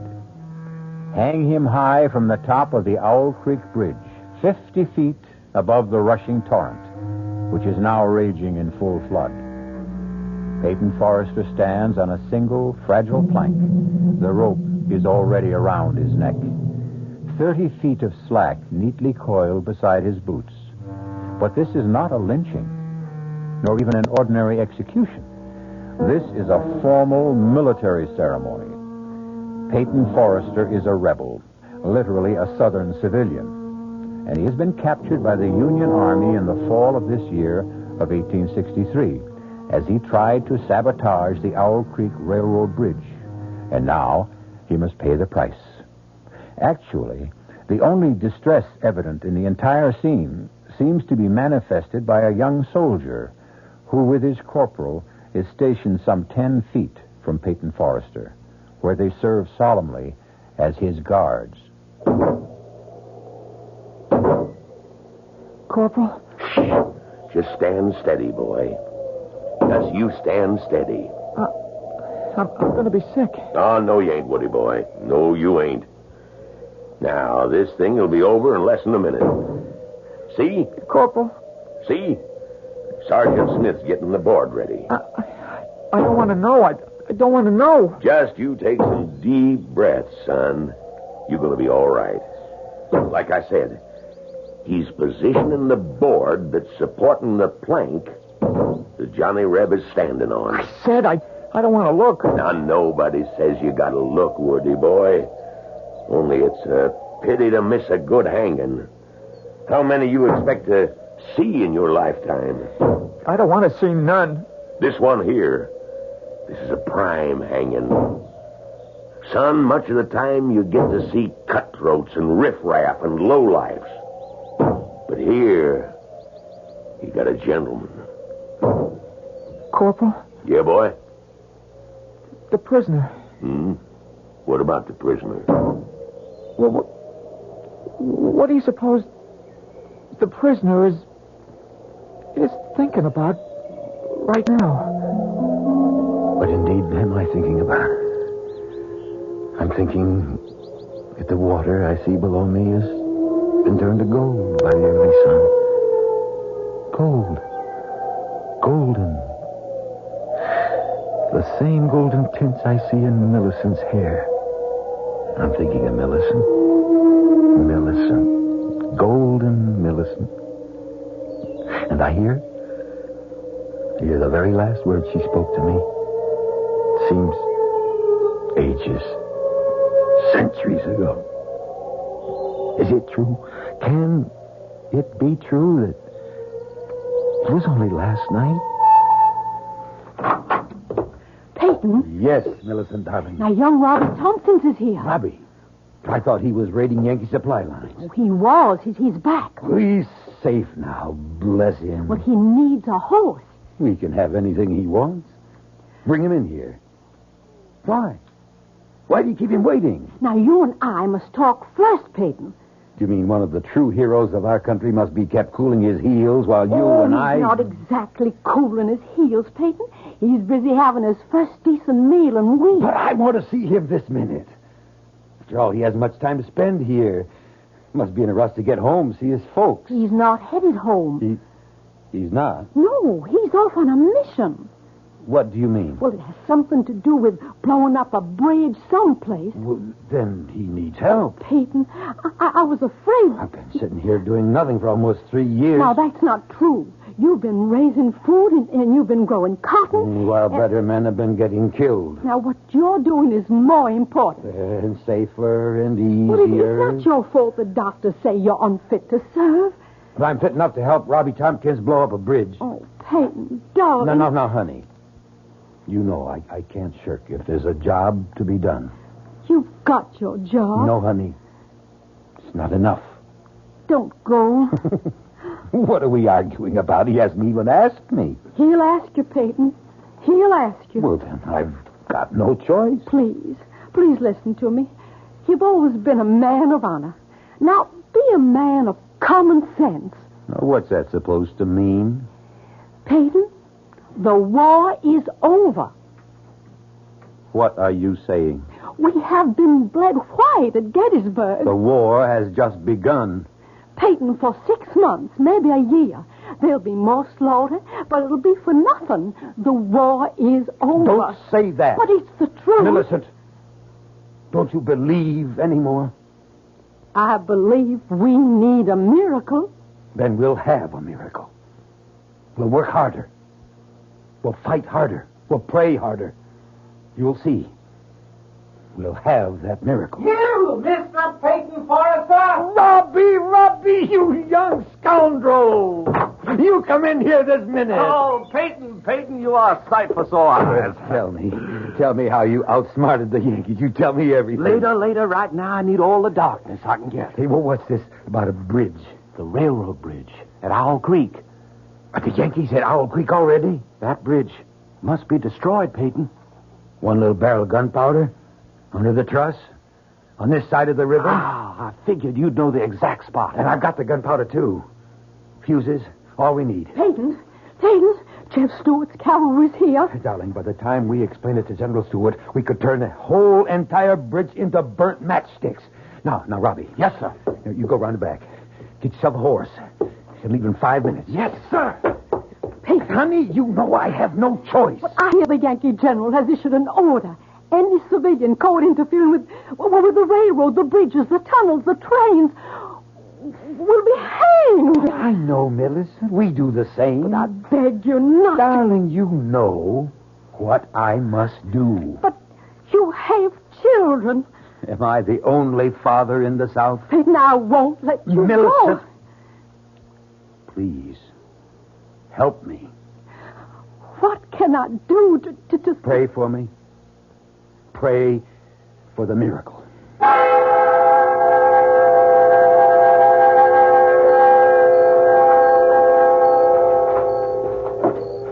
Robbie, up yonder, the bridge.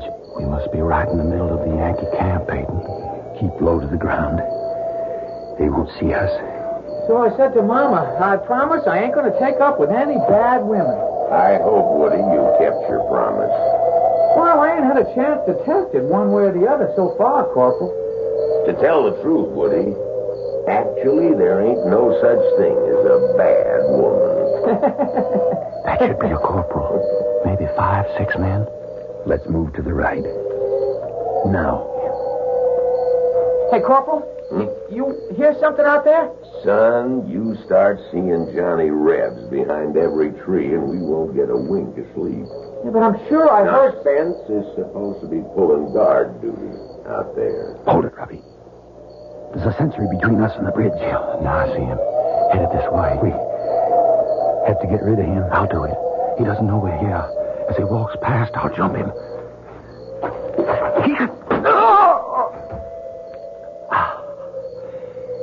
He's dead, Peyton. All right, let's go set the keg in place.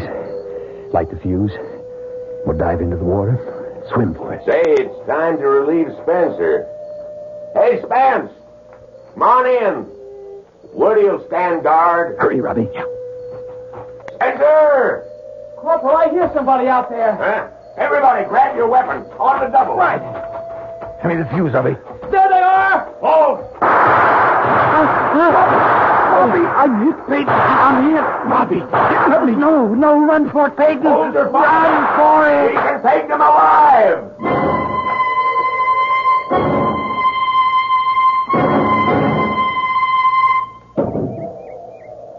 What's he thinking about, Corporal?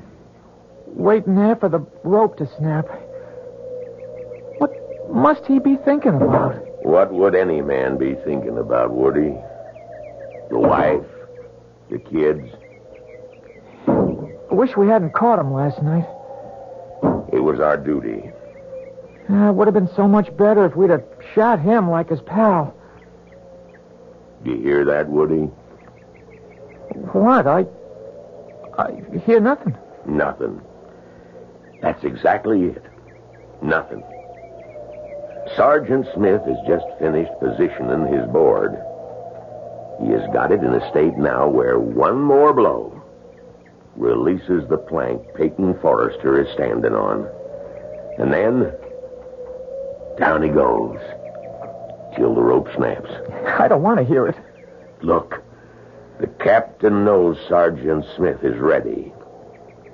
When he raises, then lowers his sword, Sergeant Smith is going to give that board one whack. And that's it. And Forrester knows it. He can see it. What must that man be thinking about?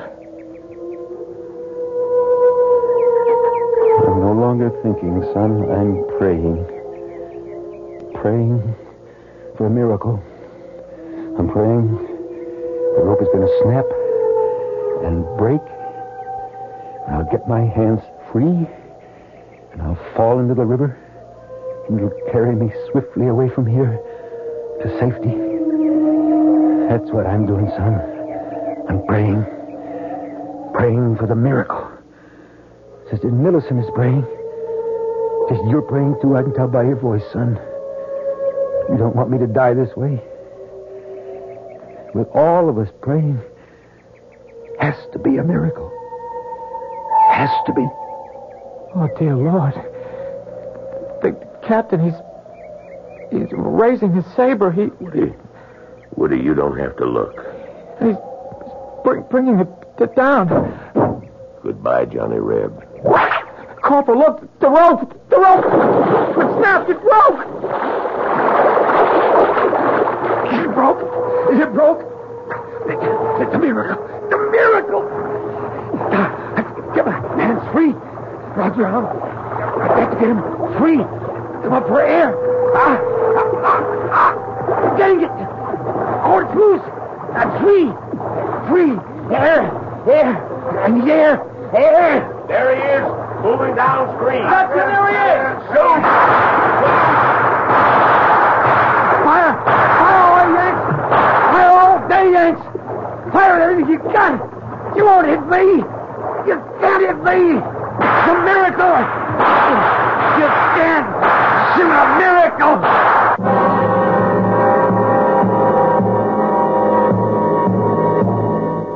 A miracle. Perhaps if you want something strongly enough and pray hard enough, the rope can break, the rifles can miss, and you will not drown in the raging torrents. Miracles do happen. Have we had one here?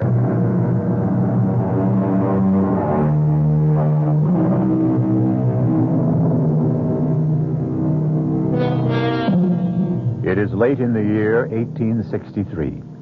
Peyton Forrester, a Southern civilian, has attempted to sabotage the railroad bridge high across Owl Creek.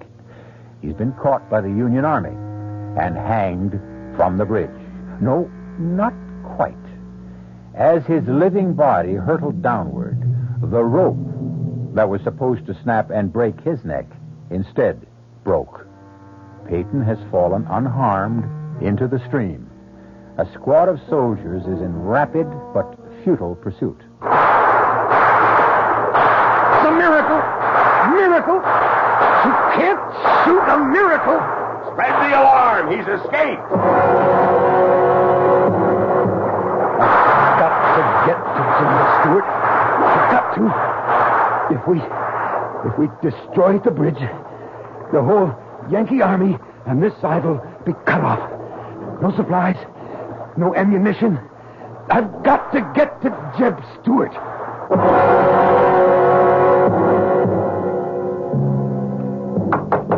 Get away from here! Now get away, you tramp! Please, ma'am. I warn you, I got a rifle aimed at your head! I mean you no harm. I need your help. I'm Peyton Forrester. Peyton Forrester? No, just a second. I still got this gun aimed at your head. Good Lord. It is Mr. Forrester. Come in, sir. I'm Sally Watson. The Yanks are after me. Just a bite of bread and a glass of water. I have to keep moving. Peyton Forrester, the man the Yankees couldn't kill. I have to hurry. You have to rest. No, there's not time. But you're going to drop. Sit down, sir. Sit for a minute. All right, just for a minute. Now, I got a piece of meat here, and I'll heat it with some beer. No, I don't have time. Just rest. There's a storm coming up.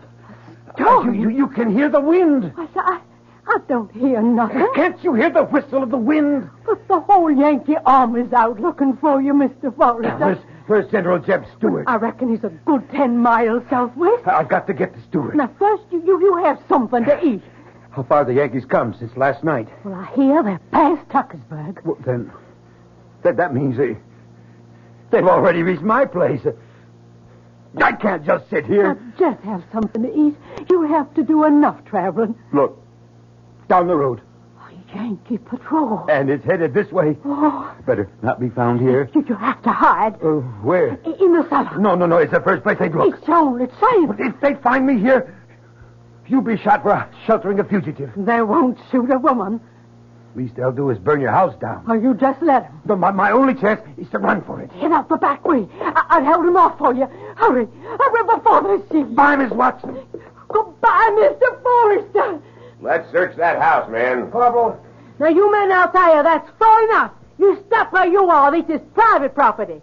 We mean you no harm, lady. We're looking for a fugitive. Well, I ain't seen none. We're obliged to search your house, ma'am. You just stand where you are. I know how to use this rifle. That's another thing, ma'am. Civilians ain't supposed to have weapons. You'll have to hand that over. You want this rifle? You just come and get it. Now, ma'am, be reasonable. Nobody has to get hurt. Hey, Corporal, way yonder in the field. Is that someone running? Let's go, men. Stay still. Let's go. What? I said stand still. I'll shoot the first man that moves. Now, ma'am, you can't interfere with the United States Army. Well, maybe I can't, but I'm doing it.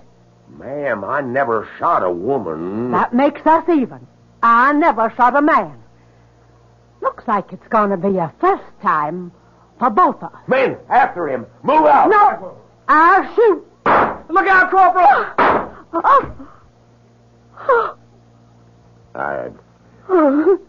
I'm sorry, man. I'm awful sorry. Mr. Forrester, I'm sorry. They'll never catch us. Nobody can ever catch you.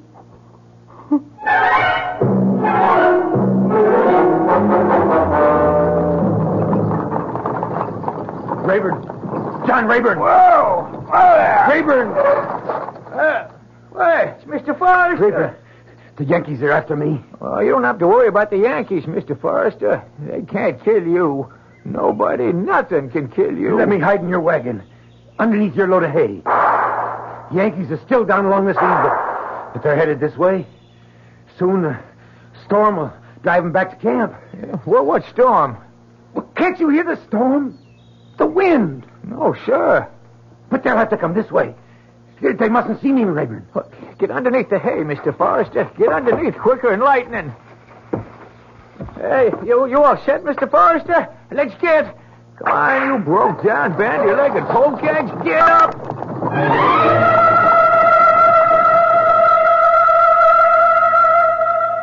There's just no sign of him, Corporal. All right. Rest of you men, let's head back. I guess he got away, huh, Corporal? No, not for long. He's still a good ways from the rebel lines.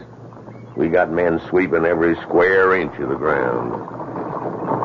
Yeah. Now, what's that? Well, since you come from the city, Corporal, that's a hay wagon. Yeah?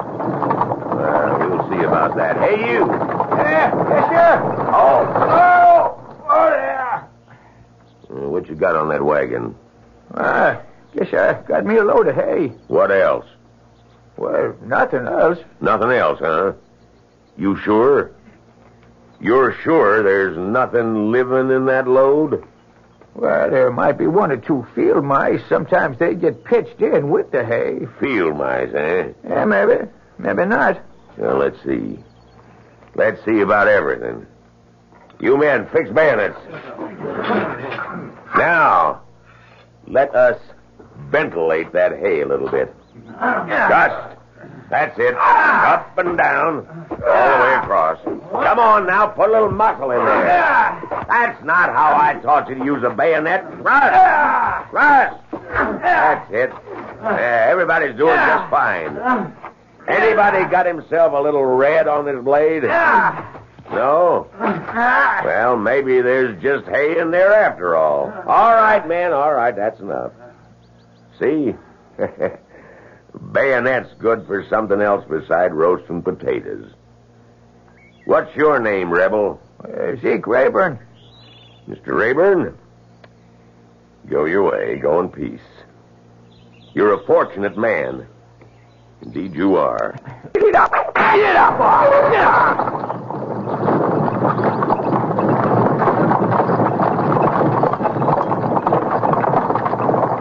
Mr. Forrester. Mr. Forrester, you all right? Mr. Forrester, it's all right to come out now. Yes, I'm all right. Had a bayonet thrust through my coat, but that was all. Oh, the Lord be praised, Mr. Forrester. The Lord be praised. You better get your load in before the storm hits, Rayburn. What storm, Mr. Forrester? Well, don't you hear it? Hear what? The wind. Can't you hear it whistle past your ears? No, sir. That must be my imagination. We're lucky there was infantry soldiers. What do you mean?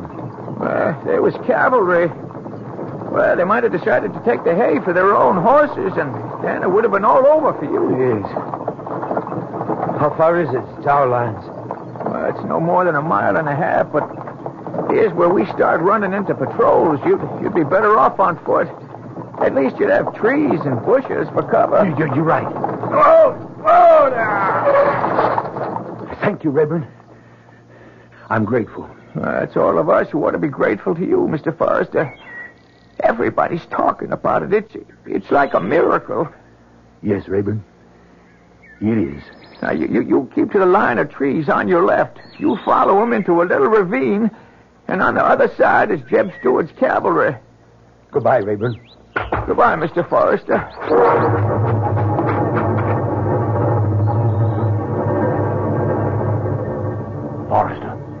Forrester, don't be scared. Who are you? Lieutenant Burns, with Stewart's cavalry. What? There's a Yankee troop up ahead. You scared one of the sentries. Lie still just for a minute. What are you doing here? Well, some of us come out to look for you. Figure you'd be headed this way. Well, then, I'm saved. Saved? Well, we got to get home first, but that's nothing. I got a squad in back of me. When I give the signal, they'll open fire. And while everybody's shooting, you and I'll sneak away. Are you ready? Ready. Now! Let's go, Forrester. Let's go!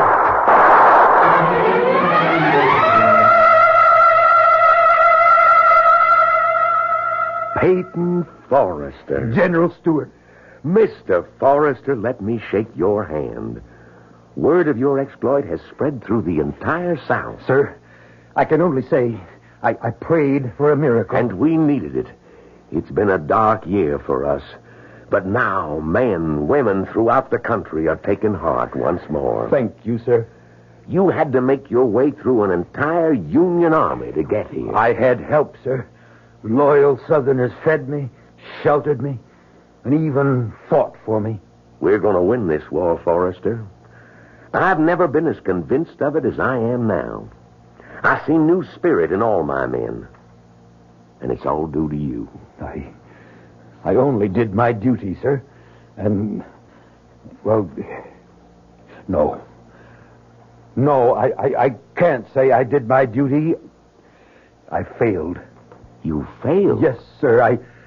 I didn't accomplish my mission. Robbie Tompkins and I set out to destroy the Owl Creek Bridge. Robbie's dead, and the bridge still stands. The explosion was not strong enough. The bridge must be destroyed. But I don't have the men. But you don't need men. Oh, it's strange. What's strange? The wind feels like a storm, and yet the trees are still. Why do you say I don't need men to take Owl Creek Bridge? The wind. Why is the wind howling like that? Why don't I need men, Forrester? Because I'm not talking about an assault.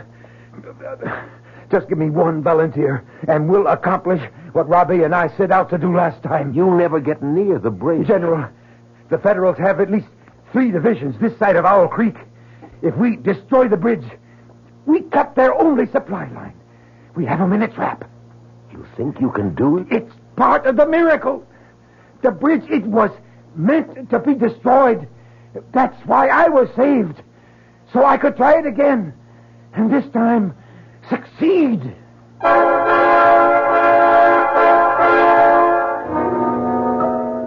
One miracle, evidently, is not enough. What Peyton Forrester is asking for is another. And why not? If it's a question of knowing how to ask, certainly Peyton Forrester has discovered the secret. However, it's also possible to run out of miracles.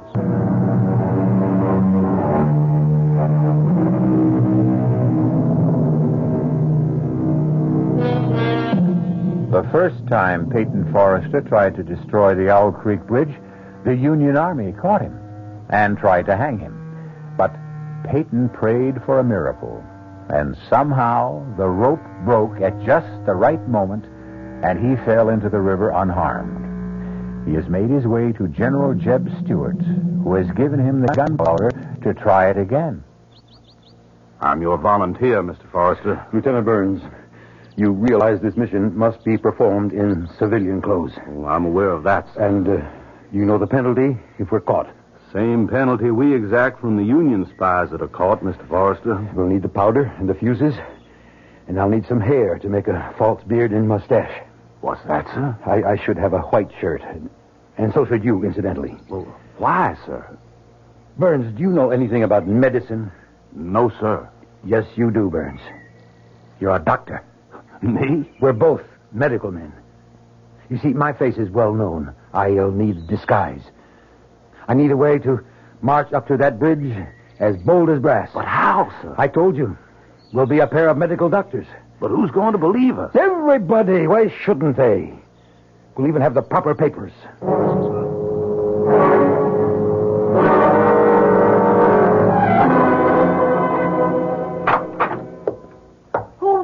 Hosea?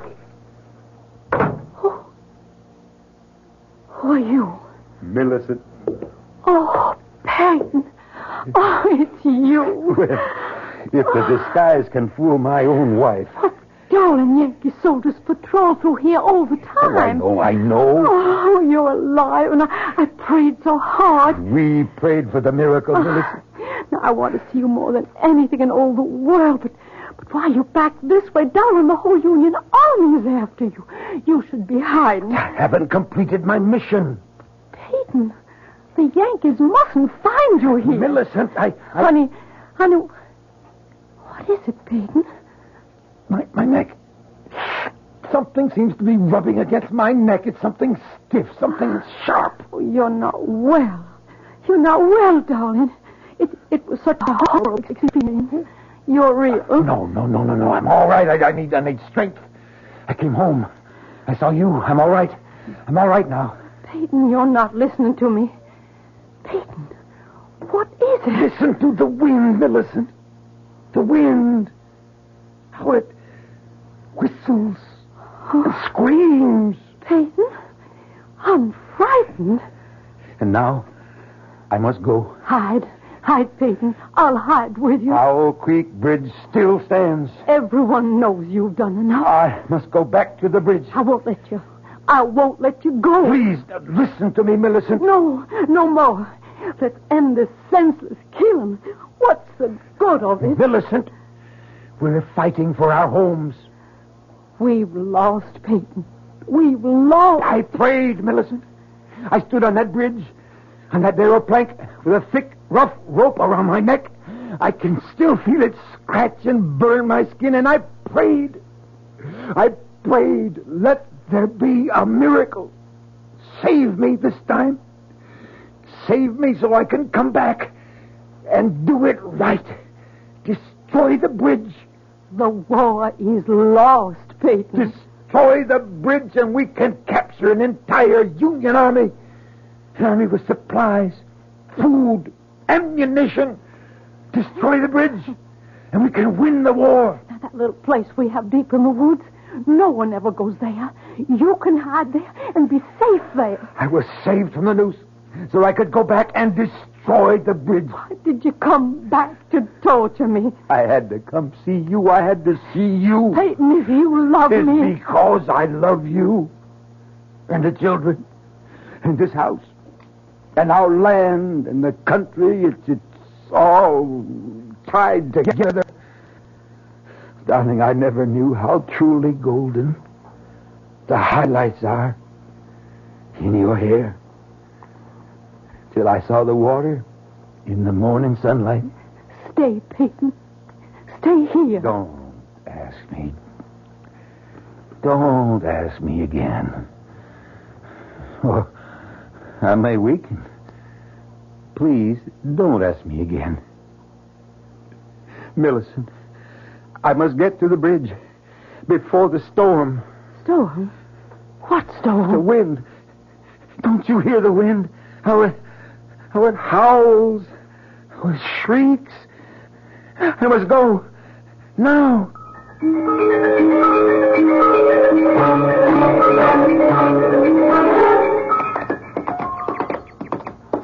Mr. Forrester. What is it? Shouldn't we stop for a rest, sir? There's no time. But the horses, they could use a breather. We have to get there before the storm. Sir, there's no sign of a storm. Oh, I can feel it. Can feel it coming. Wind's getting stronger. The wind, sir? It's a gale. But Oh, look. Where? Up ahead. That's the Yankee picket. All right. Well, sir, let's turn off the road before they see us. But Lieutenant Burns, we want them to see us. Now be calm. Just act calm. Yes, sir. Remember, you're a doctor. Yes, sir. I'll try to remember. Be casual. Be natural. But suppose... Suppose what? Well, suppose they decide to search our bags. Oh, no, they won't do that. These are our medical supplies and equipment, remember? Yes, sir. I hope so. Now, Burns, let's try to look dignified. Yes, sir. Try to look wise, just like a doctor. Yes, sir. Yes, sir.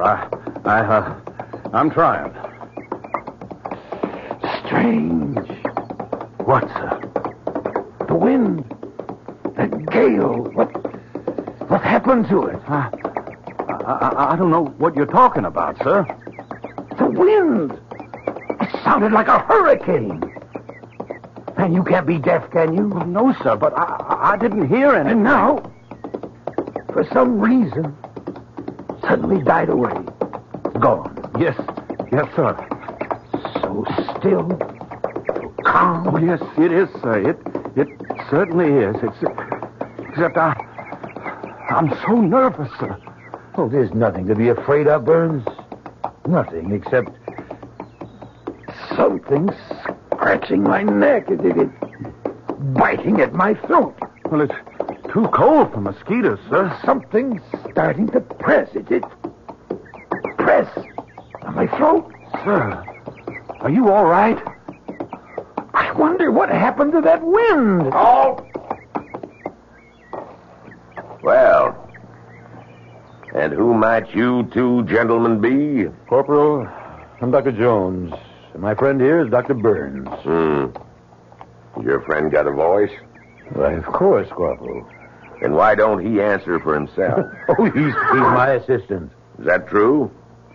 Are you, Dr. Burns? Oh, yes, Corporal. Well, let's see what we got here. We got one gentleman who claims to be Dr. Jones, another who says he's Dr. Burns. Corporal, if you don't mind, we happen to be on an errand of mercy. Is that so? Well, tell me about it. Now, we have permission from your General Grant to... Something wrong, Doctor? No, Corporal, I just seem to have something in my throat.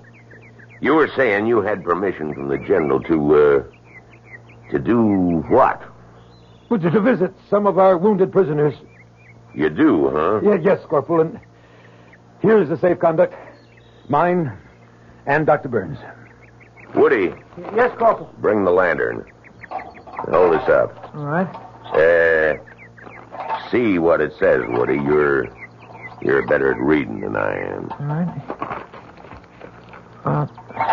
The bearer of this safe conduct is to be permitted free passage within the lines controlled by Union forces in order to perform medical errands of mercy. Signed, U.S. Grant, Lieutenant General. That's what it says, Woody? That's what it says, Corporal. Hand them back their papers. Woody. What is it, Corporal? What are you looking at, Woody? Me? What are you staring at the doctor for? Well, I'm not. That is. Do you know him from someplace? No. I mean, where would I know him from? Well, doctors, be on your way. Thank you, Corporal. Magnificent. I can only say, sir, that you were magnificent. We have to get to the bridge. Quickly. I could never have handled it that way, sir. Hurry. The bridge is just ahead, sir. I'm beginning to feel very ill. Sir? My neck. Your neck, sir? It's beginning to hurt. I can feel it. It's beginning to swell. Here's the bridge, sir. Easy, boy, a little slower. Now, where do you want to plant the charge? Charge. Where do you want to plant the powder? We have to plant the powder. We have to plant it. Here. Right along. Here. Yes, sir. Stop the horses. Yes, but sir, you're very ill. No. We could do this. Now, something's choking me. Now, I'll dismount. Yes, sir. Look, if we intend to walk our horses across the bridge. Yes, sir. Now, my throat. Place your sack against this support. Yes, sir. Now, quickly, the fuses in this bag. I've got them, sir. Why is it so dark? What do you want me to do, sir? Lay the fuse out along. I know, sir. I know. Hurry. Something's choking the life out of me. I've got him, sir. I've got him. Strike a match. Oh, I can't breathe. We're going to do it, Mr. Forrester. We're going to bring it off. My head. Nothing can stop us now. Burns. Something's choking. This one's ready. And now that one. Choking the life out of me. Whole sky is on fire. Everything. It's all aflame. Lit, sir. She's lit. There's pain. She's going to go, sir. She's going to go. Now jump in the water. Jump for your life. My head. I can't stand the pain. My head is going to explode. There she goes.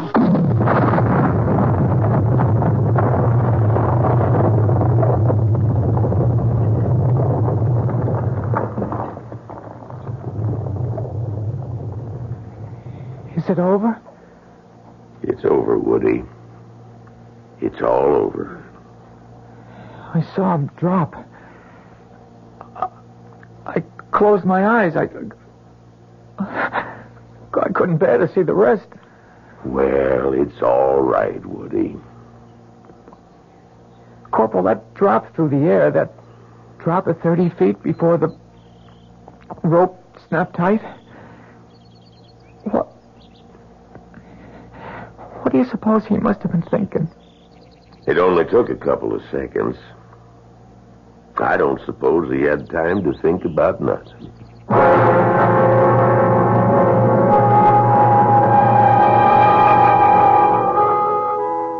Peyton Forrester was dead. His body, the neck broken, was swinging gently from side to side, suspended from a timber of the Owl Creek Bridge. Swinging gently, swaying gently, turning and twisting gently in the fresh, cool morning breeze above the gold-tinted water of the river below. Our cast included William Prince, Mildred Clinton, Jack Grimes, Leon Janney, and William Redfield. The entire production was under the direction of Hyman Brown. This is E.G. Marshall inviting you to return to our Mystery Theater for another adventure in the macabre. Until next time, pleasant dreams.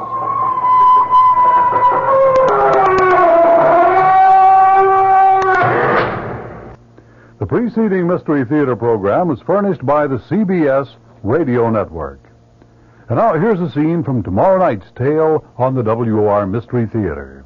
Reverend Stokes, I don't want a theological debate.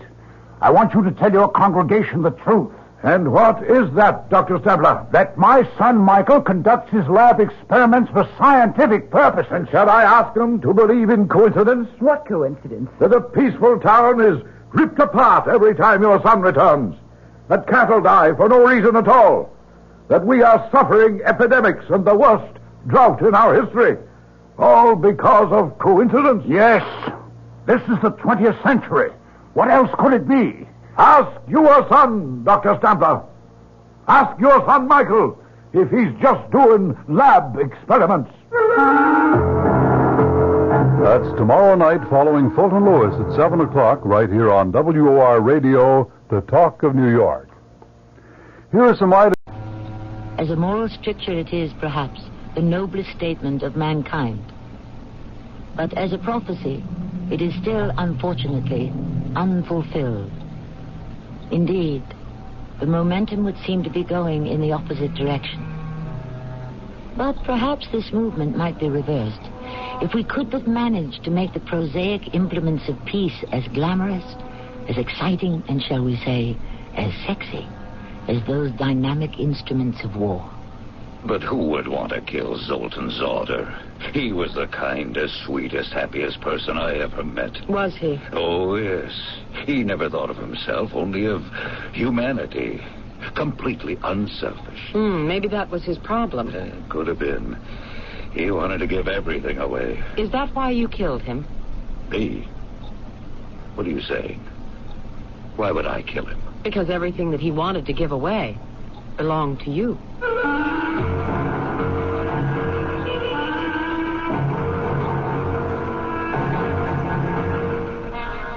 Our mystery drama, Formula Z, The Protector, was written especially for the Mystery Theater by Sam Dan and stars Patricia Elliott.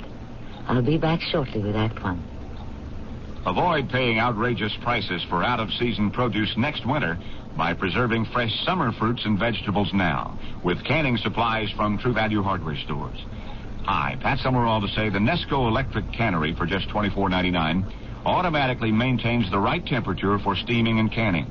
Or freeze foods in convenient boilable bags with the Daisy Seal-A-Meal 2, now just $18.99. And get a box of replacement bags for just $3.29 at participating True Value hardware stores and home centers.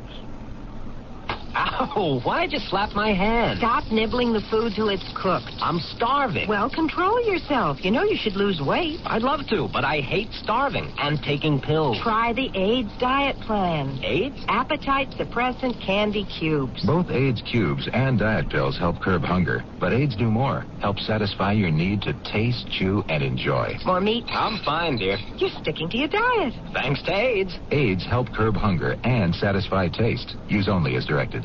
This is Bob Bankert of the Claymore Lioness, and I'd like to talk to the women in the audience about our summer sale.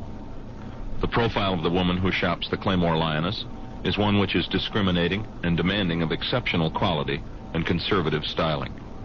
She considers her clothing purchases as investments because she carefully selects and coordinates each item to reflect her image. She shops a sale just as she shops regularly, not buying by impulse, but by careful selection and sensible choices to ensure that even her sale purchases are great investments.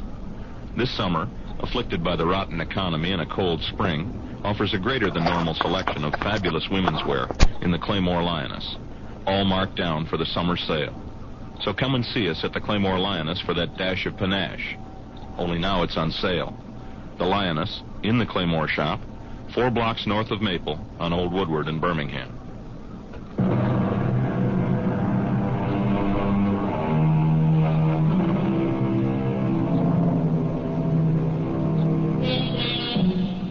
At 75, Wally Shagrew is still active and vigorous.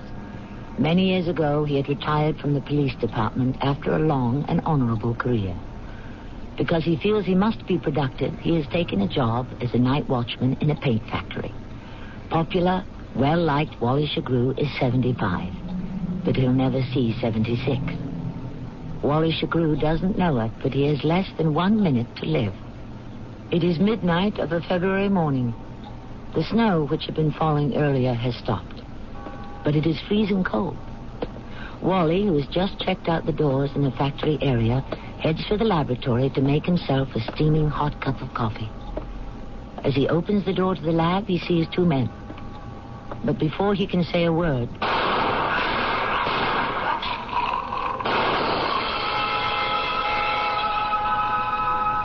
Mr. Bueller? Yes, I'm Joe Bueller. I'm Lieutenant Webster, homicide. You own this plant? Yes, my grandfather owned it, my father owned it, now I own it. Bueller's Paint and Varnish since 1910. Here, we're very strong in New England, mid-Atlantic states. We're starting to do well in the Deep South, too. He's dead, huh, Wally? Yes. They just called me. Come down to the factory. I was fast asleep. Anyone tell his wife? I believe so. How did it happen? He was shot down as he walked into the lab. What's to steal around here? Paint. Paint? Sells for $20, $25 a gallon, depending on how the stores mark it up. I turn out the best quality product. Ask anybody, even my competitors. If they were out for paint, they'd have a truck, a big one, to make it worthwhile, wouldn't they? Yeah. Well, there are no truck tire marks in the snow near the warehouse area. Well, then I don't know. What could they have been after in the lab? In the lab? Well, mixers, centrifuges, all kinds of things, but none of it's missing. Oh, I'd like to get the guy that did this to Wally. So would I. What if I offer a reward?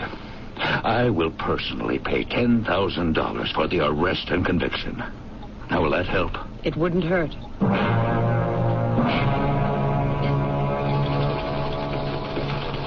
Wally Shagrew. Did you know him, Loretta? No, he was before my time, Captain. Yeah, he was a good cop. Everybody loved him, even most of the hoods he brought in. What have we got so far, Captain? Well, we know he stopped 4 slugs, 2 9mm, 2 30 calibers. 2 guns, 2 killers. That I already figured out. Oh, how? They got in through the laboratory window. I could see 2 sets of footprints in the snow. They led all the way to the end of the block where a car had been parked. What else? That's it, not a clue. Fingerprints? Cupboard is bare, Loretta. Oh, maybe not absolutely bare. So far, there's nothing to chew on. Sometimes nothing can be as good as a feast. Oh, you going to treat me to some philosophy, Loretta? Unless you have a truck to load with paint cans, why hit that factory in the first place? Well, office equipment. Electric typewriters, calculators, those new word processors. All that is valuable. And it's all pretty heavy. Why park the car all the way down the block? I still say it had to be some gun-happy hoods cruising around in that factory. It was a target of opportunity. I don't think so. I say they had a reason to hit that particular plant. They were after something. Well, there's nothing to steal except paint. And they didn't have a truck. Then they were after somebody. Who? The only person who was there. Wally? Why? Well, what else makes sense? Who would want to kill Wally? Who would want to kill you or me or any cop? How do you know who could be nursing a grudge? Yeah. How do you know?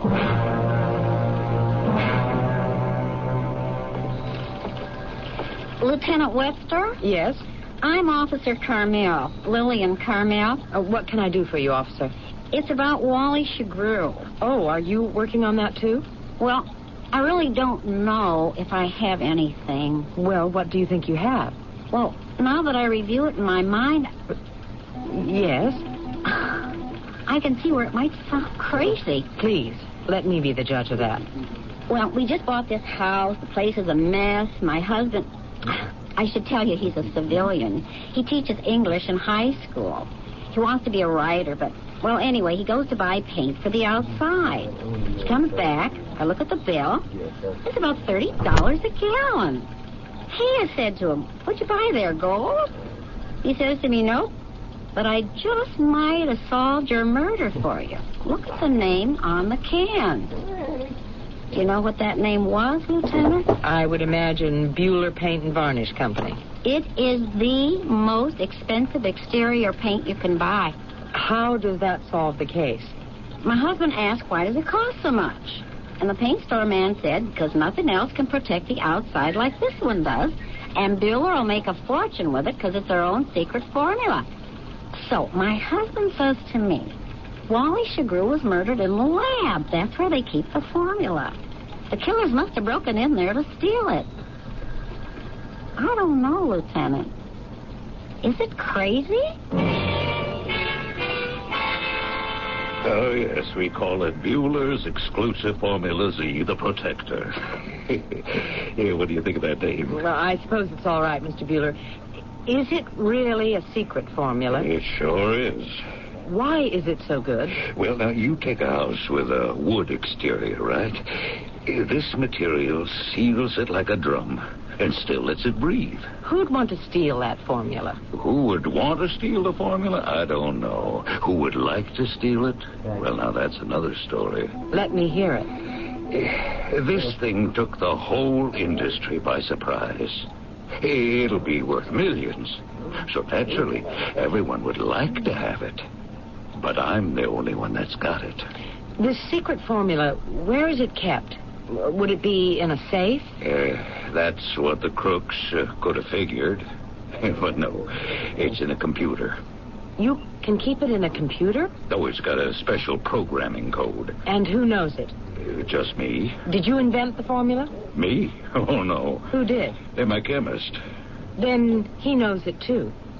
Well, he's dead. Dead? When did he die? Oh, had to be 2 months ago, yes. Yes, that's right. How did he die? How? Actually, he was killed. By whom?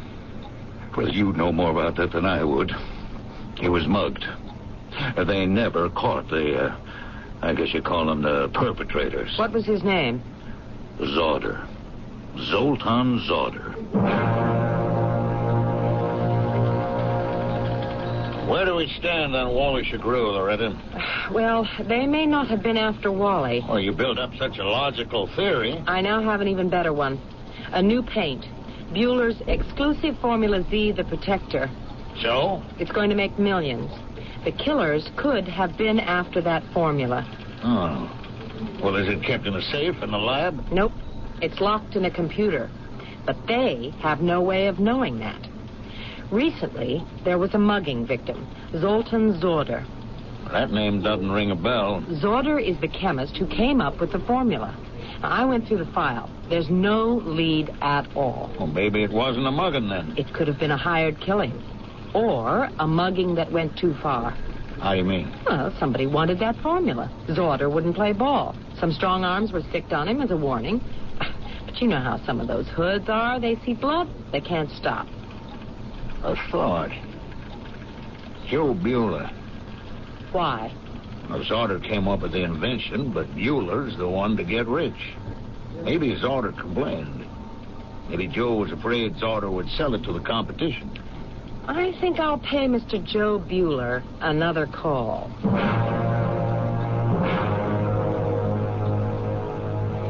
There's a new approach, Mr. Bueller. Suppose that it wasn't a mugging. Oh, then what was it? A bought and paid for murder. Who'd want to have Zoltan murdered? You might. Me? Why? You could be afraid he'd sell the formula. You'd be crazy to do that. Why? Well, I gave him 25% of it. You did? Yes, and where could he get a better deal?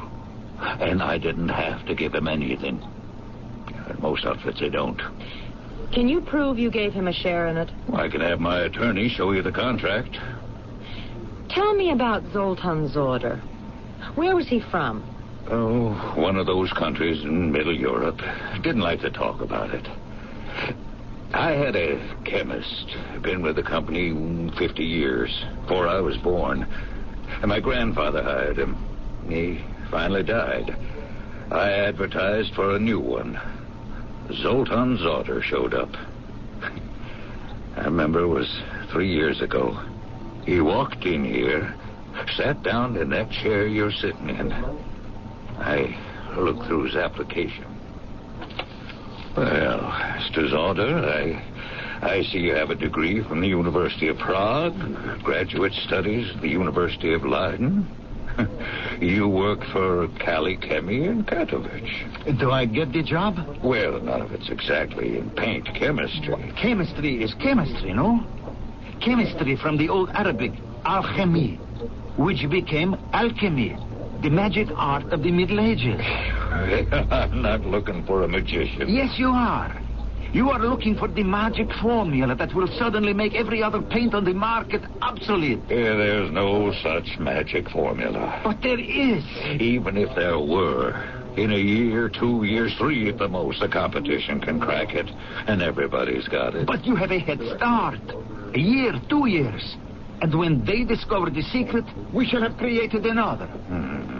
I would not labor for just any paint factory. No? I have chosen yours because you need me. I need you. You are old-fashioned. Your product is the same as the one made by your father and his father. Well, if it was good enough for them... But it is not good enough for you, or for these dynamic times. Let me transform you into a modern company, a great and rich enterprise. Let me transform Bueller Paint into the world's greatest factory. And what makes you think you can do that? I will do it, if it kills me. I never will forget the tone of his voice when he said it. I'll do it if it kills me. I don't know. Did it kill him?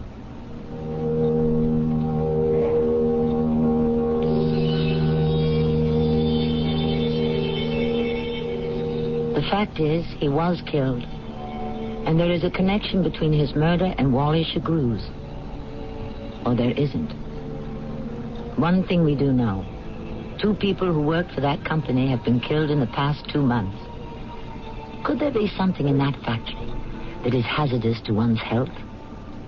The second act is only a short intermission away. Daddy, every time you laugh, you cough. Because I'm a smoker. Why don't you stop? I've tried. Use Bentron. It's on TV. Bentron? Bantron smoking deterrent tablets help you break the cigarette habit because they help ease your craving for nicotine. The more you want to stop smoking, the more Bantron helps. Daddy, you don't cough anymore. I don't smoke anymore. Bantron helps you break the cigarette habit. Use only as directed. I'm Beverly Sills. You know, just living has taught me to appreciate the value of every baby's life and its potential talent. There have been many writers, painters, and musicians who have shown us all what the struggle over handicaps is like. I've seen similar triumphs through the March of Dimes. As National Chairman for the Mother's March on Birth Defects, I ask you to volunteer for the Mother's March this year. The March of Dimes saves babies. You can help. Please. When you turn on the 11 o'clock news tonight, you'd like to think that what you're watching is the best newscast in Detroit, especially if it's the only newscast you've had a chance to watch all day. You want reporters who'll give you the best possible coverage of news, weather, and sports, reports that are up-to-date, exacting, uncompromising. News 4 Tonight at 11 gives you just that, but not only just that. It gives you special features and reports that gives it an edge over other newscasts. Information that could translate into an added edge for you. A consumer tip that might alter your shopping list. A warning about that latest Hollywood blockbuster destined to bomb at the box office. It's this kind of complete reporting that qualifies News 4 at 11 as the best late-night newscast you can watch in Detroit. And it's this kind of reporting that won it this year's Emmy Award for Excellence. So tonight, don't settle for anything less than the award winner. News 4 Tonight at 11. Thousands have already switched. Now the one we want is you.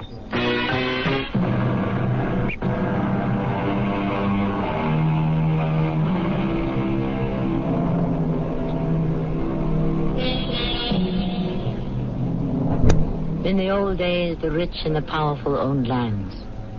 They also owned the lives of the people who worked them. When one rich man wanted to take his neighbor's land, he armed his people, and they would try to take it by force. Today, our powerful people own businesses and factories. They still fight with other powerful people who own other factories and businesses. But it's no longer a bloody, pitched battle, although there can be a certain amount of bloodshed behind the scenes. Yes, Lieutenant, he transformed this company. We're no longer a sleepy little factory. We are now a force to be reckoned with in the industry. So, Zoltan's order was good for Bueller Paint. Well, that remains to be seen. Why? You're going to make millions. I don't get to spend much time at home anymore. I know that sounds dumb. All right, we'll see what happens. One thing I know, I was very good to him. I gave him a piece of the action. And I'm even good to him now when he's dead. In what way? Well, I give his wife a pension every month, even though he didn't work here long enough to qualify for one. She's not even his wife. Well, then what is she? No, I don't know. These days, people don't go in for marriages. They have meaningful relationships. Now you tell me what that means. Who is this woman? Zelda. Zelda who? Zelda... Oh, let me think. Oh, wait, the bookkeeper would know. He sends her the check every week. And she's the woman he lived with? Myroff. Yeah, that's her name. It just came to me. Zelda Myroff. Miss Myroff, who would have wanted to murder Zoltan? Who?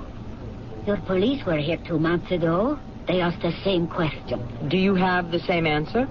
I told them I don't know. I tell you I don't know. Why do you keep asking? Well, it's the only way we can learn. Learn? Learn what? How long did you know Zoltan Zodra? 15 years. We were students together at Prague. You're also a chemist? No. I am an economist. A political economist. Where are you employed, Miss Myroff? Why are these questions being asked? I am a cocktail waitress at the Dogwood Tree. With your background? I am lucky to have a job. What did you do before you came to this country? I was editor of a weekly economic newspaper. Why did you come to this country? Zoltan wanted to come to America. Why? Zoltan said, let us go to America where there is freedom. Much good the freedom did him. He was not free to walk in the street. Tell me, now that Zoltan is dead, do you think you will go back? How can I go back? Zoltan. They declared him an enemy of the people's government. And you? I am considered his consort. And you can't think of any reason why Zoltan was killed? Oh, yes, I can. And so can you. Some hooligans wanted his money. But did they have to kill him? They could have asked. Could he have been killed because of some connection back home? I think maybe you see too many motion pictures. Are you happy here? Zoltan was happy here. No, that's not what I asked you. My family, my friends, my language are over there. And what about freedom? I don't know if freedom alone is enough. Miss Myroff, we're trying to apprehend his murderers. Let us know if you can think of anything that might be of help. Will you? Of course. Captain, I want 24-hour surveillance on Joe Bueller and on Zelda Myroff. You got it. It doesn't matter who we put on Joe Bueller. We should have a policewoman on Zelda Myroff. Okay. Well, we have an officer, Lillian Carmel. Yes, in city, she should be exactly the right type for this. All right, Lillian Carmel. What else? Do we have anything new on Wally? Loretta, we've had people run a net through every square foot of the area. There's not a peep yet. Now, backtracking on the Zoltan Zodra mugging. The bullet taken from Zodder's body, does it match any of those that killed Wally? No, we checked that. But it doesn't have to mean anything. What do you think of the Myroff woman? Well, there may be something there. Like what? I don't know. Too many things are pulling at her. You think she could have been in on it? No, probably not. But she knows more than she's telling.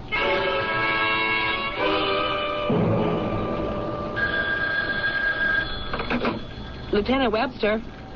Oh, sure. Have her come in, please.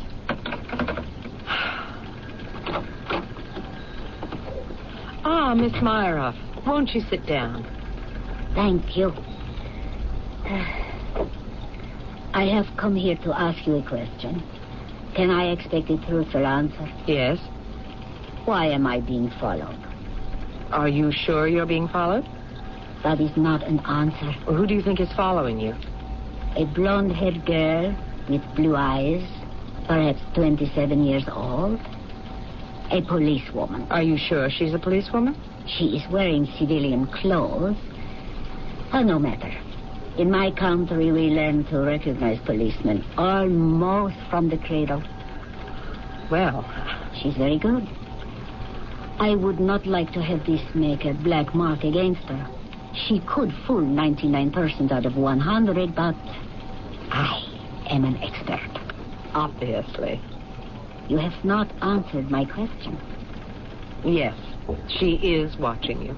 Why? Well, among other things, for your own protection. Why do I need protection? Well, your husband, that is to say, your companion, was murdered.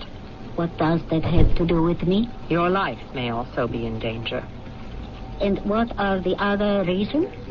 Well, you may know more than you're telling us. You suspect me? You could be involved. In that case, why you do not have me arrested? Well, things don't work that way in this country. Are you sorry? No, not at all. I think that's the way it should be. Why are you so antagonistic? Because you are the police. Oh, I am not the police. I'm a homicide detective. I'm involved with 2 murders, which may be connected. I don't know what your experience has been with the police, where you come from, but really, things are quite different here. To begin with, you don't even have to answer my questions. You have asked me who would want to kill Zoltan. Yes. Why you do not ask Mr. Joe Bueller? Why should I ask him? How do we know he did not kill Zoltan? Joe Bueller killed Zoltan. Or Joe Bueller has paid hooligans to kill Zoltan? Will you ask him? Yes. But before I ask him, let me ask you, why would he pay to have Zoltan murdered? Because they have had a big fight. When? Just before Zoltan died. About what? I cannot say. I came home. I saw Joe Bueller's automobile outside. I went into the house. I could hear them. It was a very loud quarrel. Are you mad, Zoltan? No, Joseph. I am completely sane. But why? Believe me, Joseph. Do not ask me why. I have the right to know why. It's my paint. It is also my paint. Oh, be reasonable. Trust me. Oh, Zelda. And what is this about, this argument? Nothing. Nothing at all. It is just a difference of opinion between Mr. Bueller and me. Zoltan, what are you hiding from me? I said it is nothing. That isn't true. This is not the concern of a woman. Zoltan, we'll talk about this at the plant tomorrow. Maybe after a good night's sleep, you'll see things different. We won't have to talk about it at all. Zoltan, what are you keeping from me? Nothing, I tell you. It is nothing. And was it nothing? I don't know what it was. He would not say another word. And you never found out? 2 days later, he was dead. Yes, this was a strong argument he was having with Mr. Bueller. Very strong, very loud, very angry. I don't remember ever having an argument with Zoltan. Who said I had arguments with him? Zelda Myrov.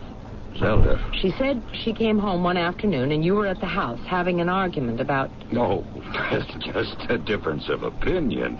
According to Zelda, it was very loud and very angry.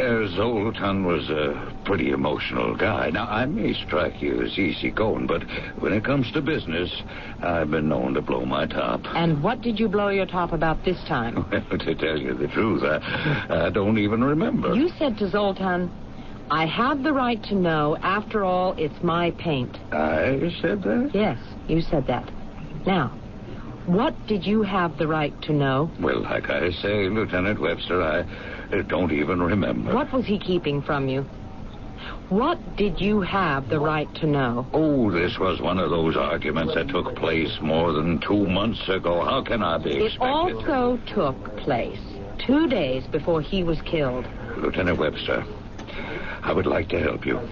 I just don't remember. That's all. Mr. Bueller, This is a murder investigation. The department is going all out. Wally Shagru was shot down in cold blood. And are you saying that I had something to do with that? No, but I insist that Wally's murder and Zoltan's orders are linked together. Now, Wally was like a father to half the police force. The department will never let this die down. We're going to break it open, so you had better tell me everything that you know, voluntarily. But I... All right. I'll tell you what the argument was about. Why couldn't you have told me before? Well, I guess I should have, but... Yes, but... As soon as I tell you, you'll say that I had the perfect motive for wanting to kill Zoltan's order. That's why I tried to get out of it. Zoltan said that he had something vital to say to me. Couldn't you say it at the plant, I asked. No, he answered, I want to make sure that no one overhears me. And then he told me that we had to take Formula Z, the protector, off the market. He didn't want us to sell even one more gallon. Why?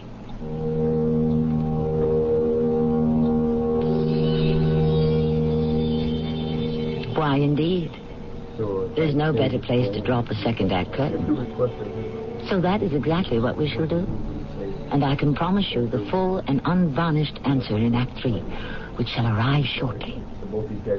Wednesday on CBS television. I'm the sheriff, and I'm in charge here. Cass Malloy is a woman sheriff who just can't get any respect. I thought you were in charge. I'm working on it. But when a crazy used car salesman takes her gun and offers hostage, you can be sure she'll know what to do. Ralph, we have to talk face to face. No! Please.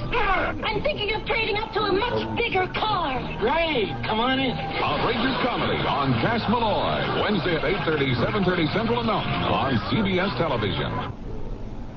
When you get it. Itchy red skin. Get Kool-Aid. When you get it. Darn bug. Get Kool-Aid. When you get it. Oh, touch of poison ivy. Get Kool-Aid. Cord-Aid gently works with your body's natural defenses. It's all you need for the relief of dermatitis and other minor itches and rashes. When you get it. Itchy eczema. Get Kool-Aid. Even follow label directions. There is no reason to pay a luxury price for something as essential as a pair of eyeglasses. And the Eyeglass Factory will prove that to you. They have almost 2,000 different eyeglass frames in stock. It's the largest selection in the Midwest. In addition to the selection, savings of 30 to 50% below what you've been paying at optometric centers. Complete eye examinations, discounts for senior citizens, complete repair service, the major vision insurance plans accepted. When you need eyeglasses, you need the Eyeglass Factory. With 3 locations to serve you, the Eyeglass Factory of Oak Park is on Coolidge, just south of 9 Mile Road. Phone 542-2200. The Eyeglass Factory of Redford on Plymouth Road, halfway between Beach Daly and Inkster Roads. Phone 937-1340. And the Eyeglass Factory of Farmington Hills on Orchard Lake Road between 12 and 13 Mile. Phone 553-3820.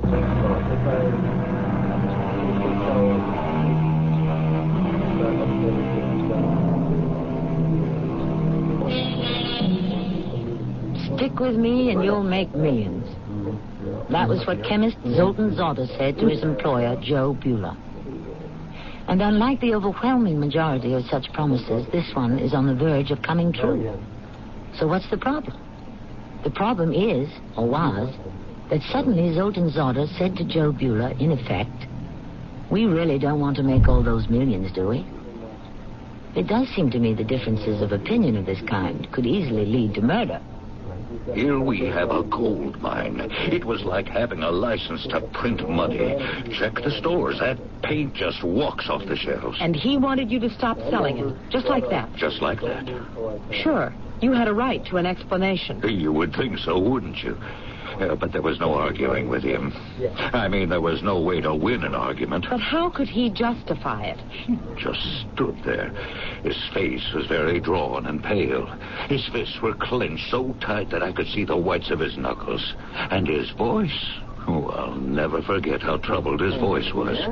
He kept saying over and over again, We have to take it off the market, Joseph.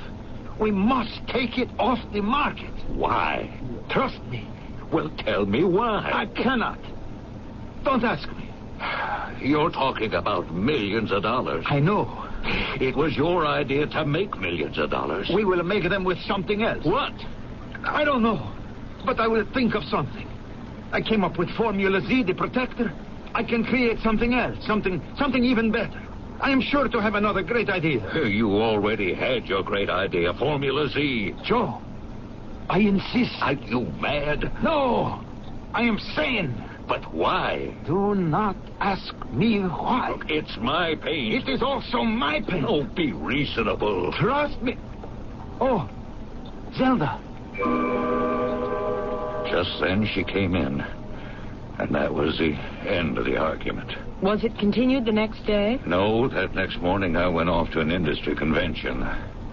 Came back late the following night, and that's when he was murdered.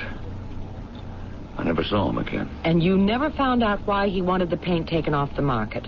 No. Why, do you suppose? I can't even make a guess. Tell me, could there be something dangerous in that paint? Well, now, that was my first thought.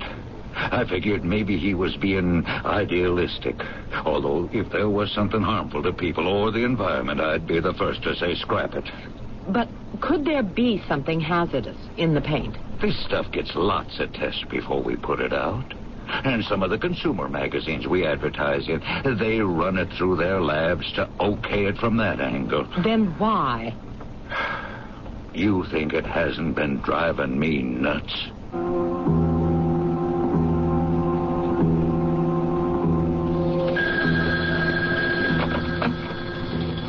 Lieutenant Webster. Lieutenant, this is Sergeant Miller over at the police lab. There was a note to call you.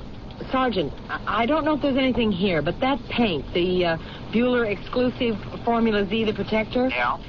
This is scraping the bottom of the barrel, but Zorder was a refugee from behind the Iron Curtain.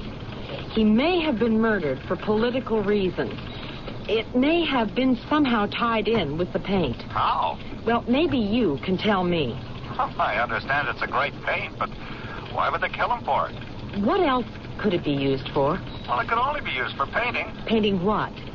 Look, what I'm saying is let your imagination run wild. See what you can come up with.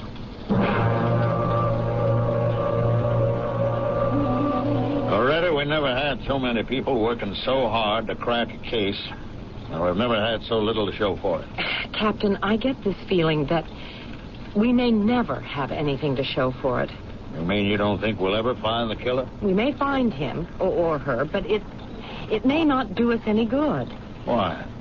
Why do you say that? I don't know. I just have this hunch that this thing is going to be too big for us. There may be an international aspect to these murders that can take it out of our hands. Again, I ask you why. Again, I can only answer. It's a hunch. Okay. Could we assume that Joe Bueller killed Zorder? I would be inclined to suspect him, except for one thing. Wally Chagru. What motive would Joe have for going there in the middle of the night to murder Wally? And since there were two guns, who was in it with him? Zelda Myro? Why? She's the only other name we have. You're still operating on the theory that the killings are interconnected. Well, does any other theory make sense? Somebody wanted something from Zorder, or they wanted him to do something.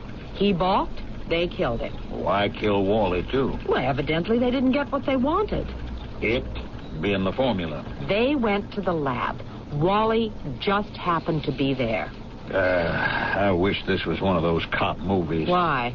So I could go home and forget it. Besides, in all those pictures, the killer always leaves a loose end or a clue. I know. And our killers didn't oblige us at all. Lieutenant Webster? I'm Sergeant Miller from the lab. Please, sit down, Sergeant. You said, let your imagination run riot. Well, I did. Have you got anything? Well, I said to myself, why would they want this formula? If it was another paint company, I could see it. There's a lot of money. It's a beautiful product. But you said, do the intrigue bit. And where did that take you? Well, I found out what it could be used for. Yes? And the reason I came up with it is you said go way out into left field, right? So I said, what about a military aspect? And that opened a whole line of approach. How could paint be useful? Well, for one thing, in avoiding detection for aircraft or missiles. How? Well, you see, the trick is to get your attack planes and missiles past the enemy warning systems. Now, what do those mainly consist of? Infrared sensors. You know what they do? No, I'm not sure. Well, you see, these sensors are attracted to the heat of the approaching missiles, and they lock in on them. And then you can shoot them down. Oh, I understand. But there is an ingredient in this paint that repels those sensing devices, those locking devices. What? I don't know. Maybe it's something that take a long time to identify, or maybe it's the way the components react to each other. But that paint actually turns back or in some way will not absorb those infrared sensors. Sergeant, it looks like this thing is now bigger than both of us. I would say it's bigger than all of us.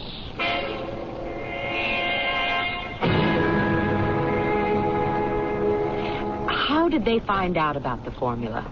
Who? The people who killed him. Why ask me? Miss Myra, we can go about this in a variety of ways.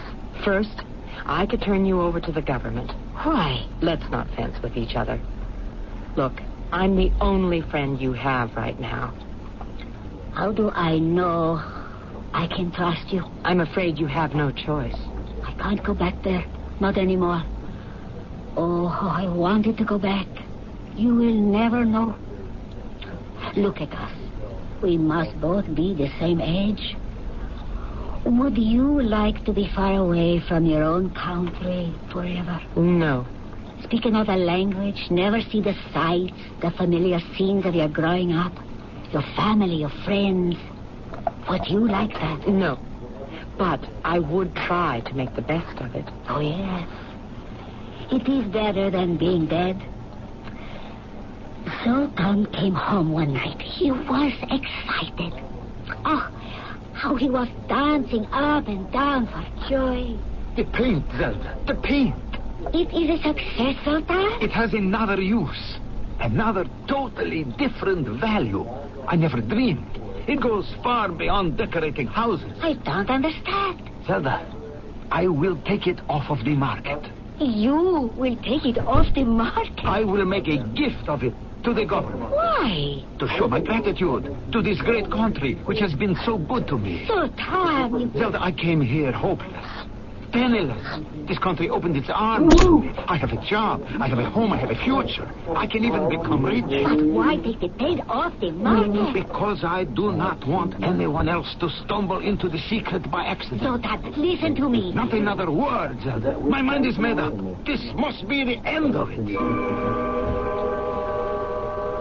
But it wasn't the end of it. What happened? I wanted to go home. America was home to Zoltan, but not to me. And so I called certain people. A woman came to see me one afternoon at the place where I am a waitress. You are Zelda Myra. Yes?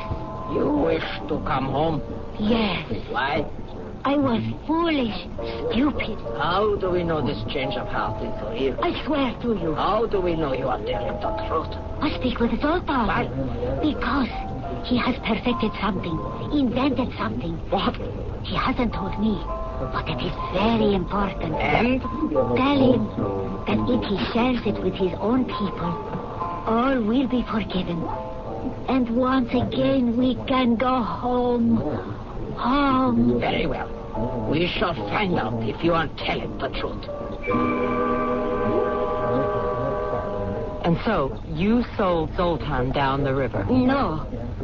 I only wanted to go home. I thought he would see it the same way once the opportunity presented itself. But you know what he said. Zelda, I am home now. This is my home. There is a poem. I learned it when I came here. This is my own, my native land.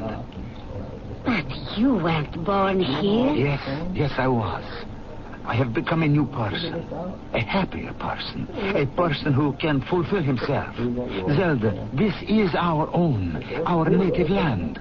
Did you tell him what you had done? How could I? He would have thrown me out of the house, put me out of his life. And I only wanted to go home. I thought that would be the end of it.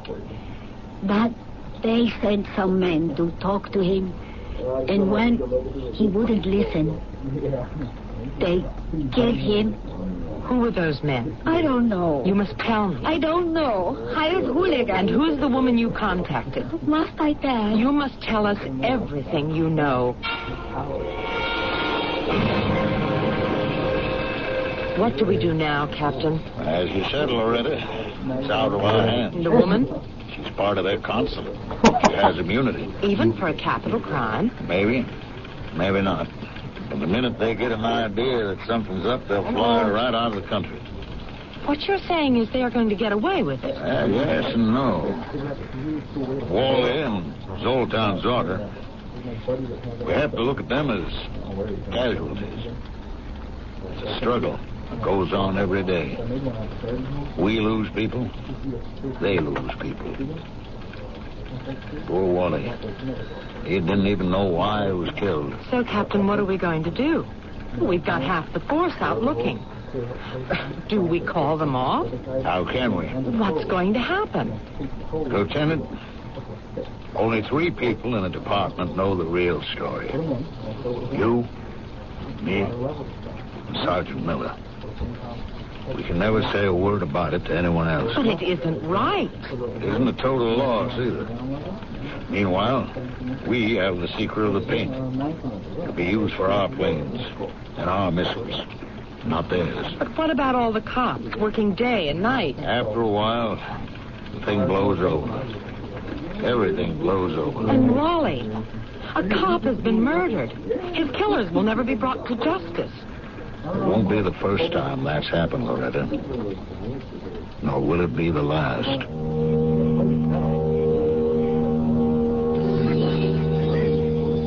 Now, that isn't entirely true. They probably will be brought to justice. Those people work for a very exacting and unforgiving government, and they did botch the job. They will pay for it heavily once they arrive home. I shall arrive again at this exact spot. Thanks, waiter. I've had enough. How can you refuse such great food? To stay thin. Oh, I wish I could lose weight. Go on a diet. With diet pills, something different. The AIDS diet plan. AIDS, appetite suppressant candy cubes. Both AIDS cubes and diet pills help curb hunger, but AIDS Do More help satisfy your need to taste, chew, and enjoy. Say when? So soon? You're eating like a bird. Thanks to AIDS. AIDS help curb hunger and satisfy taste. Use only as directed. One flight and you're out of breath? I smoke, remember? Oh, I wish you'd quit. You know I've tried. Then use Bantron. Bantron smoking deterrent tablets help you break the cigarette habit because they help ease your craving for nicotine. The more you want to stop smoking, the more Bantron helps. Come on, one more lap. You're not out of breath. The less I smoke, the better I feel. Bantron helps you break the cigarette habit. Use only as directed. If you've been putting money aside, you can almost see inflation eroding its buying power, unless it's earning high interest rates or substantial dividends. And right now, thanks to Dreyfus Liquid Assets, even a small investment can profit from the currently high interest rates with complete cash availability. Think of your Dreyfus Liquid Assets account as an income-earning investment with free checking privileges. Privileges that allow you to pay bills and still earn money till the check's clear.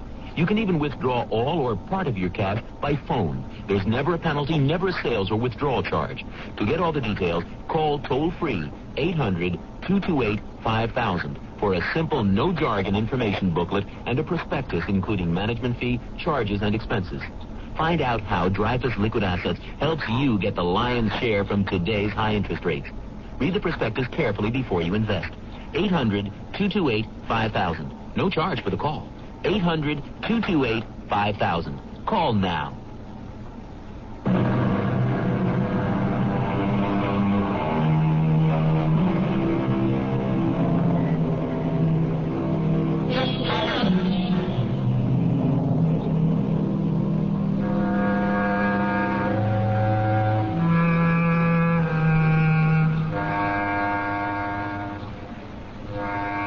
Yes, there is a war.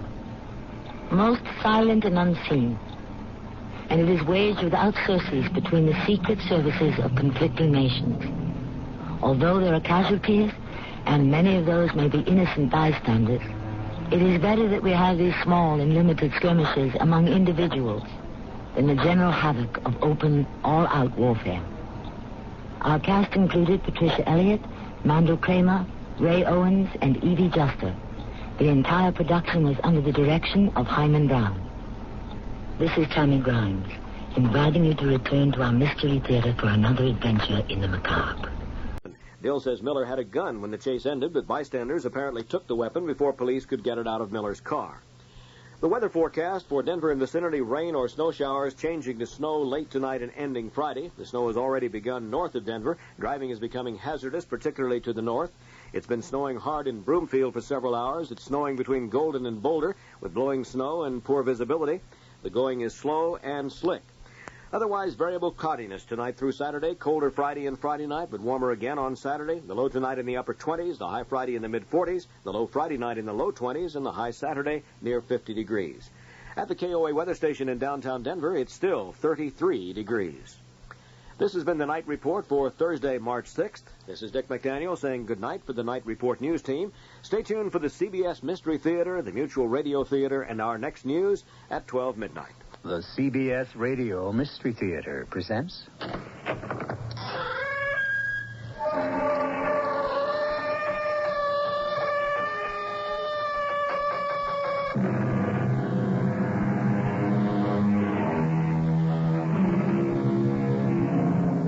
Come in.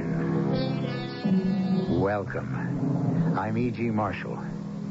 Do you, like most people, resent and even fear the computer? Then this is a story for you.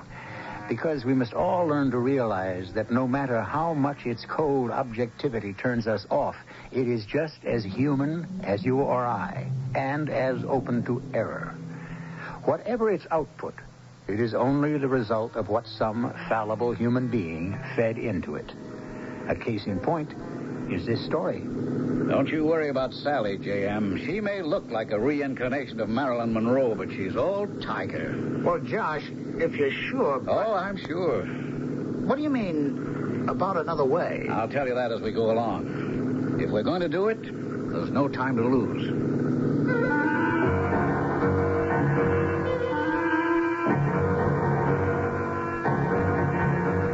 Our mystery drama, The $999,000 Error, was written especially for the Mystery Theater by Ian Martin and stars Jackson Beck and Ralph Bell. It is sponsored in part by True Value Hardware Stores. I'll be back shortly with Act One.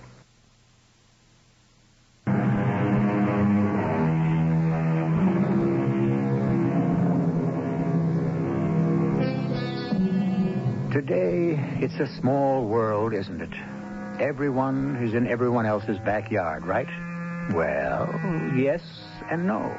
Manila, for example, is still a day's travel by air from New York, and it's the other side of the world. That makes us virtually neighbors compared to how far removed a little town like Alaminos is from Manila, even if it is less than 150 miles from Manila. All of this is only to explain how a thing like this could happen. Out of my way, foolish chickens. Go sit on eggs. Jarang Magpari. Who is calling? It's Narciso Esmilla. You sent for me? Excuse me, lawyer Esmillo. I have been waiting for you. You will forgive me, but I'm a busy man. How can I help you? There has come to me a letter. Do you see? By the post. How else? Oh, it's from the United States. How can you tell? The stamp. And there's a return address. You see? Charles Nadler and Braganza, lawyers. He's Filipino, the last one. From the United States? You can see. Why should an American firm be writing you, Jarang Magpari? Does it not tell you in the letter? I don't understand English. I cannot read even Tagalog. You wish me to translate for you? Yes, please. My time is valuable, Charing. There will be expense. Oh, I am poor woman. I am a lawyer in a poor town. There must be a fee. How much? That will depend on what the letter contains. Shall we say 20 pesos? I have only 10. You can owe me the other 10. Give me. Here. You have a sister Elenia in the United States. Yes, Elenia. 7 years since I have heard from her. Oh, sadly, she has died. Poor Elenia. But she is older than me. How did she die? He does not say. But what he does say is that she has left you some money. How much? 1,000 American dollars. Oh, how much is that in pesos? Well, at today's exchange, about 7,200. 7,200. A fortune. When may I get it? He says that a bank draft has been sent to the Amarpili Bank in Manila, and you may get it any time. Manila? But that is so far away. I cannot speak English. You must help me get it. I will be glad to assist. But there will be expenses. What? How much? Perhaps 300? Oh, for the wife of an old friend, 250. 200. That leaves you 7,000. I will sign the papers, and you will go to Manila and bring me back my fortune.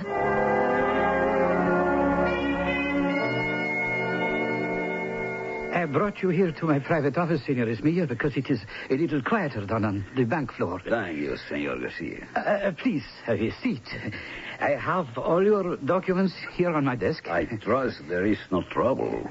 I assured my client there wouldn't be. Oh, no trouble at all. But I hope you don't plan to draw out the entire amount. Why not? Well, I had hoped that the bank would be able to serve your client, and such a sum of money, and you would excuse me, in a small town like Arimidas.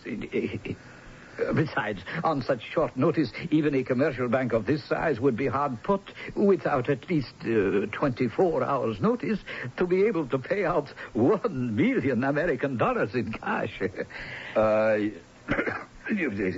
Excuse me, I hope I'm not catching a fever. $1 million?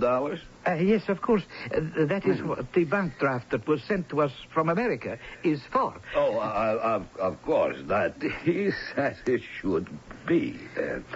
Let me ask you something, Senor Garcia. Oh, by all means. I hope I can help. I hope you can. My client, the Senora McPally, is in the midst of some difficult and delicate negotiations.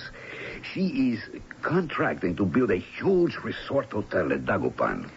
This money is the basis of the financing. If she needs further financing, I'm sure the bank would extend loans at the prime rate. That was a matter that I had planned to take up with you once we have secured the property. That is what this $1 million is for. I will try to rush the disbursement through, but as I said... How much could I withdraw for my client today? Well, I'm sure we could manage maybe 300,000. Would you want it in pesos or dollars? We are dealing with Americans. Dollars. Now, how quickly do you suppose we can get the rest of this cash? Well, I could promise you another 400,000 in cash by Wednesday, and the rest of it by the end of the week. Splendid. It's a pleasure to do business with you. Yes. I will arrange for your 300,000 immediately. Do you care what denominations the bills are? Oh, not really, although why not keep it to hundreds or below?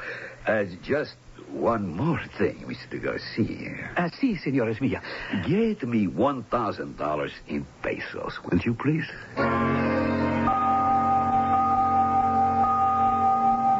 7,200 pesos. 1,000 American dollars. I can't believe such riches. That Elenia would leave me such a fortune. Can you believe such good luck? Promise me you will help me with my fiesta. I want to have a big dinner for all my friends in Aluminios. When? It will take me 2 weeks to prepare. 2 weeks from this Saturday. I will try to be there, Charing, but I may have to be out of town.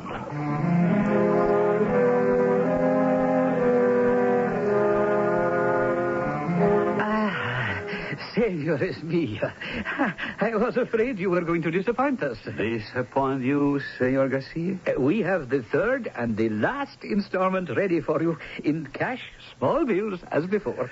You are most kind. I also have all the papers drawn up for the loan.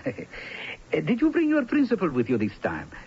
We should have the Senora Magpari's signature on those. He is anxious to sign them, but first I have to take this last payment for the Americans.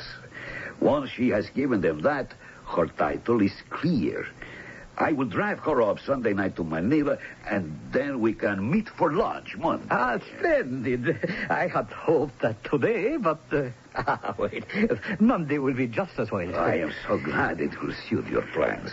Now, if I can have the money, I hope there's no trouble for you. Oh, why should there be trouble? It's your money.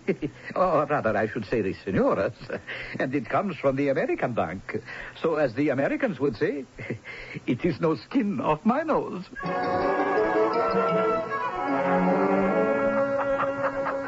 Senora, I was directed here as the house of the Senora Magpari. I am she. You are Charing Magpari? Who else? I'm sorry, Senora. I would have thought it would be... excuse me. I am Senor Garcia from the bank, from Manila. Oh, if I had known, I am not presentable in the house. I was actually looking for your lawyer, Senor Esmia, but I am told he is away. Is this true? Oh, yes. He has been gone since 1, 2, 5 days now, since Saturday. He had an appointment to see me on Monday. Do you know where he went? No, he said only it was for his health. Surely he needs to be here for your affairs. Don't you need to have the loan arranged for? Loan? What loan? I do not need money. Thanks to you, I am rich. Rich, thanks to me? And my poor sister... You helped me to get the $1,000. She left me so easily. $1,000? Yes. See, here. It is all here in the letter from America. Here. See? You can read English. I hope so. I wouldn't be much good at the bank if you... Oh, what is it, Senor Garcia? You don't look well. I don't feel well. Oh, you want some water? No water. Tell me, the lawyer, Senor Esmia, he gave you only $1,000? Yes. Is that not what it says here in the letter? Oh, yes, that's what it says in the letter, but I should... This Senor Esmia, does he have a family? No, he is alone, poor man. Not poor, Senora, not anymore. Is there anyone who would know where he has gone? Sorry if I've kept you waiting, Senor Garcia. Oh, please don't worry. At least, not yet. This is Mr. J.M. Foster. Correct. You're calling from Manila, Senor? Yes, from the Banco de Amarpilit.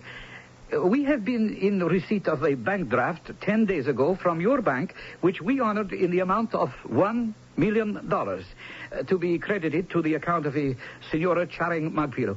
Oh, yes. When you placed your call, my secretary looked up the transaction and... Yes, sir? And? We sent you a draft in Senor Magpiro's name, all right, but... Well, there's a slight discrepancy in the amount. The draft was for $1,000. Oh, I was afraid of this. I am sorry, but I have some unfortunate news for you, Mr. Foster. Oh, no. No, don't tell me what I'm afraid you're going to. I have to, sir. When you transmitted the draft, someone on your side made a computer error. And it 3 digits, upping it to 1 million? That is correct. Well, it's only an accident. Surely it's not too late. The money has already been disbursed, and the man who cashed it has disappeared. It is my sad but inescapable duty to inform you that I am very much afraid that your bank has taken a loss of $999,000 American dollars.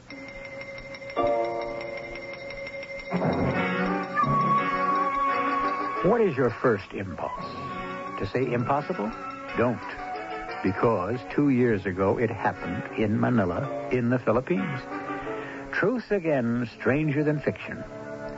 Was the embezzler, or whatever you may choose to call him, caught? That is still a matter for the courts. We leave that to truth. And now go on to fiction, to imagine if perhaps he might have been caught, and how. Which we will leave for Act 2, when I return shortly.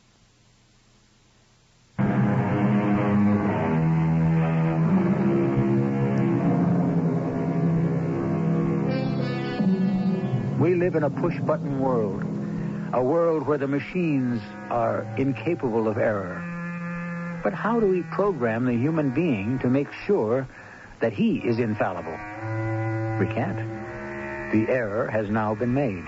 3 extra zeros added to 1,000 make 1 million. And an astute gentleman named Narciso Esmilla has siphoned off the difference to become an instant millionaire. Will he get away with it? Excuse me, you are Mr. J.M. Foster? That's my name. Allow me to introduce myself. I am Pedro Garcia. From the bank? Yes, a pleasure to meet you, sir. I hope you had a good flight. 19 hours in the air. Where can we talk? I have booked you into the Continental at Macari. I have a car waiting, and we can talk on the way. Then let's get on with it.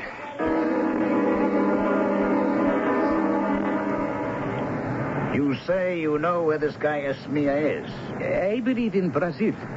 You believe? I have a friend who is, shall we say, high in the security police.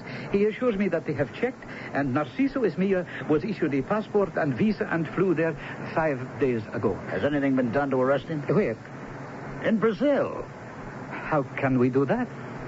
The man has taken off with almost $1 million in the bank's money. Not our bank, Mr. Foster. Your bank's money. What's the difference? Oh, I beg you to understand. We received a draft which we honored in good faith. It is not up to us to prosecute. Mr. Foster, I think you are in the wrong country. If you want your money, you will only find it in Brazil. And how the devil am I going to get it out of there? I suppose you will have to extradite him. Yes. Or make a deal. Did your police friend have any idea where this deadbeat is in Brazil? Where else? Rio de Janeiro. What name's he using? Oh, his own. He is quite brazen about that. You have any pictures of the guy? Yes. We even have an address. The Hotel Mañana. Okay. That settles it. I'm going to a hotel to catch some shut-eye, but first I'm booking a flight to Rio and the Mañana Hotel. It is a most unfortunate affair. Yes, you are too well right it is, Senor Garcia, and there's no way I can crawl out from under the fact that our bank made the mistake. But I can promise you one thing. One way or another, Senor Narciso Esmilla is not going to get away with it.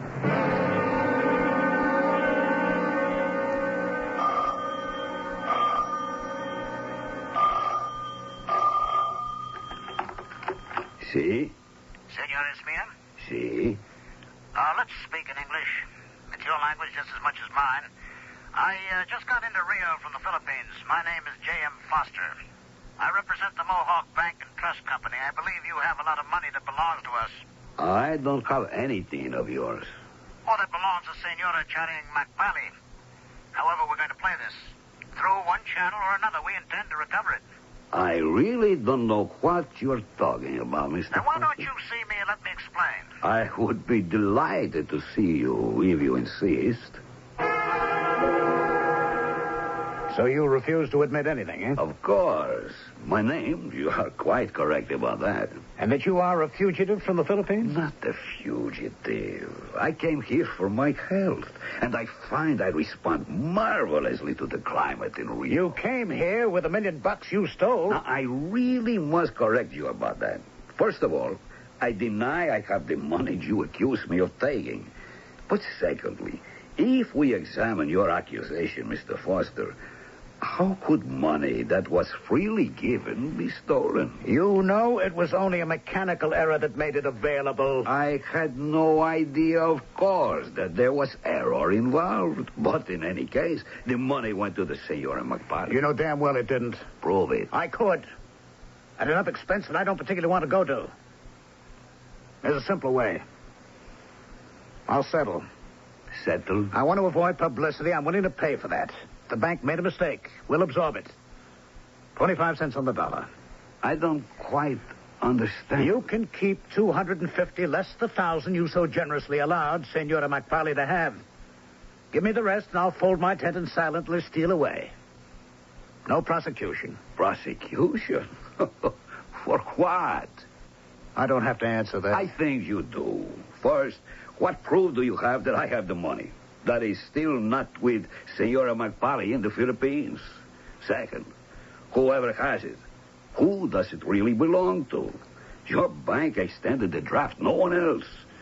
Supposing the money is already spent, how do you recover it? If I can't, I could see you in jail. Really? Extradition? In what court do you sue?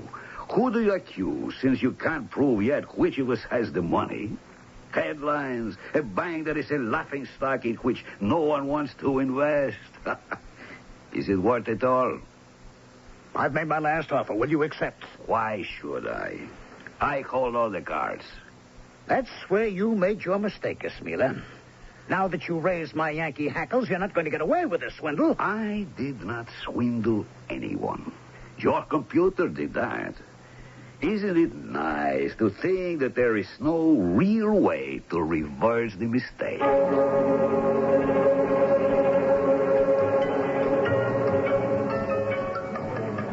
Thank you, bartender. Keep the change, all right. I'm sorry, excuse me. Hey, Jimmy. Jimmy Foster. Yes, that's right. Well, take a good long look. Hey, Josh. Josh, Slocum. You old son of a gun. I haven't seen you since that Concomitant reunion Captain Simons dreamed of. What was it, 6, 7, 8 years ago? I shouldn't even have showed up there. Yeah, well, how come? Oh, you know. Occupational no-no. Keep a low profile at all times.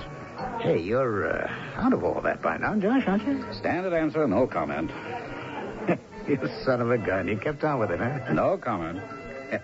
What the heck are you doing in Rio? Is Helen with you? No. I'm here in business. Monkey business or legitimate? Oh, how can you ask old Straight Arrow that? I'm still the same old cube, you know. Who took a bullet from me at Remagen so I could be first across the bridge? When do you call me in and ask me to pay up? Oh, come on, will you? It's all of 35 years ago, Josh. Why dredge it up? Because I still owe you one. I want to repay, if only I could figure out how. Well, maybe you could, Josh. Hey, you still with the organization? No comment. Which means you are. Watch it. Yeah, all right, I will. I could use your help, Josh. Where can we talk? Okay, I'm going fishing tomorrow with a fascinating crew. You want to join us? I think I just might like to do that. You got yourself a date, old buddy. We'll save all the talk until then.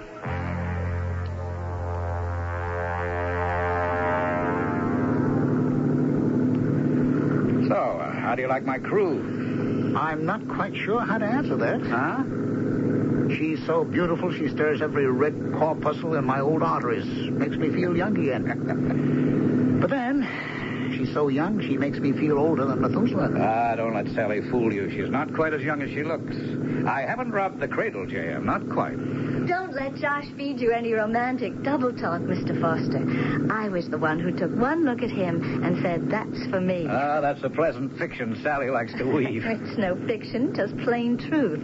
Look, Josh, there's no wind. We'll have to get out of the harbor under power. I can take over. So why don't you two old cronies go below and catch up on whatever you have to catch up on?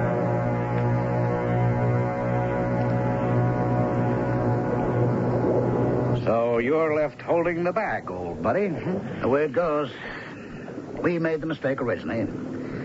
But I am not going to let him get away with it. Yeah. Maybe there is another way. I wish you'd tell me.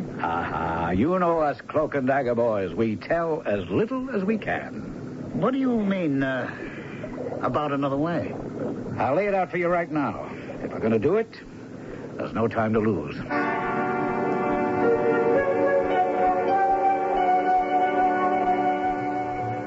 A daiquiri, please. Oh, I'm so sorry. Oh, please. It's all right. Oh, no, it isn't. I dumped your drink all over your lap. Oh, to be drowned by an angel is fortune and happiness. You turn a nice phrase. My pleasure. Really, most of it spilled on the bar, not on me. Well, it doesn't excuse my clumsiness. Oh, it would be hard to imagine you as clumsy. Such an ugly word for so beautiful a woman. Well, you're very kind. I'm beginning to be glad I knocked your drink over. Not only my drink, but me, Senora. Since my seat is a little damp, may I suggest perhaps I can reorder and have my drink and yours sent out by the pool? I think that would be a lovely idea.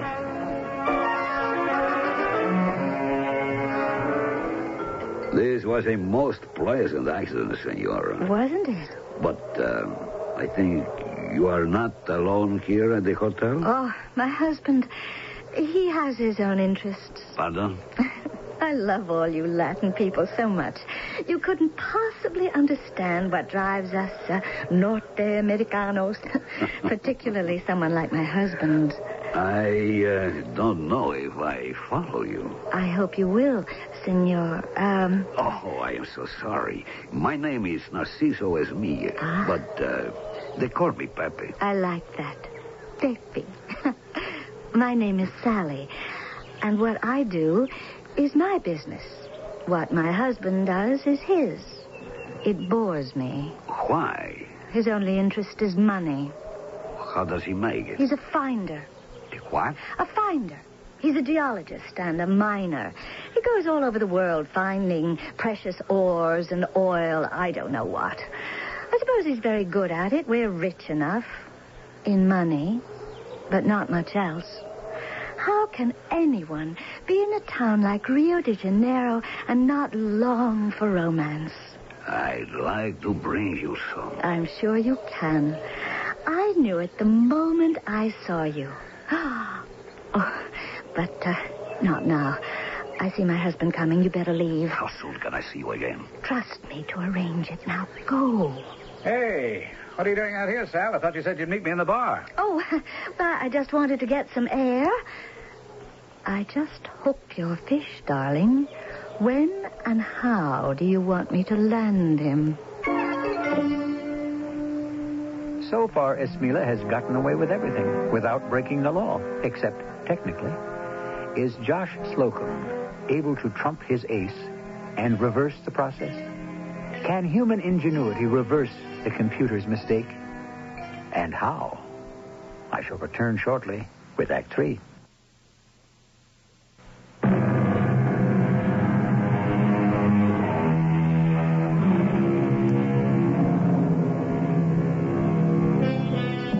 The poison of greed is the most insidious in the world. Once you succumb to it, it is a fever that can't be halted. Narciso Esmilla has been bitten by this fatal disease and all of the symptoms that go with it. Desire is blind, they say, and our friend Esmilla sees nothing anymore but what he desires. Pepe? Yes, Sally. Come here, my darling. Only your calling me Pepe instead of Narciso would have given me the strength to move. Look. At what? Here we are on Sugarloaf Mountain, and far below us, Rio is sparkling like diamonds in the sun. Did you ever see anything more beautiful? Yes. What? You. Only you could have got me up those incredible roads by bicycle. I must be mad. I am exhausted. Oh, poor baby. But I had to, you see. Had to what? Weaken you a little. You're much too ardent for me to handle. I have to figure ways to keep you at arm's length. How much longer do you think you can do that? Not much, I'm afraid. So, you still intend to keep on trying? No, my darling. I'm only human, too. But we must be careful. My husband may have little romantic interest in me, but he is very jealous of his possessions. Then leave him. Run away with me. Could you support me in the style to which I've become accustomed? I think so. I'm a millionaire. How many times? Just once? Well, isn't that enough? I don't know.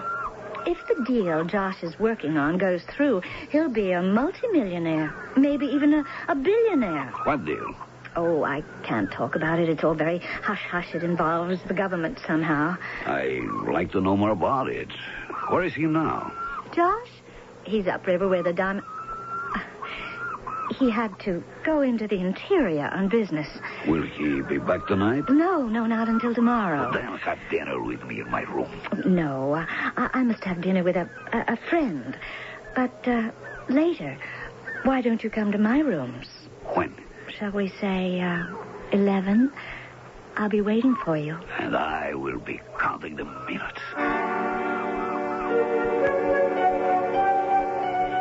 Now, look here, my gal, Sal. You sure you can handle it?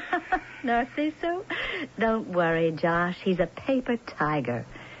Trust me, to keep enough distance between us so neither one of us has to worry.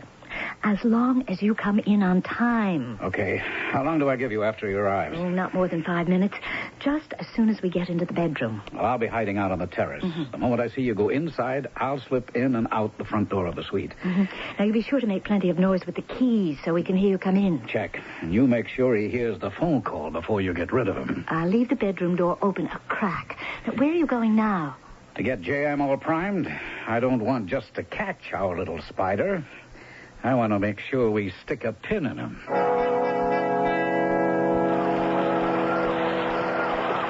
Josh. Ahoy, Josh. Come on aboard, Jim.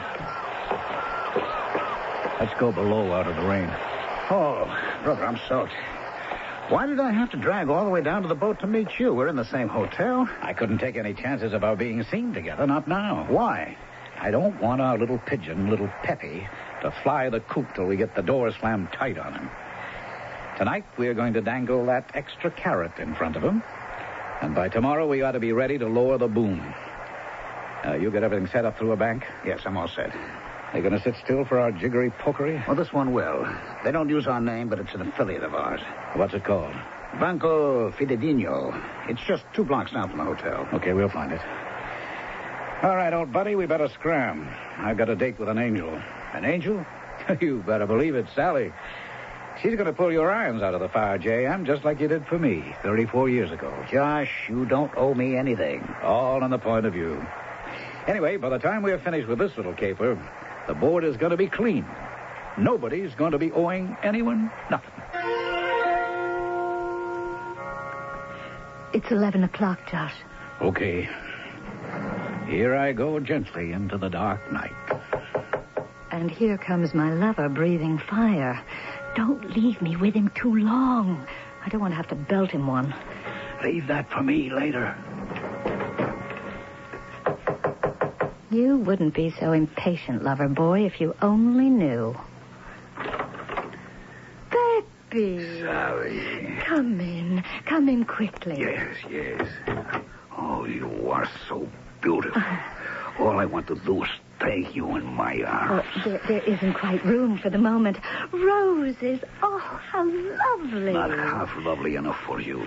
And champagne to celebrate our, to celebrate. How sweet of you. Well, I'll just put these in water. And I will own the champagne. Oh, no. We'll put it in the refrigerator to chill. I have some all ready for us. But it should be my champagne. Oh, later, perhaps. You brought me the roses. I bring the champagne. All I want you to bring me is you. Oh, Peppy, what is it? Well, for every rose, there's a thorn. Oh, I'm sorry. I was just lifting them to put them in the vase when you put your arms around me. There. Aren't they lovely? Yes. Oh, Peppy, you're bleeding. Nada. It's nothing next to the way my heart bleeds for you.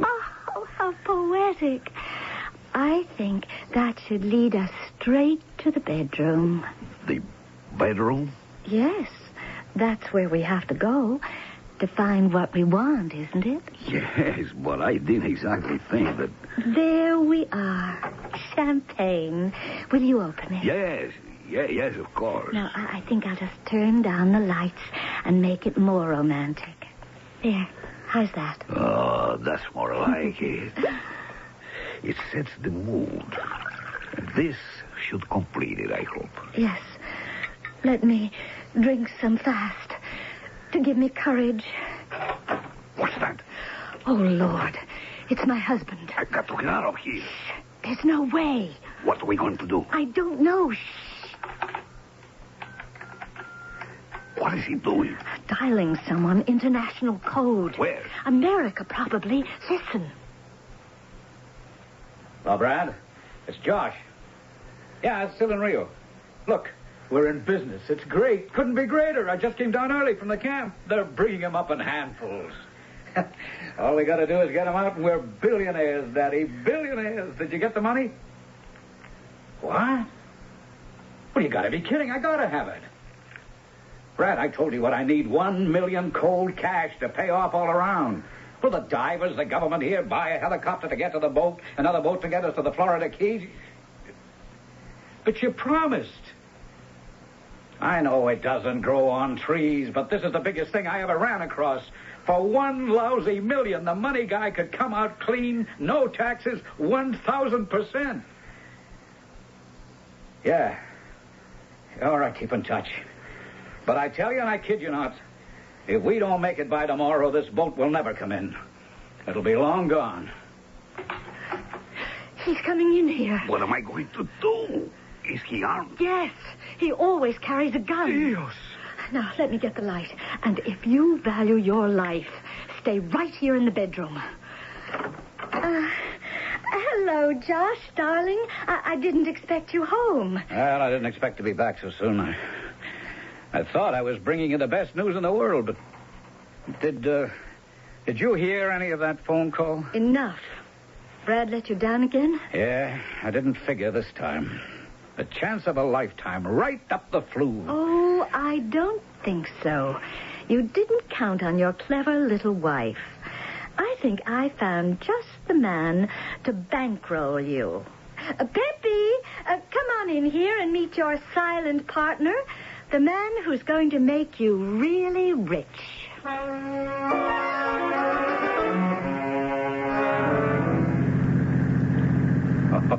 You don't know how lucky we both are, Senor Esmilla. I hope so. I'm very nervous about committing so much cash in a venture I know so little about. Oh, but you're not committing it. You're just depositing it in a bank this morning as evidence of good faith. In your own name, your account.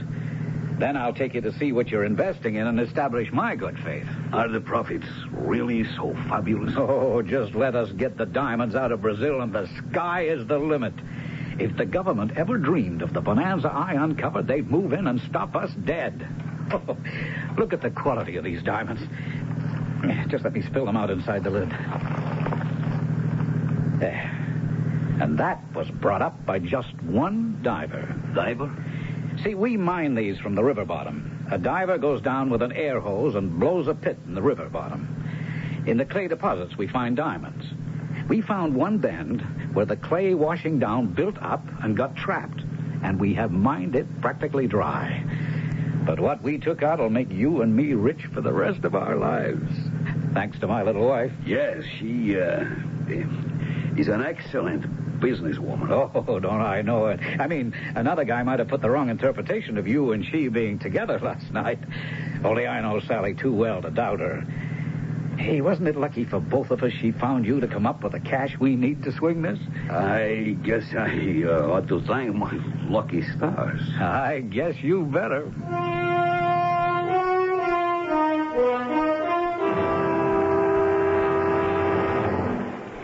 Okay, JM. Everything all set? Yes.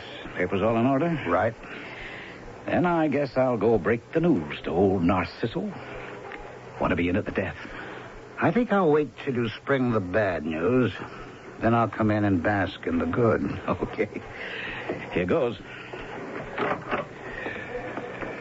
Mr. Amelia. Mr. Slocum, are we all ready to go up and have a look at the diamond mine, if that's what you call it? Well, I'm afraid not. I've got bad news for you. We've been closed out on that deal. What? But what about my money? Oh, don't worry. That's being returned to you in full. This is your receipt, of which you have a copy. Thank you. But wait a minute. This is only for $1,000. I put in $1 million. Is that so? Well, perhaps it's just a computer error. It had better be. I have a receipt right here which states... But that's not possible. What isn't, Mr. Asmelia? This receipt reads only 1,000. But there were 3 extra digits on it when I deposited the money. Ooh, maybe you better talk to one of the bank officials. Hello, Senor Esmia. You? Yes. We meet again. Is there some way I can help you? I deposited $1 million in this bank this morning. I realize now it was a mistake. I want it back. You know, our bank once deposited $1 million by mistake, and we wanted it back. I sympathize with you. It seems we have both been the victims of computer errors. But I had a receipt for my deposit. The receipt reads 1,000. But I watched it being written by the bank official for $1 million. Do you remember that he changed pens? I lent him mine for the last 3 digits. What I didn't tell him was that it was a trick pen my grandson gave me for Christmas, with an ink that fades to invisibility. You crook! I'll sue your bank. By all means. Which will bring you to America, where we can enter a countersuit. Do you want to spend the rest of your life tied up in courts with only $1,000 to pay lawyers? Or do you just grin and bear it? And figure if you didn't win, at least you didn't lose.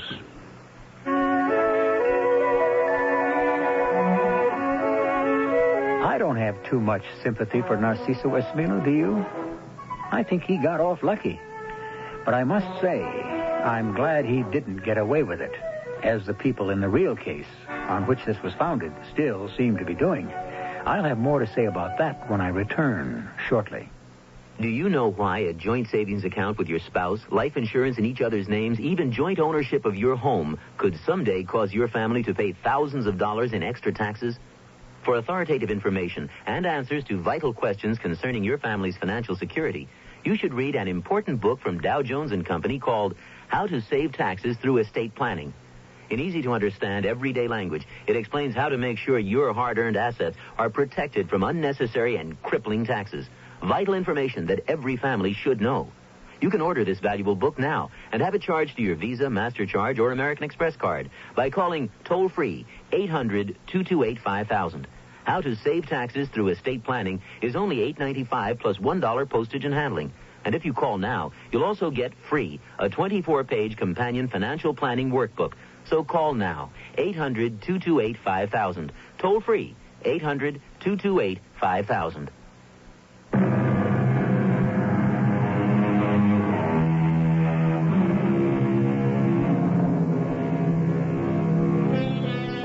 At the moment I sat down to tell you this tale, the story on which it was founded broke again in the national papers. The $999,000 error. In real life, it is still tied up after over 2 years in legal spaghetti. I prefer our ending, which ties up the red tape and sees justice done, don't you?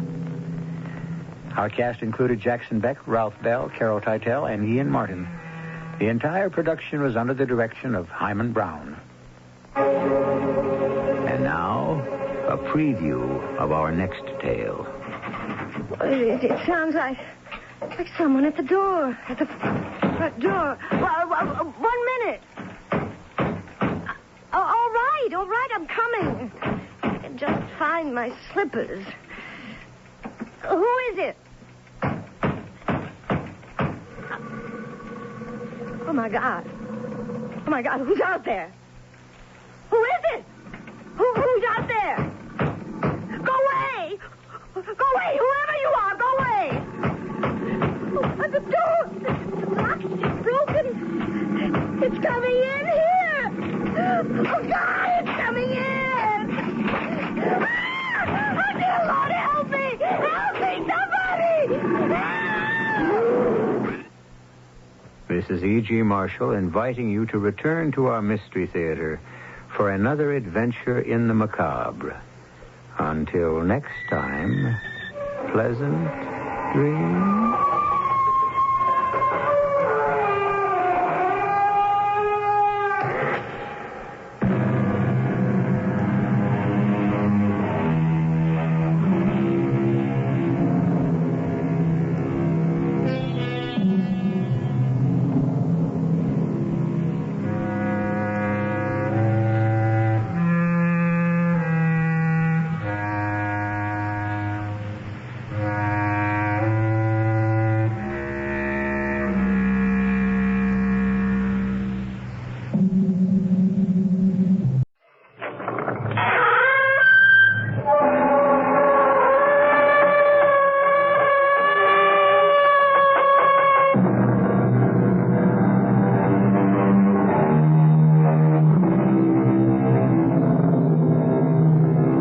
Come in.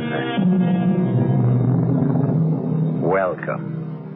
I'm E.G. Marshall. Welcome to the sound of suspense. Welcome to the fear you can hear. Even before Phoenicians first sailed out of the Mediterranean and opened up the 7 seas to mankind, the rolling waters of the world have boiled from their depths some of the greatest stories of adventure, romance, and mystery. And of all the stories dredged up from old Davy Jones' locker, I think my favorite is the strange and seemingly insoluble puzzle of what happened to the Annabella. How best to start the story? Oh, yes, of course, why not? Let's read from the log of the ship that found the Annabella becalmed in the doldrums. August 7th, 1865. Log of the Penguin, Captain Brisket commanding. No wind again this day as we drive through the doldrums, moving by paddle and steam to find becalmed a merchantman named Annabella. No answer to repeated hails. Sent Mr. Bascom to board her. His report as follows. Not a living soul aboard. The boat's still snug in the davits. The captain's table freshly set for 6. The crew's meal warm in the galley. All shipshape. The log records an uneventful voyage with no clue as to why she should have been deserted. Not a living soul aboard. Not even a rat. What can be the answer to the mystery of this ill-fated ship? I cannot even guess. I fear no one will ever know.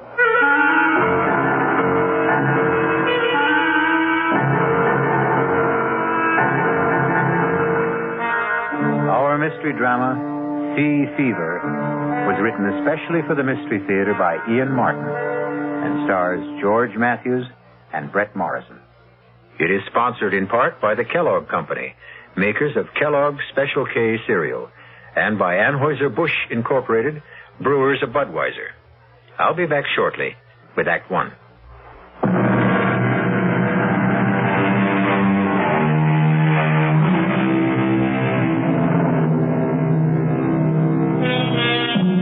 The Annabella set sail from Charlestown Harbor on the 13th day of July, 1865. Her captain was Josiah Adams, a huge and forbidding giant of a man. And all the rest on board were as choice a crew of cutthroats, thieves, and murderers as you could set between bulkheads. There was one woman aboard and 19 men, including the cook and 2 passengers. And the mood of all of them was ugly. In the forecastle, the boatswain led the grumbling. I tell you, Briggs, I saw them. 6 of them, running down the after hawser like old Nick was after them. 6 of them, Briggs. I don't like it. When the rats leave a ship, it's a nasty sign. No, I don't like much about this ship. 7 men on the crew shanghaied, no cargo aboard, and sailing on the 13th. Still, the pay is good. When we get it. If we get it. Now, you don't think we're the owner of board? No. It ain't Mr. Ames that worries me. It's Captain Josiah Adams. Not much gives a turn, but he does. I'm big, but he'd make twice of me. More like an ape than a man. Strong as one, anyway. Yeah. Or like a bull, as you might say, if the liquor hasn't rotted his vitals. He's got a scowl on him like the colic was at him. Colic? There's no colic that's eaten him. You ever seen him without his cap? How often does a forecastle hand see a cap and bareheaded? What do you mean? It's when I piped Mr. Ames aboard. I went to his cabin to tell him the owner was on ship. He opened the door and I saw him. His head, bald as a white turnip, and his scalp as chewed up as the riptide off Chatham Light. I don't get you. They say he lost his last ship in Hudson Bay. He was washed ashore and found his way back to the States overland. The Indians caught him and... You mean... I scalped him. And he lived. You see? So that explains his sour face. He mightn't be a bad master at that. I wouldn't count on it. I think his heart is as black as his skull is white. Don't forget the rats. There's 4 bells. Your trick at the wheel. Let's not keep Mr. Peabody waiting. Come on. What more do you know? Why don't you ask the captain himself? I think you're full of wind. I'd best get to the helm. You're afraid to ask the captain, Briggs. Why don't you ask the mate? Just this way. Tell me, Mr. Peabody, where are we sailing with no cargo? Why did we have to Shanghai half a crew?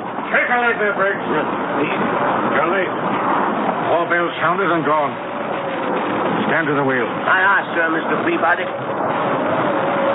Mr. Peabody, sir. Yes? It's like I was wondering to myself, as it might be, where are we headed for, sir?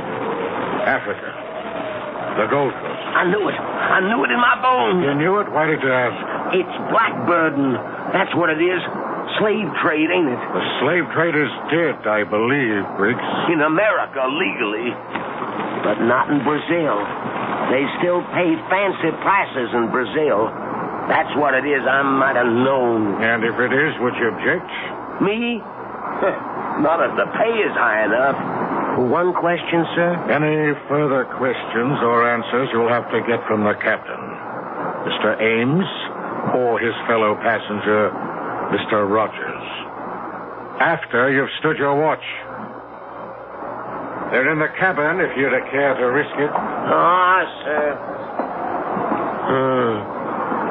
So it's blackbirding, eh? Just what Christopherson guessed.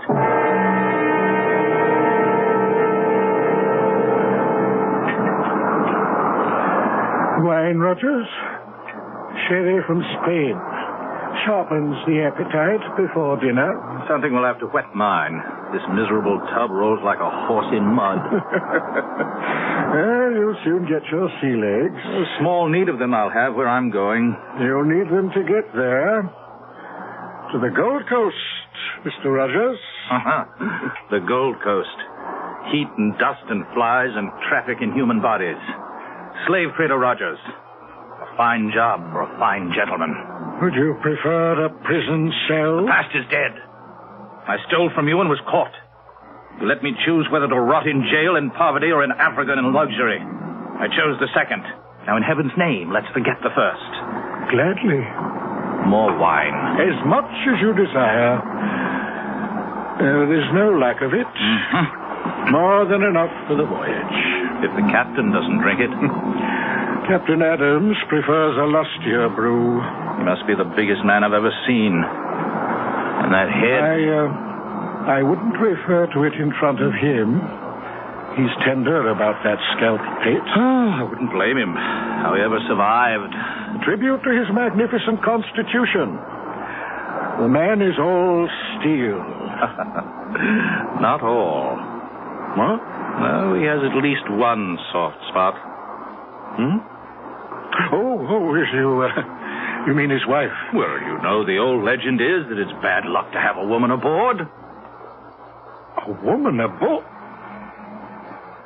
Are you trying to tell me that Mistress Adams is aboard this ship? Why, of course. I thought you knew. This is no place for a woman. Oh, damn it, Rogers, I won't have it. The woman must be put ashore. I want to talk to the captain immediately. If you want the captain, you'll find him on the bridge. How do you know? My reputation as a ladies' man, Mr. Ames, remember? I make it a point to determine first when the lady is available. You better be joking, Rogers. I wouldn't give that for your life if Captain Adams discovered you toying with his wife.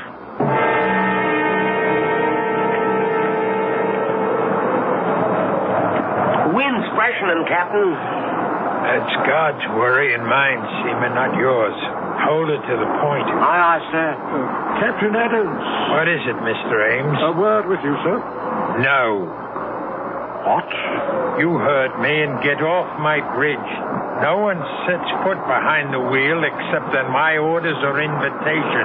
Dear me, sir, I take umbrage at your attitude. Take what you will. My only concern when I'm on this bridge is the sailing of this ship. Now, will you take yourself off it? I'll meet you after the watch. 6 bells in the saloon, and you can have your word with me. I'm afraid that's not good enough, Captain. You forget... Good enough or not, it will have to serve. Now, will you go below, or do I have to throw you off bodily?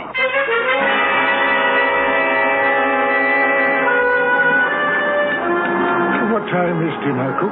Oh, Captain said 6 bells for you and Mr. Rogers and the mates. He and his lady will eat later. Oh? They don't join us? No, sir. Really? Neither one? No, sir. Curiouser and curiouser. Why is this lady so afraid for us to meet her? I couldn't care less. She won't be with us long enough to trouble about it. Well, still, it's intriguing. Whitey, you've shipped with the captain before. Is it always like this when his wife is aboard? Mistress Annabella has never sailed with the captain. Till this time. And this time will be a short voyage. Tell me, Whitey, what does the lady look like? Is she fair? Dark? Whitey. You talk too much. This is the last time I warn you. Now, hustle those old bones of yours to the galley and tend to your own affairs. You want to know what my wife looks like, Mr. Rogers? Oh, a natural curiosity, surely? Then let me satisfy it. Once and for all, Annabella is as lovely as I am ugly. And we are not to meet the lady? No, we dine alone, tonight and always. One further word to you, Mr. Rogers. My wife is on board this voyage because I've decided that I will never go anywhere without her, nor will she go anywhere without me. We cling to ourselves, Mr. Rogers, and need no other companionship. I want you to understand this very clearly. You need have no fears for your wife's privacy. For by tomorrow, I want her off this ship. What? I'm ordering you to turn about. You could have saved time and trouble had you let me tell you earlier on the bridge. Turn about for where? Back to port. I don't want your wife on board. This voyage has begun. The course is set, and it will not be changed. May I remind you, Captain, that this is my ship? This is my ship, Mr. Ames. My ship. From port to port. Your ship in the harbor, mine on the sea. My ship. Here I give the orders. Here I expect to be obeyed. In the name of all that's reasonable, man, in view of our business, can't you see this is no place for a woman? There's only one place for Annabella. My wife remains at my side. But on a slave ship. By my side, do you hear? By my side. Now, we'll hear no more of this. For by the living God, owner or not, I'll clap you in irons. So began the voyage of the Annabella. Distrust and fear below and 'tween decks, with bad luck hoping in the shrouds like a storm gathering. Her bow cut the water with good speed, but it was towards the wake the crew's eyes turned. For the legend is that Davy Jones swims the wake of any vessel marked for his locker on the bottom of the sea. I'll return shortly with Act 2.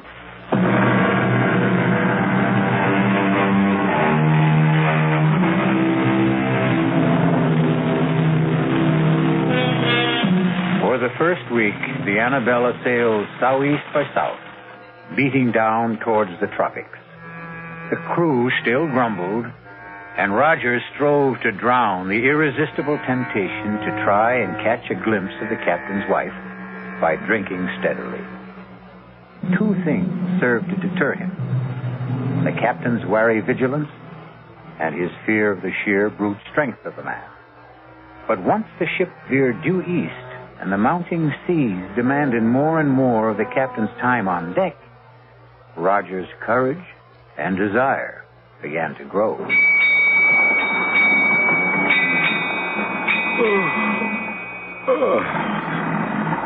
Well, it's time to turn in. Really? What time is that? 8 bells. I'd take a turn on deck if the sun wasn't down. Step. I'm for my bunk and a book. And you? Oh, the only book I care to open is the closed one that lies astern of us. If you're wise, you'll steer clear of both the captain and his wife.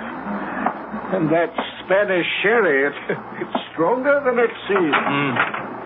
Good night, Rogers. Good night, Mr. Ames. Oh, good evening, Captain. Off for the bridge? It's making up some dirty weather out.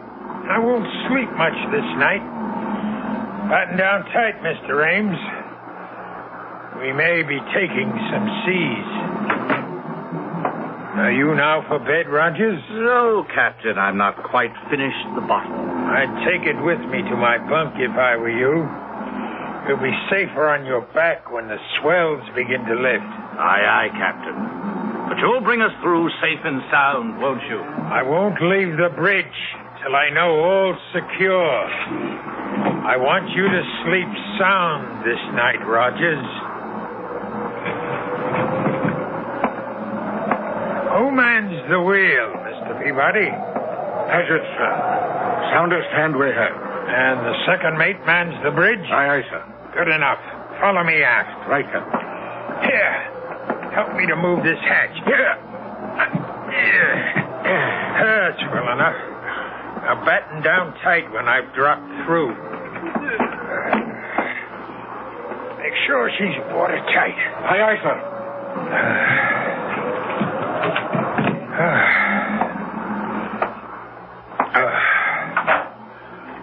Who's that?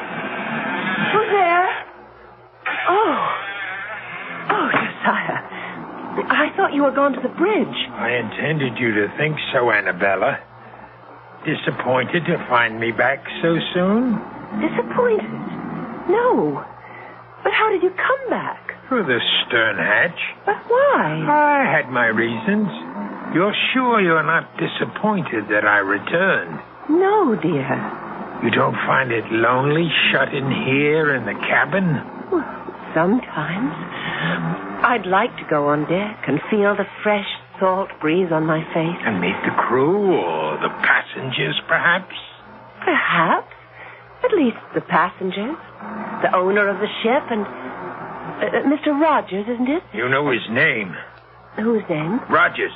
You said it just now. How did you know his name? But you've mentioned it to me yourself, Josiah. How else would I know? And you love me, don't you? Of course, Josiah. And you'll never leave me? Never. Oh, forgive me, please, my dearest. You mustn't mind my jealousy. That Rogers, I see that look in his eyes. A hunger. A burning hunger for the sight of a woman and the feel of her body beneath his hands. Annabella, you knew his name. If you've been deceiving me... I've never even seen the man. How can you accuse me of ever forgetting I'm your wife? How can... What is it? Someone's coming to the cabin. Who is it? I don't know. Who is it? Josiah, what's in your mind? Whoever it is, I swear Go in the inner cabin. But you... Do as I say. Very well, Josiah. Mistress Adams, are you alone? Come, I know you are. I saw the captain off to the bridge for the night. Will you allow me to introduce myself? Thomas Rogers, gentleman, at your service. Can I persuade you to share tonight's vigil and join me in a glass of sherry? Oh, how kind of you. The sight of a pretty face. A pretty face, Rogers? Captain Adams. Mine was not the face you expected to see. Oh, you see, I thought you'd gone to the bridge. So you did. Won't you come in? Well, I think perhaps... Come in. You wanted to meet my wife, didn't you? Well, yes, I must... But not with me present, right? Believe me, Captain, you do misunderstand. Oh, no, Rogers. The misunderstanding is all yours. Your first sea voyage, you said. You should have said your last. No. In the name of God, wife. Do you hear me? Mine, and no one shall touch her but me. No one will take her from me. No one. Josiah, what happened? I heard... Oh, you killed him. Should have snapped his neck like a chicken. I wanted him to suffer. But how could you? He was nothing to me. No one shall have you but me. Josiah, aren't you afraid? Afraid? The owner, the crew, everybody on board. When they find out... They won't find out. No one knows he's here. He'd make very sure of that. His body will go out the stern window and into the sea. Men have fallen overboard on a rough night like this, especially drunken men. No one will know what happened to him except you and me.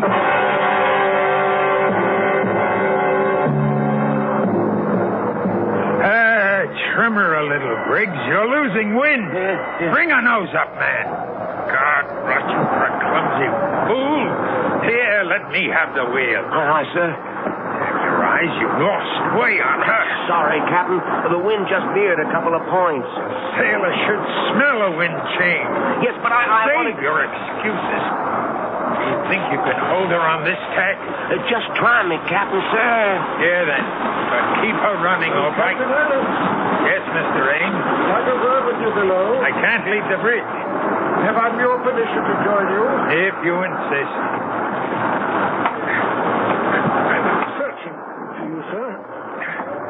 I thought you were below. Are you in my cabin? Well, I knocked at the door. There was no answer. Are you inside? Of course not. It's not my custom to invade the privacy of others. My wife is resting. I didn't want her disturbed. What is it you want?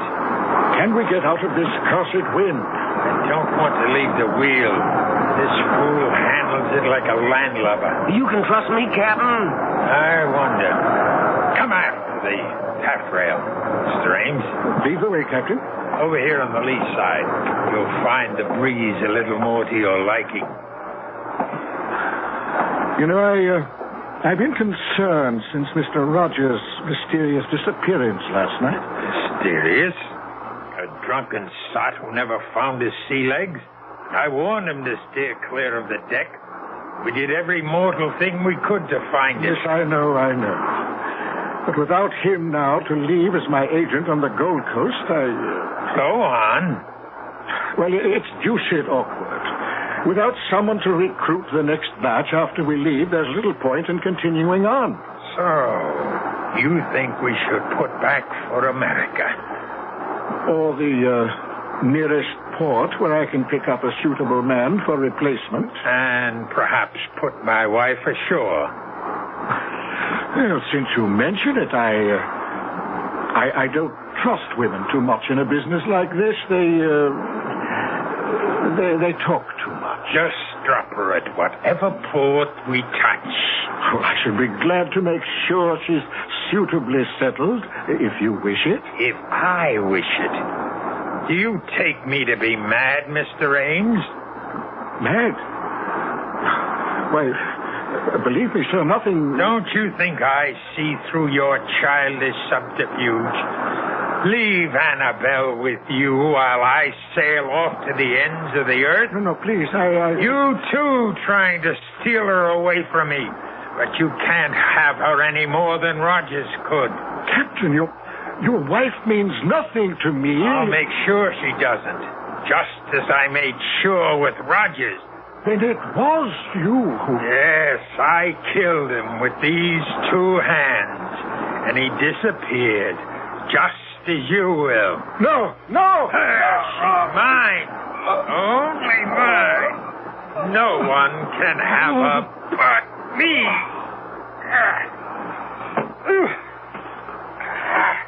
Into the sea, Ames, like Rogers.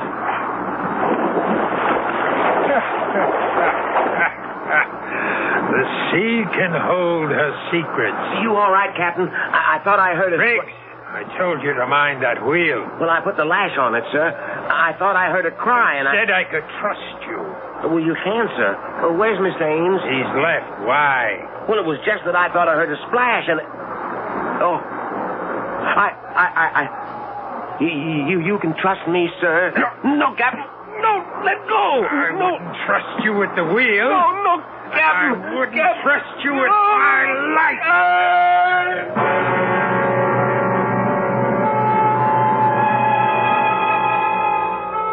Two more overboard. 19 men the Annabella sailed with, and now there were 17. Evil men, all of them. And Davy Jones swam the wake, waiting for them. For the captain, mad with imagined jealousy, had crossed the line of sanity. His obsession convinced him that he would know no peace till everyone on the Annabella was gone, save himself and his wife. I'll be back shortly with Act 3.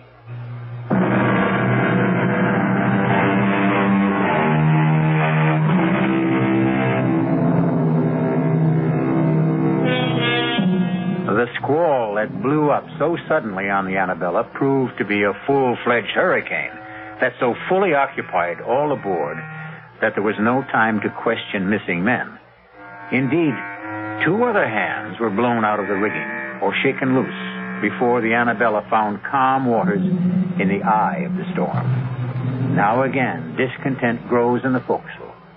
The talk of a haunted ship resumes. The word mutiny is on everyone's lips. Mr. Peabody, sir. Oh, dinner so early, Whitey? No, sir, it's mutiny. What? You heard me, sir. Mutiny. And about to break out. Oh, Whitey, forecastle grumblings. You know it's all talk. They wouldn't dare. Mr. Peabody, sir, I've been at sea, man and boy, for over 60 years. I know when it's talk. They say the ship is cursed. Who says? The bosun, sir, Christopherson. He says he saw the rats leave the ship before we sailed. And for an old wives' superstition, he's ready to mute. It's a great deal more than that. There's 5 men lost already. I'm aware of that. And most of all, it's the captain's wife. Bad luck with a woman aboard, particularly one that he keeps it away. Well, do they expect the captain to parade his wife in front of common seamen? No, sir, but they wonder. Wonder what? Some say she's a witch, that she's ugly as sin. And some say she's sick of the smallpox. Smallpox? It's aboard, sir, I'm feared. Now you do allow me. I'd best have a look at it. If he has it, he has it. I'll put him in the lazarette so it don't spread. The first thing is the mutiny, sir. That has to be stopped. It has to begin first. It'll begin unless the captain puts about. You know how much chance there is of that. You of all people. Yes, I've sailed with the captain before. I always found him a hard man, but a fair man. Not this voyage. Something happened when he brought his wife aboard. He's not the same man. I think the captain means to kill everyone, as he did the owner, and Rogers, and Briggs. Aye, and even Paget and Breen. And we're blown out of the rigging. Perhaps, perhaps the captain shook 'em loose by luffing. Whitey, I think you're the one whose brains are scrambled. The men were lost overboard. And the 2 passengers and Briggs. Rogers fell over, obviously drunk. A wife took the other 2. Then why is there not one mention of any of them being lost in the ship's log? That's kept in the captain's hand. How could you know that? There was writing in it. Here in the saloon last night. I was clearing the table. He left to get fresh ink, and I looked at it. You can read? In 60 years at sea, a man has a lot of time on his hands. I taught myself long ago. You're sure of what you say? On my oath, sir. And by God, we'd better turn back. Now! I'll not risk my neck to the hangman's noose by mutinying. Maybe if you was to speak to the captain's lady, she's the only one to influence him. By damn, you're right, Whitey. Look, go hold off the crew till I see if the lady will come to our help. Aye, aye, Mr. Peabody.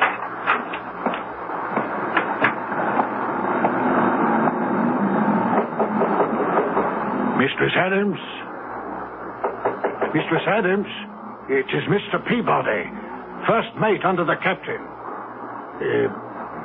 Can you hear me? Mistress Adams? I wouldn't disturb you, but the matter's urgent. Mr. Peabody, may I ask what you are doing? Captain, I wanted to talk to your wife. My wife is indisposed. She's a poor sailor, and these last days have worn her out. How dare you disturb her? I felt the matter urgent. Attend me in the saloon, Mr. Peabody.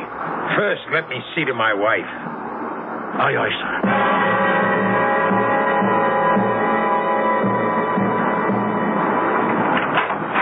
Fortunately for my peace of mind and your welfare, you did not wake Mistress Adams.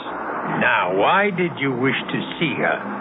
Well, I didn't think you'd be willing to bring the ship about and head for home. You're quite correct. I would not.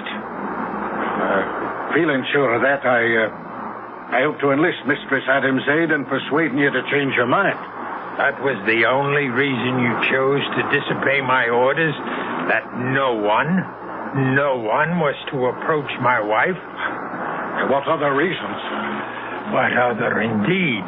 Why would you be so anxious to turn for home, Mr. Peabody? Because otherwise you face a mutiny, Captain. Mutiny?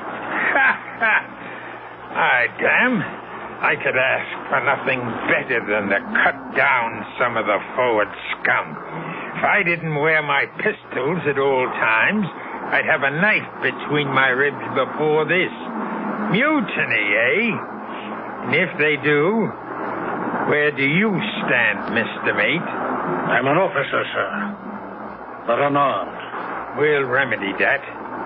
Fetch the second mate while I break out the arms. Then we'll muster the crew on deck and have this out. Aye, aye, sir. What about the bosun? The bosun? No. I won't put firearms in his hands. The 3 of us can stand them off. Turn back, you Turn back! Turn back, rough pack of lily-livered swine! I'll see us on the bottom first. Now, hark to what I tell you. This voyage can make us all rich. No owner split now. The profits are all ours. Sail on with me to Africa, and we'll all reap our reward. Aye, Deep Six in Davy Jones's locker. Speak for yourself, Mr. Christopherson. Or all. Or for both. This ship is cursed. Turn back and we'll make you captain. You question my orders? I say to hell with your orders. Mr. Peabody, sir, you know what's happening aboard this ship. We'll sail under you. Will you stand by us, sir? Well, Mr. Peabody, where do you stand? You see where my pistol is aimed, Captain? At me. I suspected something like this when I found you below at my cabin. What would you do now? I'll ask for your pistol, sir. I'm taking over the ship. But I guarantee you safe conduct home. And my wife? Your wife, too, of course. And if I refuse? Don't make me pull this trigger, sir. That's just what I intend to do. Don't come any closer. You fool. Do you think I'd have handed you a loaded gun, knowing what was in your mind? Punishment or mutiny is death. Well, who's next?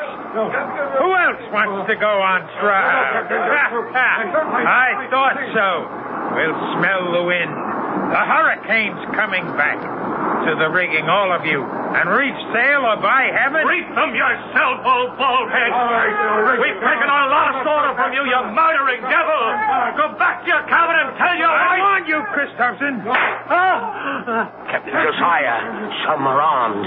You should never have started this. Never started it. It's just what I want. I want to be rid of you scum. Now I have my chance. Turn back to where I will lose Annabella forever. Never! Never!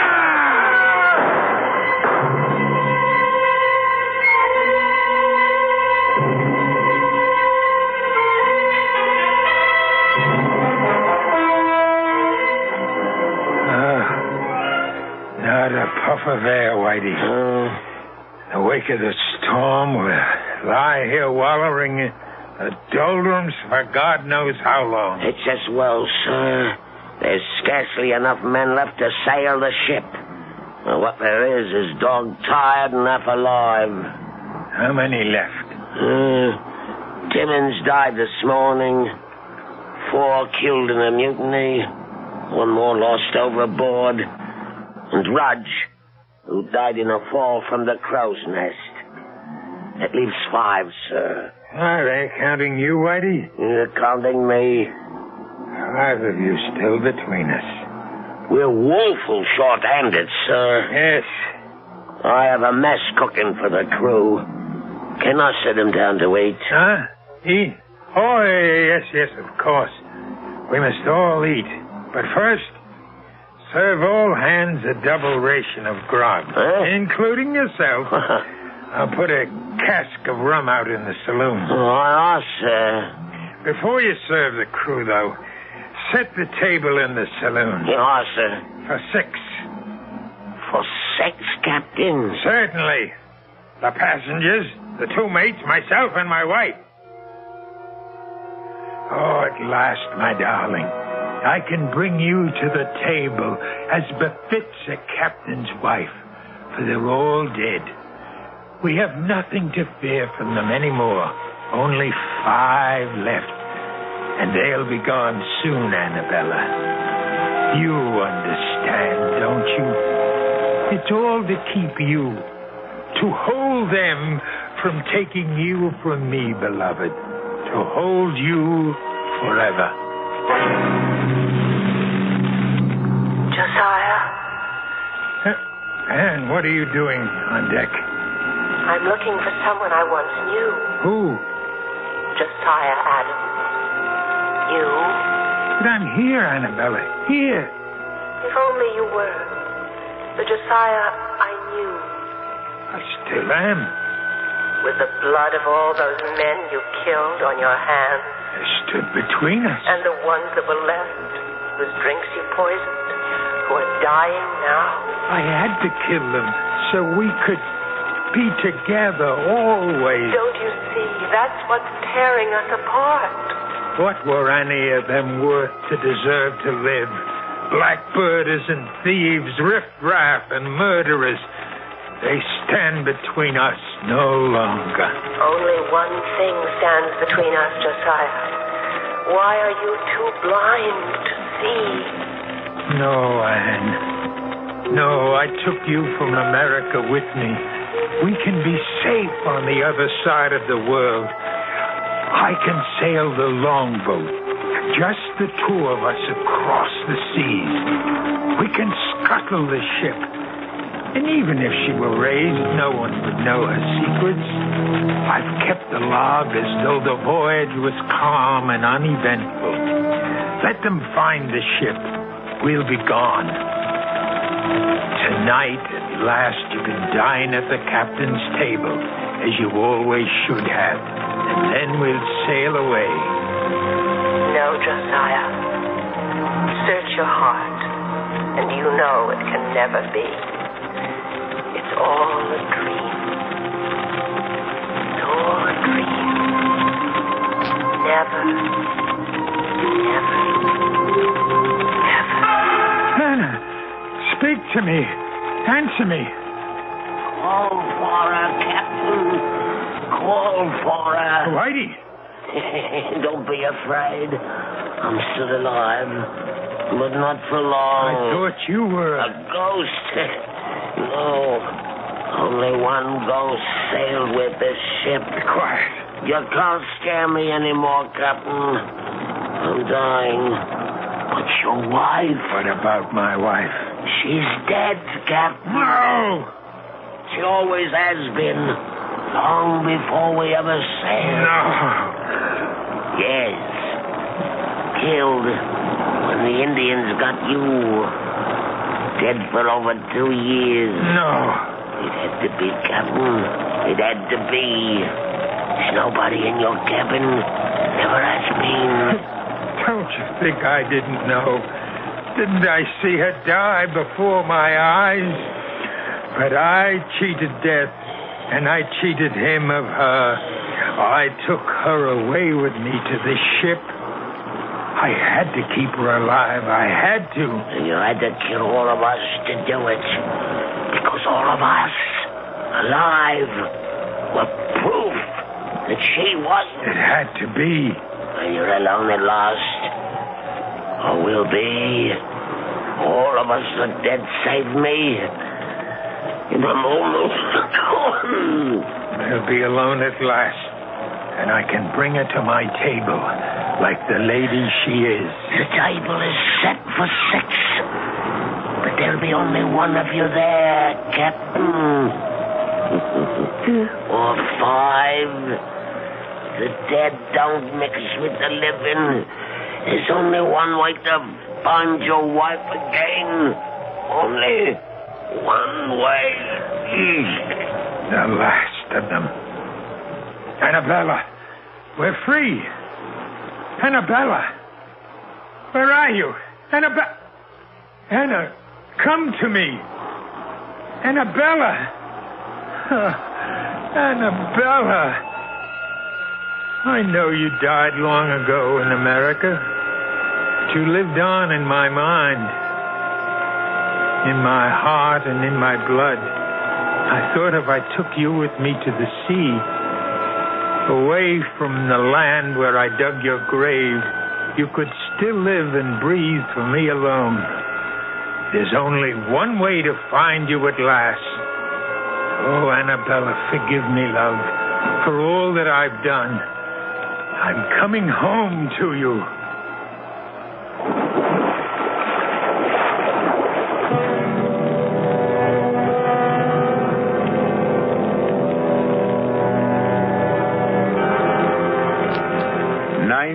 Men sailed with the Annabella, and 19 men went to the bottom of the sea.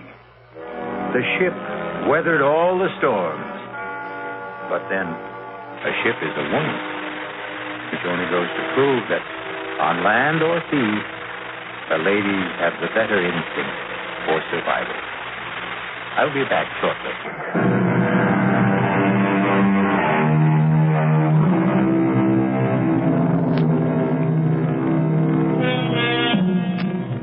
Somewhere in the green depths, I wonder if the captain sits presiding at his table. But if he does, there's at least one empty seat. For Mistress Annabella died on land. She'll never come back to the sea, or him. Which seems fair enough, wouldn't you say? He didn't exactly deserve a happy ending. Our cast included George Matthews, Brett Morrison, Marion Seldes, Leon Janney, and William Redfield. The entire production was under the direction of Hyman Brown. Now, a preview of our next tale. Lightning strikes again. I never dreamed it would, did you? Well, it's a slightly different bolt of lightning this time. Not the devil, the white goddess, I believe the notice said. I copied it down. On February 8th, at 6 o'clock in the evening, the white goddess will run naked through the members' lounge. Naked, eh? Cudworth, just who is the white goddess? Daughter of Astarte, I believe. And, just who is Astarte? I'm sorry not to be up on these things, but... I believe Astarte is the goddess of fertility and sexual love. Don't say. You don't believe she'll run naked across the members' lounge, do you? I didn't believe the devil would come down the chimney. Radio Mystery Theater was sponsored in part by New Show.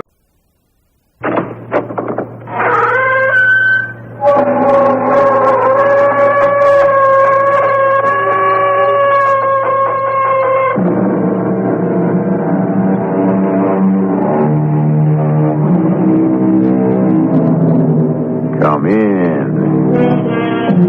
Welcome. I'm E.G. Marshall. A good deal has been made these days of the power of the ancients over life and death. Since no one has ever returned to tell us, we have no idea whether any one belief in any one deity guarantees life after death. Does Charon run his ferry across the Styx in both directions? Will Anubis guide any other nationality than ancient Egyptians to judgment? Will Vishnu appear to the Hindus or to all of us to punish the wicked? Though we have no positive answer, today's mystery tale is worth checking out.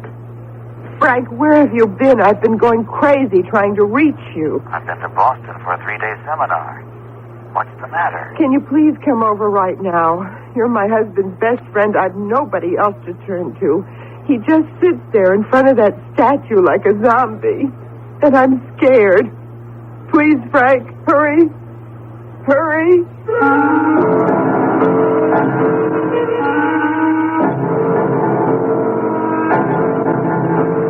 Our mystery drama, Messenger from Yesterday, written especially for the Mystery Theater by Gerald Keane, stars Norman Rose.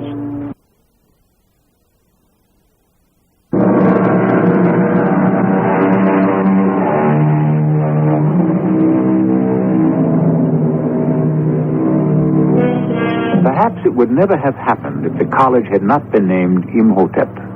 But there it was, christened Imhotep College, after the Egyptian god of knowledge in a small New England town. Except for a department of Egyptology, this college carried a pretty complete curriculum from accounting basics to writing art of effective. So, why did it happen there? That man driving a 1969 station wagon into a driveway, that's where our story begins. Gloria! Hey, Gloria, I'm home. I know you are. So come on in the house. Gloria, can you come outside a moment?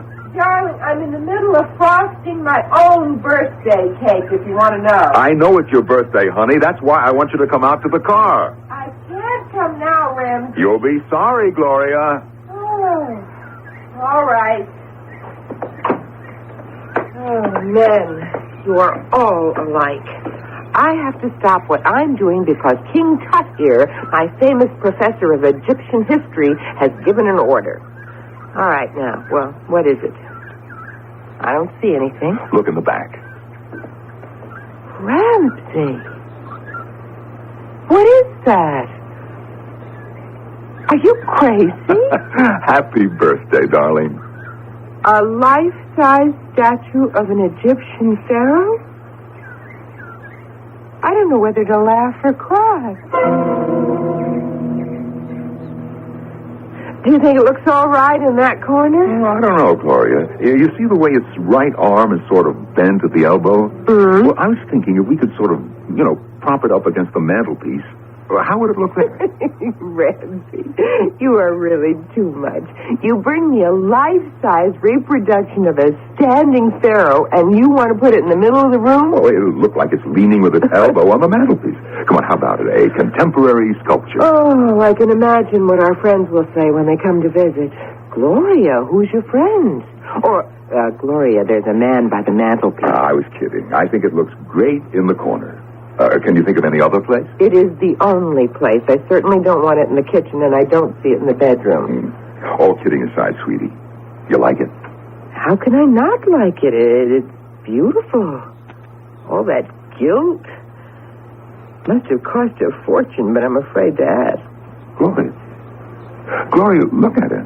Am I crazy? But wasn't one arm bent a moment ago? What? Bent? I'm not crazy because I do remember.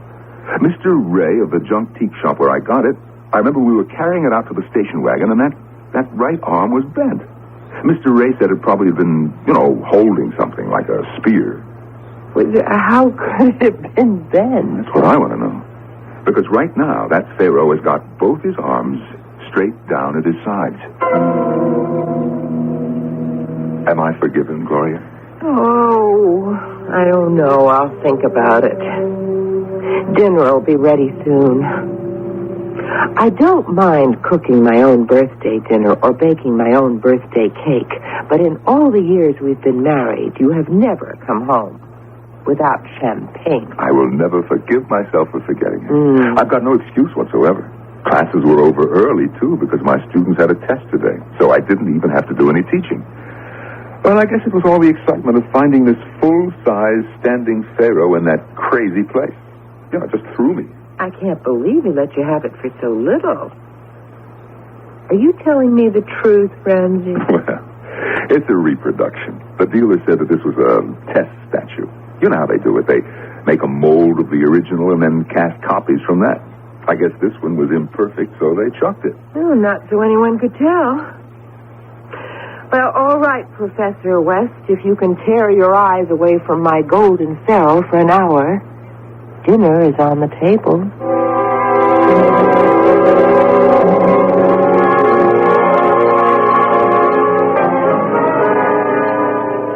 Oh, boy, that was some feast, Gloria. Well, I gotta loosen my belt. That chocolate cake. Some more coffee, darling? Ah, you bet. Look, can I have a second piece? You cannot. I'm putting the rest of this cake in the fridge where you cannot get at it.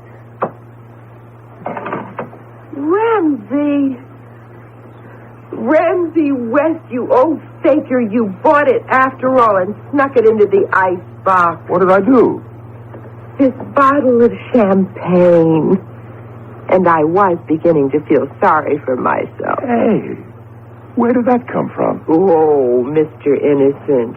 Gee, Gloria, I forgot.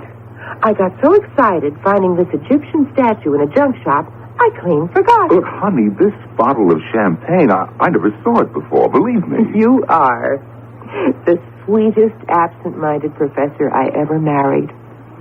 Go on, open it. I love surprises. But, Gloria, honest. Will you stop it? Now, the next thing you're going to say is that the pharaoh put the champagne in the icebox.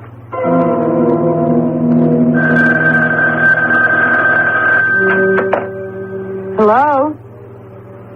Ma. Oh, gosh, it's good to hear your voice. How's Dad? How's life in Florida? What? Oh, she is. When did that happen?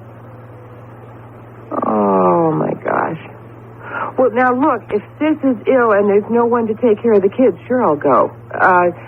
Which hospital? Uh-huh.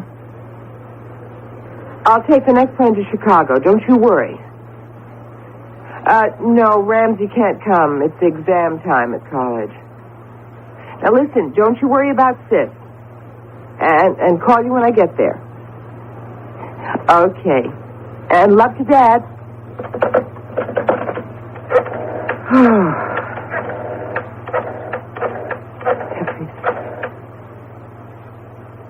Can I speak to Professor West?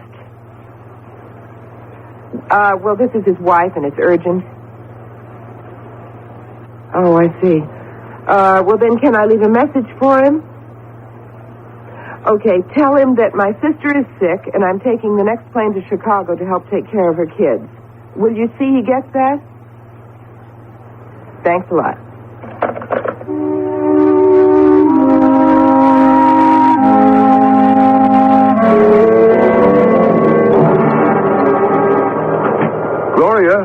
Gloria, I thought you'd gone to your sister's. Oh, great Scott. The Pharaoh's vacuuming the living room. I am making this house ready for the long journey. I must be going crazy. Seeing things, hearing things. This just doesn't happen. A statue that moves, that talks. I better get Frank on the phone fast. He'll know what to do. Hello. Hello, Frank. Hiya, Ramsey. What's on your mind? Frank, are you busy? No, I was just going across the street to a diner for a little supper. They got Greek rice pudding. Look, Frank, would you mind coming over here? When? Now. What's the problem?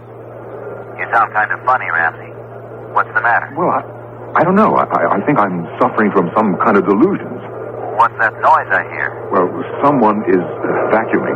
Well, I thought Gloria was out of town. Look, Frank, don't ask so many questions. Just get yourself over here as fast as you can.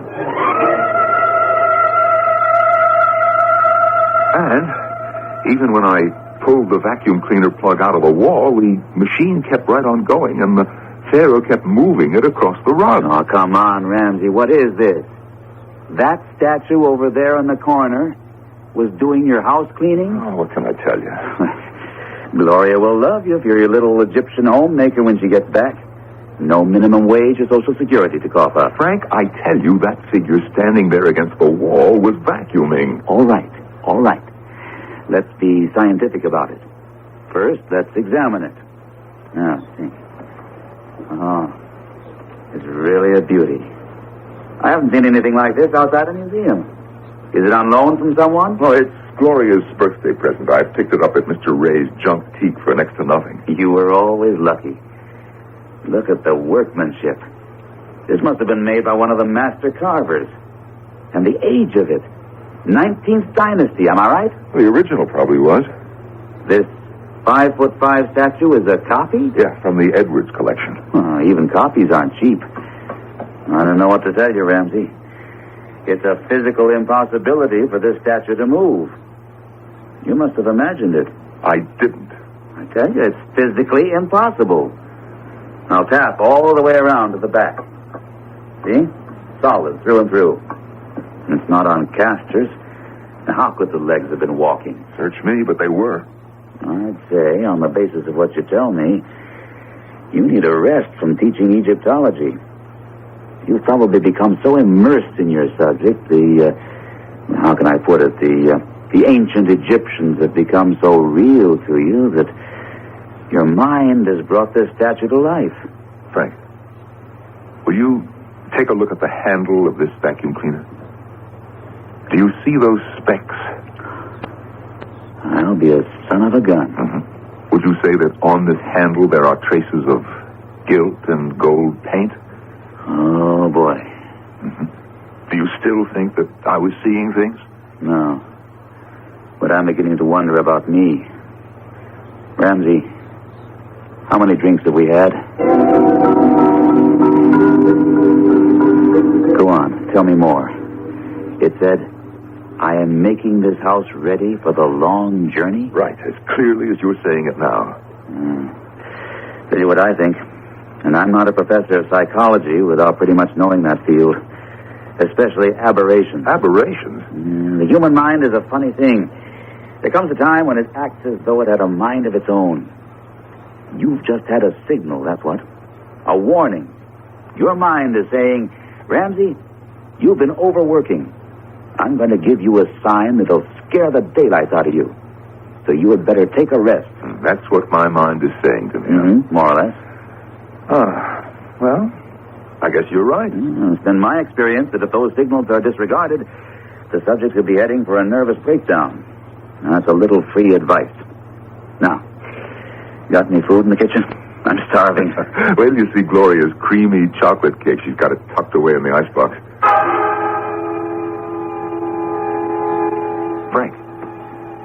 Frank, look at all that food on the kitchen table. Hey, you're a heck of a cook. And lit candles, and my favorite little fat steaks. And chocolate cake on the side, and coffee on the burner. Hey, I ought to come over here more often. Frank, I didn't prepare that meal.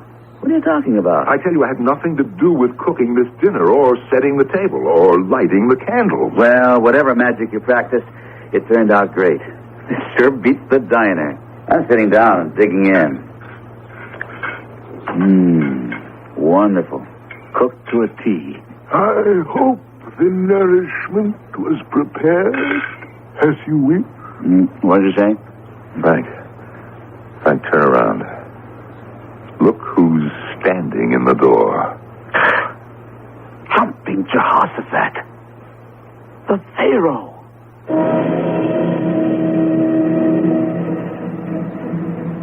When faced with extraordinary or unexplainable phenomena, the first step is to assess what you know.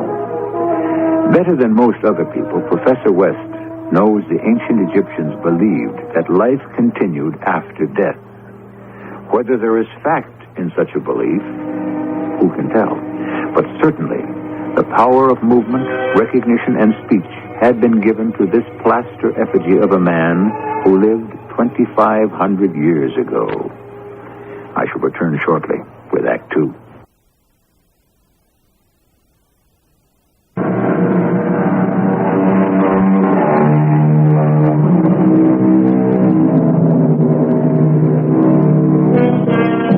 Is there a link between the past and the present? Some theorists believe we are all linked in a chain, an endless belt of humanity, destined to go round and round, which might explain why generation after generation seems to make the same mistakes. Or is there linear time, as others have said, that we are but travelers on a river of time, passing the shores of events? Whatever the theory, the fact remains that in the house of a college professor, a statue has moved and spoken. It was the darndest thing. I've made a lifetime study of philosophies and psychologies, and the only explanation I could comfort myself with was mass mesmerism.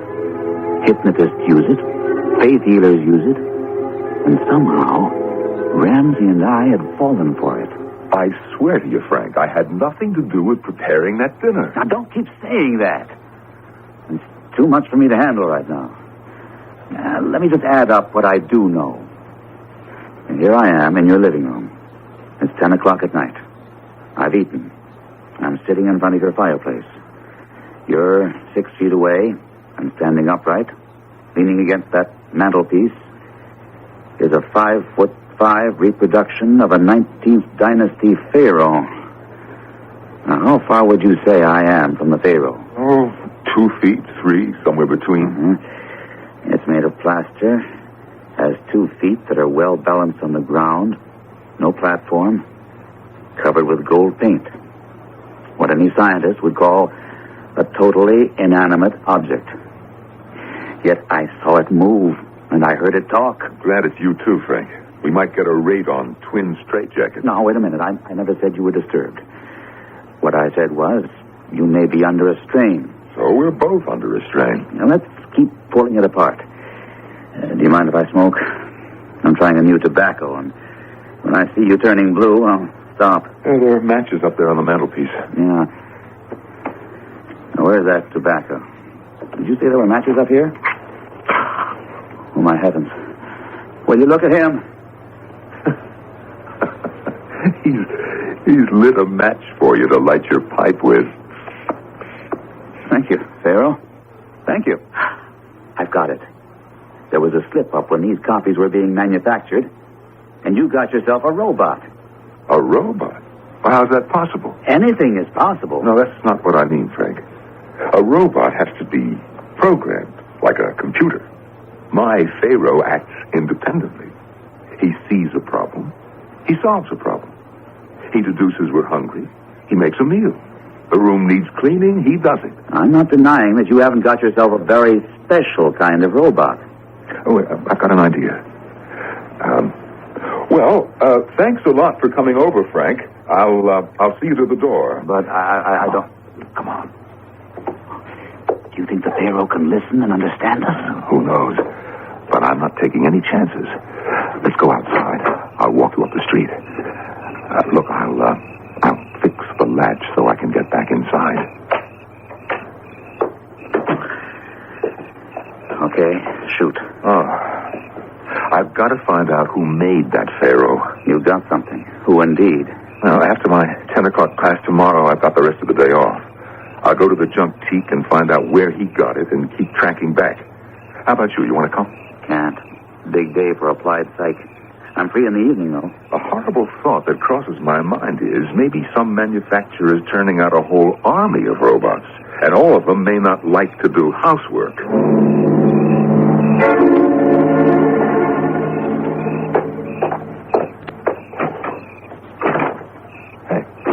Hey, what is this? I'm locked out. I know I put this door on the latch. Hey, let me in. Pharaoh, stop kidding around. Let me in. About an hour later, I was home reading in bed, and Ramsey called. Told me he'd been locked out. Had to break a window to let himself in. Said the Pharaoh was just where we left him, standing in the living room. The only thing different was all the ashtrays had been emptied and the glasses washed and put away. I told him he'd got a good thing there. He didn't think that was very funny. Hello. Is this Museum Masterpieces Incorporated?